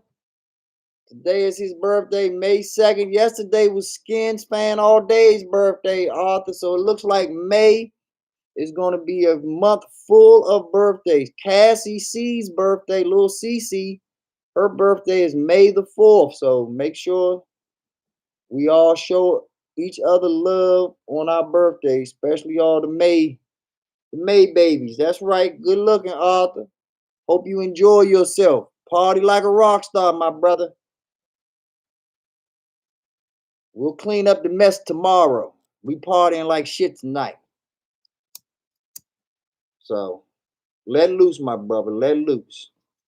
But yeah, what we was talking about, I don't know if this is your first time in, Arthur, but if it is, I have a series that is called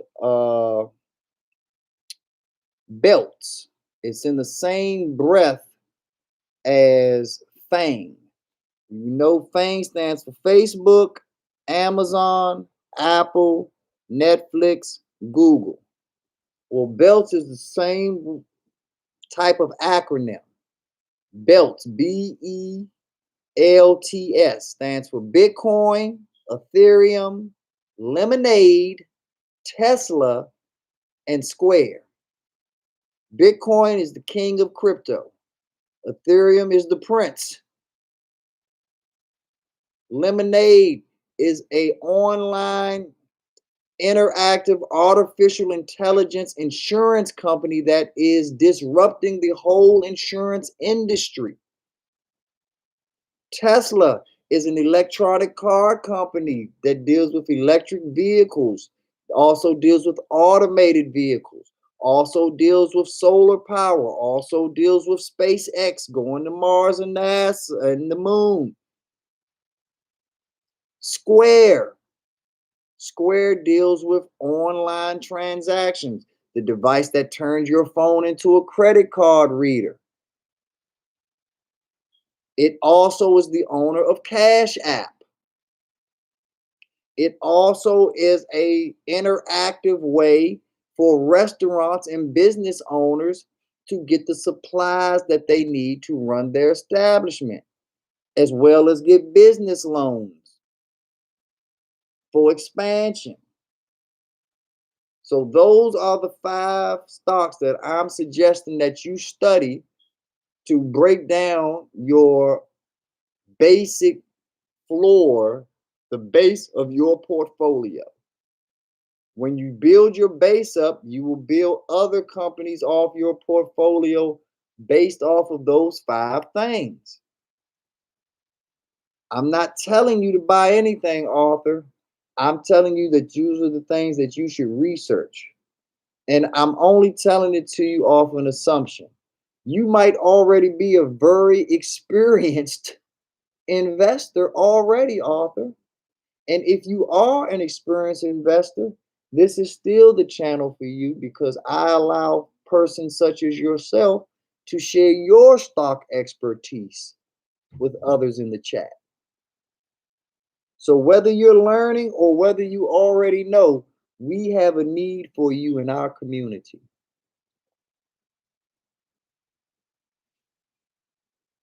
So I'm going to get a little personal with you, but I just need to know, where do you fit in all of this? Are you seasoned? I'm not asking your personal investments or whatever, but are you a seasoned investor or are you new to this? Because once again, either way, we need you. Either way, we must build together.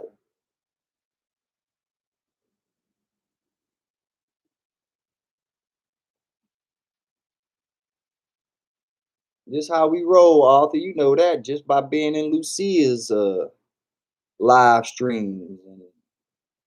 You know how we roll, Arthur. Yeah. We always show love. Tell us it's your birthday. Shit, we wish we could see your ass. We really celebrate. But yeah, I'm waiting on you to answer yay or nay if you already have some experience at this, Arthur.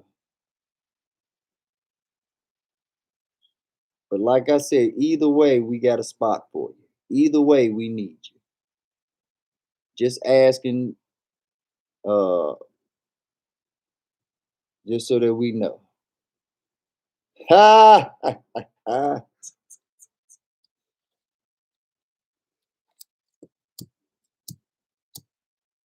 Arthur's not answering me. Arthur's probably turning up, getting his party on. I understand, Arthur. It is your day. You don't want to talk business. You on LA time probably. Ah! Ah!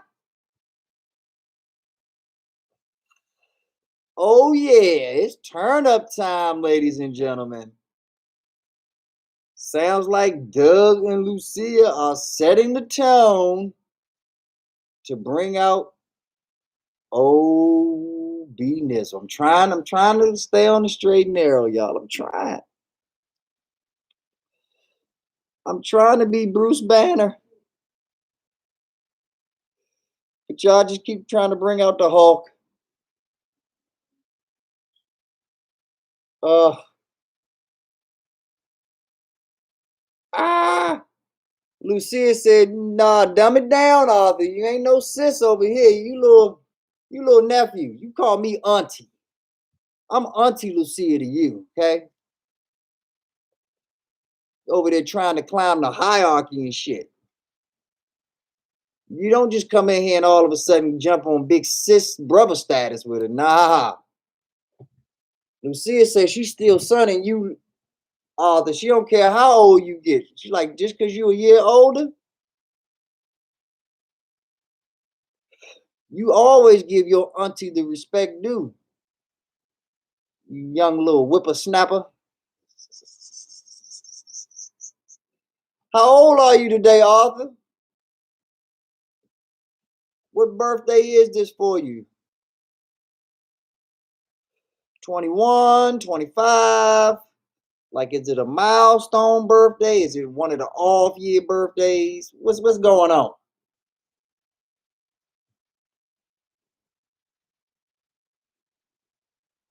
Oh, he really is your nephew.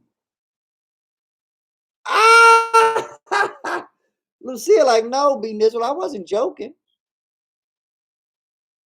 He's blood. He's my damn nephew. 25. So that's a milestone one. Mid mark. Yeah, you got to do it big today, baby. You are required by law to do it big today. 26, 27, 28, 29. Yeah, that them just happy birthday, get the song, blow out a candle, go on with your life. But 25? Nah, you got to do it big today, Slim. You got to. I'm talking about champagne on titties today, man. I want you better be popping bottles, squirting titties with champagne bottles today. Damn it, you better be. Yeah, woo! You better be acting like LeBron just won another ring.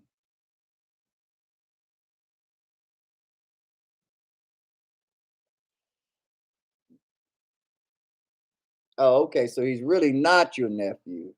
He just looks exactly like your real nephew. So he's become your pseudo nephew.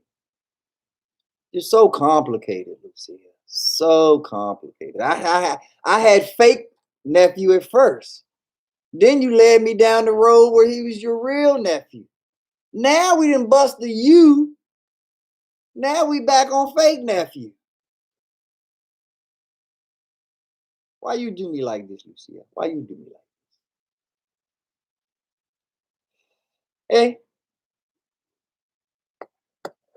why you do me like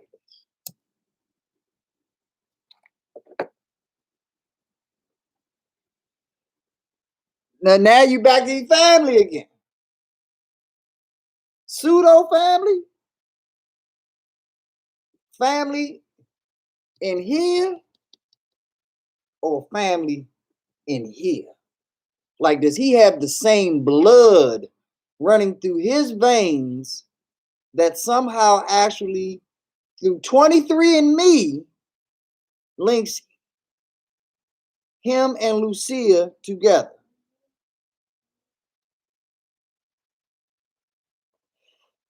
See, Arthur kept it real. He said, she know what's up. I can dig it. Ah,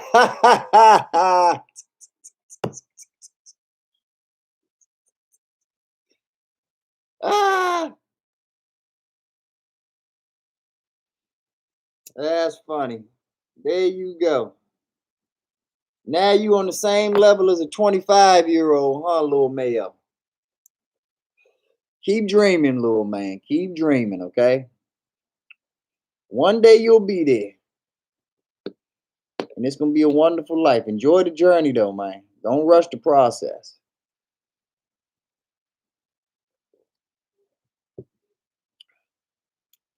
This damn Wendy's drink is the best damn drink ever. Almost, I'm more a little I don't know what the hell I got going over here. I just know that y'all like it, so I roll with it. I'm a real easy guy. I keep it real simple. That's one thing me and Big Simple have in common. Ladies like it, I'll roll with it. I just don't understand why women don't do the same thing. Ready, Red, back in the building. Knock him down records. He probably just leaving the club. Checking the stroll. Collecting that lizard money. Collecting them gator bucks. How many gator bucks did we get tonight, Red? How many gator bucks did we get off them lizards tonight, Red? See, don't let Red fool y'all. Red on that what's my man name? That was on Chappelle's show. Can't think of his name. Wayne Brady. My man Ready Red on that Wayne Brady shit, y'all. He's like, why's Benji feel so? See, he says that he says slow motion. See, exactly what I'm talking about. He's like, why is Ben feel so? Why is he so long? Where's your friends at, Ben? Sorry, Daddy. It's been a slow night. Like, is Ready Red gonna have to choke a bitch? I know Ready Red ain't got to choke. Is Ready Red got to choke a bitch? No, Daddy. No. I'll go get more. Oh, that's what I thought. Yeah. I'll be back. That's how your man knock him down curves it out there in these streets. And he down there in Texas where they love to stroll. Come on now. See, in certain places, pimping will never die. Never.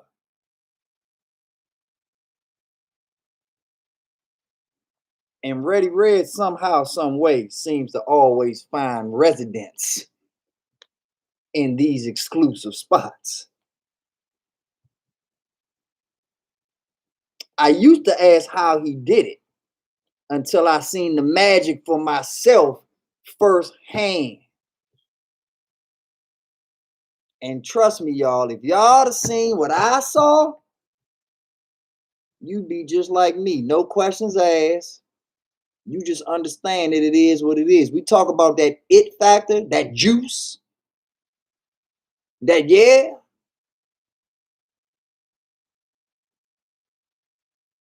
I just give respect where respect due.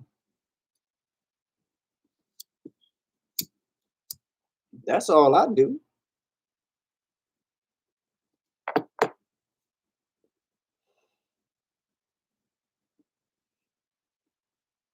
And see, notice, usually Ready Red be on me. Like, nah, nigga, what you talking about? I'm just chilling. I'm just normal, regular old guy. Notice Ready Red ain't saying shit tonight. Because he know I got backup in my chat. That's just waiting for him to say one wrong word. And they going on mode. They going in.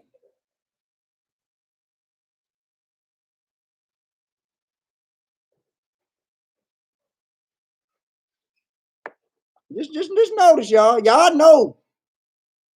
Ready Red. What'd you say, bro?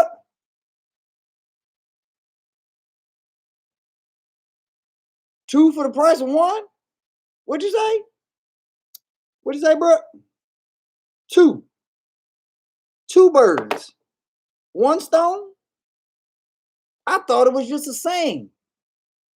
I thought it was just, just something that people threw around. I ain't never seen nobody actually throw one rock and kill two different birds in two different locations. I'm gonna tell you what that rock was like. You ever seen a bowler pick up the 7-10 split? There it is, ladies and gentlemen. That's what my man Red did. He picked up that 7-10 split. One bowling ball, one lane, 2 pins on opposite sides of the lane. Come on now. And you don't think something like that boosts your resume? You don't think something like that gonna have other folks like Brooke and maybe a Gordia, or you don't think that word gets around? Huh.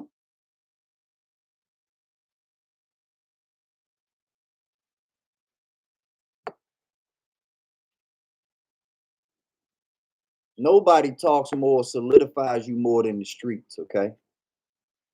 When the streets start talking,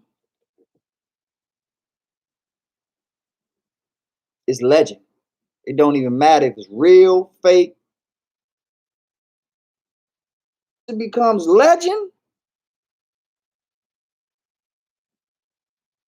It's not yours no more. It belongs to the world.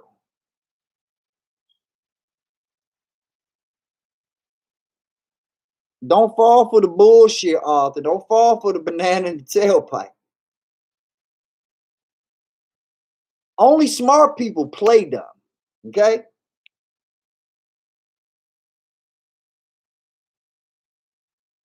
Only smart people play dumb, Arthur, okay? Artur, I'm sorry, Artur. Yeah, only the smart ones play dumb. The dumb ones, they not playing. But them smart ones, oh man. They know how, they master it. Huh? What? Where? When? Who? No. It's an art. It's an art. You ain't no hiding me, Ready Red. We fly on the same cloud, buddy. Get me their airlines. We got the same frequent flyer miles, my nigga.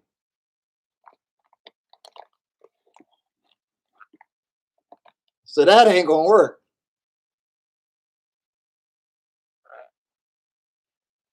You got to go back to the drawing board on that one.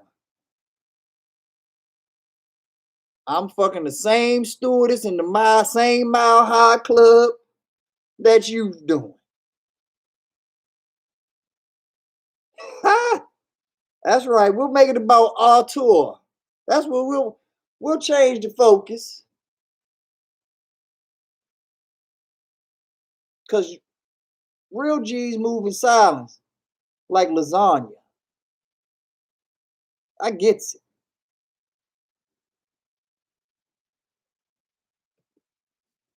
Oh, I gets it.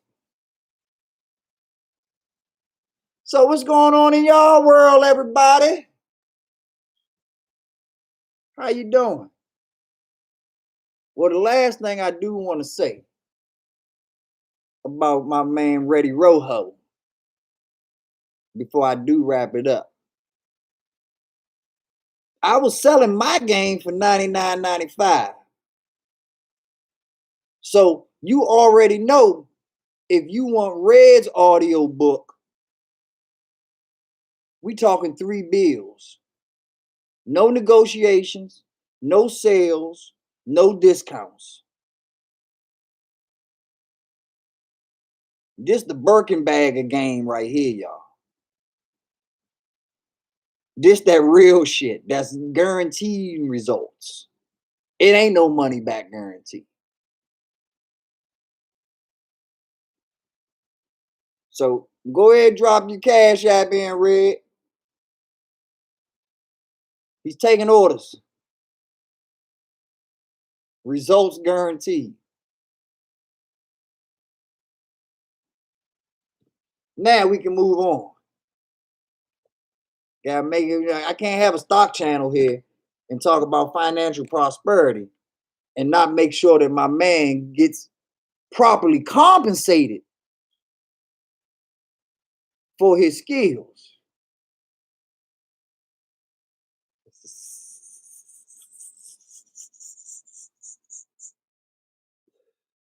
You see that, y'all? He's still giving y'all game for free right now. He's putting all the advertisements in, giving all the famous quotes. He letting y'all know that's $300 well spent.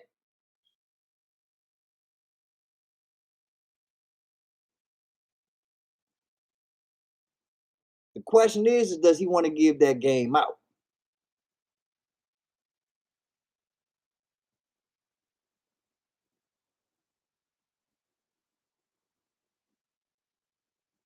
Exactly, Lucia. You know bullshit when you hear it. You know bullshit. Let me go get my cow boots on.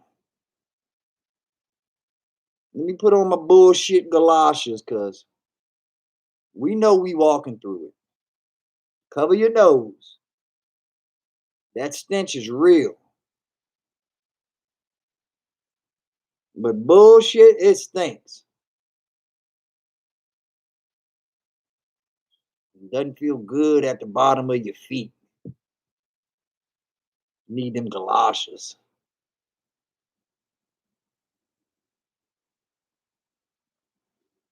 Yeah? But you know what it is, Lucille. You've been around longer than me.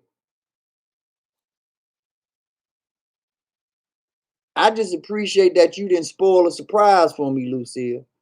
I appreciate that you just allowed me to see it with my own eyes. Like, it's one thing for somebody to tell you about a full eclipse, it's another thing for you to witness it yourself.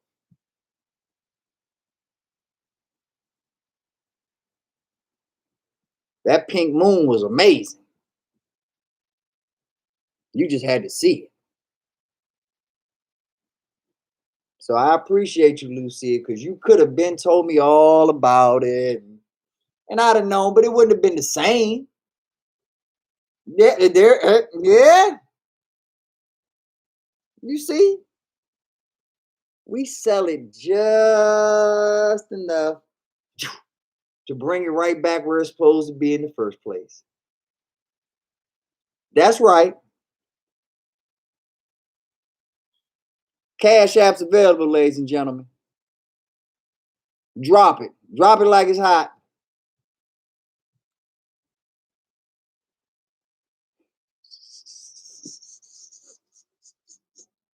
Results are guaranteed. Okay? They so much guaranteed there is no money back refund. Okay? It's just you buy, you get results. End of story. One size fits all.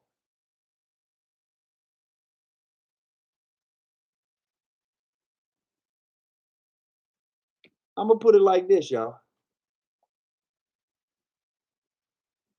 Imagine if the man was face to face with them folks. Imagine if this man was eye to eye, grabbed a hand, rubbed a cheek. Imagine what the results would have been then.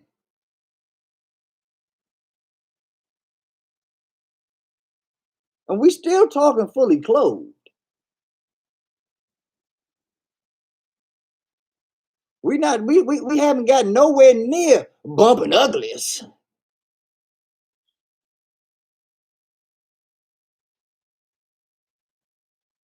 Oh no.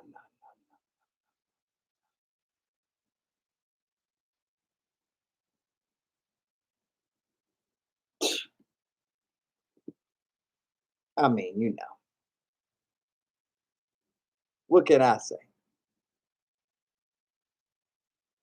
I know I'll be sending my 300 in. I'll put it like that. The second I get off this chat, I'm sending my 300 in immediately. it's a no-brainer for me. I promote stocks, Bitcoin, cryptocurrency, real estate investment. You want to talk about the return on the investment that I'm going to get off the Ready Red series of pimping? Shit. Anyway, y'all, I'm going to go get some rest. Take care. Be not. You ain't allowed to rest. You ain't got to hang out with me and my ugly ass on your birthday, but you ain't allowed to rest. You should have been. Yeah, it's party time now. Shit. Rewrite that message. Say, all right, B9, time for me to go to the club. I got some ass waiting on me. Time to smack some cheeks.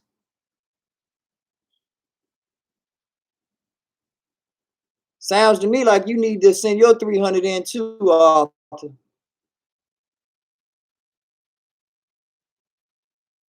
This the day you supposed to be smacking cheeks. You gone too, Chris? Take care of yourself, Chris. Have a blessed one, Arthur, for real. You know I'm just fucking with you. Happy birthday once again, though, my brother. Enjoy yourself. Have a blessed one. And I hope when you wake up later on, you smacking some cheeks, though, okay? You're 25 years old. You're a Laker fan. Smack some cheeks.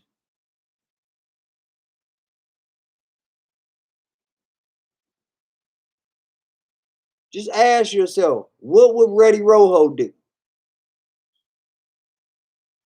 Smack some cheeks. That right.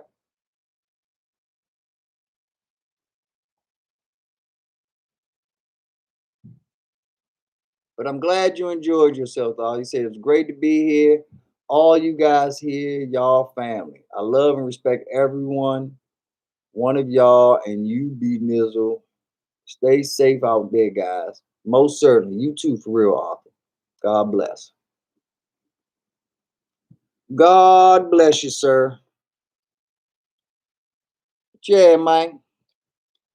What you saying? See you, B9. You see me what? What you see me doing, Chris? You don't see me doing shit. Because I don't do nothing.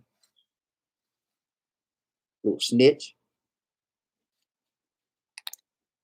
You want them little rats? You want them little state's evidence asses? What you see?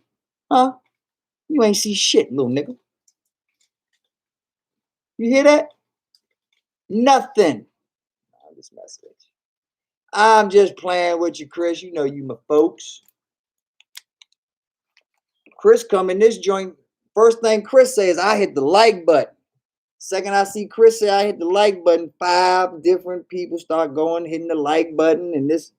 So yeah, you cool, Chris, because you motivate people to do what they should be doing anyway.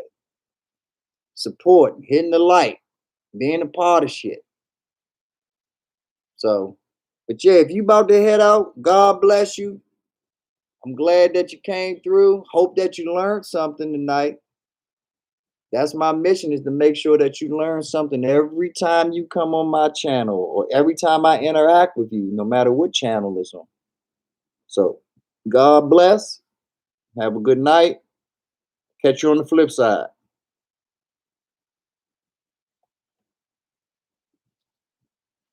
Catch you on the flip side. Lucia says she'll be right back.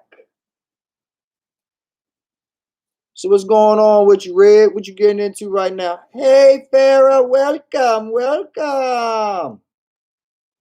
Come on, get your mod on. Come on, get you some.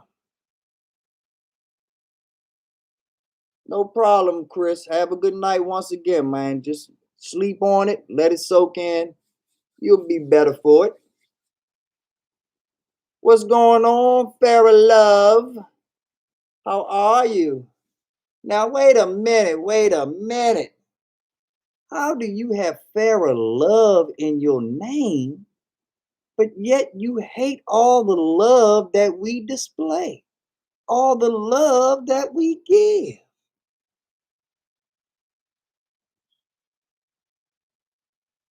Huh? Oh, you came in for the buffoonery. Ah, you picked the wrong time, Sparrow. I act a fool on all y'all's channel when the title says chill stream or this and that. On my channel, I talk square biz. And because this is your first time here, I'm going to go through the rundown for you of what I talked about. We talked about the belt series. I don't know if you and I talked about it before, but belt is an acronym that I came up with based off of FANG. If you're familiar with FANG, you know that it's Facebook, Amazon, Apple, Netflix, and Google.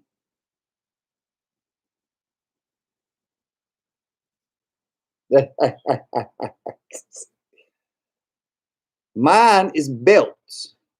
BELT stands for Bitcoin, Ethereum, Lemonade, Tesla, and Square. You said, please do. I'm here to learn. I like learning. You come to the right place. I'll repeat it. Bitcoin, Ethereum, Lemonade, Tesla, Square. Bitcoin is the king of cryptocurrency. Bitcoin started out last year around $9,000. Bitcoin right now is close to 60,000. Ethereum is the prince of cryptocurrency. It has its own network separate from the Bitcoin network. It's faster than Bitcoin and it has more applications for normal daily everyday use than Bitcoin does. The next one, Lemonade. Lemonade is an artificial intelligence company that is changing the game on the insurance industry. It is an industry disruptor in the insurance game. It is disruptive technology because it is artificial intelligence slash bot technology. That technology allows Lemonade to keep prices down because they don't have a lot of employees to pay. A normal insurance firm has underwriting and this and that and claims division, and they have all automation. So that saves tremendous money. And through that automation, it also creates algorithms to give you a quicker, easier process when you actually have to file an insurance claim.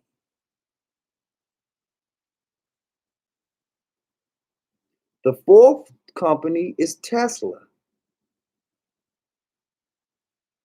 Tesla is the #1 electric car company in the world. Tesla is the leader in automation for automatic self-driving cars in the world. Tesla also owns its own solar power plant, making solar power panels for rooftops, commercial and residential. Tesla also is associated with another private company owned by Elon Musk called SpaceX that has just got numerous NASA contracts to take trips to the moon, Mars, and other places in space. The final company is Square. Square is the company that got famous by turning your phone into a credit card reader with that little box so that you could now do B2C transactions through your cell phone. Square is also very involved in restaurants, ordering supplies, electronic menus, electronic payment systems, growth, new acquisitions. But the number one thing that's going for Square right now, Farrah, is Cash App. Square owns Cash App. So every time you Cash App somebody, every time somebody Cash Apps you, Square's getting paid. Square also owns Bitcoin and sells other stocks. So as the price of Bitcoin and other stocks rise, naturally, just off of doing nothing, the price of Square stock rises because they're making wise investments that we, as retail investors, get to capitalize on. Those are the 5 stocks, Farrah, that I'm suggesting that you do your research on and study and find out if that's something that interests you. All 5 of them might interest you. Some of them might interest you. None of them might interest you. That is not my field of expertise to tell you what you like personally. My field of expertise is just to provide you with the information and the knowledge. You take it from there and then make your own personal choice. Because if you make $1 million, I'm not going to ask you for any of it. And if you lose $1 million, I'm not going to pay it off for you. But I will gladly give you all of the information that I come across. I will gladly try to be an encyclopedia, a plethora of knowledge that is easily accessible to help guide you through these shark-infested waters. Another thing, what did you say? Well, I'm aware of these. Thank you very much. I appreciate your information. That's wonderful. That lets me know that you have some experience as an investor yourself. There's still a place for you here. I hope you still subscribe to my channel. I hope you still hit the like button. I hope you still hit the notification bell. Because I have other people in the chat, such as Daily Grind, such as Cassie C, Money King Ivo, Derek Hawk. They're also investors and have various levels of experience. They are more than welcome to give stock tips and clues that they have, information that they think would be beneficial to people in our community. So whether you are student or teacher, we need both. So no matter what category you fit into, you're more than welcome to come. The bonus stocks that I gave today, especially since you are already a seasoned investor, it appears. Let me read what you said first. I will be here to show you love. I'm loyal to those that are deserving and don't get on my bad side. Cool. That's my intent, is to be that person. Hope my intent works out. But what I was about to tell you is, and I appreciate that too. Let me say that. I thank you and I appreciate that. That's important. So. Ah! Somebody has a difference of opinion, bet you can't guess who. But what I was about to tell you, is the bonus stocks that I gave today are Vizio. Vizio is one of the largest television flat screen makers in the world. They have just signed an exclusive contract with Verizon that they've gone public with. And the stock has just gone public this month. So as you very well know, being a seasoned investor yourself, we buy low and we sell high. Right now, Vizio stock is trading at $25 a stock. And it's not even really no more than a month old. Check it out. The other stock that's on my list is Compass. Compass. Compass. Ticker symbol COMP. Compass is a real estate company, a realtor. It is one of the up and coming technological real estate disruptors, in the same breath of Lemonade being an insurance disruptor. Compass is also a company that just recently IPO'd no more than a month ago. So it fits right into the same portfolio of buying low, getting in early, after, of course, you do your research and after you figure out if that's something that intrigues you or not, if that's something that you think can be profitable to your portfolio or not. If you are already well diversified in the real estate industry, it might be something that doesn't interest you. But because I am a real estate investor, all real estate interests me. First says Compass is also moving into a building and buying lots to sell higher later, for what I heard. Yes. And Compass also is Black owned. So there are going to be special grants, special monies out there that Compass will be able to utilize and get that other companies will not. This is a very sensitive time in American history right now, as far as race relations, business, opportunity, venture capitalists, angel investors.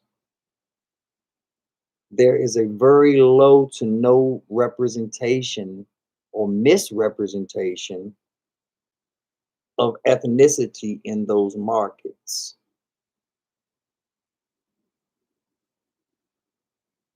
So those that are fortunate enough to be in that space have the possibility of immense wealth, growth exponentially.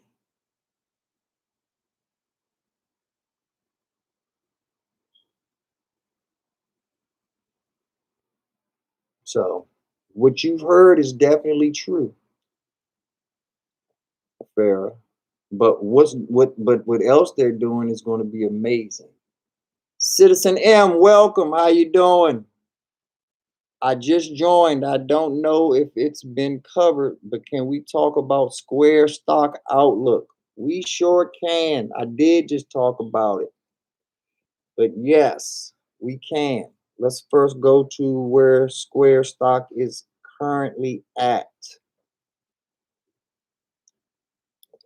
And first and foremost, Citizen M, on this channel, we practice long-term investing. I need to stress that as many times as I can. We are not day traders. We are not option traders. We are not short-term or mid-term investors. We are long-term investors on this channel. So everything that we do, we hold for a minimum of a year and a day, even if it's just the benefit of tax purposes. We hold everything for a year and a day. That being said, Square stock is currently at $244.96. The way we do things here, Citizen M, is we look at a micro perspective and then a macro perspective. From a micro perspective, going back 1 month ago, Square stock was at $229.95 per stock. It is now at $244. So we have gained money on a micro perspective, a 5.92% gain. Then we look at the yearly chart on Square to get a macro perspective. From a macro perspective, we started out just 1 year ago, Square was $63.69. Did I mention that this whole year was a pandemic year and that restaurants were closed for the most part and that large gatherings and groups were prohibited and that people's psyche on top of that did not want to go out and eat and commingle in large areas, thus decimating the hospitality restaurant industry? And Square still, in the roughest of times, gained 289% year to date. That is an improvement of $182.12 per share in 1 year's time. Now, if it can grow 289% during a pandemic, what can it do when we get back to normal, Citizen M? What can Square do when we finally get back to 2019?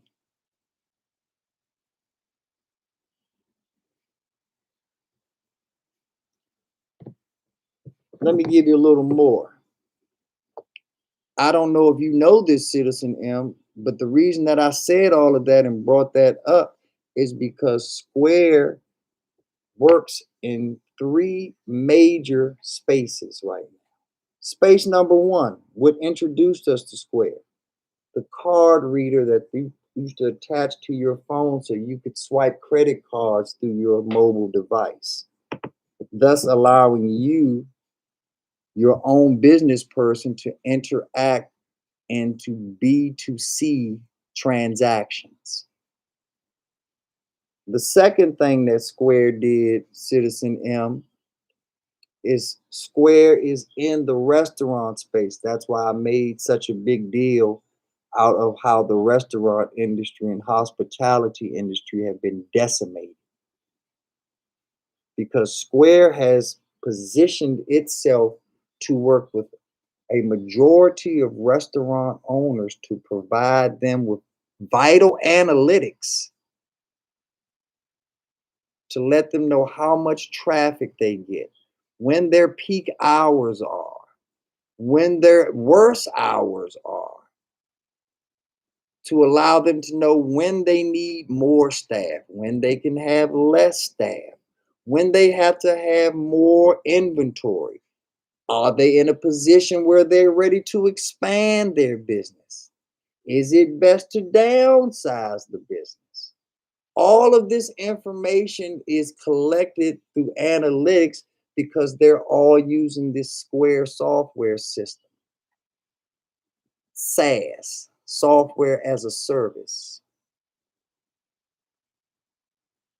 And off of this service, they can get business loans for expansion through Square.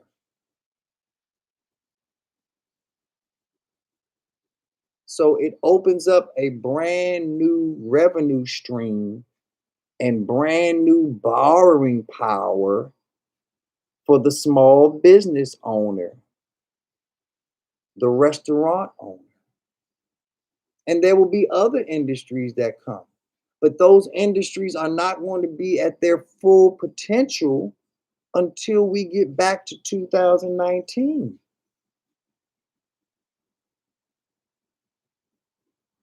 So once we get back to 2019, the possibilities for Square are endless. That is why I chose them as one of the 5 pillars to check into for your foundation. Because everything else that we do off of that will branch and tree off of those pillars. Those 5 basics are what we're going to hopefully build a dynasty off of and provide ourselves and especially our children with generational wealth. I hope that answers your question, Citizen M. If it doesn't, by all means, let me know in the chat what specific points that I missed that you wanted me to highlight. But I think that that's what I got for you right there. I'm glad. Okay, cool. I'm glad you liked it. And I'm modding you too, Citizen. You know, when you come in here with intelligence and you're about what we're about, and you're bringing good things to the table, you're more than welcome to join the family. More than welcome to hit the subscribe, hit the like, hit the notification bell so that we can build this up and bounce off of each other. My table is round. I do not sit at the head of this table. It's unfortunate that I don't know YouTube that well, so that you have to just look at my ugly face all day, and I can't bring up the Farrahs and the Lucias and the Cassies of the world. For that, I apologize. But I'm not the leader of this. I'm not the head of this. I'm just the facilitator. This is ours. We're in this together. Your information is just as valuable as my information. And if you have something that you feel can help me and the rest of the community, at any time, by all means, you can drop your jewels and your nuggets. And it's up to the other individuals to do their own research based off the nuggets that you drop. You do not give advice. I do not give advice. We just share information. We just try to educate one another and see each other grow in a subject that the school systems, the collegiate systems have let us down on. There are people who know how to build a house, design bridges, but don't have financial literacy. There are people that are saving lives through heart surgery every day. And all they know is that the second they get that check, they're going to buy them a new McLaren.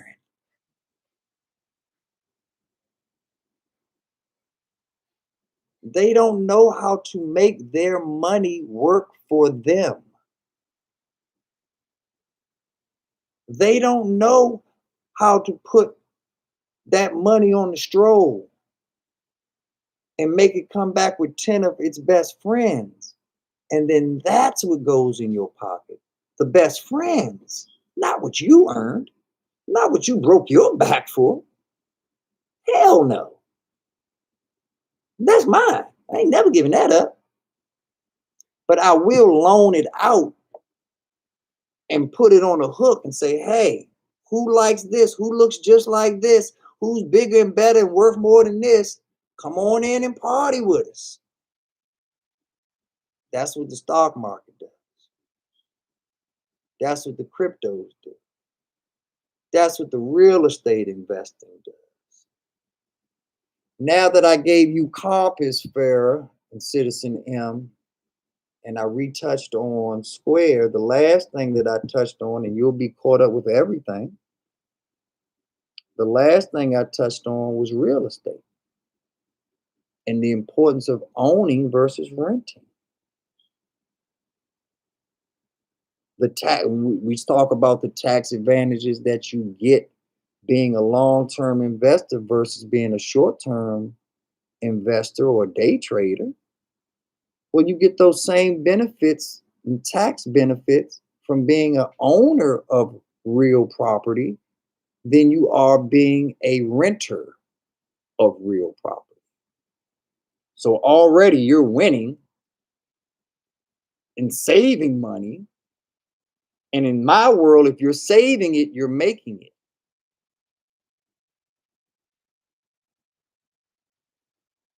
Every 30-cent coupon I cut is 30 cents I just made.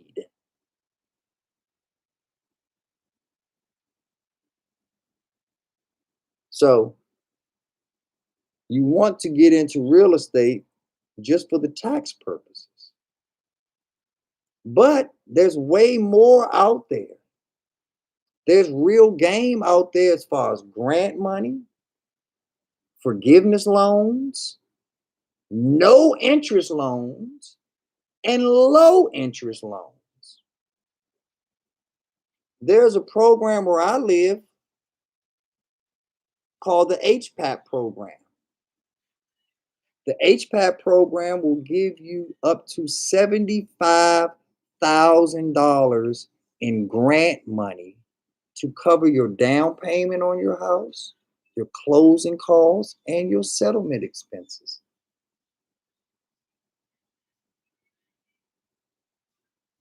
All you have to do is have a bank account, be a resident in the city, state, county where the program is offered, be on your job and have job consistency for 2 years.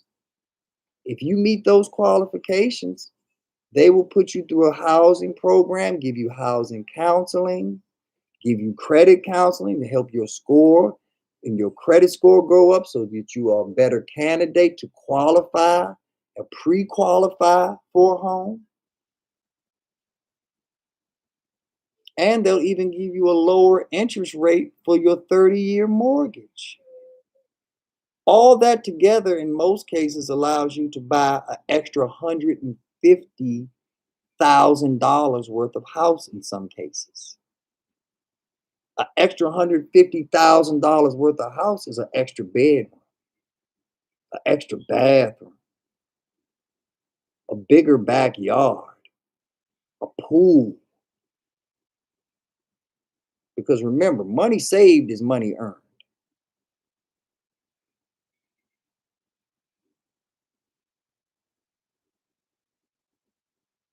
The last bit of game I'm going to give y'all, since y'all are rolling with me. Well, first, before I give y'all any more game, let me know in the chat if y'all are still with me. If there's anything else that I need to recover or rehash before I move on to the next point of what I'm telling you. And I want to make sure y'all ain't just sleep and I'm over here talking to my motherfucking self. So let me know you with me. If you with me.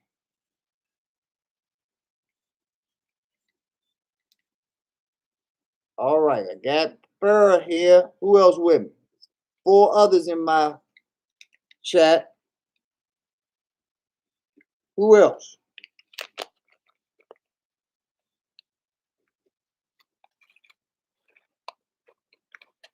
All right, that's what's up. Cool. So, the last bit of game I'm going to give you. Well, let me ask you this, Burr. Did you know about that? I know you know about the belts, stocks, and stuff like that. Did you know about that real estate shit?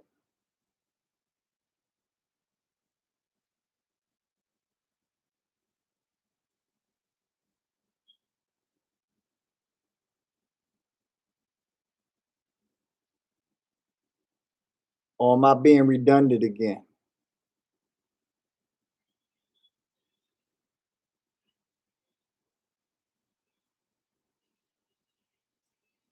I said, did you know about the real estate information that I was giving? Or am I being redundant again?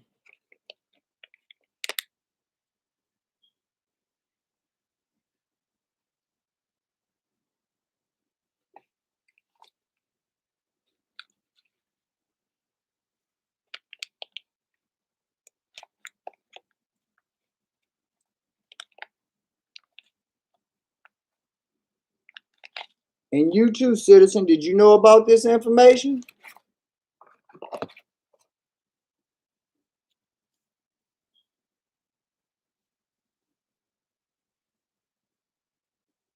Oh, you already knew about the HPAP? So is there a HPAP program? I know you on the West Coast, right, Fur? Is there a HPAP program equivalent of that on the West Coast? And if it is, what is it called? I'm interested to know.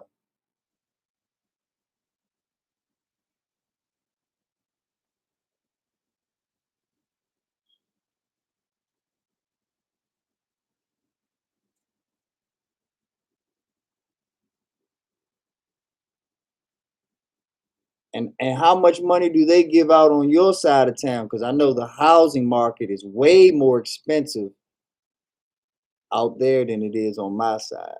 And it's expensive as hell on my side. But I know it's crazy on your side. So I would assume that they would give a larger amount of money based on the cost of living and inflation rates out there.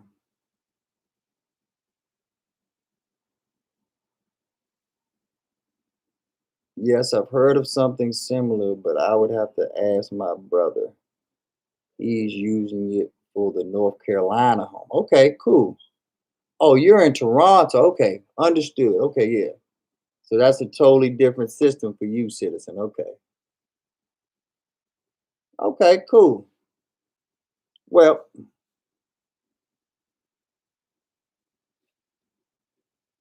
check it out in your county. Check it out in your neck of the woods because it's definitely a life changing situation. And once again, it's grant money. And in other cases, it's what's called a forgiveness loan. A forgiveness loan works just like jail. A forgiveness loan is paid off with time. So if I give you the whole $75,000, every year you live in that house, you're paying off $15,000 to me. So your time is your payment back to me. So if you have a $75,000 forgiveness loan, once you live in that property for 5 years, you pay the loan off just by living where you wanted to live anyway. Just by keeping a roof over your head, you've paid off an entire loan on a house, not the entire mortgage, but that is called your second mortgage, the $75,000. That is called a second mortgage. In 5 years, you would have completely paid off your second mortgage just through time.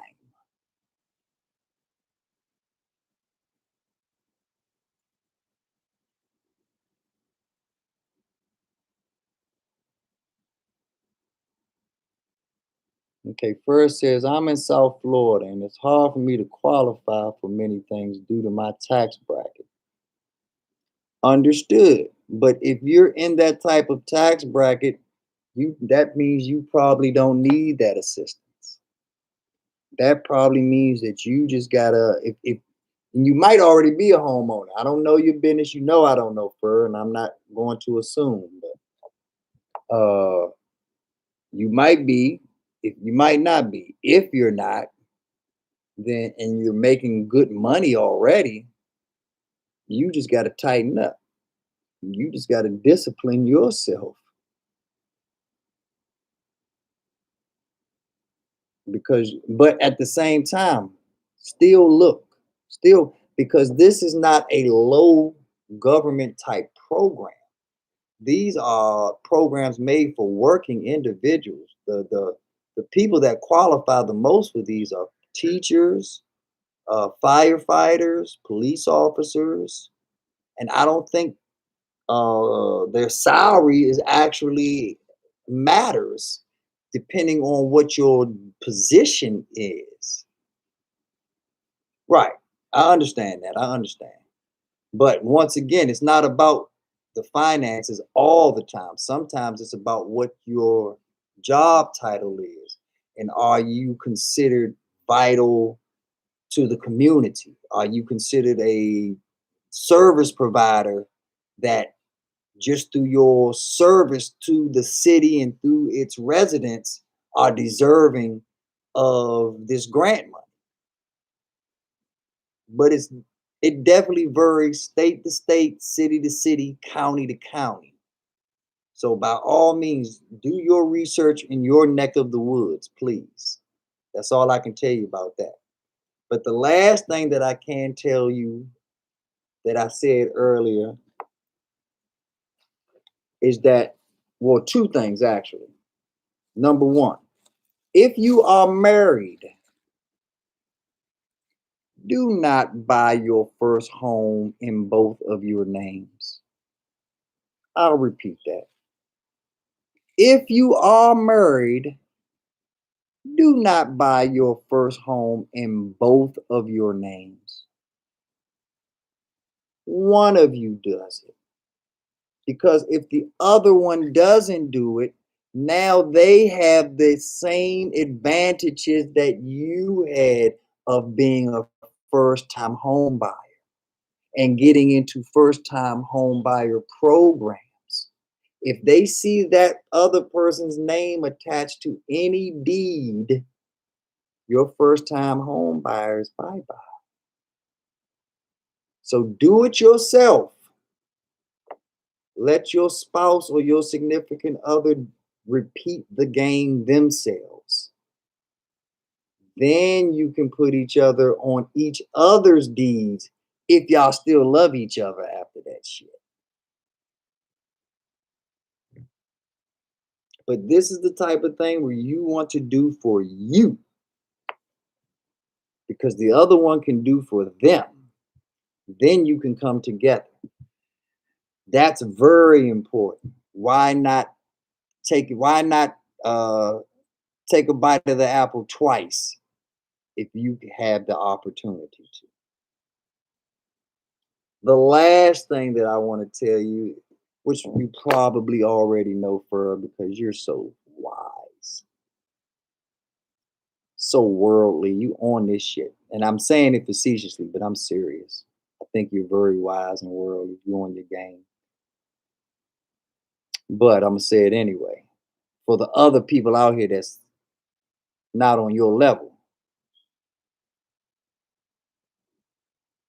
when you buy your first property, it's a single family home, a 2-unit apartment building also qualifies as a single family home. A 3-unit apartment building also qualifies as a single family home. A 4-unit apartment building also qualifies as a single family home. So when you know all of this, and that's where it stops, by the way. 5 units, you're in commercial space now. Most places. I haven't been all around the world. But most places, that's the general rule of thumb. So if you get $75,000 in free money and you've already been living in an apartment by yourself, just you and Muffy the kitten, for the past 3 to 5 years, you're already used to living in an apartment. So when you finally get your money and you buy your 4-unit apartment building with the same money at the same price, with the same financing, with the same perks, with the same benefits that you would have got your single family home with, you take one of those apartments for yourself because you're already used to living in an apartment. No point of putting you in first class if you already all you know is coach. Stay your ass in coach. But there's 3 other seats now on that plane that are directly paying you.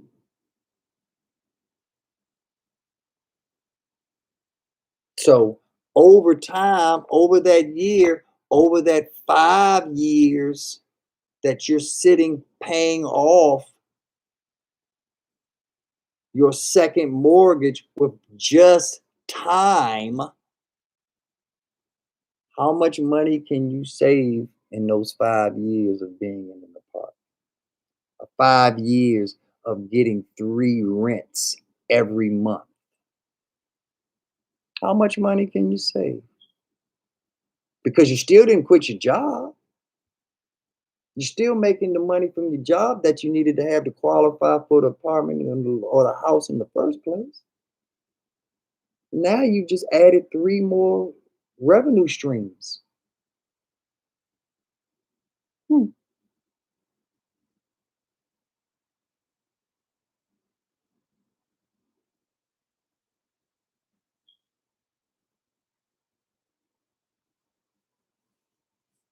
What do you do when that time is up?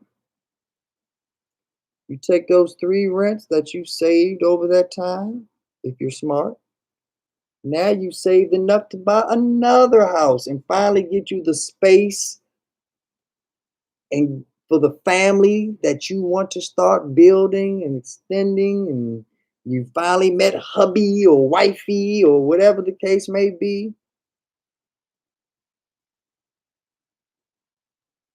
So you take those 3 rents that you've amassed over all those years and you take that money to buy you your real house, give you the space that you really want. And what else does that do simultaneously? Oh, it opens up a fourth revenue stream because you're no longer living there. You're living here. So instead of 3 incomes, now you got 4. And you still got your job. And it's been 5 years, so you definitely have gotten raises. You definitely climbed the corporate ladder even more. Maybe you're working for yourself, whatever the case may be. You're 9 times out of 10 intelligent person, so you're in a better situation now than you were then. And you're especially intelligent if you did it the way I told you to do it because you've added passive income, residual income that you don't have to give away until you decide to. And if you're a busy person and you can't handle that, you still can get a management company to handle it for you and just have them cut you a check.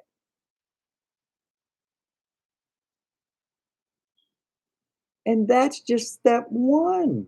That's just the beginning. That just puts you in the game. But that's all I'm giving you right now for Citizen M, because that's too much sauce. But I hope that you're thankful for the plethora of game that I've just given you free of charge.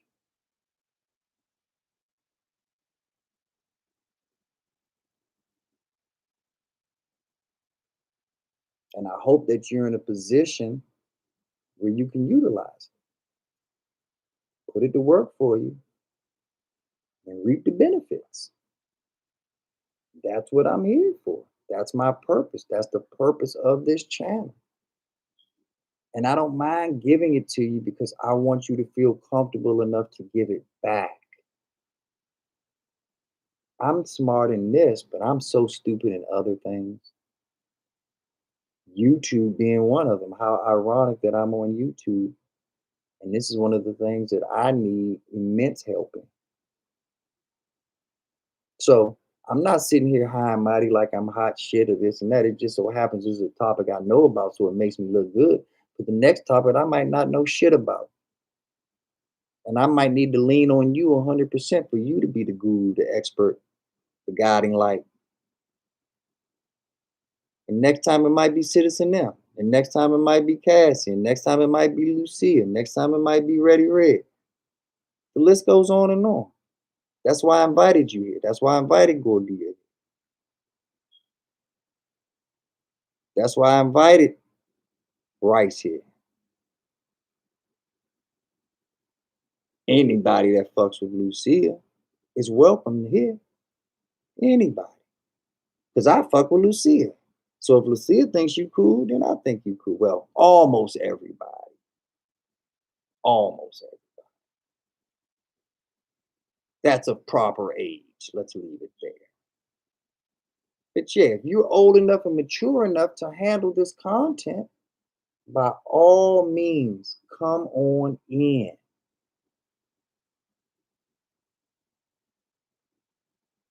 It takes a strong person to admit that. Salute. Thank you. Salute right back at you. Because I know that you're also a strong person. I picked that up just off our one interaction. So, like I said, my table is round. I'm not the head of anything. We are a community here. You're going to have your day to shine. I'm going to have my day to shine. The next person going to have their day to shine. And when it's time for me to shine, I expect everybody to humbly listen, learn, and apply. And because that's what I'm going to be doing when it's your day or anyone else's day to shine. Humbly listen, learn, and then apply. And hope and pray that I reach the benefits that my studying, my research off of the advice or the education that you or information that you've given me leads me to. That's it. Because at the end of the day, I want to travel to where you at. And I want you to be happy that I'm coming to your town. I want you to be ecstatic that I'm coming to your town. I want you to make sure that the red carpet's rolled out and vice versa. I want to be excited when y'all come to my town. I want to be able to commingle with you all on a true boss level where we're laughing about the $100,000 we made together on YouTube through a chat.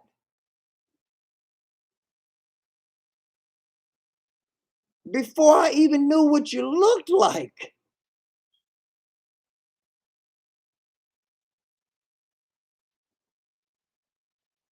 She says, well, in Florida, there is no city or state tax.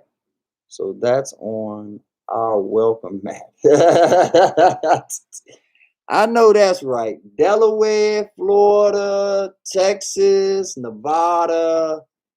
There's a few others. I think it's like 8 altogether. I think West Virginia's one. But yeah, there are a few states out here that are no state taxes. And when you get to a certain level financially, that makes a humongous difference. And when you reach a certain level of financial status, that gives you options that you never had before. There are certain people that were born, will live, and die in the exact same place because they never had options. They might have moved 10 miles down the road or in the next county or the next city. It's still the same fucking 20, 30, 50-mile radius because they've never been given this game. They've never been given the opportunity to spread their wings, to explore their options because they have no options. And this game ain't hard. This game can be mastered by an 8th grader. Mastered, not just explained, mastered by an 8th grader. So that leads me to the question, why aren't they teaching our kids this? Why didn't they teach us this? Not even on a collegiate level did I learn any of this. So I paid for school and you still couldn't tell me about money? Really? But then they throw it in our face and let us know, oh, no, we're not voting for no damn Bernie Sanders. He's a socialist. We're capitalists here, but you're not teaching people about capital. How are you a capitalist and we know nothing about how to acquire, hoard, and leverage capital? How can you so joyously pronounce to the world that you are a capitalist society when you're not teaching people the tenements of this capitalist system? We don't even focus on the root word. How many conversations have you had with a black person or Hispanic person and you actually use the word capital in reference to what it really stands for in the context of our country? Probably not a lot, if ever. I know I don't, but that's what it's all about. Capital. That's all that matters is capital.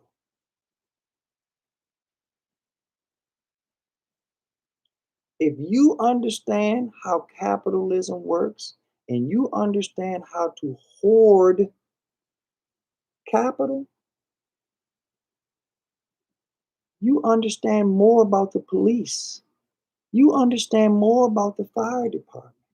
You understand more about industry, businesses that you don't even do business with, that you're not a customer, client, or contractor for, but you understand them. And as you understand these things more and more, you now find yourself being able to converse in circles that usually you were excluded from. Now they're being inclusive to you. Come on in. Tell me your 2 cent B9. You mean you're more than a wig and sunglasses?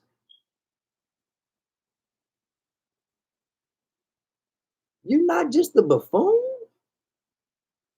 You're not just here to provide coonery? You're not gonna all shucks for me or soft shoe? Nope, it's not what I do. I like to have fun, but I work hard before I play hard. I grind, then I shine.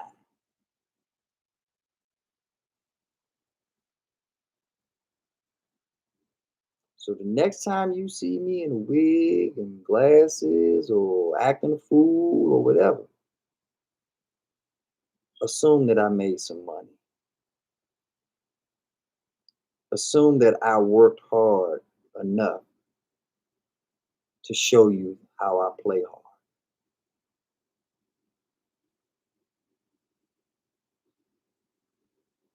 I'm not dancing for money.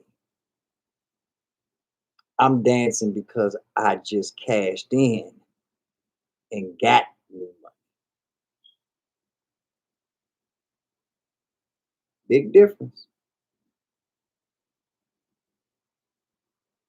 So understand,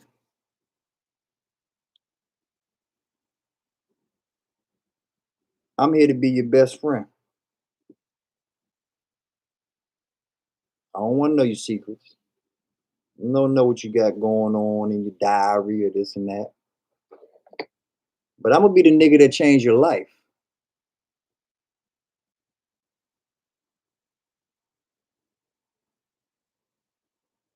I'm gonna be the nigga that you never forget. I'm gonna be the nigga that you tell about your kids and your grandkids about. And you may never meet me. You may never see me face to face. You may never smell my cologne. But you're going to remember me forever.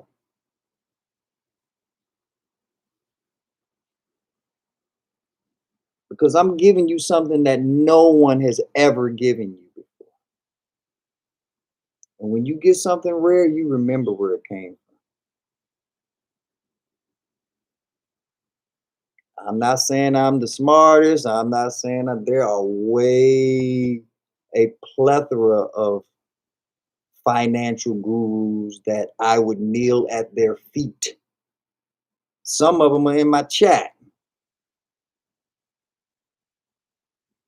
where I am the student and they are the master. But they still not giving you what I'm giving you, because if they were, they'd be doing it already.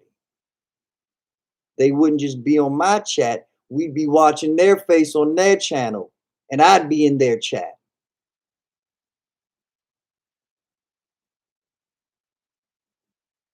You've had wealthy men from rap, R&B, basketball, football, commerce, IT, science, medicine. Some of the greatest of the greats.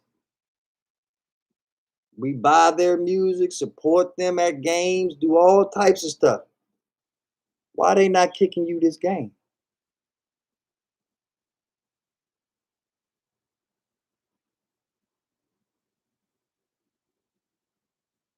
Hmm?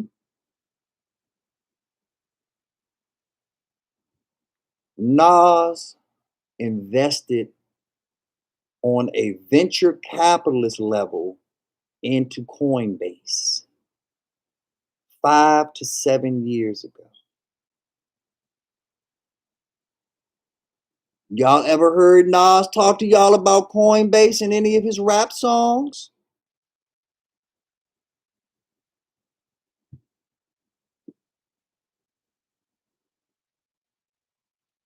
Hmm? Y'all ever heard Nas kicking y'all game about investing Bitcoin or Ethereum or Coinbase or, huh? How come they not kicking y'all this game? Everybody says they for the hood. Everybody gives them street cred, still supports them, goes to their concerts, buys their music, treats them with a certain panache. Why are they not giving you this game?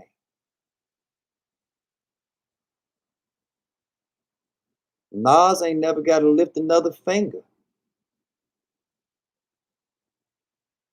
Nas got enough money where he can sit in his ass and do what I'm doing right here for the people, right now. There's a lot of people out here doing a lot of great work. A lot of great work. But are they helping you? Are they actually putting it on the ground level so that it's accessible to you, where you can put it in your hand? Just think about that. I'm gonna read some comments while y'all contemplate on that. Citizen M says, I'm trying to build a bit of capital. I'm moving back to the motherland. Citizen M, that means that you are heavily invested in Bitcoin, I hope. Because Bitcoin, if you're going back to the motherland, has numerous advantages for you, other than just being a great investment opportunity for you. Going back to the motherland and taking that type of currency with you, you're taking something back that's dollar for dollar the same. No matter what country you're in, Bitcoin is the same price. So you lose nothing on the foreign exchange rate. Hello.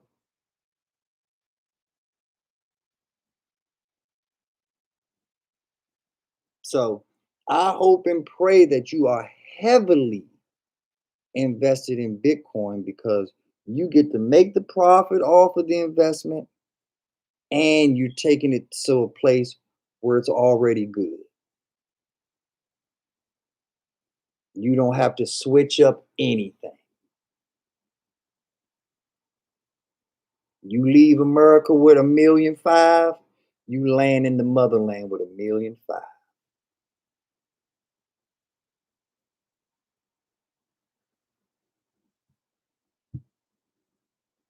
That's right, Reg. You know about it. That's why they don't want to call us Americans. Because they know when we get that game, we're going to fuck the game up. Like we always do. Look, that's why they fought on. They said, look what happened when we let them into baseball. Look what happened when we let them into the NBA. Look what happened when we let them into the government. No matter where we let those motherfuckers in, they take over. They always take over. Sons of bitches. That's right. Burr says, well, I know every time you hear my name, you will think of the story of Donkey Kong's wife.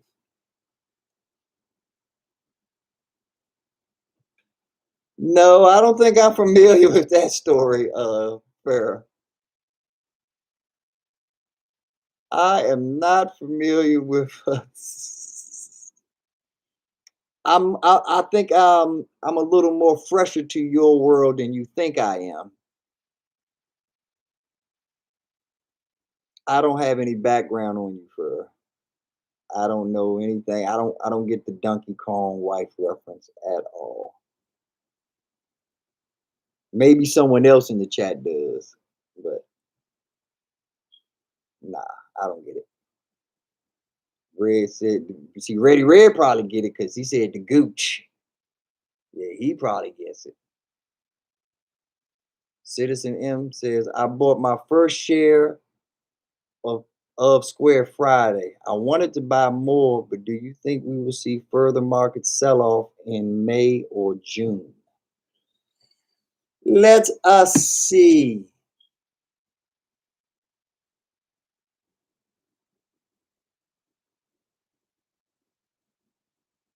So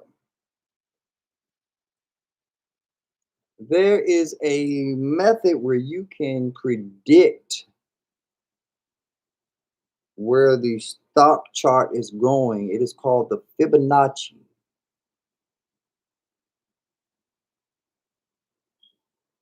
Based on this Fibonacci, you can tell what it's going to do. And based off of what I'm seeing, Citizen M,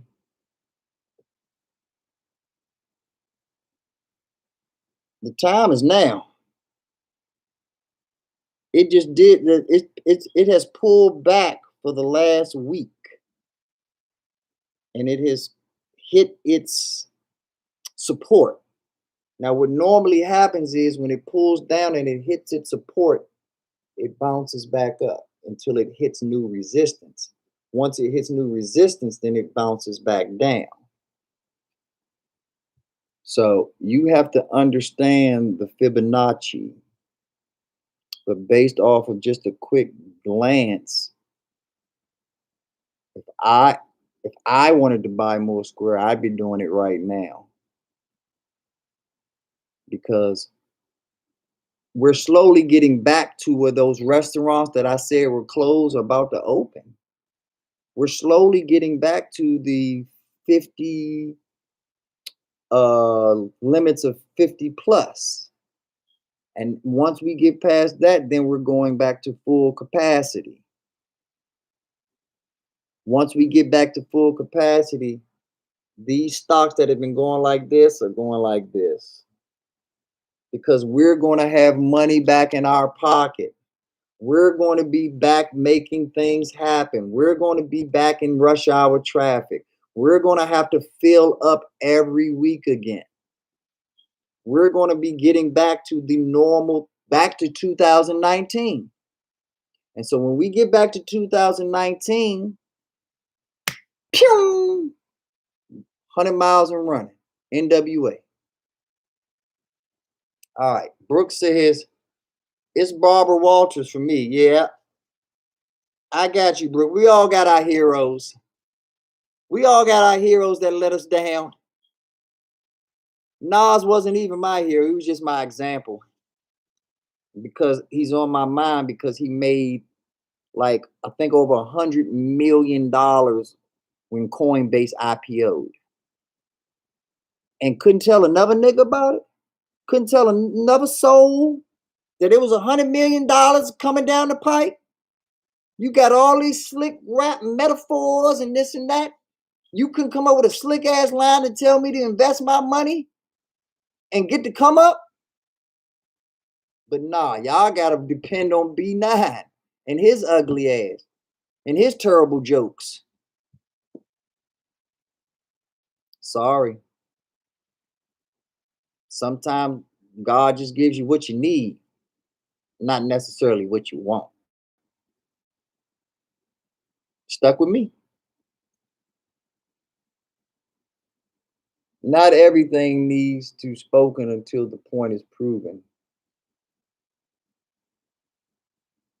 Makes me laugh everything I see her name. The girl with the wigs paid money to look like Donkey Kong's wife. The only story I ever told you.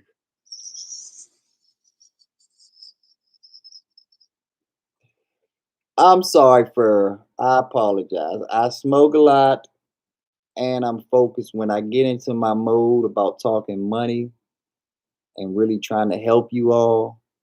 This is like the eye makeup under my eye for the football game. Like, you got to let me decompose in the locker room and come back to life on you. Because right now I'm on go time. Like, this is me off of a triple shot cappuccino.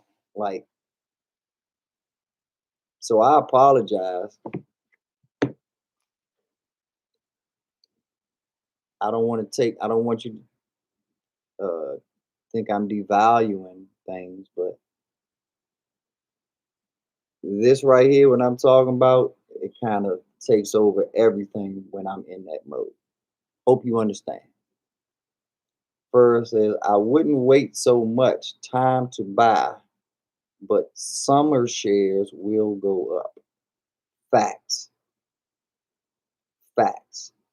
The best time to buy traditionally is winter months, cold months. When things start moving and shaking, that's when things usually pick up stock wise. Now, another thing I want to tell you about, since Fur brought up the summer thing, airlines have not gotten back to even half capacity yet. You think there's money to be made there, perhaps? I don't know. Just pointing out the facts. Cruise lines have not been in rotation yet. You think there's money to be made in cruise lines? Hmm.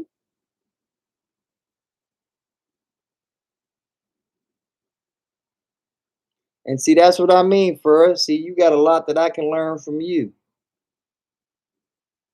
You definitely have a lot that I can learn from you. And that's why I have no choice.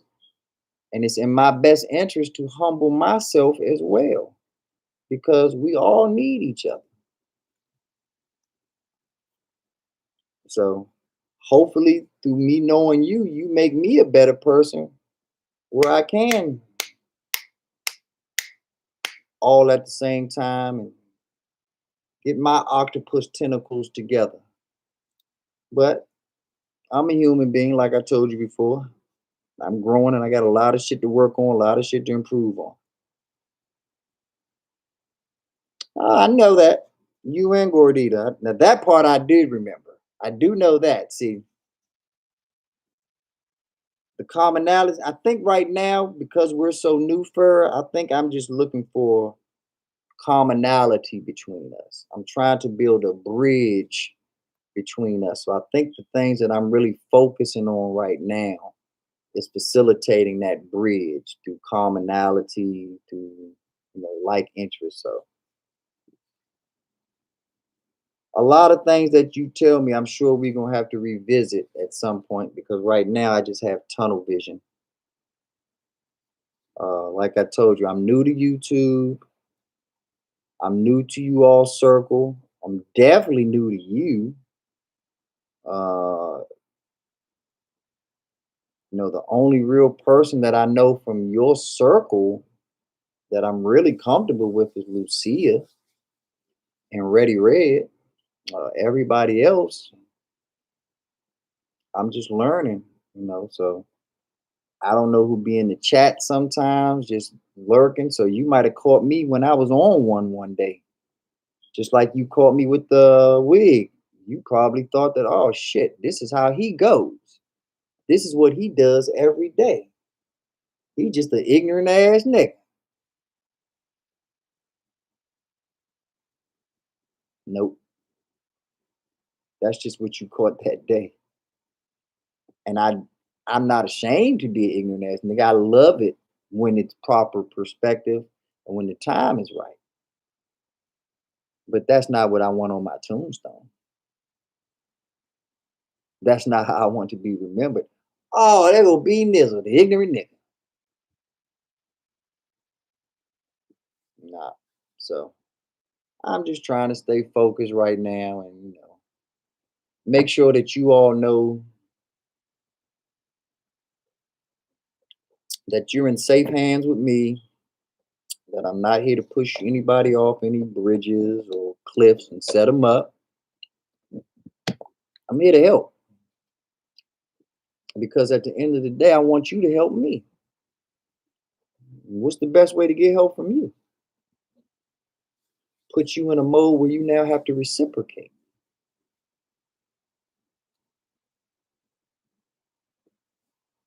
That's all I'm trying to do. Is put you in reciprocation mode. First says I respect that. I just keep it light on YouTube because I had a bad stalker situation. So forgive me for being that.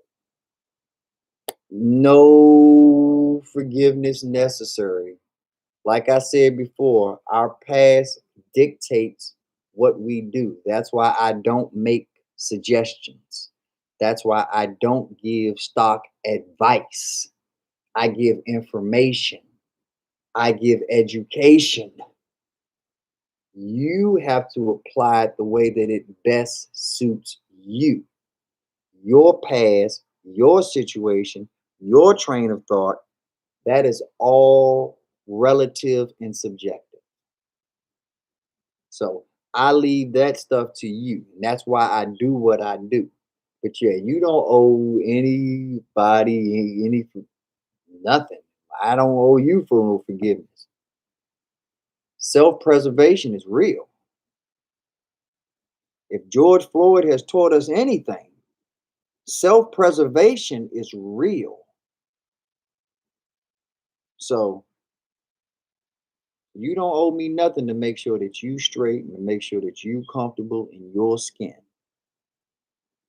My job, hopefully I'm mature enough, worldly enough, and have enough empathy to understand not to take it personal.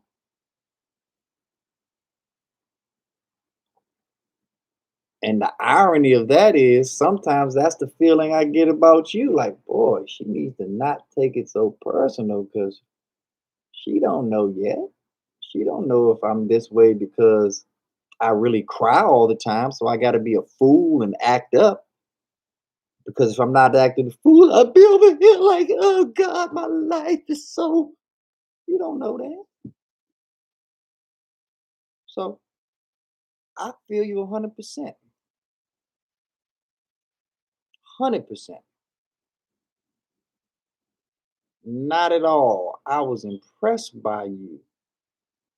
I guess, by your intelligence and the way you can know when to have fun.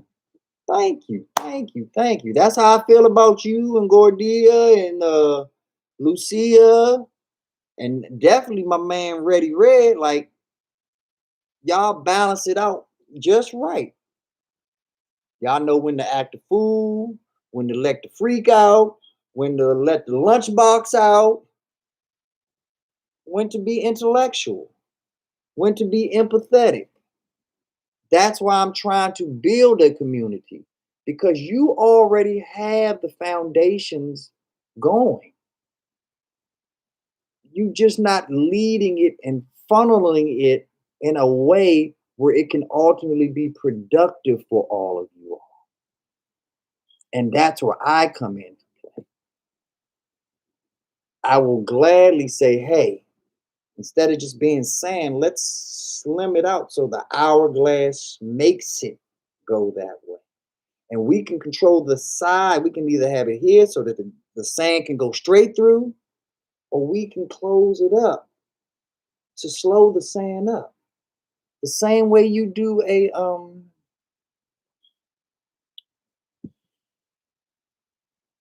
the saline bags when you go to the hospital and they give you the IV. They can control the flow of the saline solution coming through the IV. When it's time to speed it up, they speed it up. When it's time to slow it down, they slow it down. When it's time to turn it off so that the blood doesn't start going back into the tube, they turn it off. But all different stages are needed to accomplish the goal. And you always have to be ready and flexible enough to adjust on the fly. That's what I'm here for. Y'all have done the hard work already, because y'all have already weeded a lot of people out, decided who's cool, who's not, who you can talk to, who you can't, who you can kick the real bobo to, who you just smile and fake with. Y'all know all that shit. I don't give a fuck. I'm never giving a fuck about that shit in real life, person to person. So I'm definitely not going to start giving a fuck about it on YouTube. My focus in my lane: work hard, play hard. Y'all can have the rest. And not to say that the rest of it is not worth something. It's just not what I'm in it for. Work hard, play hard. In the store.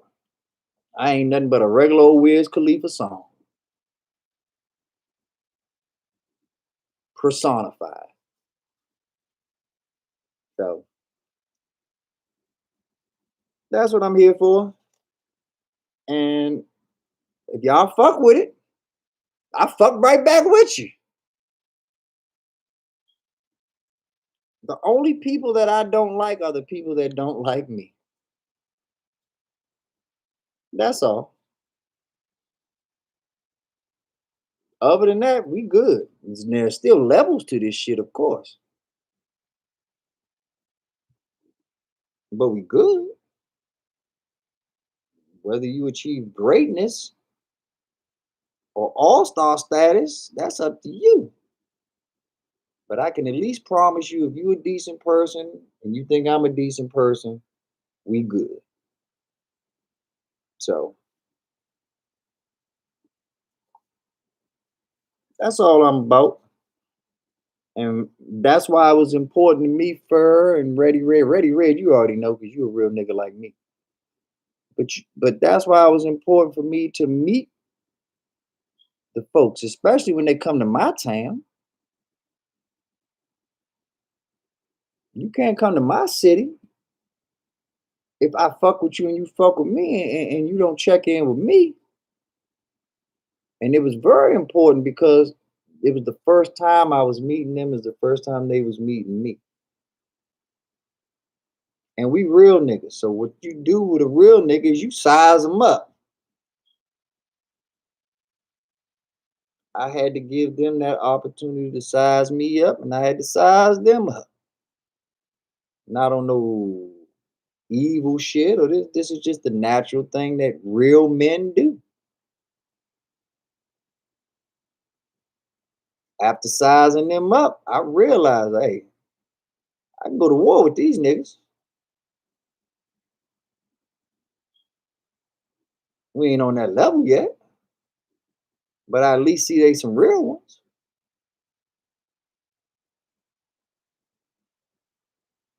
That's all I need is to say go.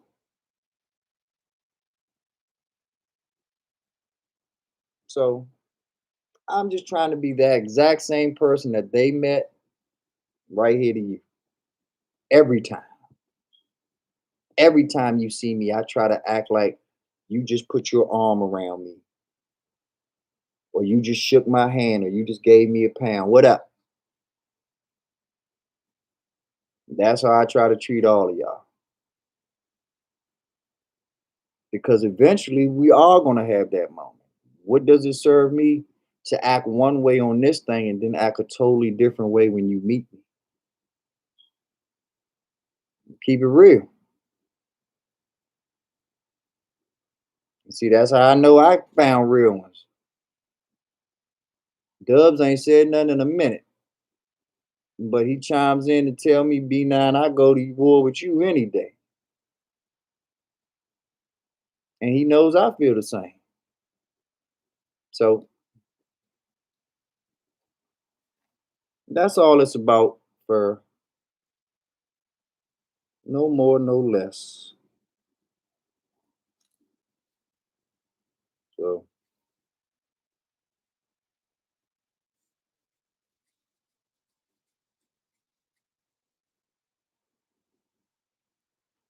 it was always a pleasure staying up with you all, kicking the bobo,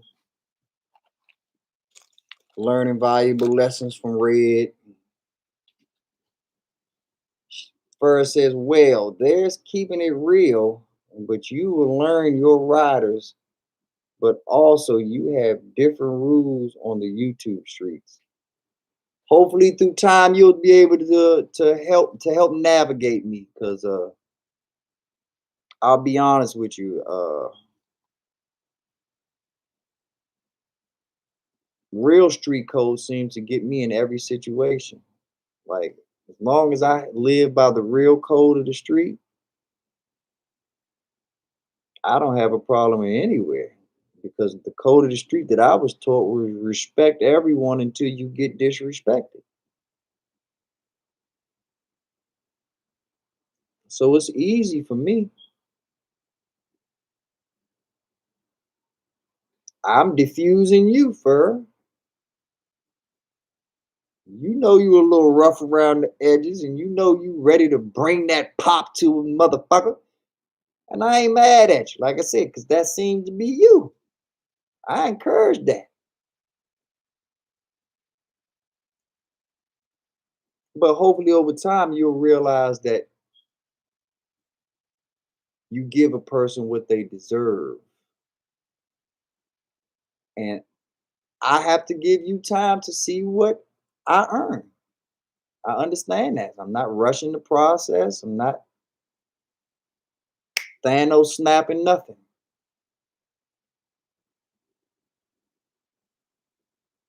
I'm just stating the obvious. But yeah, it's all love over here. Like I said, I'm just here to diffuse. I'm the guy that has to figure out whether I want to cut the red wire or the blue wire. Like, huh, oh shit.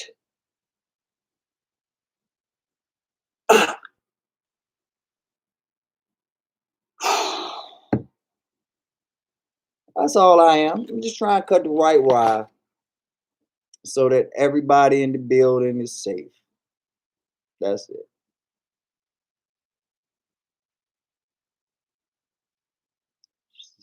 Fur says, yeah. Well, Ready Red says square bigs 100. Sir says, yes, but sometimes you have to let things go faster and ignore the foolishness. Oh, yeah. There's no one way to do anything. There's no standard that works 100% of the time. I agree with that.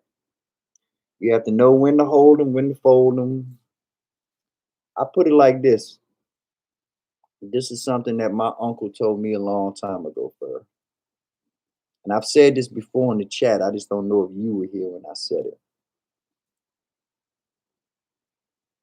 If you don't know who the sucker is at the poker table, Fur, you're the sucker.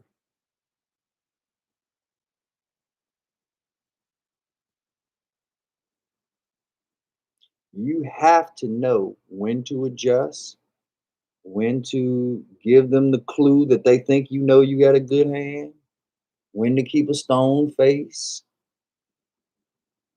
You got to know how to play the game based on the situation that's dictated by the cards you were dealt.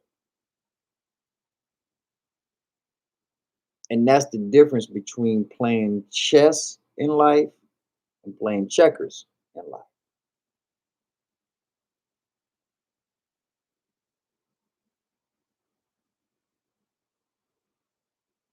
You don't get to decide how you're going to run the show. You are not the author of your own novel.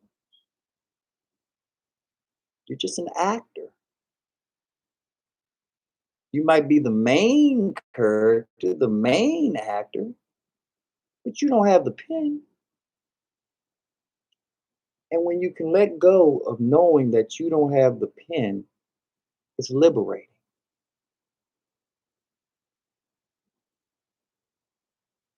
I laugh at people that believe in superstition because you really think that God is going to give you the power to wear some dirty ass jockstrap or old socks, and that's the real reason you won that game?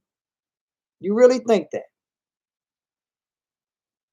As powerful, as knowledgeable as God is, He would let it come down to something as you wearing a year old disgusting piece of garment on you because you feel it's your lucky charm. You're more than welcome to think that way if you want. Kill yourself, shit. What do I care? Knock yourself out. But I know the truth. I don't have the power that people think that I have. I'm going to close my eyes at some point today, and it's not going to be up to me whether I open them up or not. So if I don't even have the power over my own eyelids, what makes me think I can overpower you or tell you what to do or tell the world what to do and that you're actually going to listen? I don't listen to myself. Stop blinking. I don't listen to myself.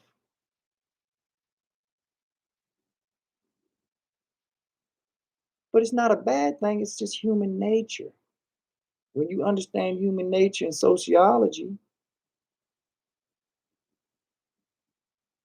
you understand that the same thing is going on in the same place at the same time with people that I've never met that's the same age that I am, just because we're all on the same accord, whether we like it or not.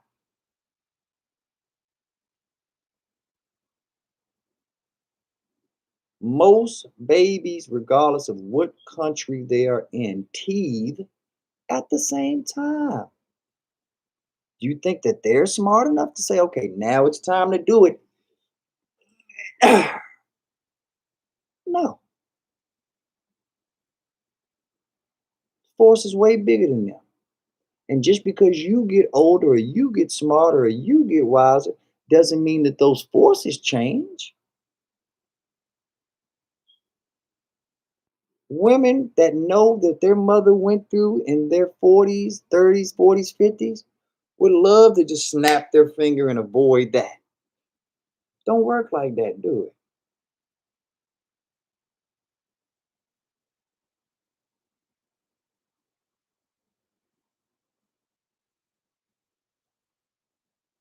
So stop running away from what we are. We're here to love each other, be gregarious, learn from each other, and network with one another. That's all we're here for. Okay, Fur says very true. She says, look at my numbers on here. I've never made a video, so I might know a thing or two. I don't even know your page, Fur. You have to send me a link or something of your page. I'm not familiar. I've never been on your channel before, I don't think. I've just conversed with you or just seen you around in like other people's chats. But I didn't know you had a channel, to be honest. Do you go live a lot? You said, look at my numbers. I've never made a video. So I might know a thing or two. So you know a thing or two. You know, okay. I just did for people who said it can be done without videos. I like people. Oh, okay. I get it now. I get it. You've never went live, but you still have great numbers, is what you're telling me. Okay. Like I said, I've never been. You have to put your link in one of these days, or you can do it right now if you want. And I'll go to your channel and subscribe. You'll get another free person from not making any video. I'll add on to your legacy. Brookie Brooks still in here holding it down with me. I know when I run these things, everybody got a little catnap in. I ain't mad at you.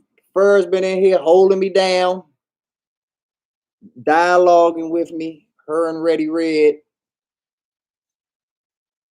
So they've been holding me down till you came back. Had a good nap? Nice little power nap?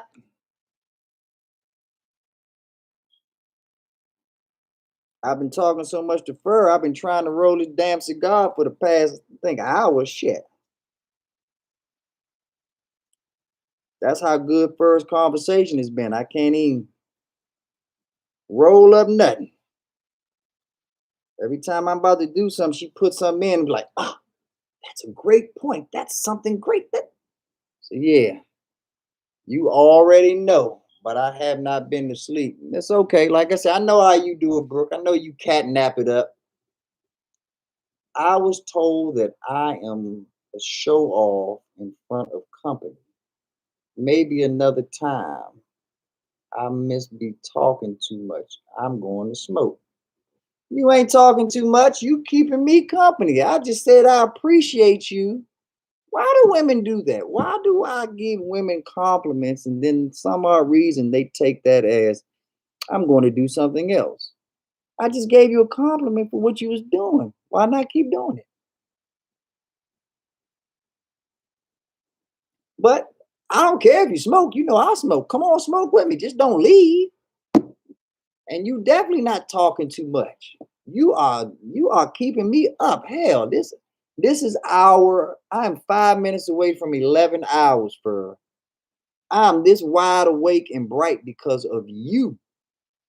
You have been keeping the dialogue going. You have been keeping me interested in what's going on. So by all means, thank you. Don't change a damn thing. That's if you want to smoke, of course, come on in. Oh, okay. Okay.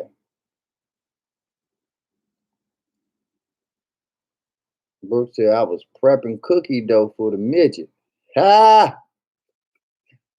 Brooke, you haven't went live in a minute. Exactly, Red. But she needed a break because she was knocking out 12, next day 13, next day 15, next day. Like she had like a vicious 5-day run. I knew she was gonna hit the wall sooner or later. And then the last one she had, remember Fur? We kept hearing her heartbeat on the joint so much. So I'm happy that you took a rest and calm down and unwind. And that's probably why I don't remember what you were saying, Fur, because the last time we talked, that heartbeat thing, that was the number one thing on my mind that day. Like I was trying to stay cool and keep it together, but I kept hearing that damn heartbeat. I'm just like, what the fuck? Like, God, please don't let this woman pass out. Or I hear her being non-responsive or this or that. Exactly. She's done 20 hours, 24 hours. She needed that rest. She needed. And then on top of that, let's not forget, she's still a full-time mother. She gets no days off there. She gets no time off, no call in, no vacation days there. So that's why I always give credit where credit is due in regards to Brooke. 100% soldier. 100% soldier. So I'm definitely glad you got some rest. I don't give a fuck what the reason is. I know you're a human being. And I know what human beings need: sleep, sun, water, food.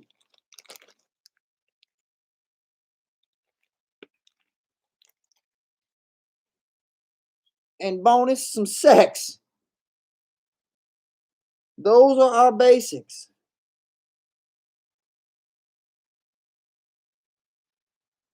I'm sure a lot of you women in today's world, and guys too, would include your phone. But no, not me. You give me those other basics, we'll talk later.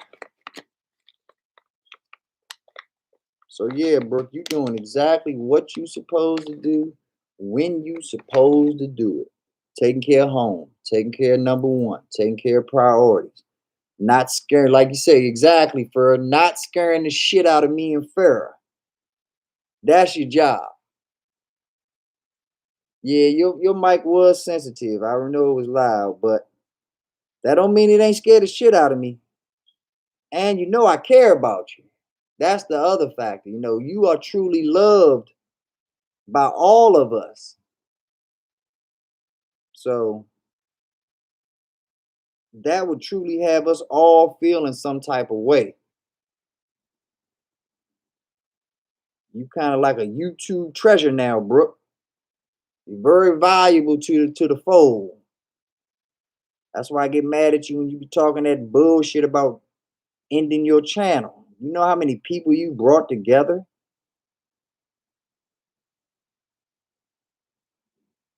And when you say stuff like, I don't want to keep my channel, it makes me feel like you don't really even appreciate yourself, because you not looking at the real work that you've accomplished.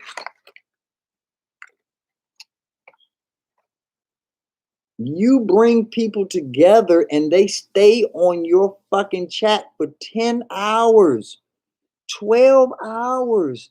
Then they take a nap. Then they wake back up and then they're there for another 4 or 5 hours after a nap.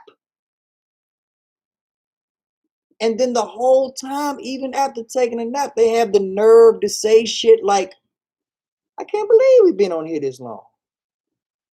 What the fuck are you talking about? You've been on here 11 hours, took a 4-hour nap, came back for another 8. What the fuck you mean you can't believe we've been on here this long? But they serious. That's how fun it is. So cut the bullshit, bro. For real. Cut the bullshit. You are a treasure to us. Act like it. Take care of you. Because you know what's really bad, bro? What's really bad? is for you to take all my stock advice, become rich, then die. That would piss me the fuck off. And that's why I tell you, I'm going to take care of giving you the game. But your job is health. Your health is your wealth. Just like everybody else, just like me. What's the point of me making it rich and having generational wealth and I don't live a whole generation? What is the point? What is the point of you doing all of this stuff, Brooke, and you don't get to see the fruits of your labor actually rain on, Bubba? You want to see it happen. You have to, and so you have to take care of priorities. Mama bird can never feed the baby bird unless mama bird has enough energy to catch the food to feed the baby bird.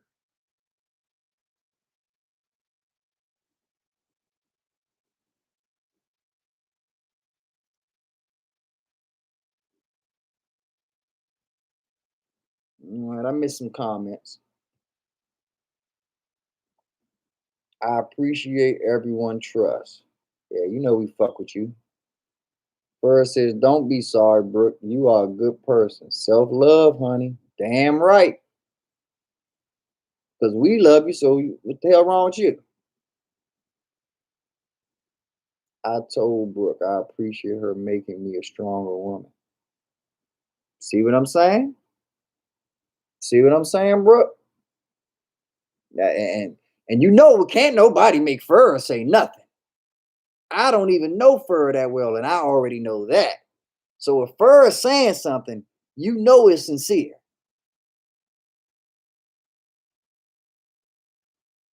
I might turn it on today. Why not? But if you feeling good, like I say, you don't owe anybody anything. You owe it to yourself first. And once you straight, then you give the people what they want. Because one thing is for sure and two things for certain. Whenever you do your next live, I know it's 10 people waiting to click in and get on your panel, guaranteed. So, you ready, Fur? I'm waiting on you. Let me know when you're ready. Well, I don't know about using the L word, but she taught me I don't need to sleep to get work done. What L word, Farrah Cass? What L word, Miss Love? Miss Love, what L word are you talking about, Miss Love? That will be how I refer to you as from here on out. There is no more Farrah.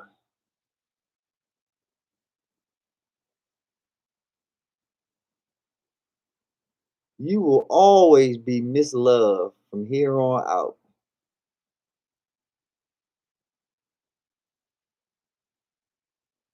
How you hate a word that's your name?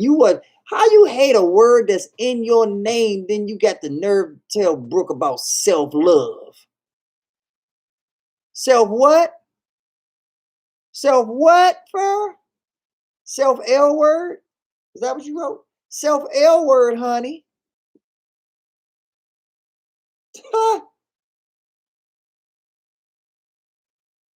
Aren't you something? The woman doesn't like her own name. That is my middle name. I had no choice in the matter. None of us normally do. None of us normally do. But if you want me to respond to you, I would advise against that. For I'm gonna be real with you. If you have a problem to responding to love, I don't want your response anyway. If you are against love,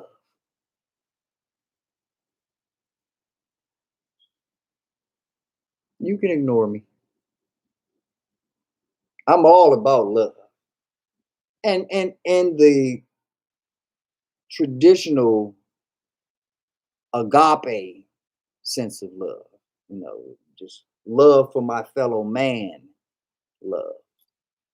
So there's no innuendo or anything behind it. I love Ready Red. I hope Ready Red love me. Ain't no issue.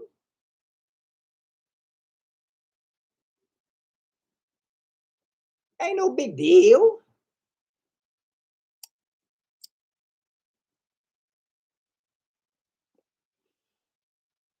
There's always a reason to throw that word around. So if I just out of nowhere just start saying shit,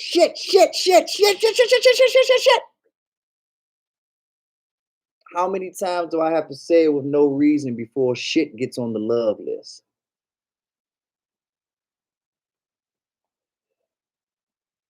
Or would shit have to have been your middle name for it to be on the love list? Like, is it just an association thing to you? Or is it just that you hate all words that people use for no reason?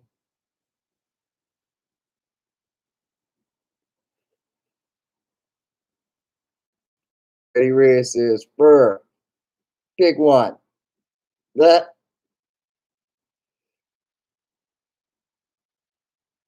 Brooke says, "Remember, I speak with my heart." Hell, y'all even heard it. Ha ha. Exactly. See, I think what you're not realizing, Fur, and I could be wrong, but just from my standpoint,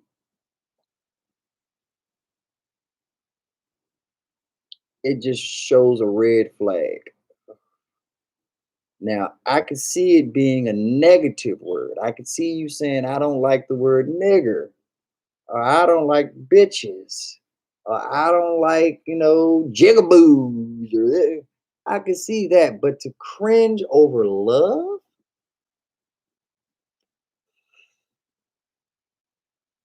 over the one thing that the world doesn't have enough of, over the one thing that could have stopped the tragedies in Columbine, the tragedies at all these other schools. That's the one word, the one feeling, the one emotion that would have saved so many lives. So I'm afraid that I can't comply with you on not using that word. I bathe in that word. Let me tell you the words I bathe in, and you have to make your own decision, Farrah. I bathe in God. I bathe in blessings. I bathe in wisdom.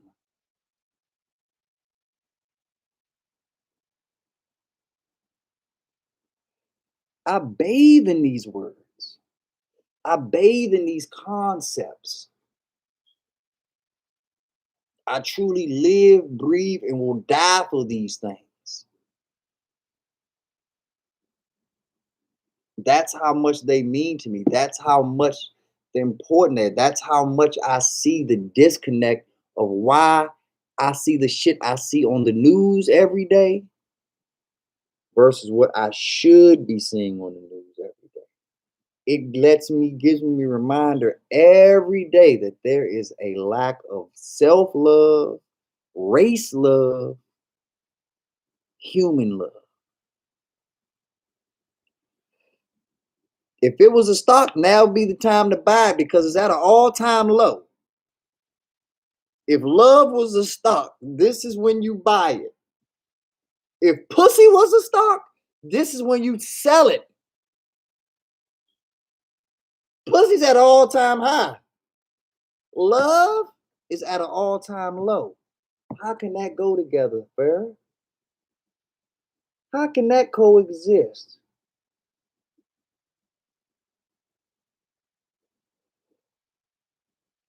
And we think eliminating the word is the solution?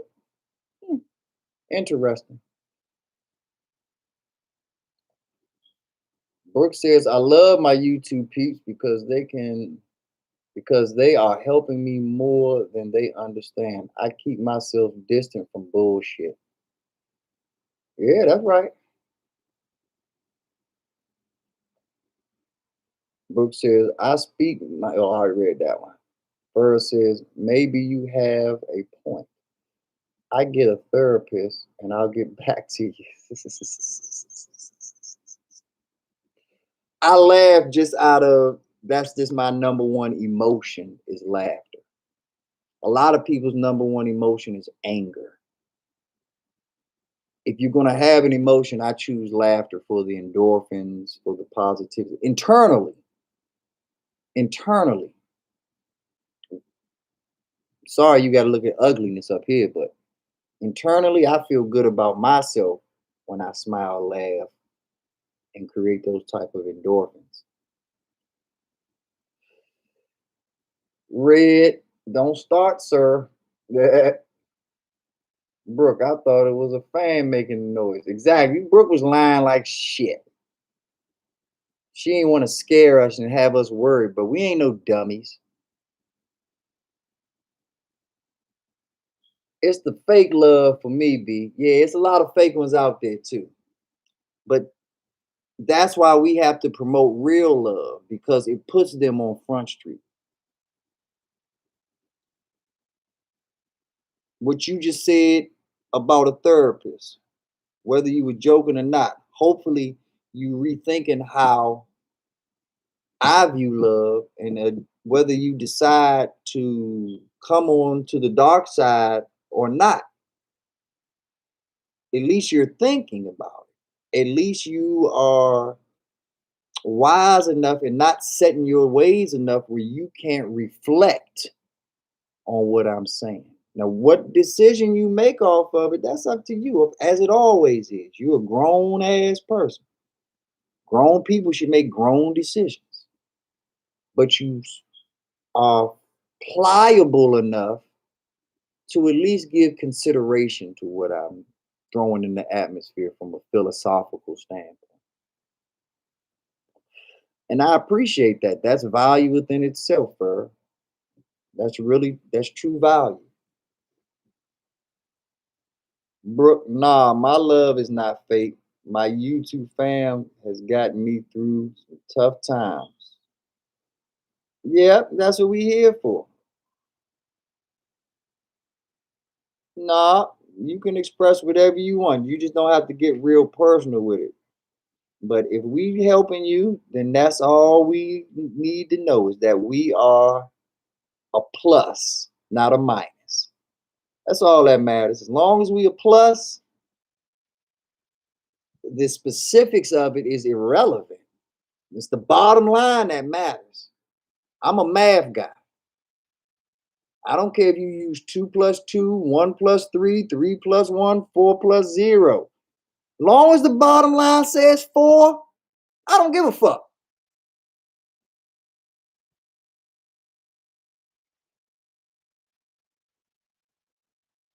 Dub says, yeah, KFC say salty.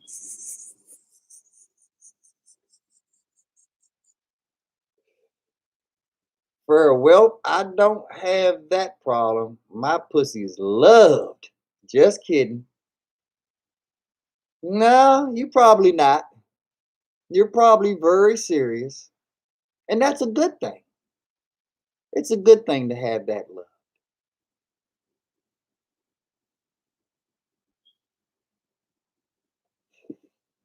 That's a great thing, as a matter of fact. Yeah. Ah, already Red is hilarious. Smoking a cigarette, Red? When she crossed her legs, that just, oh, that gold, just that this gold light, like when they opened the briefcase on Pulp Fiction, that oh, oh gosh, just comes over everything, huh, Red? Y'all are hilarious. And that's why I fuck with y'all. Y'all always know how to keep it light.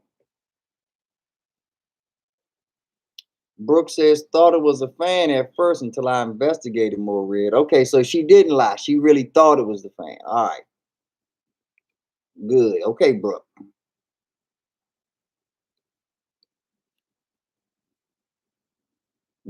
Mm. Enlighten me further, ma'am. Don't hate Red. At times she needs air something.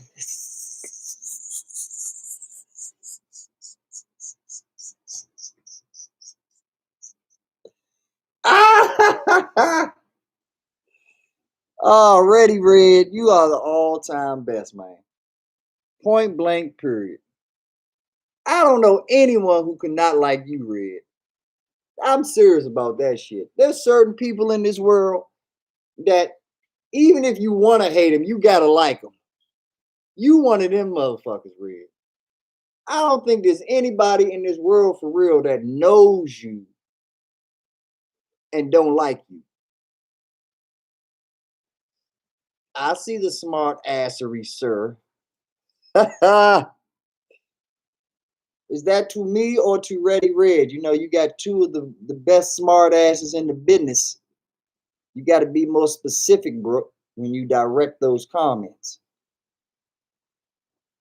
You could be getting smart assery from all angles and don't even know it. First says, I have a list for you, B9. Many don't like red.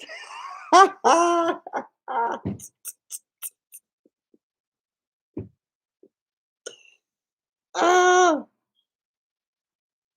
Oh, the one investing in KFC salt. My man Dubs Gibson. Uh-huh. On home, on home. Yes, indeed. Yeah, that was for you, Gibson. That was a direct snap handoff to you.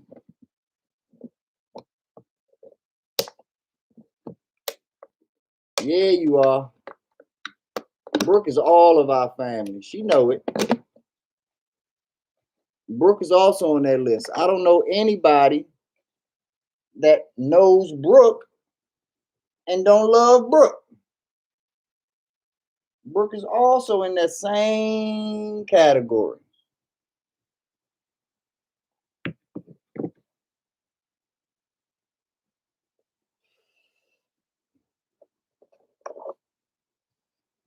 Brooke wants some answers. Brooke wants some answers from you, Dubs.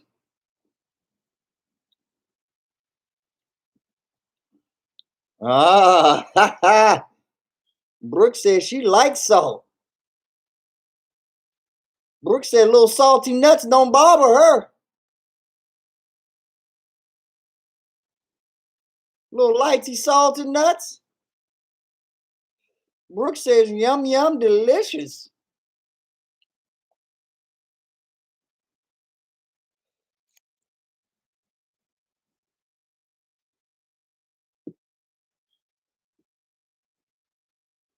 Ha ha! Ah.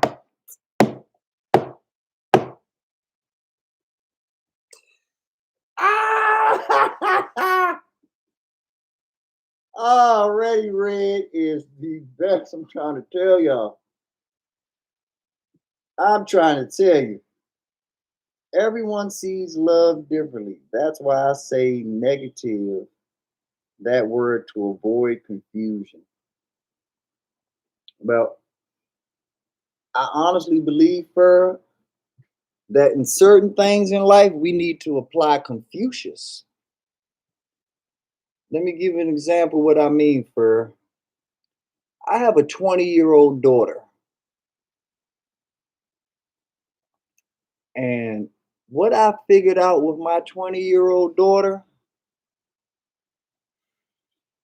is that whatever I want her to do, all I have to do is say the exact opposite of it, and she'll do it. If I tell her right now that I want to spend time with her and I want to have a daddy daughter night with her, she's going to tell me, oh, no, I got plans. I'm going out. Mm-mm-mm. But if I tell her to go out, get out, stay out, have a good time, you know, she will sit right next to me on the couch all fucking night.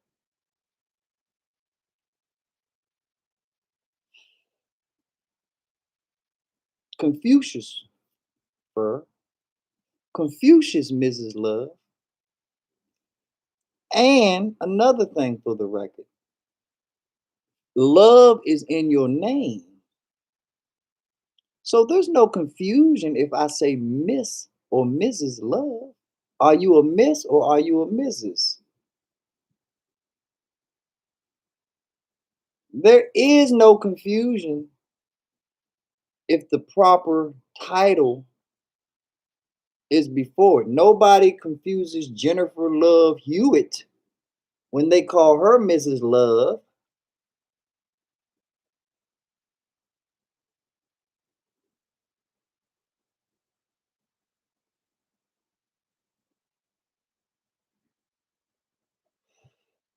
So once again, Fur, I respectfully disagree with you. Can you, Fur? Okay, well, let me read the other comments before I get to Fur's. I know Fur's is a good one. Red wrote mines 1717. I ain't there yet. Yeah, you'll be there soon, Red. You'll be there soon. They switch like that.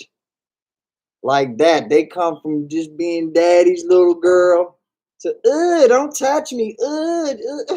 No. No, no, go away. My friends are coming. They'll see you. Like, what? They'll see me. The fuck's wrong with that? They can't see me. So yeah, you'll be there, Red. Yeah, yeah. Turbulence is definitely on the way. It's about to get real bummed. You about to get your soul plane on in a minute, Red. Yeah.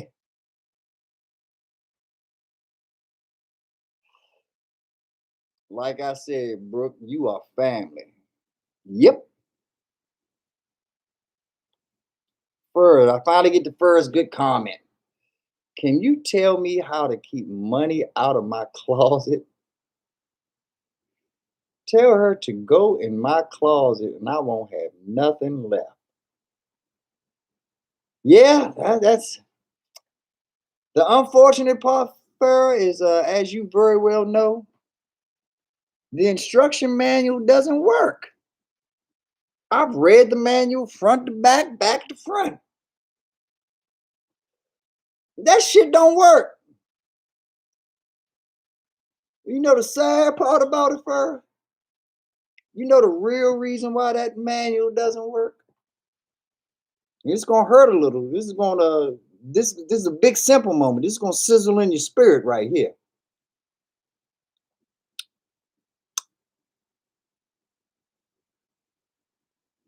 The instruction manual doesn't work on your daughter because it never worked on you.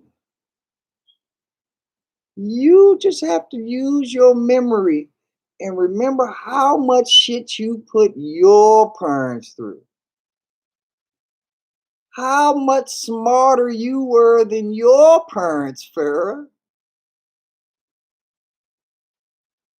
How you knew it all at 22.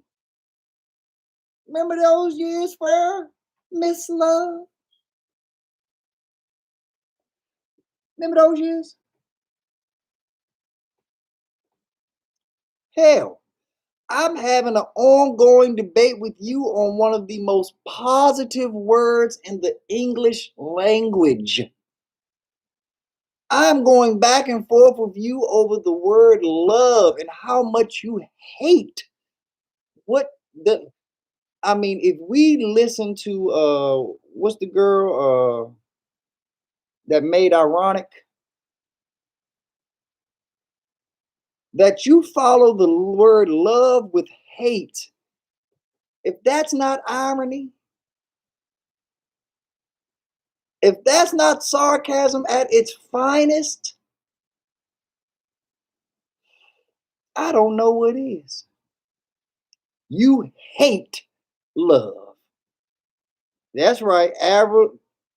No, not Avril Lavigne. It's not Avril Lavigne, bro. It's someone else.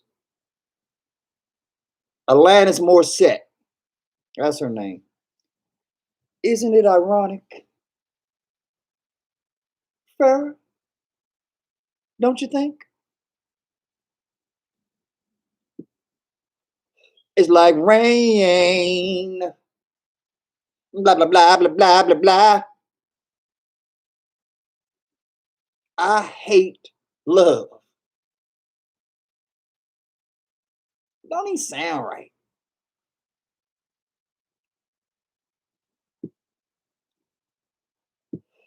First says mine, not money, my bad. So can you tell me how to keep mine out of the closet? I got you. Nope. I definitely can't tell you that. Definitely can't tell you that. Especially if y'all wear the same size. Oh, I can tell the best thing I can tell you is one of y'all need to lose 10 pounds. One of y'all need to make sure that the other person's clothes don't fit. That's the only solution to keep her out of your closet, is that your shit don't fit. Or stop being fashionable. Stop going out there killing the world, Miss Love. If you weren't out there slaying the world, maybe your daughter wouldn't want to wear your shit. Get you some more mom jeans that come up to here and shit. She'll leave your wardrobe, she'll leave your closet alone. But nah, you still want to Sex in the City it. Especially being in South Florida. Oh, you got your bikini body ready. Oh, you want to show them your 6-pack, your 4-pack. Oh, your Coke bottle. Oh. Charge it to the game. Sorry. First world problems of beautiful women. Oh, poor Farrah. Oh, she's oh God, Farrah's a 40-year-old woman that still looks 20. Oh God, poor Farrah. Poor Farrah. What is she gonna do? Wear the same clothes her 22-year-old wears. I'm gonna tell you what you do, Farrah. Go raid her closet. If she can fit your shit, that means you can fit her shit. Go raid her shit, Farrah. The takeover has begun.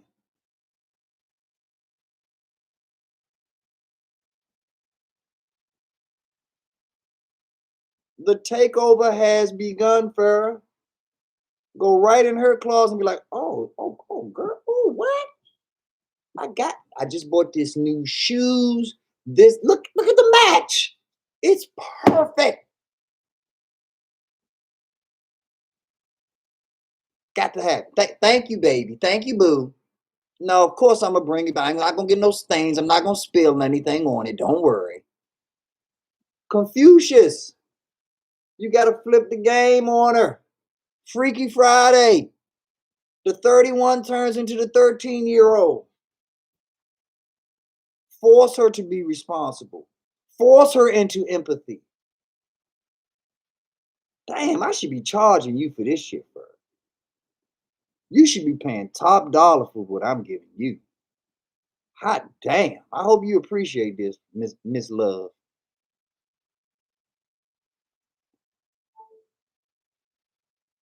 That's even more reason to go word. You bought it. Exactly. You bought her shit, so that's your shit. You just got an extra closet that she gets to hold for you. You can't make this up. You in the pole position.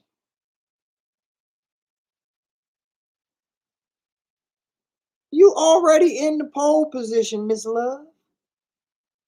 Act like it. Sounds to me like your daughter is Miss Love. Sound to me like your daughter one over there running shit. You are Farrah. She's Miss Love. She said, send me a copy. I never got one. Yeah.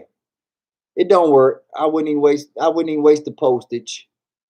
It doesn't work at all, Farrah. Sorry. Hate to bust that bubble. Brooke has a habit of walking away.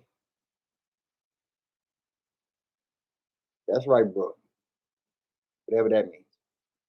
Farrah says, nope, B9. I left at 14 and never went back to my parents. She won't leave the nest. Yeah, that's how my kids are too. I left at 14. I mean, not at 14. I left at 17 and never came back.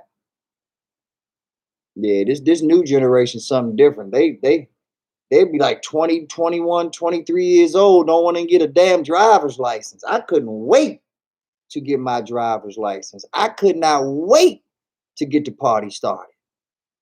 I loved every second of that shit. But like you said, it's definitely a different generation.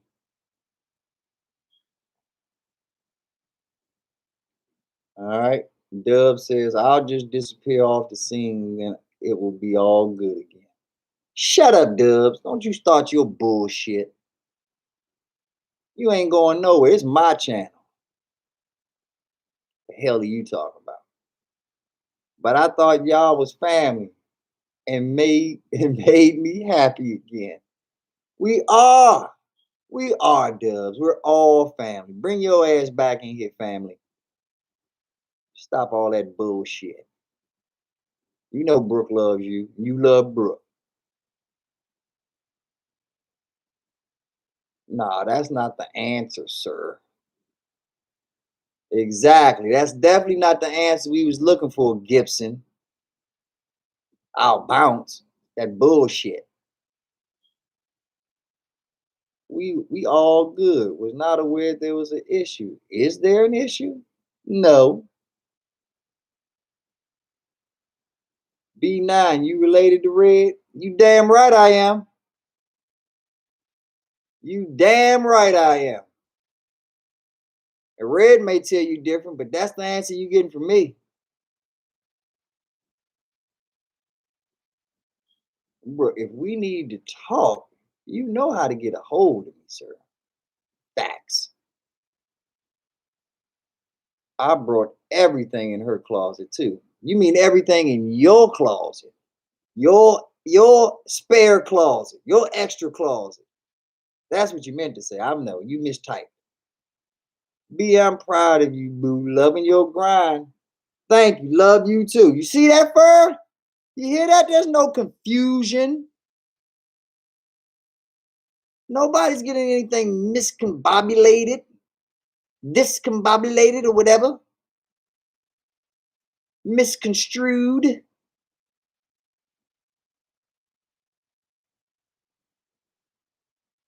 Nothing wrong with loving each other. That's what we was put on this earth to do. In a basic agape way. Look up the 5 love languages. I'm speaking of agape, universal love, love for my fellow man and woman, just because they are the same species as I am. To love you, Fur, is to love myself. That's all.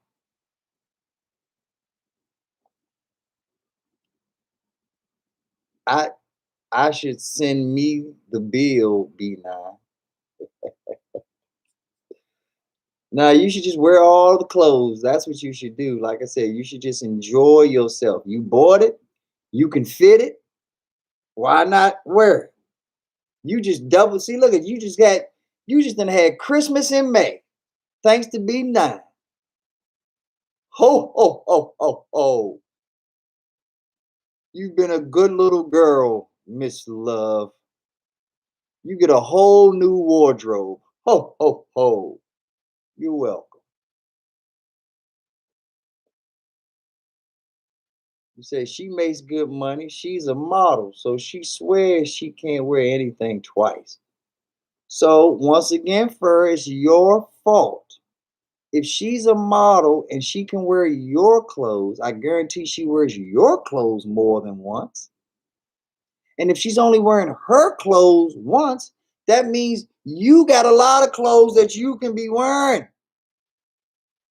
If you want her to wear her clothes more than once, all you got to do is put it in your closet. She'll come and get it. That's where she shops, right? And she shops at Farrah's, Superstore of the Stars. So sounds to me like you need to go get some new inventory, Farrah, and stock your shelves with that new inventory. Thought you was a businesswoman.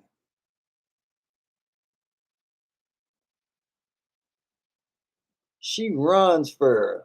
So now Farrah tries to bully us on. Oh, now it makes sense, Red. Now it makes sense. This is just displacement. I see. I also have a minor background in psychology, so I get it now. This is classic displacement. Ah. Aha. Aha. I said, wait, it taste the soup. He said, what's the matter with the soup? The soup too hot? Soup too cold? What's the matter? I said, wait, it just taste the soup. He said, why? What's the matter with the soup? I said, wait, it just taste the damn soup. He said, where's the spoon? I said, aha. Aha. I get it now. The wisdom of Ready Red. The wisdom of Ready Red shines through again. How about that? Mm, mm, mm. Wow. Red, that's not true at all. Retract that statement. Oh, shit. Maybe I should have read that before I went on my little spiel right there, huh? Sorry, Miss Love. I apologize, Miss Love. Apologies. That's not true, Red. You take that back. Damn it. Red says, Fur, I only retract typos, but still, I cut the deck on no. 3 ways, Red. You gave it a 3-way cut.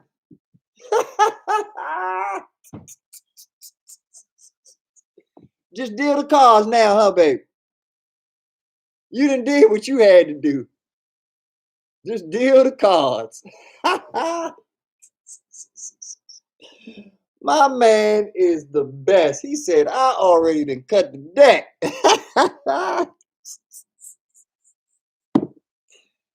Oh, I gotta roll up another J off that shit. Like, it's cigar time.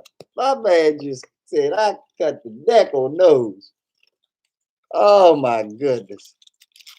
First says, okay, can we get back to Dubs and Brooke argument? Jeez, leave me alone. Sorry, Miss Love. Once again, apologies.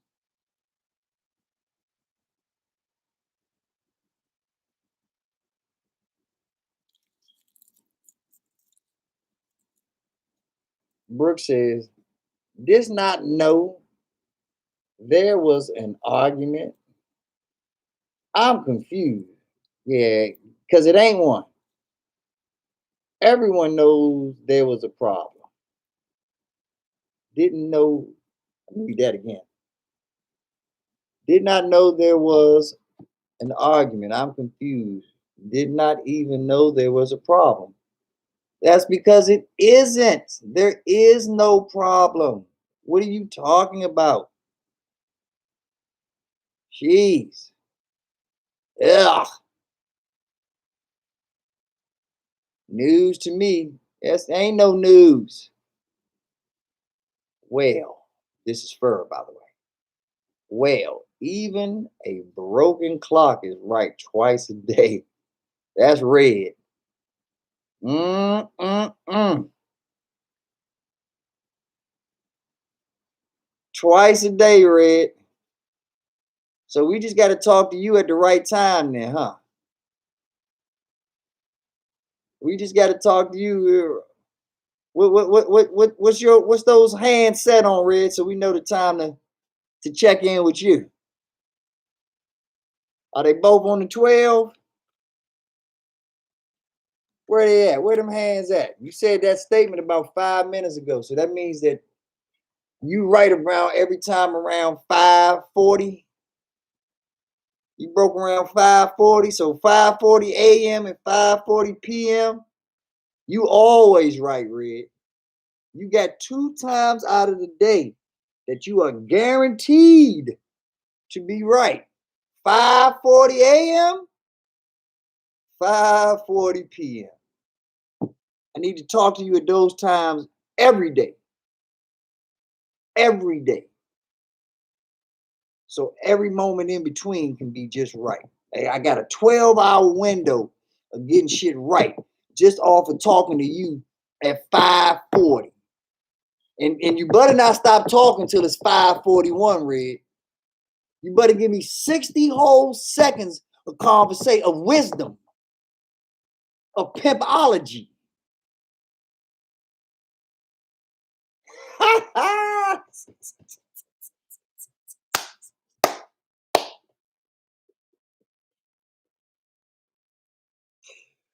Ah, my man says I'm 7-Eleven. I'm always open and on time. Brooke says he knows I'm here when he needs me. That's what family's for. Brooke, you really, like, I feel like your heart is beating over there again. There's nothing going on, Brooke. It was a joke. It was just a joke, Brooke. There's absolutely nothing going on, babe. I promise you. Why would I start lying to you now? I've never lied to you before, Brooke. Why would I choose right now at this exact moment to start bullshitting you, Brooke? There is nothing going on, Brooke. That's Dubs being Dubs. Dubs know what we are. You need to know what we are. Okay? There's nothing going on. I promise you that. And if there was, I promise you I'd be real with you. Like I've always been real with you. Okay? For real. Nothing going on but a good time. Doing what we normally do. You know this shit. All Dubs is doing is going back home. He gonna be on the same streams, the same chats, the same circles. He ain't going no motherfucking way. No way. So yeah, for real. Don't make something out of nothing. Exactly. Now, Red, on the other hand, there might be something there with Red.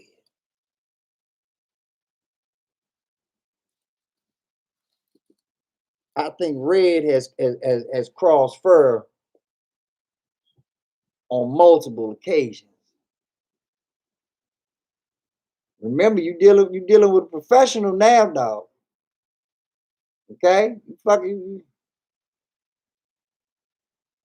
You fucking with Tomb Raider now. You fucking with Laura Croft over there and shit. Don't fuck with Laura Croft, Red. Just because she look good don't mean she won't choke your ass out with them thighs. Them sexy thighs will choke you right on out. She'll scissor you right on out with them thighs. Don't let the sexiness fool you. Just because she's in her 40s and still can wear the same clothes as her 22-year-old supermodel daughter. Don't think she won't bust that ass. Right, Miss Love? You'll definitely show him some love, will you not, Miss Love? What you got for me? Red might end up with his imaginary friends if he doesn't have several seats. There it is. I tried to say it in a nice way, but you know, Debo gonna be Debo. But tuck your chain.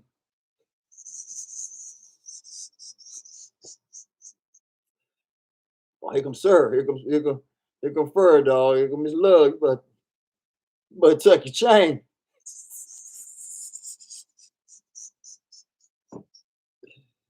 No, I'm with you, Fur. It's like both of our bikes. It's like, but I'll just keep it in my house. But no, it's both of our bikes, Miss Love. Yeah, yeah. Even though my parents bought it for me, it's our bike. It's our bike, Miss Love.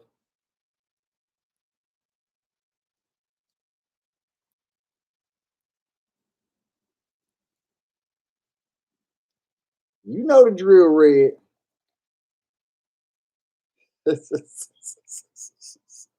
Exactly. Yeah, you know the drill. Yeah. One thing about a real G is they know what smoke they don't want. Okay. Real G's go into all situations except with the ones where they know it's not a million chances in hell they have a chance of coming out.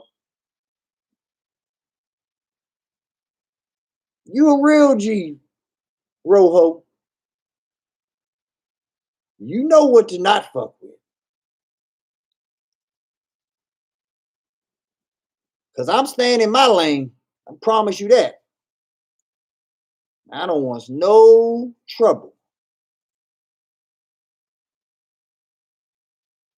at all. I want none of the smoke. Mm-mm. I'll just take the love. You keep the Farrakhan. I'll just take Miss Love. Okay? That's all I want. Yeah, Miss Love is. You right, Brooke. Miss Love is a sweetie pie. I like Miss Love.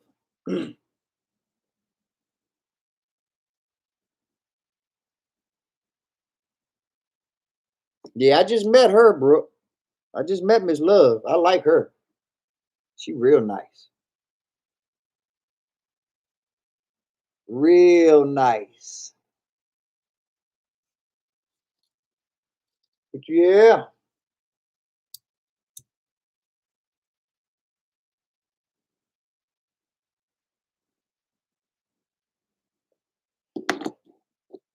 we've had another wonderful time at it. As usual, y'all always make the time go by fast with your knowledge, your humor, your love. All of that is paramount. So thank you so much. I really do appreciate it.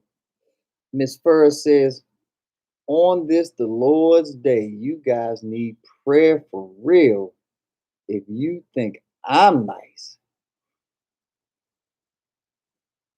Ah,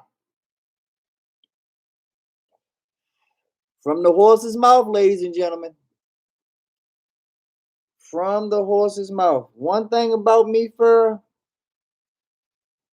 when I hear it from the horse's mouth, I take it at face value.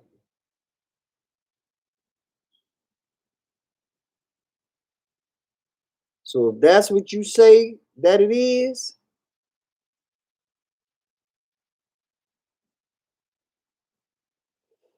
I'm gonna take it just as what you say it is, because I know don't nobody know better than you know.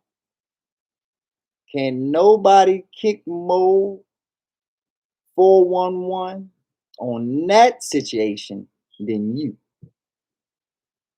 And if you say it ain't nothing nice, no sugar, no spice,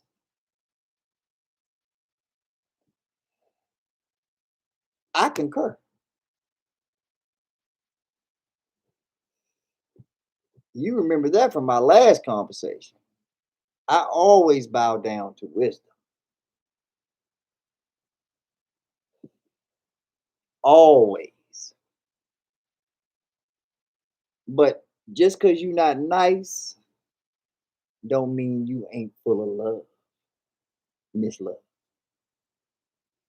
You just have a different way of showing your love that might be unconventional outside the bell curve of what we consider love.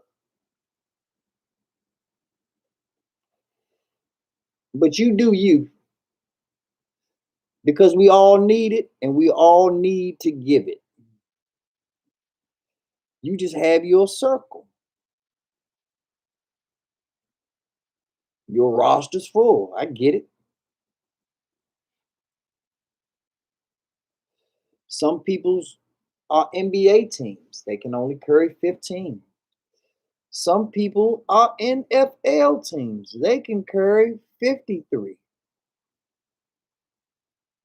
Some people have the love of college football. They can carry 100 plus. There's no right or wrong. It's just preference. Some people like basketball better than football. And if you like basketball better than football, it's your job to understand the numbers. It's your job to understand that it's a harder ratio to get in there than it is to get in the NFL.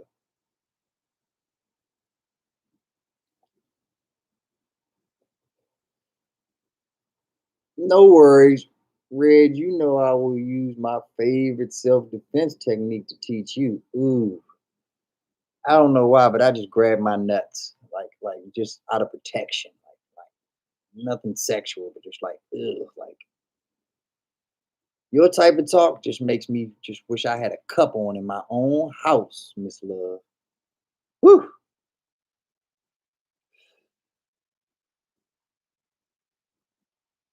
Cold, cold, cold, cold. Mm. See, that's what I mean. Like,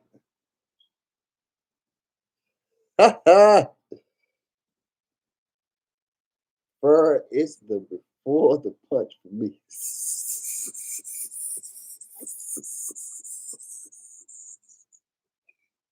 That anticipation, huh, Red? Because you know she putting everything she got behind it. Like she ain't pulling that drink from her shoulders. She pulling that drink from around the waist. She just